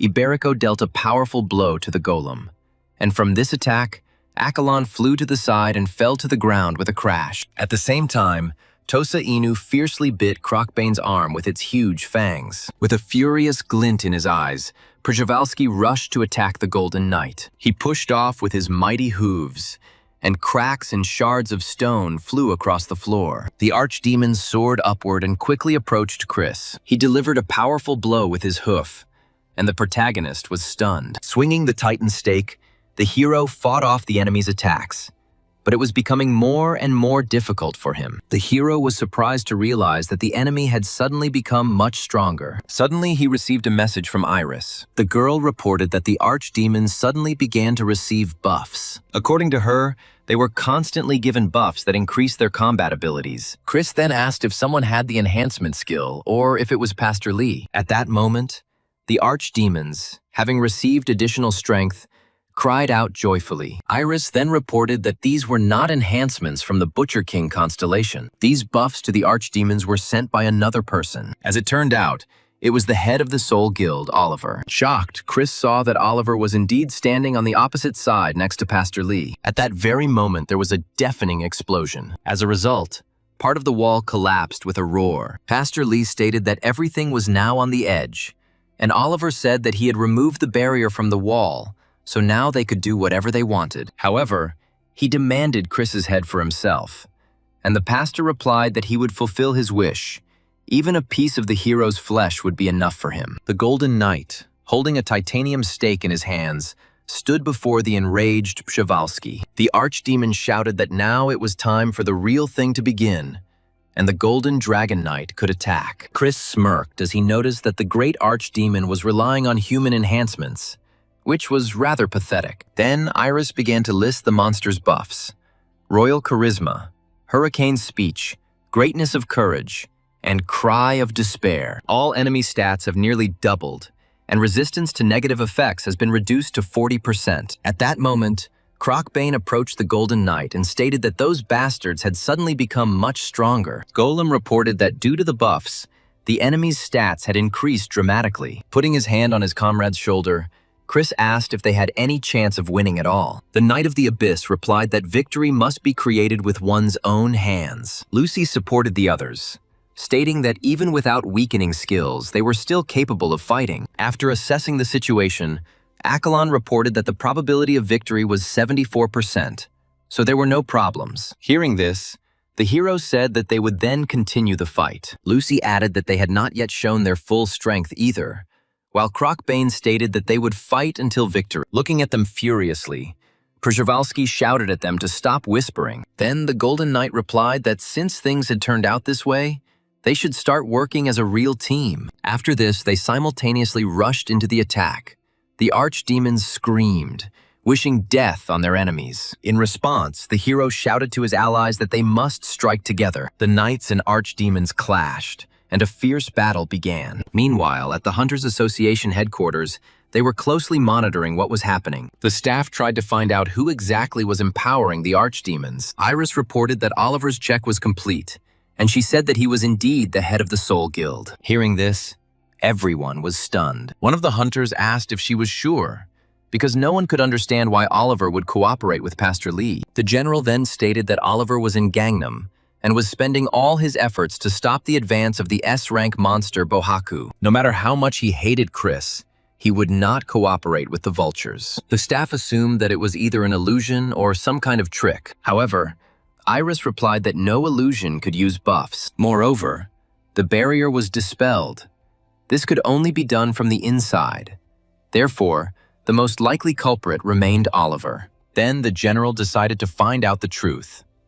He ordered an immediate check of the location of the head of the Soul Guild in Gangnam. He also stated that the knight needed support, as if the monsters broke through the wall, the consequences would be catastrophic. But suddenly the surprised general noticed that the knights began to win. Meanwhile, Chris and his team were expecting a new attack from the archdemons. Tosa Inu rushed at them with a furious look, preparing to strike. Then the hero put the Titan stake in front of him and repelled the attack. Then, turning around, he delivered a powerful blow to the enemy, from which the Tosa Inu flew far to the side and fell to the ground with a crash. Immediately after him, an enraged bull archdemon rushed into the attack, his eyes blazing with rage. Crocbane ran out to meet him and grabbed the monster by its huge horns. At that very moment, the enraged Przewalski was already flying towards the Golden Knight. He thrust forward a powerful fist, intending to deliver a penetrating blow, but Chris managed to dodge it. The monster was met by Accolon's crushing fist, which flew straight at him. Przewalski and the bull flew off in different directions. The bull's collision with the wall sent brick fragments flying in all directions. The crushed Iberico fell to the ground after them, and a moment later he was lying upside down. The boar archdemon was furious. He screamed furiously that he would not let those bastards win. They would all go to hell very soon. His body began to emit a strange aura as he prepared to attack. Gritting his teeth in rage, Przewalski shouted furiously at Iberico, demanding that he get up immediately. However, the next one to be crushed was the archdemon Tosa Inu, a powerful blow landing directly on his head. The Abyss Knight laughed and remarked that it would be strange if they lost. At that moment, a monster crept up behind them, hoping to destroy them all at once. Ram with broken horns slowly approached Chris, preparing to strike from behind. However, his blow was stopped by the sword. A moment later, Kolf and Accolon had the arch monster pinned down and thrown to the ground. Chris wasn't going to let this slide and was ready to finish off the enemy once and for all. Then the Golden Knight swung the Titan's stake and dealt a powerful, fatal blow. The bloodthirsty archdemon was destroyed and now lay dead on the ground. Chris noted with a grin that the enemy was not as special as he had imagined. The hero then suggested that the knights not worry anymore and attack everyone at once. Przhevalsky informed Tos-In that Remrem had been destroyed, and he was stunned that these people had managed to do such a thing. Pastor Lee asked the head of the Soul Guild, Oliver, how this could have happened, and he replied that it was impossible. Then the pastor promised that if they lost this fight, he would be held responsible for everything. The knights and archdemons once again stood facing each other, preparing to continue the battle. Oliver cursed and stated that the buffs, on the contrary, became poison for their allies. They had no concept of teamwork. Pastor Lee watched the scene with a frown, wondering what to do next. At that moment, Przhevalsky, with a furious cry that he would never forgive this, rushed into the attack. The Dragonoid shouted at Chris to defend himself, and the protagonist replied that he understood everything. The Golden Knight held his sword and Titan stake in front of him, repelling the attack. Together with Crocbane, Chris blocked Przhevalsky's crushing blows. At that moment, Tosa Inu snuck up from behind and struck the hero. However, Chris dodged the fatal attack. Then he jumped and wounded the archdemon in the leg. The monster howled loudly in pain and opened its mouth wide, revealing huge fangs. Oliver realized that it was better to remove the buffs. The pastor replied that it was already a complete failure. Enraged, he shouted that it was not his failure. But Pastor Lee frowned and asked if he really thought it was his fault. Then Oliver shouted that the whole idea of gathering such desperate bastards was a mistake from the very beginning. Grabbing his hand, Pastor Lee pointed out that insulting the apostles of the Butcher King constellation was still a bad idea. At that moment, a powerful explosion thundered. As it turned out, the leader of the Blue Dragon Guild dealt a powerful blow. From his powerful attack, the goat-headed monster roared pitifully and collapsed to the ground. With a grin, Joshua declared that it was time for him to head straight to the underworld. The slain archdemon lay at his feet, emitting its last wheezes. Pastor Lee frowned as he watched everything that was happening. He realized that they had already lost this fight. The satisfied hunters from the Blue Dragon Guild breathed a sigh of relief, deciding that victory was theirs, and they would soon receive their rewards. The pastor said they would have to retreat.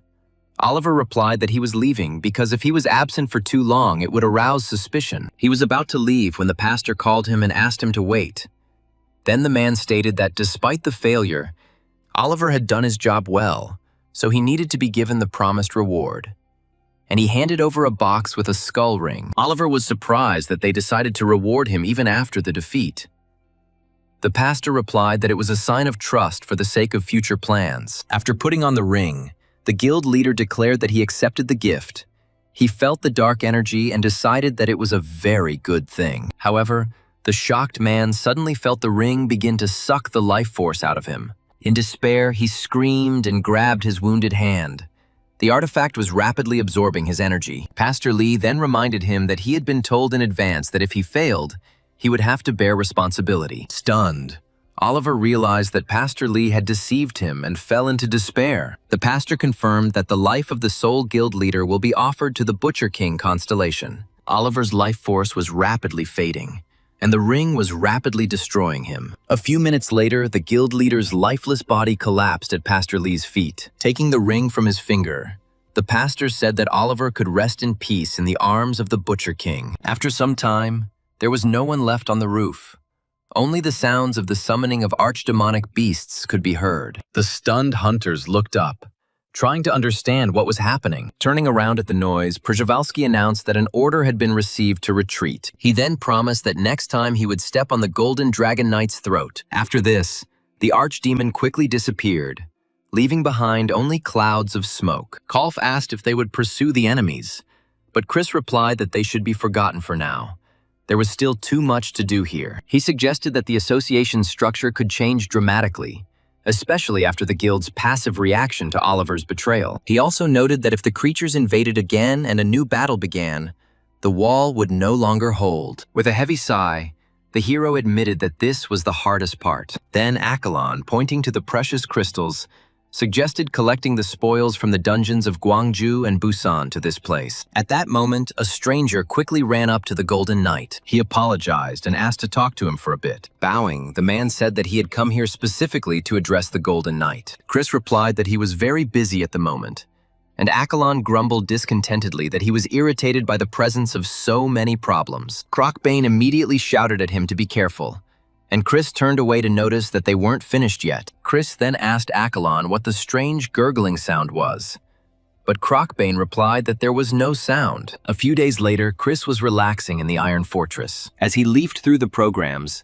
the hero thought that the show was gradually turning into an even bigger show. There was some nonsense on the radio too. At that moment, Iris entered the room and offered him something to eat since he was already awake. Falling back onto the pillow, the hero groaned that he would eat a little later. Frowning, the girl declared that he was acting just like her daughter and demanded that Chris get up, make his bed, and go eat. Covering his ears with a pillow, Chris lazily stated that he was too lazy to even move a finger. After the battle, all his muscles seemed to have turned to stone. After scanning his body, Iris reported that he was in good enough condition to get up and go eat. Chris replied that if necessary, he would simply call Accolon.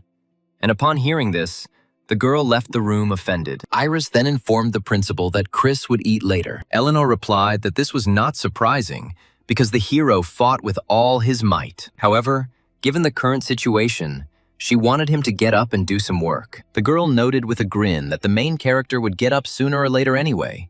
Despite his appearance, he was an SS-class hunter. The director admitted that she doesn't understand what Chris is thinking.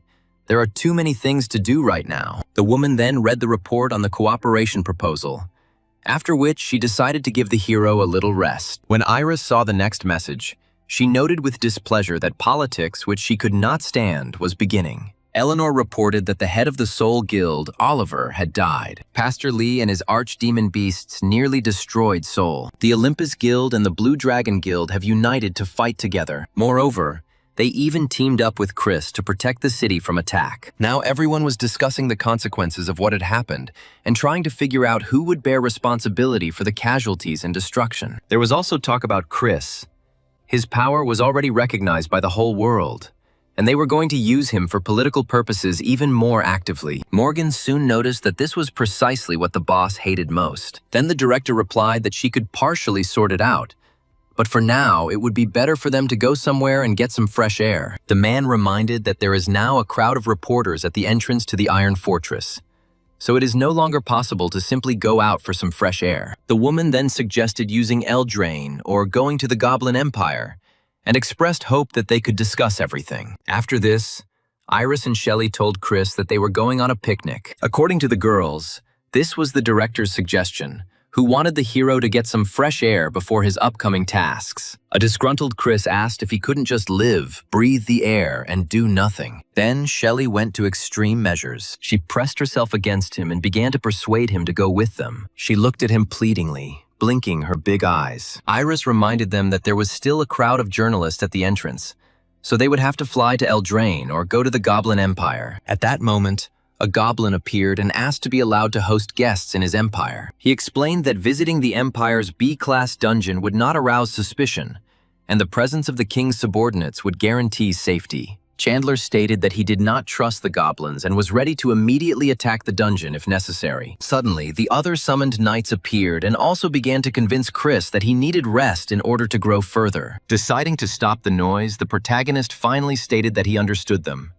Then he said that everyone could go except the girls and the goblin. Hearing this, the summoned knights immediately ran away, and Chris remained in the company of Iris, Shelley, and the goblin. They continued to look at him with anticipation. The guys clearly weren't going to retreat, so the hero simply had no choice. Realizing that there was no way to get rid of them anyway, Chris eventually agreed to go with them. However, looking through the report on the reorganization of the Goblin Empire's governance, he frowned with displeasure. After all, he had been promised a rest. Raising his finger, Chandler said that traditionally the king should never neglect the affairs of state, even on holiday. Chris asked if the knight could do it himself, and he explained that his majesty still remained on the throne, and he was only helping him. At this point, Morgan announced that everything was ready, and Shelley joyfully shouted that they should leave as soon as possible. Meanwhile, The director watched everything that was happening from above. As she saw them off, Eleanor asked them to make sure they had a good time, and then returned to her work.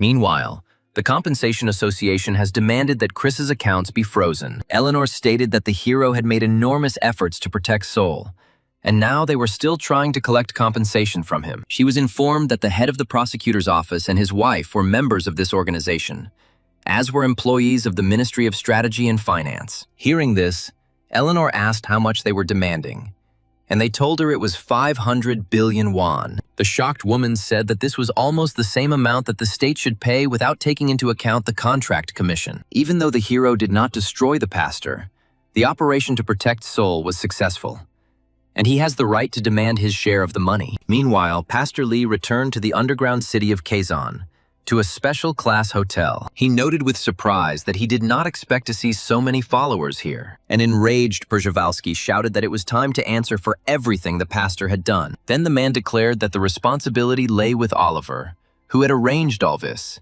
He had already given his soul to the constellation of the Butcher King. The archdemon angrily retorted that this was not enough, and that the pastor was well aware of the damage they had suffered. Pastor Lee offered to thank the remaining apostles, as well as the sacrifices of Reghorn, Ram, and Goatman. After that, he prepared a gift for them. He laid out many elixirs, weapons, and equipment in front of the archdemons. All this was left after Oliver's destruction, and the pastor hoped that they would be satisfied. The man then added that he spent nothing on himself and used everything exclusively for the sake of the apostles. Bull noted that the robe was Oliver's item, and Przewalski noted that Pastor Lee had managed to make a good profit from all this. After these words, the archdemons rushed to divide the spoils. Bull and Iberico grabbed the edges of Charisma's robe and began to pull it in different directions, not at all intending to give in to each other. Meanwhile, Przewalski drank the elixir he had chosen. He drank it all to the last drop. Feeling a surge of power, he laughed loudly and declared that it was fantastic power. Seeing how the archdemon had become stronger, the others also rushed to drink the elixirs. As their bodies filled with new strength, they joyfully shouted that it was an incredible feeling. Watching the archdemon beasts, Pastor Lee smiled contentedly. Then he raised his head,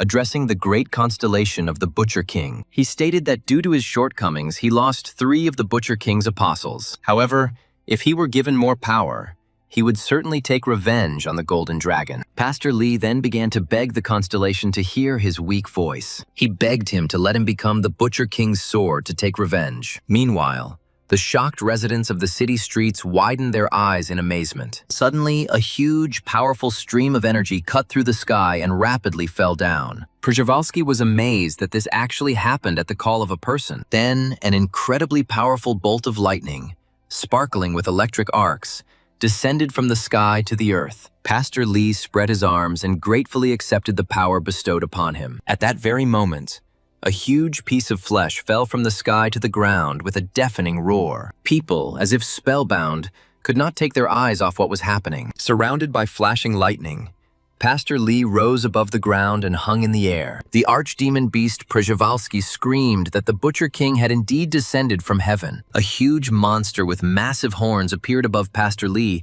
and extended its hand towards him. The shocked horse said that it really did come down at the call of a human voice, not understanding how this was even possible. The pastor's eyes glowed purple and he continued to float in the air. The next moment, his clothes began to tear at the seams and his body began to change rapidly. Instead of a human face, the muzzle of a huge horned monster appeared. Then there was a monstrous explosion, and the entire space was covered in thick smoke. When the smoke cleared, a huge creature surrounded by lightning appeared before everyone. His massive hooves struck the ground with force, accumulating energy, and stones flew in all directions. In place of Pastor Lee now stood a huge, muscular buffalo. Dropping to one knee, Przewalski declared that the Butcher King had indeed come down and revealed his will to them. All the other archdemon beasts also bowed before the creature that appeared. The monster then said that the constellation still had unfinished business, and so he decided to lend him his power. The astonished people did not understand what was happening,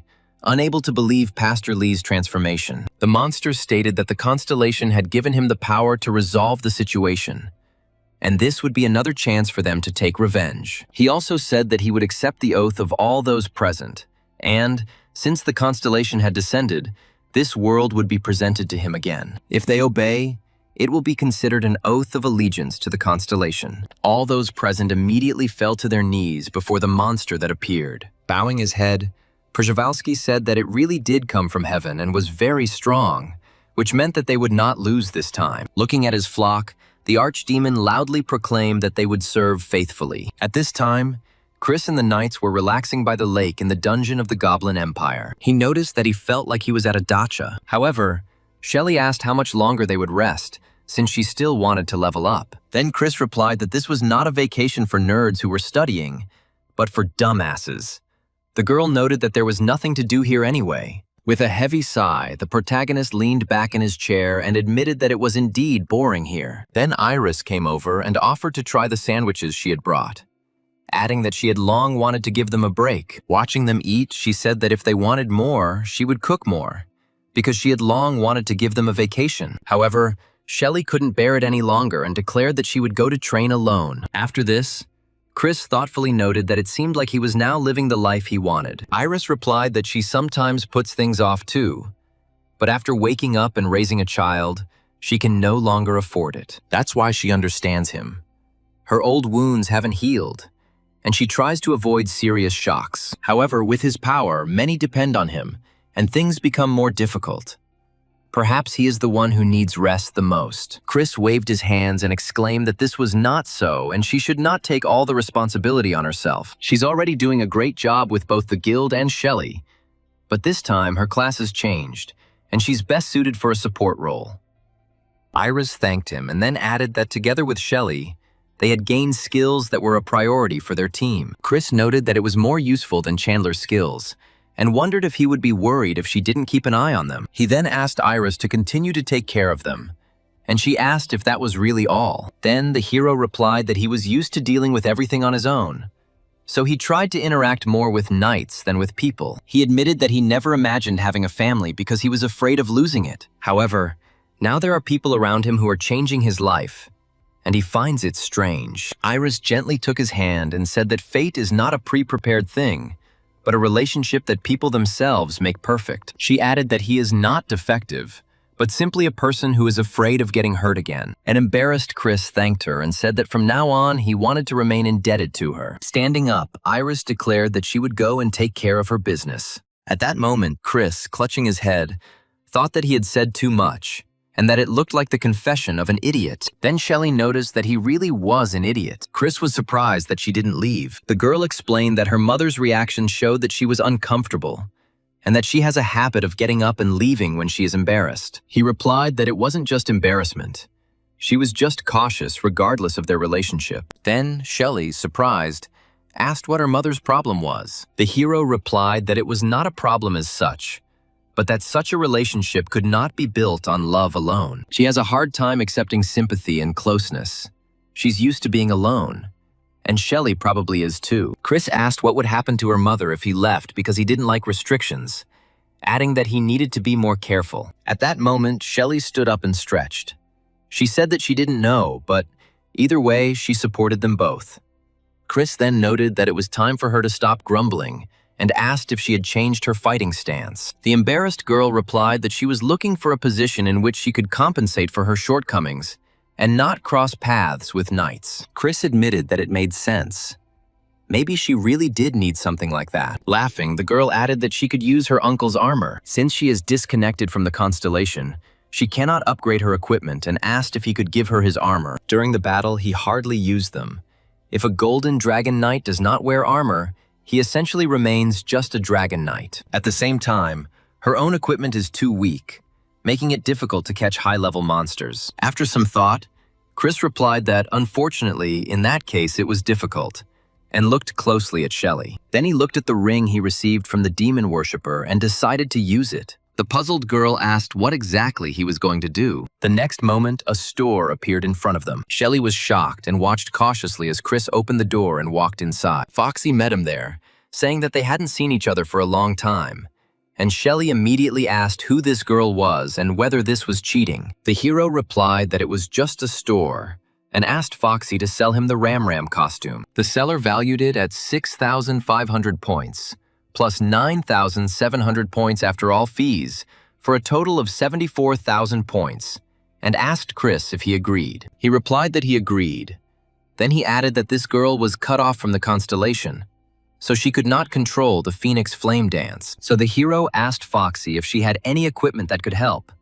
It was worth showing it. Having opened the display case, Foxy invited people to look at the goods. A surprised Shelly asked how many of these things could be purchased, and Chris replied that one unit cost about 30,000 points. Then the girl said that she could handle it with such equipment. After some thought, Chris carefully examined the display case, deciding what to choose, and came to the conclusion that he needed a ranged weapon. Due to its peculiarities, he cannot use it in its normal form, and supporting Iris alone is not enough. Foxy asked if she could learn magic, and Chris replied that her knight class was better than magic. Then the seller offered a spear, and Chris asked again if it was really a ranged weapon. Foxy explained that spear throwing is a true knightly art, and it can help circumvent the ban on ranged weapons. Thinking about it, Chris noted that javelin throwing might indeed be the answer. The spear was originally created for ancient warriors, capable of accurately hitting targets, and allowed them to fight large animals. It was later superseded by the bow,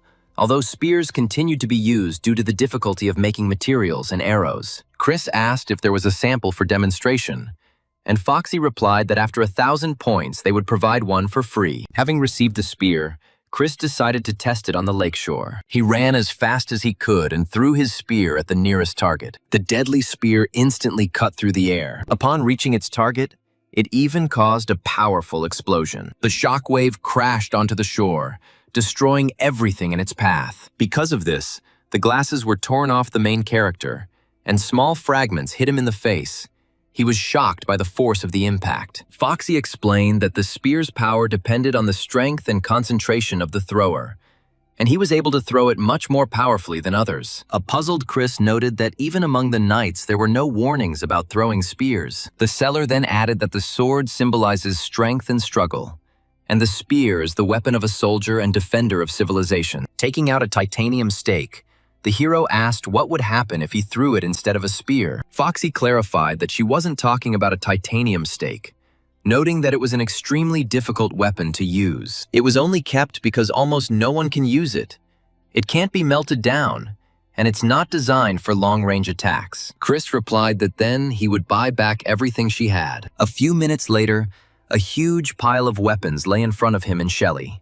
The surprised girl asked if he really intended to use all this as a long-range weapon. Chris replied that, as Foxy said, if the power of destruction depended on the strength and concentration of the throw, it would show a more powerful result. Smiling, Shelly remarked that it sounded like a lecture about some country's new weapon that was becoming more powerful. Chris then summoned Eldraine and decided to begin the test by setting the dragon's magical defense to level 7. He said test number 1 was starting. Then he threw the first spear at the target with all his might. Eldraine's magical protection began to crumble. Large cracks began to appear across the surface. The Golden Knight was amazed by the result, not believing that he was able to achieve such an effect. With each passing second, the effect became stronger. Shelly covered her face with her hands, trying to shield herself from the shockwave. The rest of the team simply scattered in panic. A powerful flash pierced space and pierced the mountain. Eldraine asked in confusion what exactly the Golden Knight had done. Shelly shouted that it was a full-fledged missile, and Accolon added that it was extremely dangerous. Then the knights knelt down and asked if everything was all right with His Majesty. Chris replied that now was not the time to worry about him, adding that the sudden explosion could have caused problems with the king's body. At that moment, Iris and Morgan approached them and asked what was going on. Pointing to the mountain of spears, Chris replied that this was a test of a new weapon. Shocked, Iris thought that this man was incredibly strong and was becoming more and more frightening in terms of strength with each passing minute. Chris decided that test number 2 was unnecessary, since he had already broken through Eldraine's 7-layer magical barrier, and that was enough. Then Eldraine reported that the Golden Dragon's magical barrier was stronger than any other barrier in the human world. At that moment, the knights heard the sound of the Goblin Emperor's horn, the signal that sounds when he leaves his castle. Then they asked Chris what they should do next. At this time, the Goblin Emperor rode through the forest in a carriage drawn by 3 horses. Chris and the knights watched his appearance, unsure how to react. As the goblins approached the knights, The emperor stepped out of the carriage to greet them. He informed His Majesty that they welcomed him and considered it a great honor. Chris replied that they hadn't seen each other for a long time and wondered what had happened, as he had been told that he would be able to rest here. Then the goblin reported that the emperor had arrived with an urgent request to His Majesty. He conveyed that the previous king was unable to leave the dungeon, although he was forced to do so. Chris replied that he was ready to listen to their request. The goblin explained that the emperor wanted Chris to exchange magic stones. The surprised Golden Knight asked again whether they were really talking about exchanging precious stones and why they needed them. The goblin then explained that the magic stones were the resource that sustained their world, and that their supplies were rapidly depleting. Therefore, it is impossible to predict how many years they will last, which means they cannot watch their fellow tribesmen die. He added that there used to be a lot of huge monsters and animals here, so there were no problems. However, due to an unknown phenomenon, the ecosystem was disrupted and magic stones became rare. When Chris asked what they used these stones for, the goblins replied that they could be considered the fuel that sustained the empire. After thinking for a while, Chris came to the conclusion that magic stones in their world were similar to oil, and agreed to the exchange. The goblins fell to their knees in gratitude, but he made one condition. Resources that are already depleting and difficult to extract should not simply be stored away, but instead should be developed through technology. The goblin clarified whether he meant the alchemy used by goblin slaves. Chris replied that on Earth, the global economy depends on coal and gas, and here, similar resources are used through slave labor. Therefore, they should consider it as an alternative source of energy for magic stones and a basis for the development of the empire. He stated that the condition for exchanging magic stones was the need to find methods and technologies and present him with the results. The goblins frowned upon hearing His Majesty's words, and then the hero asked what exactly he would receive in return. Then he and the knights returned to the lakeshore. While Accolon was preparing barbecue, Chris asked what would be for dinner. Chandler replied that he was preparing a golem, while showing interest in what exactly he had promised the goblins. The hero explained that he had requested an army in exchange for magic stones, since they themselves needed resources and jewels. However, they had enough human resources, so he decided to accept the offer as is. Magic stones are a vital resource that is becoming depleted, and replacing them is necessary to preserve the ecosystem. He also stated that the proposed goblins would be included in the Heavenly Army and would be used in planning tactics. At this time, a meeting was held at the association's headquarters, where it was reported that all work on restoring the barriers had been completed. The generals' positions have been changed, and plans are underway to create decoys to mislead the enemy. Although the repairs were completed quickly, the issue of compensation was discussed, as budgetary difficulties arose after the cost of the dragon. The general replied that the information was classified and asked if Pastor Lee's location had been established. He was informed that he had not been seen anywhere, including Quezon, and intelligence suggested that he had disappeared after the explosion in the hotel penthouse. Satellite imagery of the moment of the explosion showed him entering the hotel, but there is no confirmation that he left. There was some debate about who was responsible for the defeat, and the possibility of his death was also considered. The military was shocked, not believing that Pastor Lee could die. He is also responsible for the destruction of the hunters' prison in Quezon. The general suggested that this place was his favorite prison, where he kept captured hunters. He used their life energy to create potions and enhanced drugs. So if this place is really destroyed, then his life could have changed too. He added that if a power struggle had begun, Pastor Lee's position could have been taken by someone else, and the matter required a thorough investigation. Therefore, they need to collect evidence. The general also ordered the mobilization of all units, including the police. 3 days later, Chris and his team were still in the Goblin Empire's dungeon. During training, Iris said that sharing vision with animals is difficult because each animal has its own type of perception. Shelley smiled and noted that all proteins were good, and such an exchange would help with intelligence. Iris looked through the skills and decided that creating magic bullets was a great option since her class was a mage. Her daughter reminded her that this skill was expensive, to which she replied that it was good that she only had to worry about weapons. A pleased Shelley boasted that, thanks to the powerful new skill manual, she would be able to properly use the Phoenix dance. Iris thought with a smile that Chris had helped them out again. Noticing her thoughtfulness, Shelley asked if she thought about her uncle again. However, the woman, blushing and shaking her head, Iris denied this, saying that she was simply grateful to him for his help. Watching Eldraine fly by, she noted the approaching storm. Sitting on the dragon, Chris said the view was impressive, and even a kind of healing feeling. Eldraine noted with a grin that she couldn't believe she was working as a taxi driver in exchange for magic stones. At that moment, Chris felt his phone vibrate. He received a message that there were rumors about Pastor Lee's death. Then the hero decided to return immediately. After some time, they arrived at the Iron Fortress, where Chris studied the latest news. He couldn't believe that Pastor Lee could just disappear. It was strange. Even with the internal conflict, everything could end with his murder. Eleanor reported that the 3 archdemons had been destroyed, and the Butcher King constellation had no choice but to become enraged. Chris then noted that they were lucky if he died. However, if the Butcher King disappeared, someone else would inevitably take his place. The woman agreed that this was the crux of the problem, and that was why the association had not yet confirmed the pastor's death. Chris replied that since he had not personally destroyed it, he would wait for official confirmation of death. Eleanor informed them that there would be a meeting of the hunters soon, and this time they needed to attend to strengthen their position. However, the hero stated that he had absolutely no desire to go, but the woman insisted. She added that if people trusted him, his position would become more stable. But with great power comes great responsibility. Chris said that until then, he would stay with his friends in the dungeon, and if he was called, they should contact him. As Eleanor saw the young man off, she thought it was time to face reality. At this time in the Goblin Dungeon, Crocbane was sunbathing, enjoying his rest. However, then the main character appeared in front of him. He asked what Accolon was doing. The Dragonoid replied that there was a golem nearby that was collecting data piece by piece. After Accolon was found, Chris warned him that it was time for them to prepare to leave. At this point, Kolf came out in beachwear and announced that they seemed to be going on some sort of outing. Chris replied that this was not entirely true, and that they needed to prepare. The knight added that he understood that the battle was not over yet, and they must set out while they still had fighting ability. Then the protagonist explained that he could not act arbitrarily and reminded them if they had forgotten how he became a golden knight. Surprised, Kolf and Lucy looked at each other, surprised by his words. However, the hero still ordered them to be ready for an immediate return to battle. Meanwhile,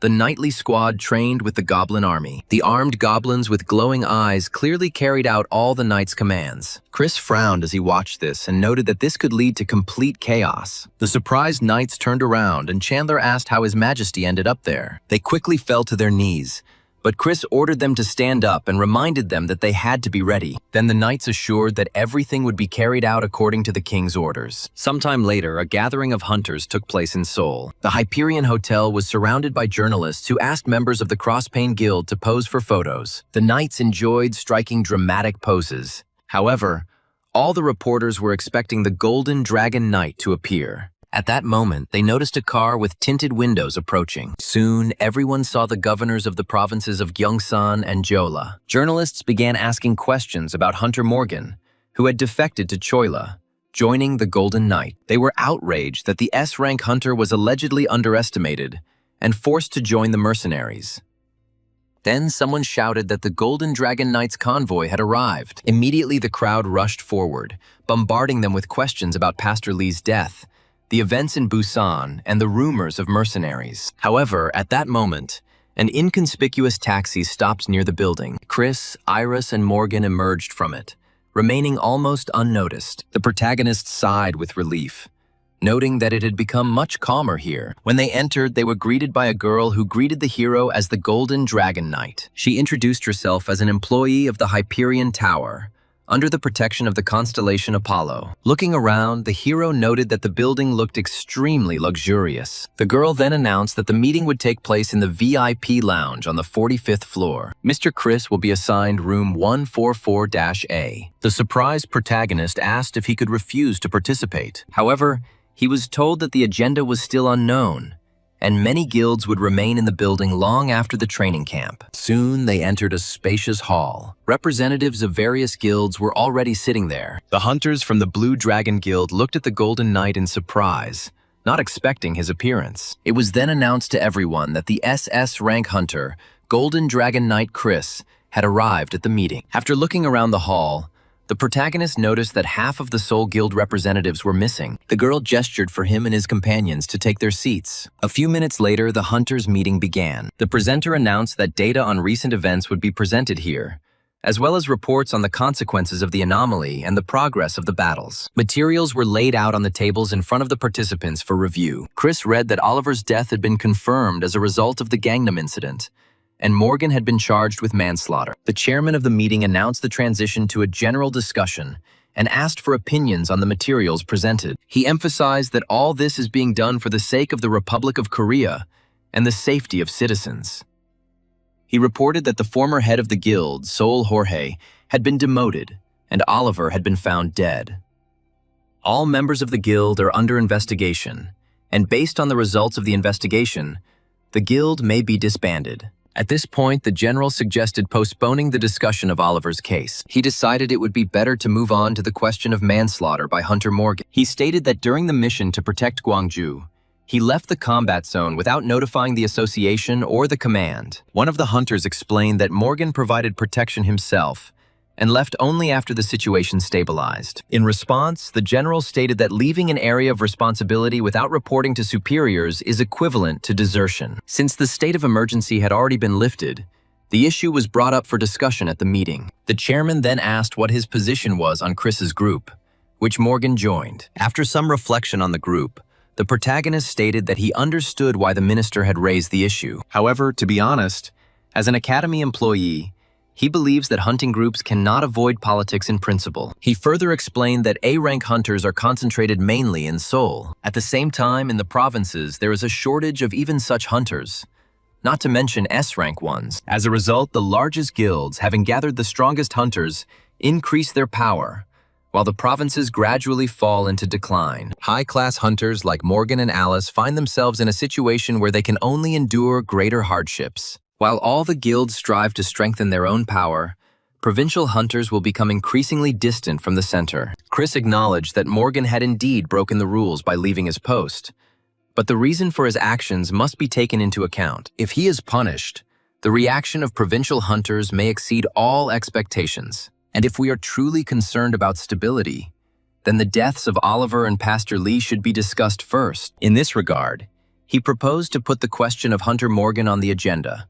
After these words, silence reigned in the hall. Meanwhile, a pleased Morgan gave him a thumbs up in gratitude. The chairman of the meeting then asked the other hunters to speak out on the matter. The Blue Dragon Guildmaster stated that Chris was right, since the basis of the state and the association's strength was power. However, in an attempt to maintain it, an imbalance arose, which, in turn, gave rise to new distortions. As the effects of this imbalance began to manifest, some of the power began to drift away, and any attempts to acknowledge this were met with criticism. He also added that the influence of the association and the government is gradually weakening, while the new force is increasingly involving participants. In the end, he admitted that, although he didn't want to say it, it was thanks to the Golden Knight that the invasion was stopped. The surprised protagonist thought that this man had probably treated him with hostility before. The chairman stated that after reviewing the situation, he would return to discussing Chris,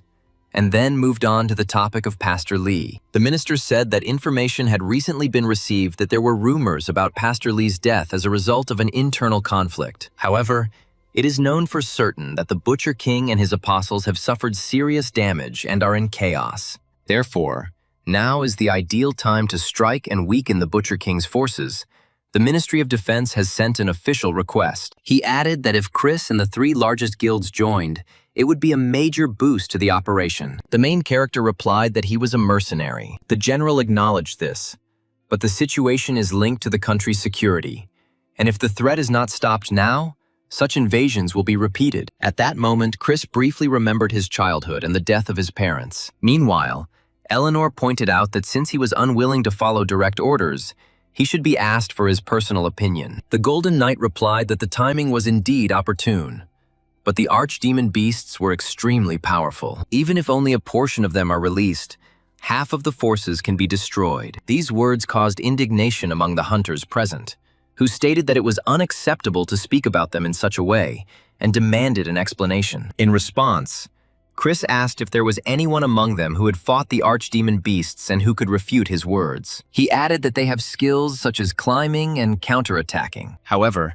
even in this battle, they did not use them properly, and one of them was still hit by a counterattack shield. The hunters frowned and looked at each other, not knowing what to answer. He then clarified that he did not deny the opportune moment for an attack, but without careful preparation, they risked suffering heavy losses. A victory in which all the allies perish is not a victory, but only a victory for officials who love loud statements. At this time, the reborn Pastor Lee arrived at Kumsusan Palace. He walked along a long corridor, guarded by many soldiers, and headed towards the ruler. Pyongyang's ruler, Amber, was surprised to notice that there were rumors of his ascension to heaven and transformation into an archdemon beast. The pastor replied that his body had changed, but his soul remained the same, since it still served God. Amber sacrificed an arm, a leg, and an eye to the Butcher King as a sign of loyalty, resulting in Pyongyang becoming the ruler of the underground city. She asked what brought him here, and Pastor Lee reported that the attacks on Seoul,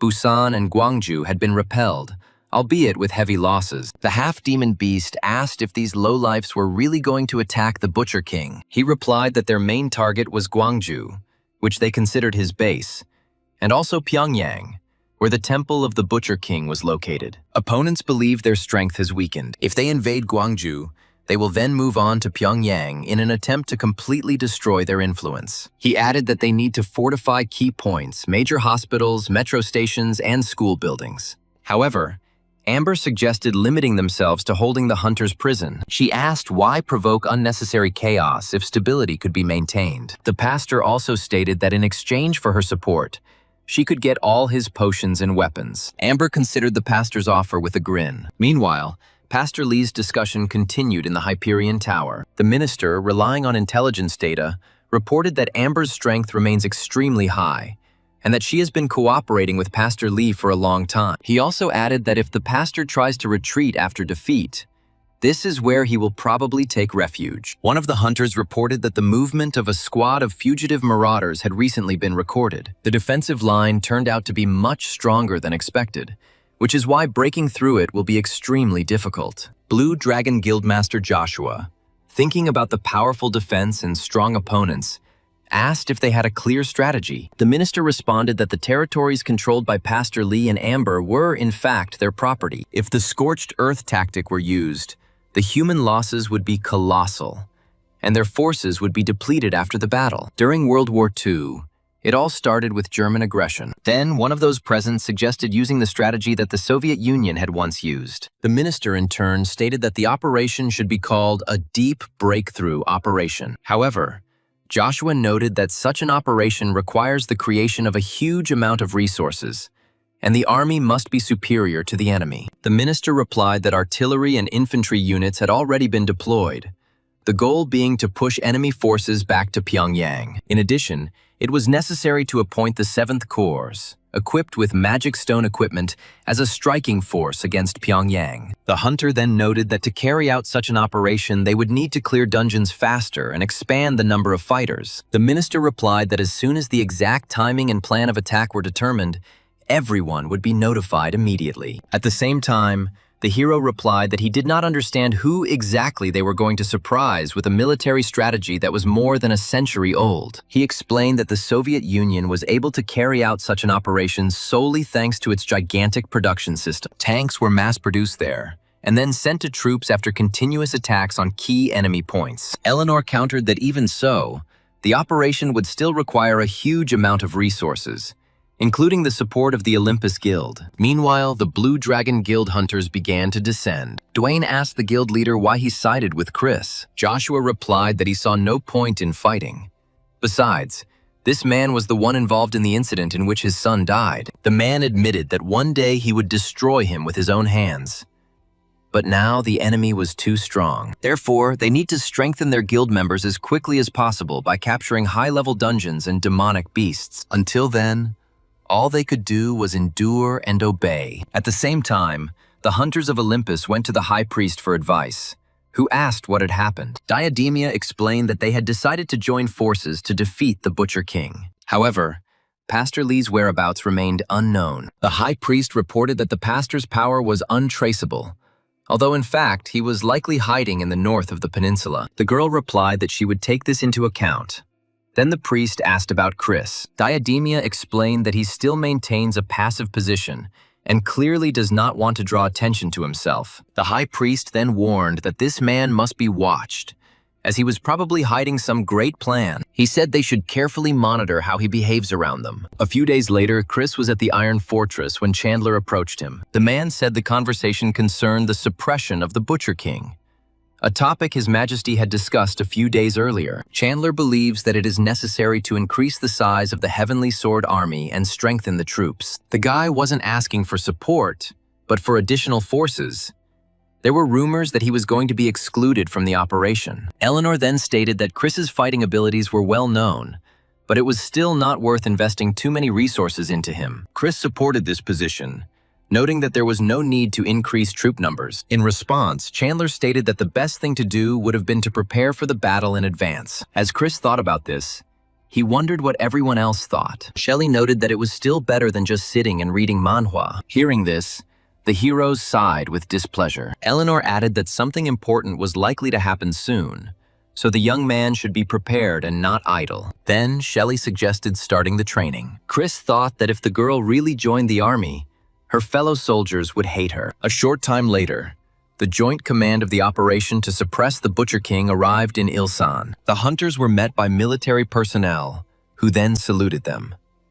Chuck was appointed as the head of the unified command, and Blue Dragon Guild leader Joshua led the guild alliance. The man said he had heard of the heroic deeds of the commander, who had previously fought pirates in the south. Showing Chuck the lists, the guild leader noted that only 17 guilds were participating on the hunter side. The interlocutor replied that it would be useful to exchange strategies with hunters, and Joshua suggested that they share information with each other. He then asked whether a deep penetration operation was really possible, despite its speed and effectiveness. At this point, the soldier asked for permission to report the situation.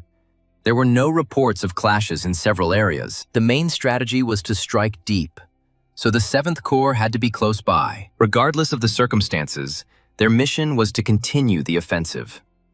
The 849th Brigade of the 7th Corps was equipped with magical stones. However, Joshua noted that all this would not be easy.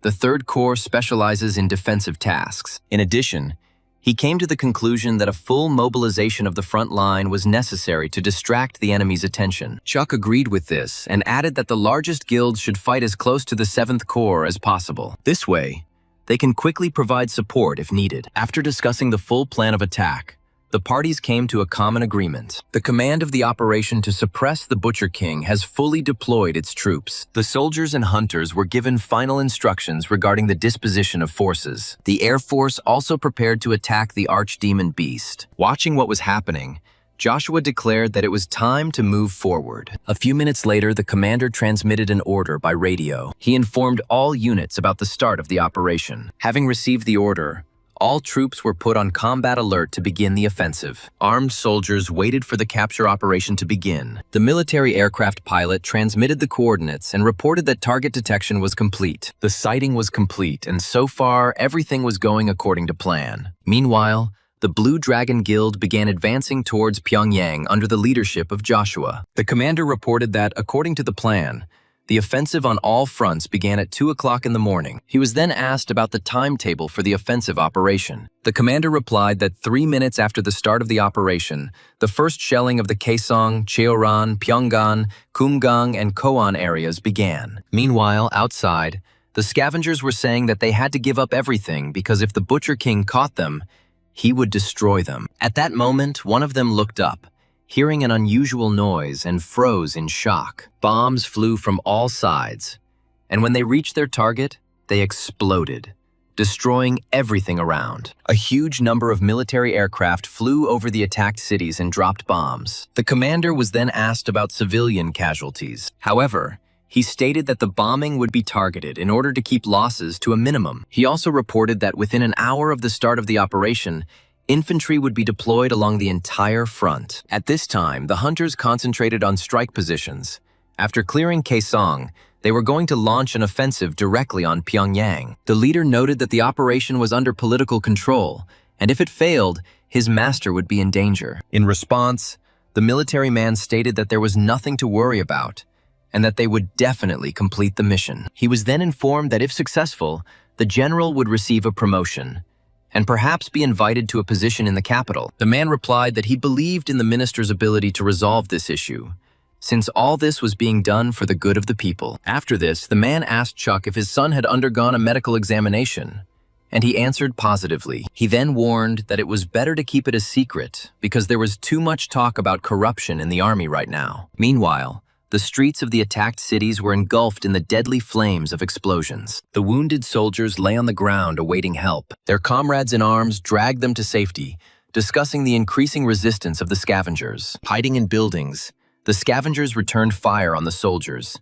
as if sending them straight to the underworld. At that moment, a tank drove up. Without hesitation, he dealt a powerful blow to the enemy. The deadly flame that burst from the gun's muzzle destroyed half the building. The officer then shouted into the radio that the 7th Detachment, together with the Hunter Detachment, must reach Pyongyang as quickly as possible at any cost. The soldiers swore and said that they would all die here. However, they realized that they had no choice but to hold out until the rear forces completed the mission. The commander shouted over the radio that a hunting party was approaching, and then ordered everyone to move forward. Combat vehicles raced through city streets under enemy fire. The equipment was subjected to fire from all sides by the defending scavengers. Soon, one of the cars was destroyed, and the flames instantly engulfed the vehicle. Meanwhile, the pastor listened to the report that a deep strike force was passing through Kaesong. He was informed that the 7th Corps and the hunting party were already crossing the city. However, the resistance turned out to be much stronger than expected, and the troops needed support. Watching the armies advance, Pastor Lee realized that the bastards had already entered Kaesong, which meant they would soon reach Pyongyang. Smiling, Amber noted that, as expected, the enemies were moving towards Pyongyang, which would allow them to be caught by the tail. Then the pastor replied that it was obvious, because as the enemy captured more areas, things would become increasingly difficult. At that moment, 2 more people entered them. It was Robert, the ruler of Wonsan, and Lin, the ruler of Hamhung, who reported that they had heard of some interesting work. Lin noted that she had heard of him as a monster, but the man in front of them looked ordinary, capable of changing his appearance at will. Robert then reminded them that the pastor had created potions before, and suggested that they start with at least a few. The pastor apologized and replied that he didn't have time for that now. At that moment, an extremely loud roar of the archdemon Przewalski's beast was heard behind them. Astonished by what was happening, they turned around and asked if Mr. Przewalski had ascended. The archdemon beast reported that the Olympus Guild was moving towards Wonsan. A surprised Lin recalled that they had been told about the enemy's movement towards Pyongyang. Then the grinning pastor explained that the enemy wanted to distract them from the defensive line. Przewalski, his eyes flashing, declared that Iberico was there, and that no one could resist the ascended Iberico. Meanwhile, Iberico watched the soldiers arrive in Wonsan as explosions thundered around him. He grinned, anticipating an interesting battle with the guild hunters. The Olympus Guild hunters, following the general's orders, arrived in Wonsan. The ascended Iberico screamed furiously that they would all become victims of the Butcher King. After this, the hunters of the Olympus Guild rushed into the attack and dealt a powerful blow. One of the hunters swung his battle axe furiously, shouting that it was time for the archdemon beast to go to hell. However, the man suddenly screamed in horror as he received a powerful counterblow from the monster. Ascended Iberico dealt the hunter the fatal blow. At that moment, the ascended Wagyu was rapidly approaching them, its eyes flashing fiercely. He smirked and wondered if they really thought they could stand up to an archdemon among the ascended beasts. The hunter, who had fallen to the ground, cursed furiously, not understanding what to do with these bastards. Meanwhile, the military was located approximately 50 kilometers south of Pyongyang. A column of military equipment moved forward, preparing to attack the capital. The Blue Dragon Guildmaster listened to the radio broadcast that the attack on Pyongyang was already underway. He then reported that their current position was approximately 50 kilometers from the city. The military then deployed long-range weapons and fired missiles in the direction of Pyongyang. The shells exploded, covering the city in a continuous, deadly flame. The people there watched what was happening in horror. Meanwhile, Pastor Lee sat calmly with a cup in his hands, quietly drinking tea. Robert reported that fighters were stationed in each bunker. They would retake Kaesong with the help of archdemon beasts, including Przewalski. Smiling, the pastor replied that everything was going exactly according to plan, and suggested that they simply enjoy the show. He stated that the enemy must be allowed to capture Kazan and cut off their escape routes, after which the massacre could begin. Soon, the archdemon beasts among the Ascended rushed to attack the surprised military. The shocked soldiers looked in horror at the huge Przewalski standing before them. The soldiers shouted into the radio, reporting that Kazan was under attack by archdemon beasts. Frowning, the general realized that if Przewalski had already attacked, it meant their operation had been discovered. If Kaesong were lost, the deep strike force that had advanced to Hwangju would be completely isolated. The lives of the Blue Dragon Guild members and the entire 7th Corps were at risk. The general asked if it was possible to provide support to Olympus. The military man replied that it was difficult, since a battle was already underway in Vanson. The officer then asked if any of the remaining 5 corps could help. In response, the soldiers said that no one except the Golden Knight was able to come to the rescue. Meanwhile, a column of military equipment moved rapidly along the city streets. Robert walked towards them, gloomily clenching his huge fists. Powerful lightning flashed around his body. The man confidently approached the military, releasing a powerful stream of energy and preparing to attack the combat vehicles. When the driver of the car saw him, he shouted, asking what kind of monster was driving straight towards them. At that moment, Robert rushed forward and delivered a powerful blow. A powerful stream of deadly energy fell upon the car. The impact threw the vehicle into the air, after which it flipped over and flew off to the side. Seeing the overturned car, the head of the Blue Dragon Guild froze in bewilderment. He furiously ordered all vehicles to stop immediately. However, at that moment, Robert had already rushed towards the equipment behind them. The hunters and soldiers left the transport and prepared to meet the enemy. The soldiers raised their rifles, preparing to open fire. Looking at them,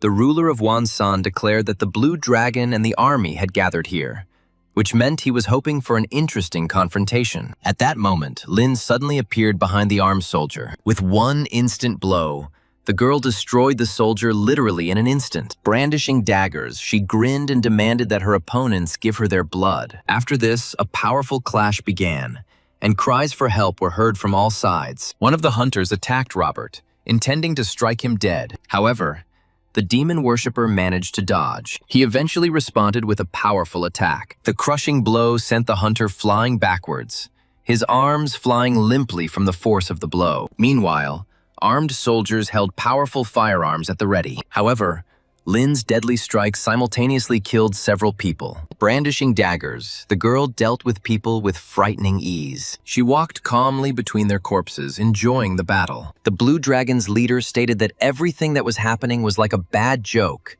and he was not going to tolerate it. In response, Amber smirked and noted that she had previously thought they were very strong only because they had broken through so easily. The girl then added that with a 100-year-old strategy, they probably just decided to play a cruel joke on them. Looking at her, Joshua realized that in front of him was Amber from Pyongyang. Then the half-demon offered the newcomers of the Blue Dragon Guild a choice. The first option was to go to another world calmly and painlessly. The second option was to fight to the end and die a horrible death. In addition, the girl reported that the archdemon beasts had already captured everything, so the guild had no chance of survival. Gritting his teeth in rage, Joshua cursed silently. He couldn't understand how things had come to this. Now no one can help them except Chris. They have no hope left for anyone except the Golden Knight. At this time, Chris was in the dungeon and fighting a huge monster. It was a B-rank dungeon called the Barbarian City of Wild Dream. Chris cursed, stating that this freak was incredibly durable. A monstrous monster with a huge mouth and a protruding tongue attacked the Golden Knight. Then the heroes swung the Titan's stake and threw the monster far into the air. Eventually, the bloodthirsty monster was crushed. He turned upside down, collapsing to the ground. As Shelley watched, she noticed that the ugly guy seemed to be the boss, but her uncle was causing twice as much trouble. Then Iris said that he had become much stronger. After destroying the monster, Chris asked where the final boss was, and Iris explained that the dungeon itself was located outside the forest. However, Iris suddenly noticed a ringing sound on her phone and was surprised. It was an emergency call from the director of the academy.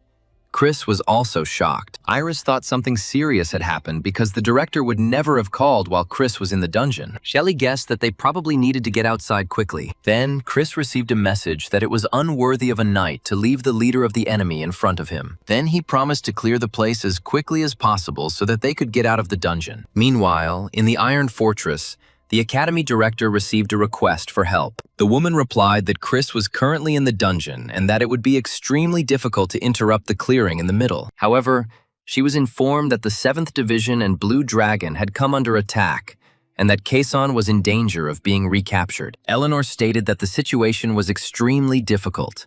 Chris's squad was also preparing for a confrontation with the Butcher King and Pastor Lee. They had backed out of their commitments and were now asking for help.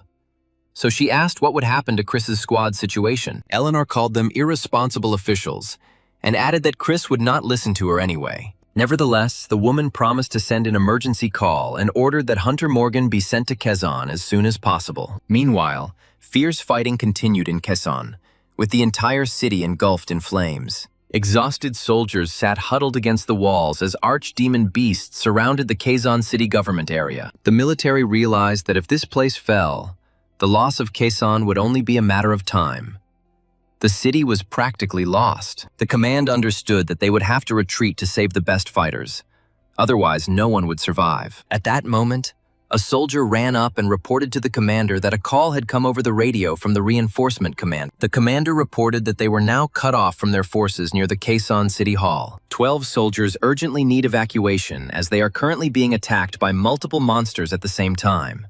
The commander then announced that they had orders to hold their positions until the 7th Division and the Guild retreated through Quezon. They will defend this place until the troops retreating to Pyongyang completely leave the area. Meanwhile, in Hwangju County, Lin stood on a mountain of mangled bodies, asking the hunters if they were done yet. The girl smirked and wondered if this was really the end, then declared that she wanted to have some more fun. Dwayne thought that these bastards were incredibly strong. If things continued at this pace, they would have no chance of winning. However, while Robert is distracted by the soldiers, he and his partner might be able to defeat Lin if they give it their all. Then the man said that if that's what she wanted, let her have fun. With a wicked grin and a glare, Lin replied that they could do as they wished. A moment later, powerful explosions thundered, accompanied by powerful shockwaves. Joshua cursed furiously, gritting his teeth in anger as he stood in front of Amber. The girl stated that all the members of the Blue Dragon had already been destroyed, and she found it hard to believe how pathetic the guild leader turned out to be. Looking at her with hatred, the man screamed, demanding that she shut up. Then he swore by the constellation that he would definitely kill her. In response, Amber yelled at him to try, then delivered a powerful blow from behind. The powerful impact sent the guild leader crashing to the ground, causing huge cracks to appear across the surface. After that, a half-demonic beast with a huge clawed paw grabbed his head. However, a moment later the girl was thrown aside by a powerful energy blow. Joshua rose to his feet as bolts of energy began to flash around his head. With a grin, the half-demon announced that the second round was beginning. Meanwhile, the order was given to stop the attack on Pyongyang. The 7th Division and the Blue Dragon Guild were ordered to retreat immediately. At this time, Chris reached the final boss dungeon. A huge monster towered over the surprised Golden Knight. The monster swung a giant axe, its eyes blazing furiously. Chris realized that the final boss, the king of the arena, was in front of him. Then the hero quickly rushed into attack. He struck the boss with a swing of the Titan stake. A powerful stream of powerful energy fell directly on the monster's head. The Golden Knight continued to strike with increasingly deadly blows, trying to destroy the monster. Under the onslaught of Chris's swift attacks, the final boss collapsed to the ground, dropping his weapon. After the destruction of the main boss of the dungeon, the Golden Knight sank to the ground. A shocked Iris screamed that he had defeated the final boss with just 3 hits. Then Chris said that the reward this time was quite good, and now he needed to strengthen the Heavenly Sword army a little more. Iris reminded them that they needed to get back quickly because the calls were continuing and, apparently, the matter was really urgent. Taking off his gear, the hero said that he understood the hint and assumed there was an emergency call. A surprised Shelley asked if he really understood everything. Chris frowned and replied that, no matter how you looked at it, It all had to do with the Butcher King. After some time, they returned from the dungeon to the Iron Fortress. Eleanor waited for them to return. Surprised that they were able to return so quickly, the hero asked if there had been a request for assistance in the operation, and was told that the resistance was stronger than they had expected. In addition, the archdemon beasts have also received a boost, so it is no longer possible to avoid a bloody battle. Then the hero noticed that the enemies had raised too much noise throughout the country, so the animals simply could not remain unprepared. An amazed Shelley said the monsters had become so unusual that she even wanted to try fighting them herself. The director reported that Morgan had been sent to Kaesong to clear a path for the retreat of the group that had advanced toward Pyongyang. Chris frowned, thought for a moment, and then decided that this was where he should start. Soon, Eldraine flew through the sky with the Golden Knight. Iris noted that this whole incident was created unilaterally, and they want to settle everything without any compensation. And then Chris announced that he just got this damn notification window pop up. The message stated that an evil was spreading across the continent that threatened humanity, and therefore he was obliged to carry out a mission. The hero then ordered the Olympus Guild to concentrate in Kaesong. They were going to clear it and open the way for those retreating from Pyongyang. When the Deep Strike Force reaches Kaesong, they will attack the main dungeon of these bastards. The hero stated that there was no point in counting on a counterattack while those bastards were winning in the dungeon. They should concentrate their forces in Kaesong. The director then remarked that the operation looked extremely risky, but Iris replied that such a plan could be implemented. Chris added that it would take time for the Olympus Guild to reach Kaesong, so it was necessary to contact them as soon as possible. Meanwhile, on the battlefield in Hamju, the exhausted leader of the Blue Dragon Guild could barely stand on his feet. Amber stood over him, declaring that it was time to give up. No matter what he did, he would never win. The girl then offered to spare his life if he agreed to join them and beg them on his knees. Joshua struggled to stay on his feet. At this moment, the Golden Dragon Knight's voice came through the earpiece. He said that the Blue Dragon Army and Guild should immediately retreat to Kaesong, where the troops would be regrouped. Then the guild leader announced that he would now use his secret technique. He ordered his partner to lead out the remaining troops and to help Dwayne gather the soldiers while he used the secret power. A moment later, Joshua released a huge energy dragon. Meanwhile, fierce fighting continued in Kaesong. Morgan arrived to help the soldiers. The military returned fire with small arms as fires raged around them. The hunter ordered the second platoon to outflank the enemy and attack from the flank, while the third platoon remained in their current positions. Looking up, the man saw a golden dragon flying above them. Eldraine was approaching the battlefield at full speed. A moment later, the deadly flame of the dragon's breath fell directly on the heads of the enemies. The entire team of Chris's summoned knights descended to the ground. The soldiers joyfully shouted that the Golden Dragon Knight had arrived, and that they were now saved. However, the arrival of the Golden Knight was also noticed by the ascended archdemon beast Przewalski. Archdemon Wagyu stated that the bastards from the Olympus Wanson Guild were heading here, so they also came to this area. Then Przewalski replied that he would deal with the bastards in the sky himself, and the rest of them should deal with the enemies on the ground. A red light flashed in the cockpit, warning of approaching danger. The frightened pilot heard an alarm signal and noticed an approaching enemy. The archdemon beast Przewalski attacked the plane, intending to destroy it. The chair in which the director of the academy, Eleanor, was sitting began to shake violently. The woman was stunned when she realized what kind of enemy had attacked them. Then she screamed that the plane was attacked by the ascended Przewalski. Grinning, the archdemon beast looked at its opponents with hatred. The academy director shouted to Chris that Przewalski had now become something of a paladin. In response, the Golden Knight shouted that it was just a damn paladin and rushed at the enemy. Then the hero shouted that he was just a pathetic pony.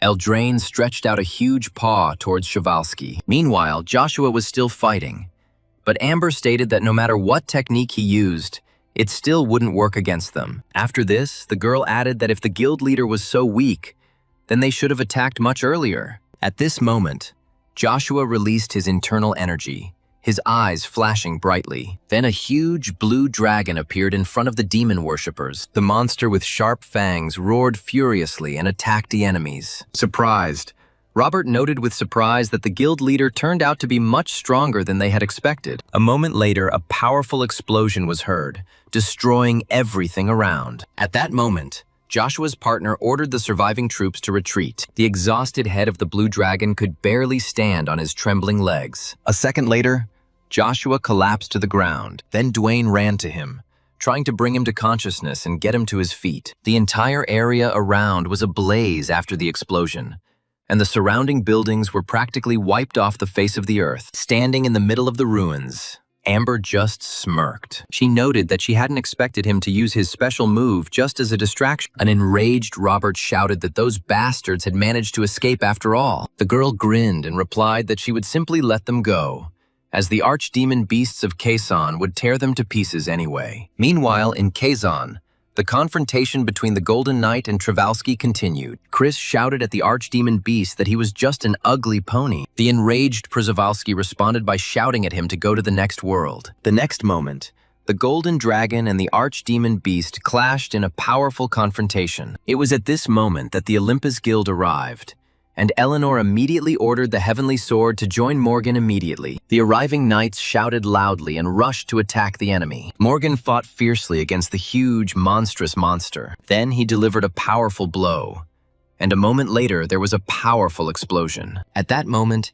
Chandler ran up to the hunter and shouted that reinforcements had already arrived. Raising his sword, the knight ordered his army to leave no bastard alive. Archdemon Wagyu shouted that it was the Golden Dragon Knight's army, and Iberico replied that they would eat them all. The Heavenly Sword Knights charged forward, waving their weapons furiously and destroying their enemies. The hunters of the Olympus Guild also rushed into battle against the monsters. The hunters' powerful blows scattered the bloodthirsty monsters in different directions. A surprised Przewalski wondered how they had managed to plan all of this. Meanwhile, the Blue Dragon Guild and the soldiers who had gone to Pyongyang were returning to Kaesong. The Chris army and the Olympus forces attacked the south and east of Kaesong. All the archdemon beasts of Kaesong were moving towards the front lines. Joshua muttered irritably that Chris and Olympus always seemed to have good luck. He then noticed that they were heading north to Kaesong to hunt monsters. However, the man did not believe that they were doing this just to level up. Meanwhile, Chris, riding on Eldraine, continued to fight the archdemon beast Przewalski. The dragon grabbed the archdemon by the throat with a powerful paw, and the monster screamed furiously. The blow caused Przewalski to drop his weapon, which fell to the ground. With a painful groan, the archdemon grabbed his neck and stepped aside. The Golden Knight chuckled and shouted out that this was all the enemy could do. Wagyu reported that the Blue Dragon and his army were returning, and Iberico replied that if things were left as they were, they would be defeated. Chris shouted mockingly and asked if the pony was going to continue fighting. The irritated enemy shouted for the Golden Knight to come to the Butcher King's main dungeon, where they would show him who was who. Laughing, the hero shouted that it looked like they were going to escape. A moment later, a portal opened, through which the archdemons began to retreat. Eldraine asked if the bastards were really running, but Chris replied that there was nothing to be done. Then he suggested that they first find the rest of the people, after which they would fly over the city. Meanwhile, the Golden Knight's night squad fought fiercely with the monsters. Eldraine flew up and covered the enemies with a wave of powerful flame. Then Diademia screamed that the bastards were retreating and they couldn't be let go. The military then received orders not to allow anyone to leave. Not a single enemy was to leave this place alive. The Golden Knight stood on the bodies of the defeated bloodthirsty monsters. At this moment, the system informed the hero that he had won the battle with Przewalski. As a reward, he received the spear, a symbol of chivalry, as well as the weapon of the ascended Przewalski. The director then reported that all the archdemon beasts had dispersed, and Olympus and the Blue Dragon were pursuing the survivors. Chris replied that although they had failed to capture Pastor Lee and the Butcher King, they had at least been able to save the soldiers' lives. After this, the hunters raised their swords and thanked him for saving them. They called Chris a hero of his time. Embarrassed, Chris thought he was terribly embarrassed.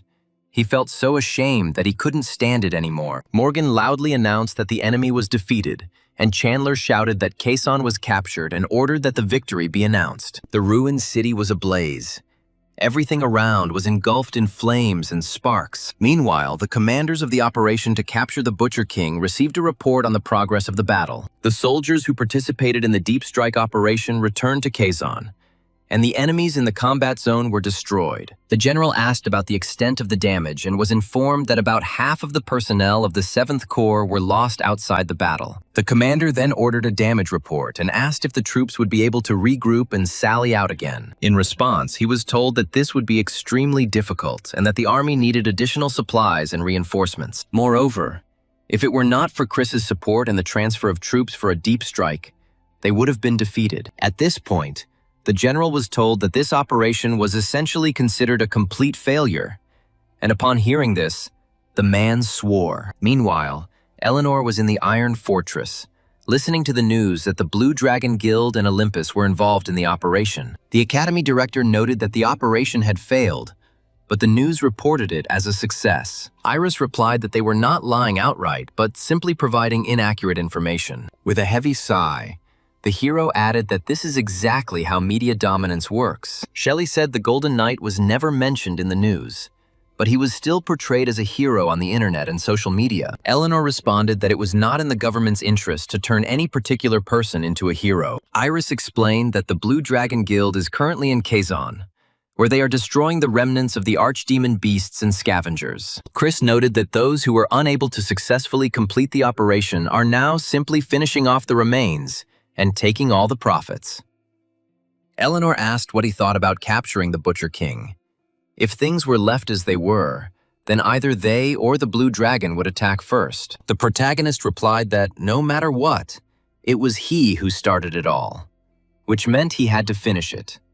Chris said that they had already rested, which meant it was time to get ready for the trip to Pyongyang. Meanwhile, in Pyongyang, the results of the battle were discussed, and Pastor Lee announced that all the apostles had already returned to the main dungeon. They did a great job of repelling the attacks, and the damage they sustained was not that great. Robert noticed that there were no particular problems with either the soldiers or the Blue Dragon Guild, but Chris suddenly intervened and ruined everything. Lynn added that they were confused when the Olympus bastards approached Kasan. She then asked why the apostles even returned to the main dungeon.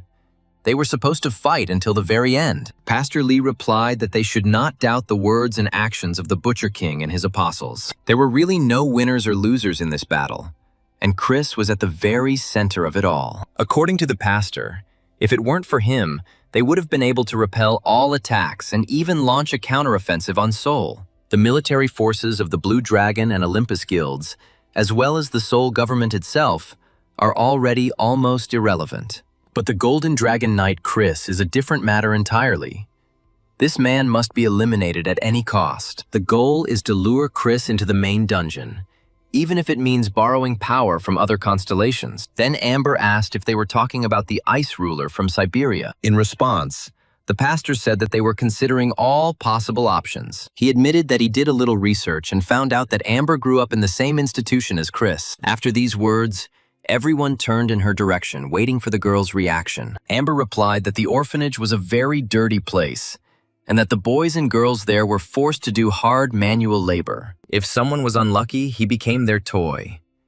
Most of those who left the shelter ended up as scavengers or homeless. The girl then noted that Golden Knight Chris was probably the most famous graduate of this orphanage. Pastor Lee noted that she spoke up immediately when the topic was raised. With a heavy sigh, Amber replied that she was simply reminiscing about old times and didn't mean anything else. After this, the pastor stated that Chris and his team would soon arrive in Pyongyang, which meant they needed to prepare. He then invited everyone to look together at what exactly he had prepared, after which the group headed into the dungeon. Pastor Lee said that when he visited the Butcher King, he thought a lot about life and morality. To rule this world, the Butcher King must create creatures that never existed before, and that will serve only him. The pastor then explained that these were the Butcher King's warriors, personally created by him after many years of research. Archdemon beasts and humans were combined through genetic combinations, resulting in an entirely new species. Moreover, the pastor admitted that they kidnapped people not only for the sake of creating potions.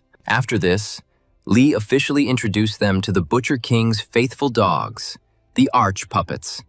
The room was filled with flasks containing various terrifying creatures in the flasks. Meanwhile, in the Iron Fortress, Chris prepared to attack the Butcher King. He opened the characteristics window to check his parameters. The protagonist wondered if he had enough strength to deal with the Butcher King and Pastor Lee. At that moment, Shelley appeared and said that her stepfather's characteristics were simply unbelievable. And Chris was embarrassed to hear such words. All of his stats were at SSS+ level, and all of his skills were unique. Eleanor was surprised to notice that this was already the level of the constellation. He had literally become the embodiment of the constellation. Iris said she had seen the characteristics of many people over a long period of time, but this was the first time she had encountered such indicators. An admiring Shelley added that he also had knights and the Heavenly Sword Army, and if he wanted, he could take over the entire world. The Academy director reminded that great power always comes with great responsibility. She then warned him that if he became too vain, he would go down the path of darkness and destruction. Besides, the constellations wouldn't just grant him such power. He had to understand their true intentions. Chris replied that he didn't know much about such things, but he had no desire to become a famous hero or villain. After that, Chris stated that he needed to adjust his skills so that he could summon the Heavenly Sword Army without any problems. Then the protagonist asked the others to stop pressuring him. He asked why they were doing this while he was looking at the characteristics window. After this, the director of the academy said that she needed to report something. The woman stated that while investigating Pastor Lee's whereabouts, they discovered something interesting. Frowning, Chris asked what exactly she meant. Then the director showed him a photograph and asked if he recognized the place. The Golden Knight's eyes widened in surprise. He immediately recognized both the place and the people in the picture. Eleanor explained that traces were found at the scene that pointed to the involvement of the Apostle King Butcher. She didn't know how involved he was, but they were spotted outside the city on the day of the attack. Chris replied that even at that time, they had to keep an eye on the Butcher King. But Eleanor replied that the police and hunters were bribed. After showing 2 more photographs, she said that Pastor Lee does not age because he absorbs the energy of living beings. Looking at the pictures, Chris asked why she was telling him all this. The woman replied that his fighting spirit must extend far beyond the Iron Fortress, because everything that happens already affects the entire world. She also mentioned the orphanage where he grew up, where Pastor Lee's influence extended. A surprised Chris asked in amazement how this was even possible. The director explained that the pastor had changed the entire structure of the shelter in order to attract as many scavengers as possible. Moreover, he even replaced the leadership with his own people, so that at that time, almost the entire association worked for Pastor Lee. She also added that Chris was a typical victim of this system and his fate was predetermined. Looking at the boy with his head down, Eleanor thought that he was probably shocked by what he heard. After that, she headed towards Iris and Shelley. However, at this moment, the main character had already made a decision. Clenching his fists, Chris declared that they must prepare an attack on Pastor Lee and the Butcher King, and ordered all the procedures to be prepared. However, the director responded that several important issues needed to be resolved before that could happen. Following the punitive operation, the government imposed a ban on visiting areas where military operations took place. If they go there without permission, they will get into serious trouble. She then asked if he really intended to lead the Heavenly Sword Army. From the government's perspective, he and his soldiers are considered a private army, and the authorities may even consider Chris a traitor. Before this, his actions benefited people and the state, but now the situation has changed. Even if the punitive operation fails, unauthorized actions will still become a problem regardless of the outcome. Moreover, if he openly speaks out against the Butcher King, the government will inevitably impose sanctions. Thus, whether he wins or loses, he will have to explain the reasons for violating the ban. The director then said that after the failure of the operation, the political situation plunged into chaos. The Blue Dragon is trying to seize control of the association, and the opposition has launched an attack on the ruling party that organized these repressions. Chris gritted his teeth and screamed that they were too busy running. Eleanor said that he would be better off using the situation to influence the association, so that the community would unite to attack the Butcher King. Iris added that they needed to start by strengthening internal unity. The protagonist replied that he didn't understand why it was so difficult to simply catch the villain. The academy director said that he should think not only about himself, but also about the people who trust him and follow him. After these words, Chris agreed with her and asked when they would start acting.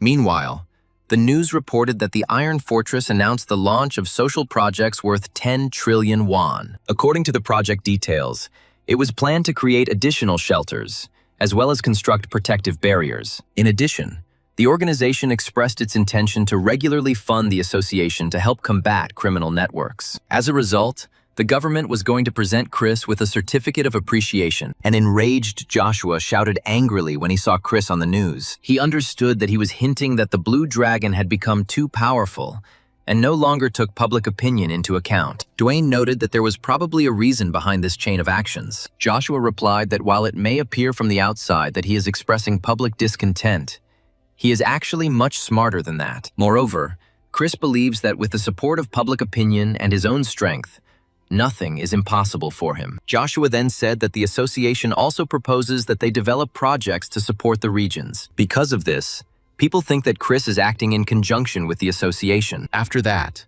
the man asked if they continued to cooperate with those rat guys. He then ordered to obtain information about the Iron Fortress and find out their real goals, as well as the exact number of troops. Sometime later, a secret meeting took place in Singangnam Alley. Handing over the envelope, the man said they didn't want to leave a trace, so they would pay in cash. They only needed to know the number of Iron Fortress troops and information about Chris's gold. His interlocutor grinned and replied that they liked cash, so there was nothing to worry about. They would do their job perfectly. Adjusting his glasses, the man added that even if they were discovered, it should not be connected in any way to the guild. The bandit chuckled and replied that although they were an information company, their skills were at a very high level. After some time, they began to monitor the Iron Fortress using drones. During the surveillance, the man captured footage of the Heavenly Sword Army under Chandler's command. He also discovered that Chris had his own army of goblins. Amazed by what he saw, the man exclaimed that all this was no longer a joke. They even had goblins, and the knights themselves looked dangerous. When he saw Crocbane, he stated in surprise that they even had a giant crocodile. This was no longer a fortress, but a real monster. At that moment, he heard a question about whether he was interested in watching the video. The man shouted angrily and demanded that they not distract him. But in response, they calmly told him that they were simply showing curiosity. Rising to his feet and taking off his glasses, the man shouted angrily that he should not be distracted. Then he looked at his partner lying on the ground. The man looked up and saw Chris standing in front of him. The protagonist asked who these drone lovers were. The guy replied that they had simply lost control and were now trying to find the place where their drone had flown off to. Chris's eyes widened in surprise, and he asked if it was really true. They looked more like spies. Then the man hastened to justify himself and stated that it was just a mistake and a slight misunderstanding. However, an attack that narrowly missed his groin silenced him. Thrusting a Titan spear in front of him, Chris asked who really sent them. He then added that if he was a good boy, he would be able to return home alive. The frightened guy tried to justify himself again and said that no one sent them. They were just playing with the drone and ended up there by accident. Chris noted that this meant that they knew about the fortress. He stated that he would either find out everything himself or the guy would tell him the truth in person. Drenched in cold sweat, the young man frantically tried to understand what to do. Holding the Titan spear to his face, Chris asked if he was going to tell everything voluntarily, or if he would have to be forced to talk. The frightened boy was terrified that he was going to be tortured, but the Golden Knight said that he was not going to take the footage. He allowed the recording to be delivered to the customer. He doesn't object to the guy receiving payment and moving on with his life in peace. Cursing in fear, the young man said that since the morning he had felt as if failure was pursuing him. After this, the guy admitted that they were hired by the Blue Dragon Guild. He also explained that he works for an information gathering organization. The man then asked Chris to promise that he would not harm him or the Big Rats organization. Sometime later, there was a business card on the table in the Iron Fortress. She belonged to the Big Rats company. Seeing her, Shelley asked in surprise what it was and who the Big Rats were. Eleanor explained that it was a company created by scavengers, and Iris was surprised that scavengers could create an entire organization. Then the director replied that Korea is a democratic country. No matter how trashy the people are, they can still open a company. Then Iris asked whose business card it was and where it came from. Chris replied that some time ago, near a nearby rock, he discovered that they were being secretly watched and filmed. Shelley asked in surprise if he had simply let the spies go, she would have destroyed them immediately. Then the guy replied that he personally escorted them back and ordered them to return everything they had filmed to the customer and then get paid for it. Eleanor noted that he had done the right thing. Another swindler would take his place, and it would be much more effective for them to get to the key link. Chris shouted that he was already at his limit because of Pastor Lee and the Butcher King, and the Blue Dragon people continued to play their dirty games. To begin with, they will put pressure on them with the help of the Heavenly Sword Army. If they are lucky, the Blue Dragon will start cleaning up its own garbage. He also said that there was no need to destroy the scavengers themselves. They needed these people to spread rumors. According to Chris, this should show everyone that cooperation with the Blue Dragon ends very badly. After this, the director showed the list of partners of the Blue Dragon Guild that the Academy had managed to collect. Iris noted that running a guild was like running a school and a business, and noticed that there were a suspiciously high number of IT companies on the list. But Chris replied that that was exactly what they had to find out. After this, orders were given to collect all information regarding illegal activities related to the Blue Dragon Guild. Guildmaster Joshua was shocked when his subordinate brought him new information. The man reported that they had begun receiving complaints from companies that traded information, and that they were increasingly being attacked by unknown individuals. The subordinate replied that they no longer intended to cooperate with the guild in the future. Joshua shouted that if anyone revealed information about their dealings, the consequences would be catastrophic. Then the subordinate asked what to do now, since the situation had become extremely urgent. Joshua ordered the elimination of all officials and partners who traded information with them. After some time, fires broke out all over Singangnam Lane. Scavengers who cooperated with the guild were attacked. People shouted that they had been doing business with them for a long time and begged for mercy.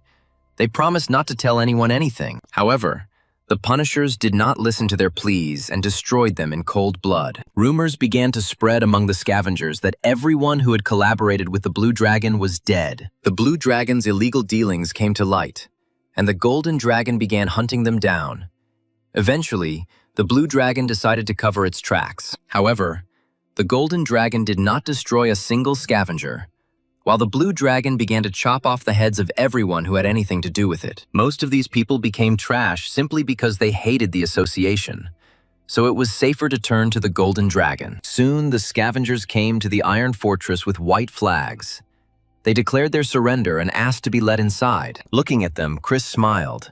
Everything was going exactly as they planned. Meanwhile, news reports have reported that the Golden Dragon is becoming the center of attention, collecting scavengers from Central Seoul. All the scavengers waving white flags expressed their intention to obey any orders from Golden Knight Chris. Citizens and police officers welcomed the event, saying that such actions improve security. However, the military expressed concern that this could all turn out to be the creation of a private army. Meanwhile, in the Blue Dragon Guild, they were discussing what had happened. Joshua was furious and smashing everything in his office. His subordinates watched as their boss broke furniture in a rage. Joshua cursed furiously and shouted that this bastard Chris had crossed all boundaries. At that moment, the police entered the room and asked if the head of the Blue Dragon Guild, Joshua, was there. The man was charged with inciting an attack, embezzlement of public funds, and violating the Personal Data Protection Act. The guild leader was shocked that he was detained and asked if they were going to arrest him right now. The policeman replied that they would just have a chat first,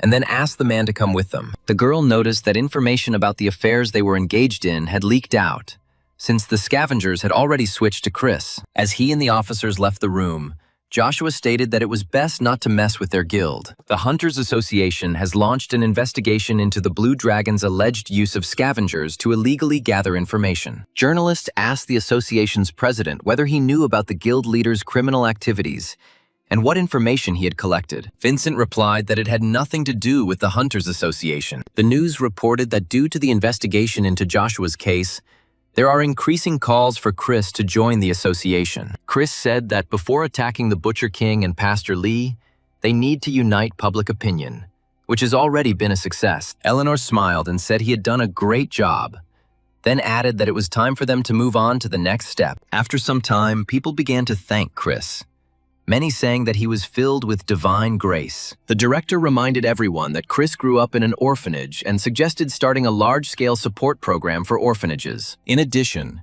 the woman stated that it is necessary to get rid of all the dirty shelters that take bribes and abuse children. Chris also intended to hold accountable the members of the National Assembly who turned a blind eye to such places. They were going to liquidate the last such shelters and take away children who had nowhere else to go. However, There were too many children in this situation throughout the country, and the Iron Fortress was too small for them. Therefore, the Iron Fortress now required serious expansion. A few days later, Iris came to Chris with urgent news. She reported that they received information from Kason.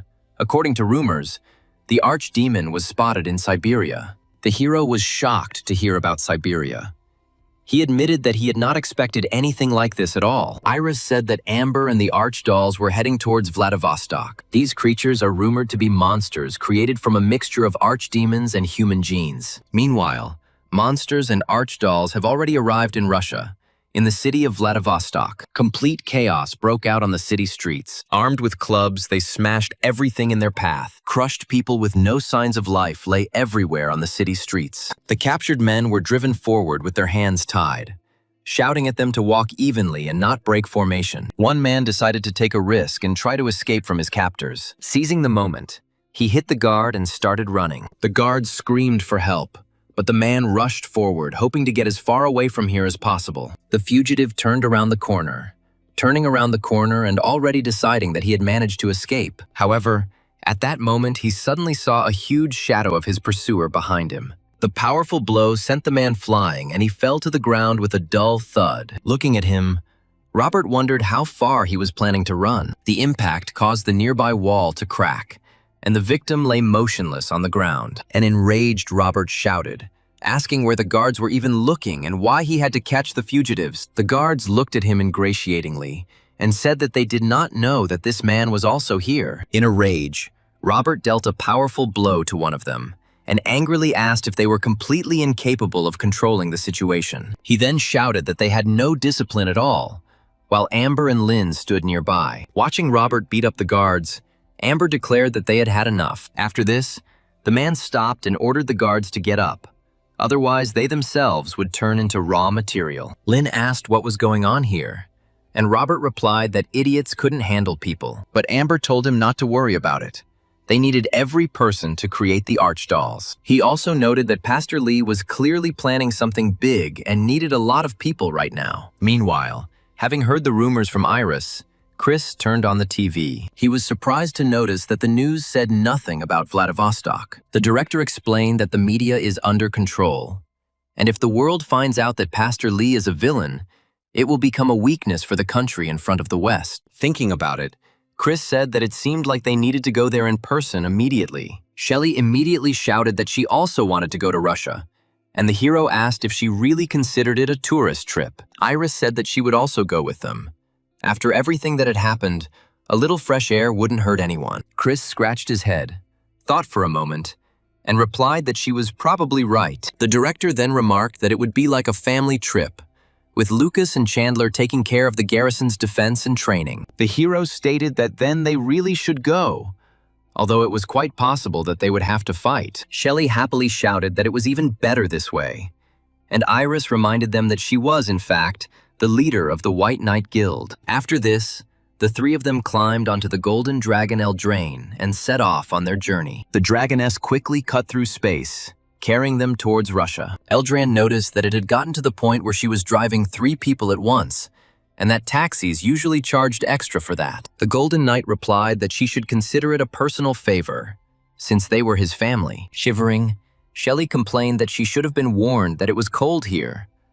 Iris replied that she had told her to dress warmer, but the girl objected that clothes that were too warm would hinder her in battle. Chris replied that no one had talked about fighting at all, and that extra clothing could always be removed before the battle. Shelley then declared that if they continued to bully her, she would throw a fit, even if everything around her was calm. At that moment, Eldraine warned that they were crossing the Russian border and told everyone to get ready. A moment later, the golden dragoness began to descend rapidly. In the light of the full moon, Eldraine flew over the streets of the Night City. Having descended to the ground, Chris suggested that we first look around. Along with them, summoned knights walked through the city streets. Soon, the main character noticed that something was wrong here.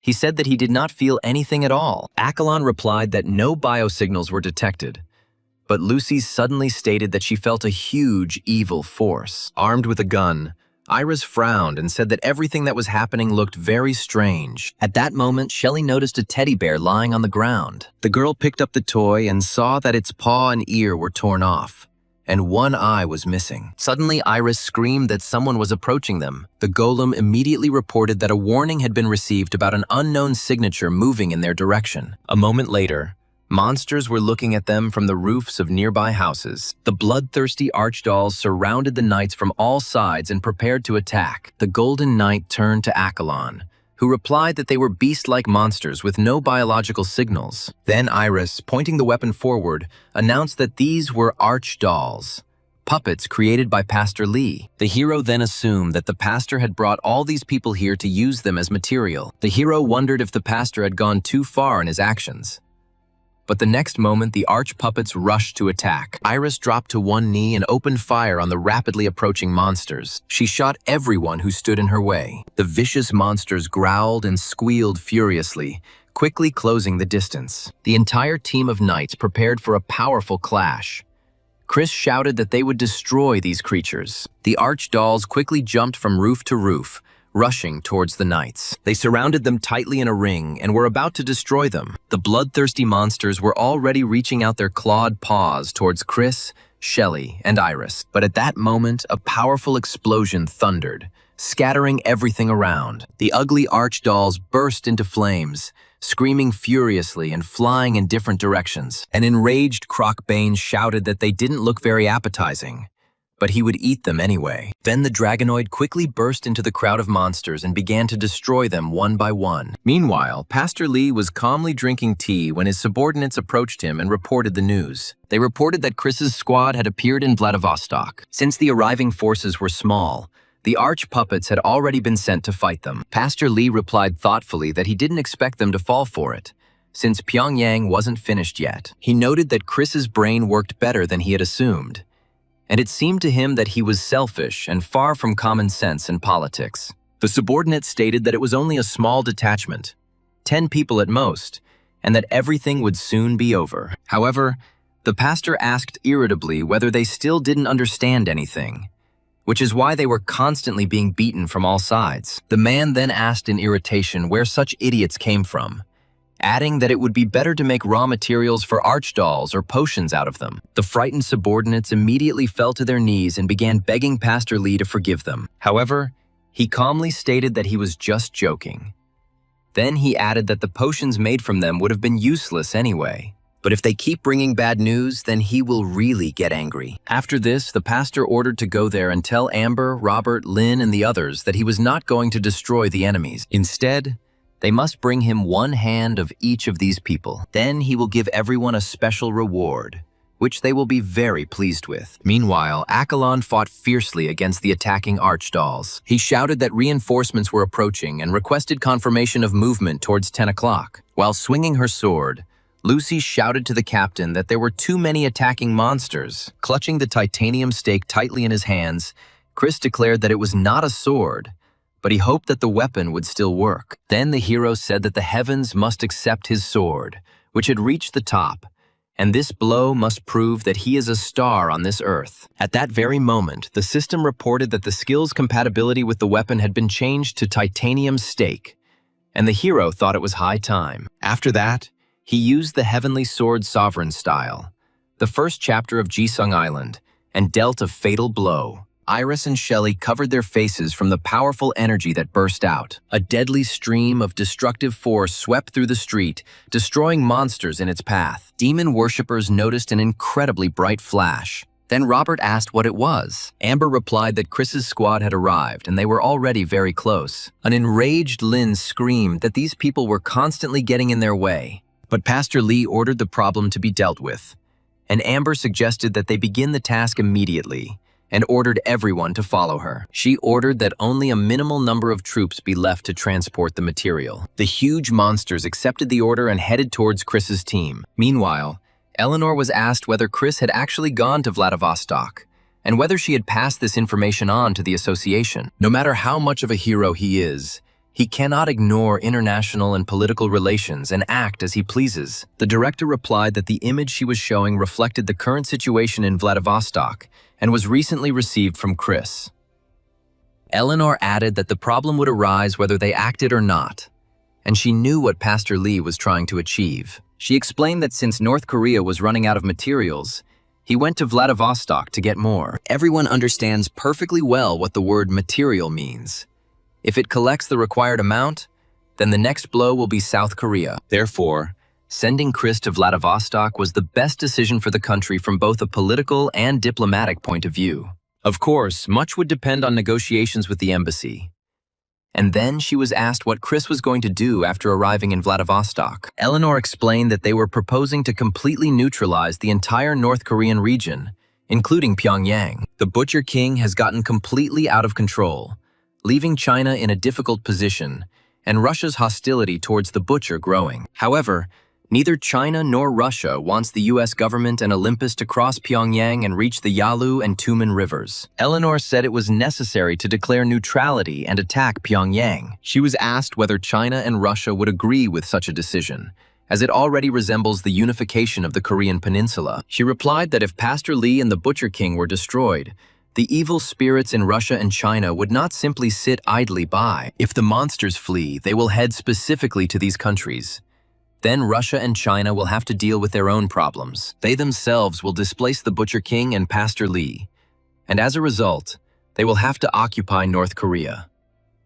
She then asked her interlocutor whether he still saw a serious problem in political and international relations. Meanwhile, Chris's team of knights fought desperately against the Archdolls. Kolf noted with a smile that the contractor was indeed very strong, and Accolon reported that there was no movement nearby. Iris said with displeasure that next time he should report a little earlier. However, the Golden Knight wondered why he had not received a reward after destroying the Archdolls. The hero assumed that they were not living creatures.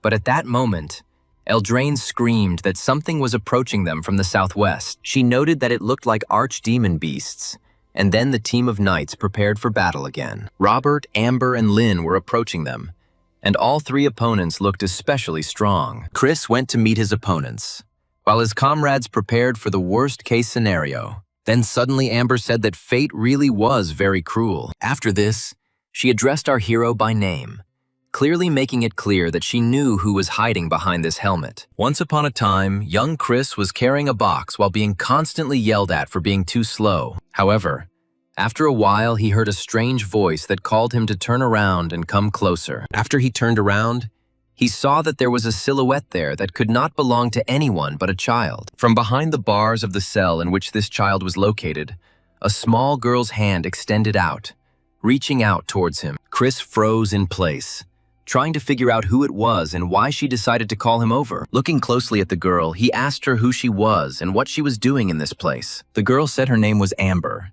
and then asked the name of her interlocutor. Chris trustingly gave his name, after which he asked why she was in this cell. Amber revealed that she was missing one of her legs, and said that she was told to stay there because her legs were useless. Chris expressed his sincere sympathy to the girl, saying that he was very sorry that this had happened, and then asked how long ago it had happened. Amber said sadly that she had no idea since it just happened one day. She also asked him if he had anything to eat, as she had not eaten anything for 2 days. Chris immediately began rummaging through his pockets to try to find something to treat the unfortunate girl to. However, before he could do so, a giant hand appeared out of nowhere and immediately rushed towards him. The man turned out to be a scoundrel named Jim, who called Chris a bastard and asked what he was doing there. After that, he turned all his attention to Amber and tried to find out from her what kind of strange trick she was doing. Chris fell to the ground and tried not to make any unnecessary sounds, since he hit himself very hard and did not want to hurt him even more. Jim, meanwhile, took a few steps towards Amber and took out an electric stick,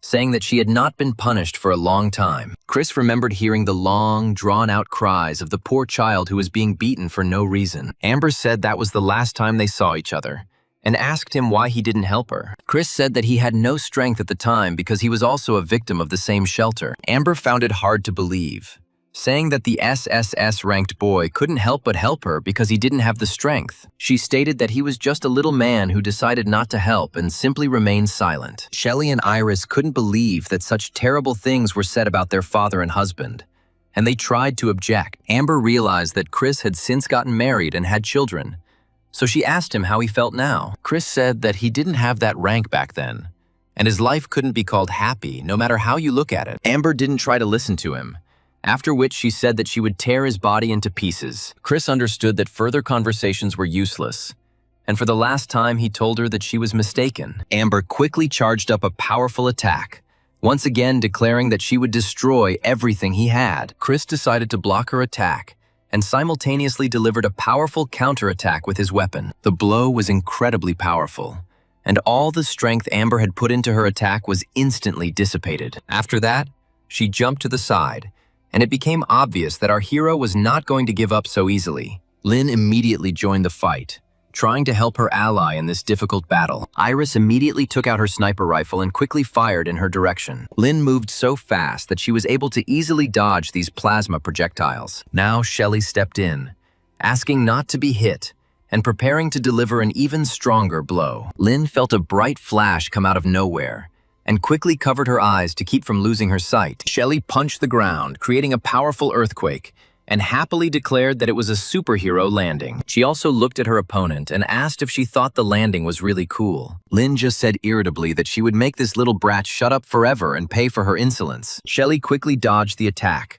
realizing it was time to deliver a powerful counterattack. Her eyes began to glow with real fire, while the aura around her gradually became hotter. Lin didn't have time to react to this preparatory maneuver and received full damage from the blow. Shelly said she had always wanted to try this move and stated that this punch would be enough. Lin still survived the blow and called her rival a small brat who was too arrogant. Robert also entered the fight, saying that everyone had a partner to fight with, but he was the only one left without a worthy opponent. The next second, a huge piece of rock debris was already flying towards him to stop his dash. Robert stopped abruptly to deliver a powerful blow to the debris and prevent it from hitting him in the face. After this, a giant creature appeared in front of him, who declared that it would now be his opponent. This creature turned out to be Crocbane, who was already preparing another blow to blow the enemy to pieces. A powerful electric projectile flew out of his fist, immediately hitting the target and throwing it aside. Robert wondered if he would really have to fight this giant monster. Crocbane looked at him with disdain and said that he was anything but a monster. After that,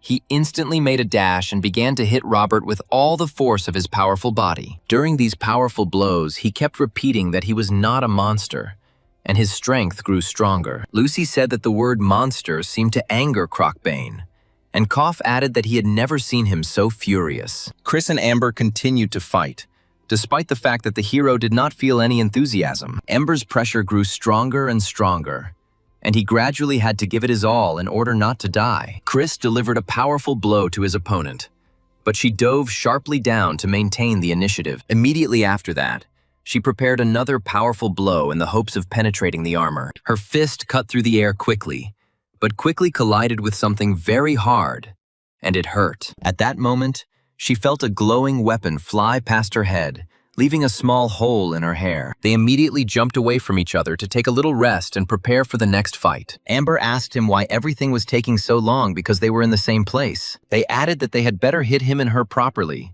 otherwise he would lose one of his arms. At the same time, we were transported to the detention center, where the head of the Blue Dragon was reflecting on what had happened. Joshua called Chris a fucking bastard who simply must pay for what he did. The system informed them that the Blue Dragon constellation was eager for battle, but there was nothing it could do now. He immediately apologized to the constellation, saying that he did not have any strength to satisfy this desire. The system stated that the Blue Dragon constellation advised him to choose between revenge and surrender. Joshua chuckled and asked the system what would happen if he chose neither. After some time, guards came to take him out of the cell and bring him to meet his friend. Dwayne approached him and Joshua apologized for calling him to the meeting so suddenly. Dwayne stated that there was nothing wrong with it if he had something important to convey. Joshua said that they didn't have time, so he would get straight to the point, adding that the Dragon constellation was angry. He added that he was given a direct order to choose revenge or capitulation. Joshua said that he wants to leave here right now and take revenge,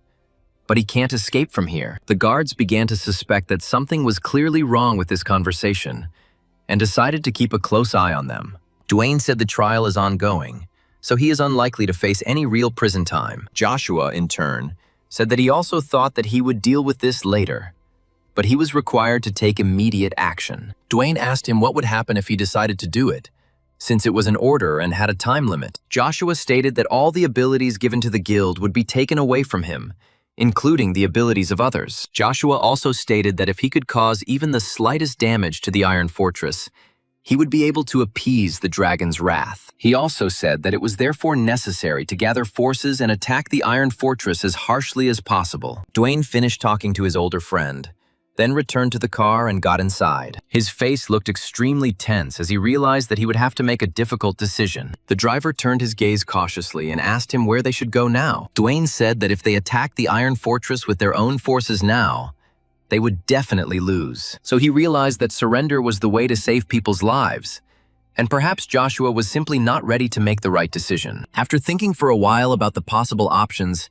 he said that we needed to go to the Iron Fortress. Crocbane, meanwhile, finished the battle with his opponent, completely defeating him in combat. Robert called him a real monster and wondered why he was so strong. However, such inability to learn from his mistakes will cost him dearly in the next minute. Crocbane immediately grabbed him by the leg and said that he had forbidden him to call him a monster. After that, he took aim and threw it with all his might towards the building, piercing it right through. Lynn immediately noticed that one of her comrades had flown several hundred meters and had broken through several buildings. Shelley immediately brought her attention back to herself, saying that they weren't done fighting yet. Lynn wondered what she should do with such a cheeky girl and asked if her parents had raised her. Shelley asked her if she had received a proper education at Chung Hak Dong, clearly trying to antagonize her. Lynn immediately took the bait and called her an arrogant creature who looked at others like trash. Immediately after that, she rushed into the attack.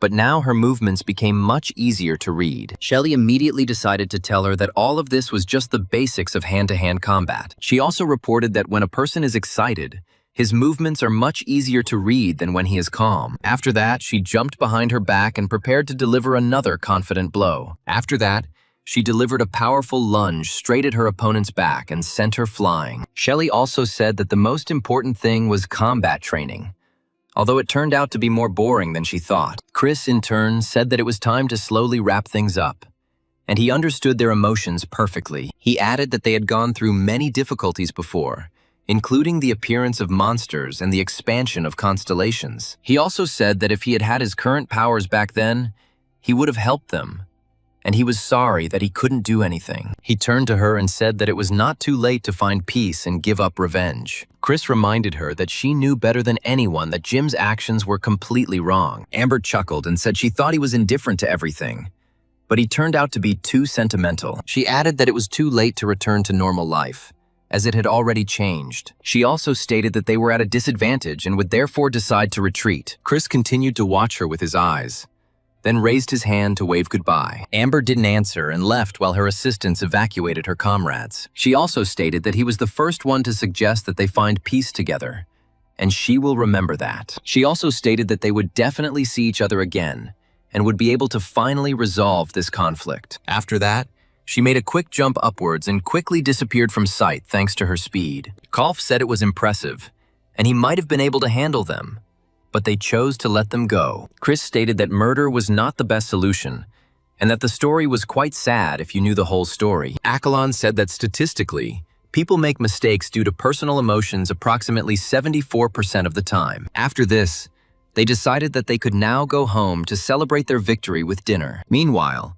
we moved to the Iron Fortress that Dwayne has just entered. The system confirmed his identity by thoroughly scanning the car and alerting the others. A few moments later, the car was surrounded by a multitude of iron warriors who did not allow it to go any further. Morgan immediately appeared among these warriors and wondered what the Blue Dragon leadership was doing here. Dwayne stated that he had an important conversation with Eleanor and asked if he could arrange a meeting with her. Eleanor, meanwhile, watched this conversation closely from afar, but did not dare to go out to this man. Morgan asked what it was about, but he replied that he would only talk about it with her personally. We were transported to the conference room of the Iron Fortress, where Eleanor arrived quite quickly, and soon Dwayne came too. Eleanor greeted him coldly, calling him by name and noting that they had not seen each other for quite some time. Dwayne confirmed this, saying that they had indeed not spoken for a very long time and called her grandma. Eleanor invited him to sit down, noting that the conversation would likely be long. Eleanor asked him what brought him there, pointing out that they hardly had any reason for a good conversation. Dwayne folded his arms and said that he had just recently gone to the prison to visit his elder. Dwayne reported that while in prison, he was given an order from the Dragon constellation, according to which he must choose between surrender and revenge. Eleanor guessed that he would have to either accept defeat or fight a new battle. Dwayne said that his superior ordered to launch an attack on the Iron Fortress as quickly as possible in order to win. Eleanor looked at him sternly and asked if he had really come here to declare war. Dwayne stated that this was not the case, as the elder made the decision without knowing the whole situation. He also added that in recent battles, he saw how the Blue Dragon forces were suppressed by the power of the Iron Fortress. He also stated that among the guild members who were hungry for power, the opinion began to spread that it was more profitable to join them. He emphasized that many are beginning to think about changing sides and alliances with other constellations. Dwayne replied that the Golden Dragon is not a separate constellation, and yet it still demonstrates power. Eleanor listened to him carefully, trying to understand what exactly he was getting at. Dwayne added that there are reports of systematic training of people without entering the dungeons. Eleanor interrupted him, saying that this was too much backstory, and asked what he wanted. Dwayne stated that since his supervisor was in prison, he was acting on his behalf and carrying out his duties. After a short pause, he said that he therefore wished to officially surrender to the Iron Fortress. Meanwhile, our heroes were flying on the dragon and discussing how the created creatures are not alive and cannot be tracked. Chris wondered if they couldn't pick up signals from the people they'd taken. Iris said that they picked up the signals, but they were very weak and were now moving towards Pyongyang. Shelley said that if those guys showed up, it meant they were leading them to Jim, so it was a great opportunity to fight. Chris stated that her assumptions may be correct, but without evidence, they could not do anything. After some time, they were contacted and asked if they could be heard well, after which they stated that the connection was clear. Chris said they would be there in an hour and asked what had happened. Eleanor told him that the Blue Dragon had officially announced his intention to surrender. Chris, realizing that this was a very rare event, immediately said that they would speed up and be there earlier. After some time, they reached the desired location,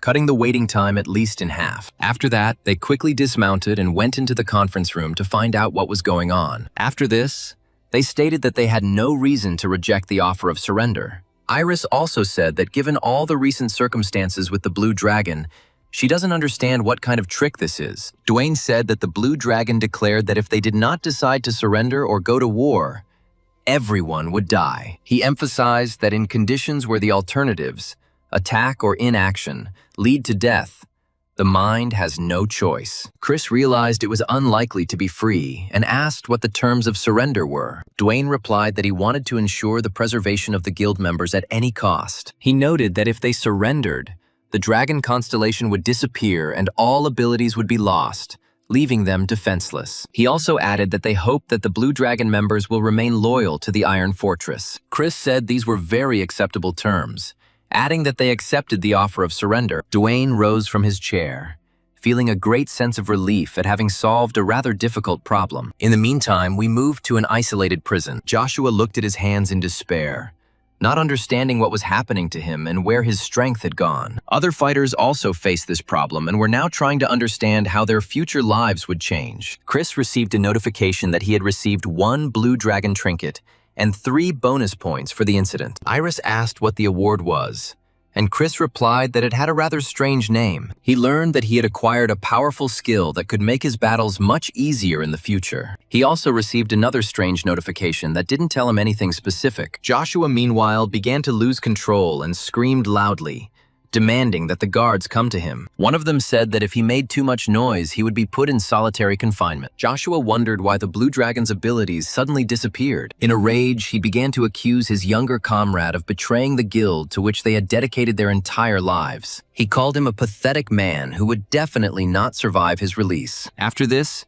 he began to loudly demand that he be released and allowed to take revenge. The guards realized that this man needed to be treated more strictly to prevent him from harming himself or others. Joshua continued to scream, calling Dwayne a pathetic traitor, claiming that it was all over now. Meanwhile, Vincent asked his secretary if the Blue Dragon Guild had really surrendered to Chris. She stated that the Blue Dragon Guild had essentially turned into a paper tiger, in which even the constellation had disappeared. Vincent added that the guild was now completely disorganized and asked if everyone had arrived. Having made sure that all the necessary council members had arrived, he sat down in a chair and looked around. After a short pause, He told his comrades that he had heard of the Blue Dragon's fall and his surrender of the Iron Fortress. One of those present wondered if there was a way to bring them back, since it was a constellation. Vincent said that it was done by the acting guild leader, so the constellation agreed. He also said that Joshua had been transferred from the detention center to a psychiatric hospital. He also stated that the only influential hunter in Korea now remains Chris and his team. He was reminded that technically Olympus is considered a foreign guild and also retains influence. Vincent added that the Iron Fortress had now acquired too much power. In his opinion, if they are not careful and do not lure them to their side, they will have to entrust the entire country to foreign guilds.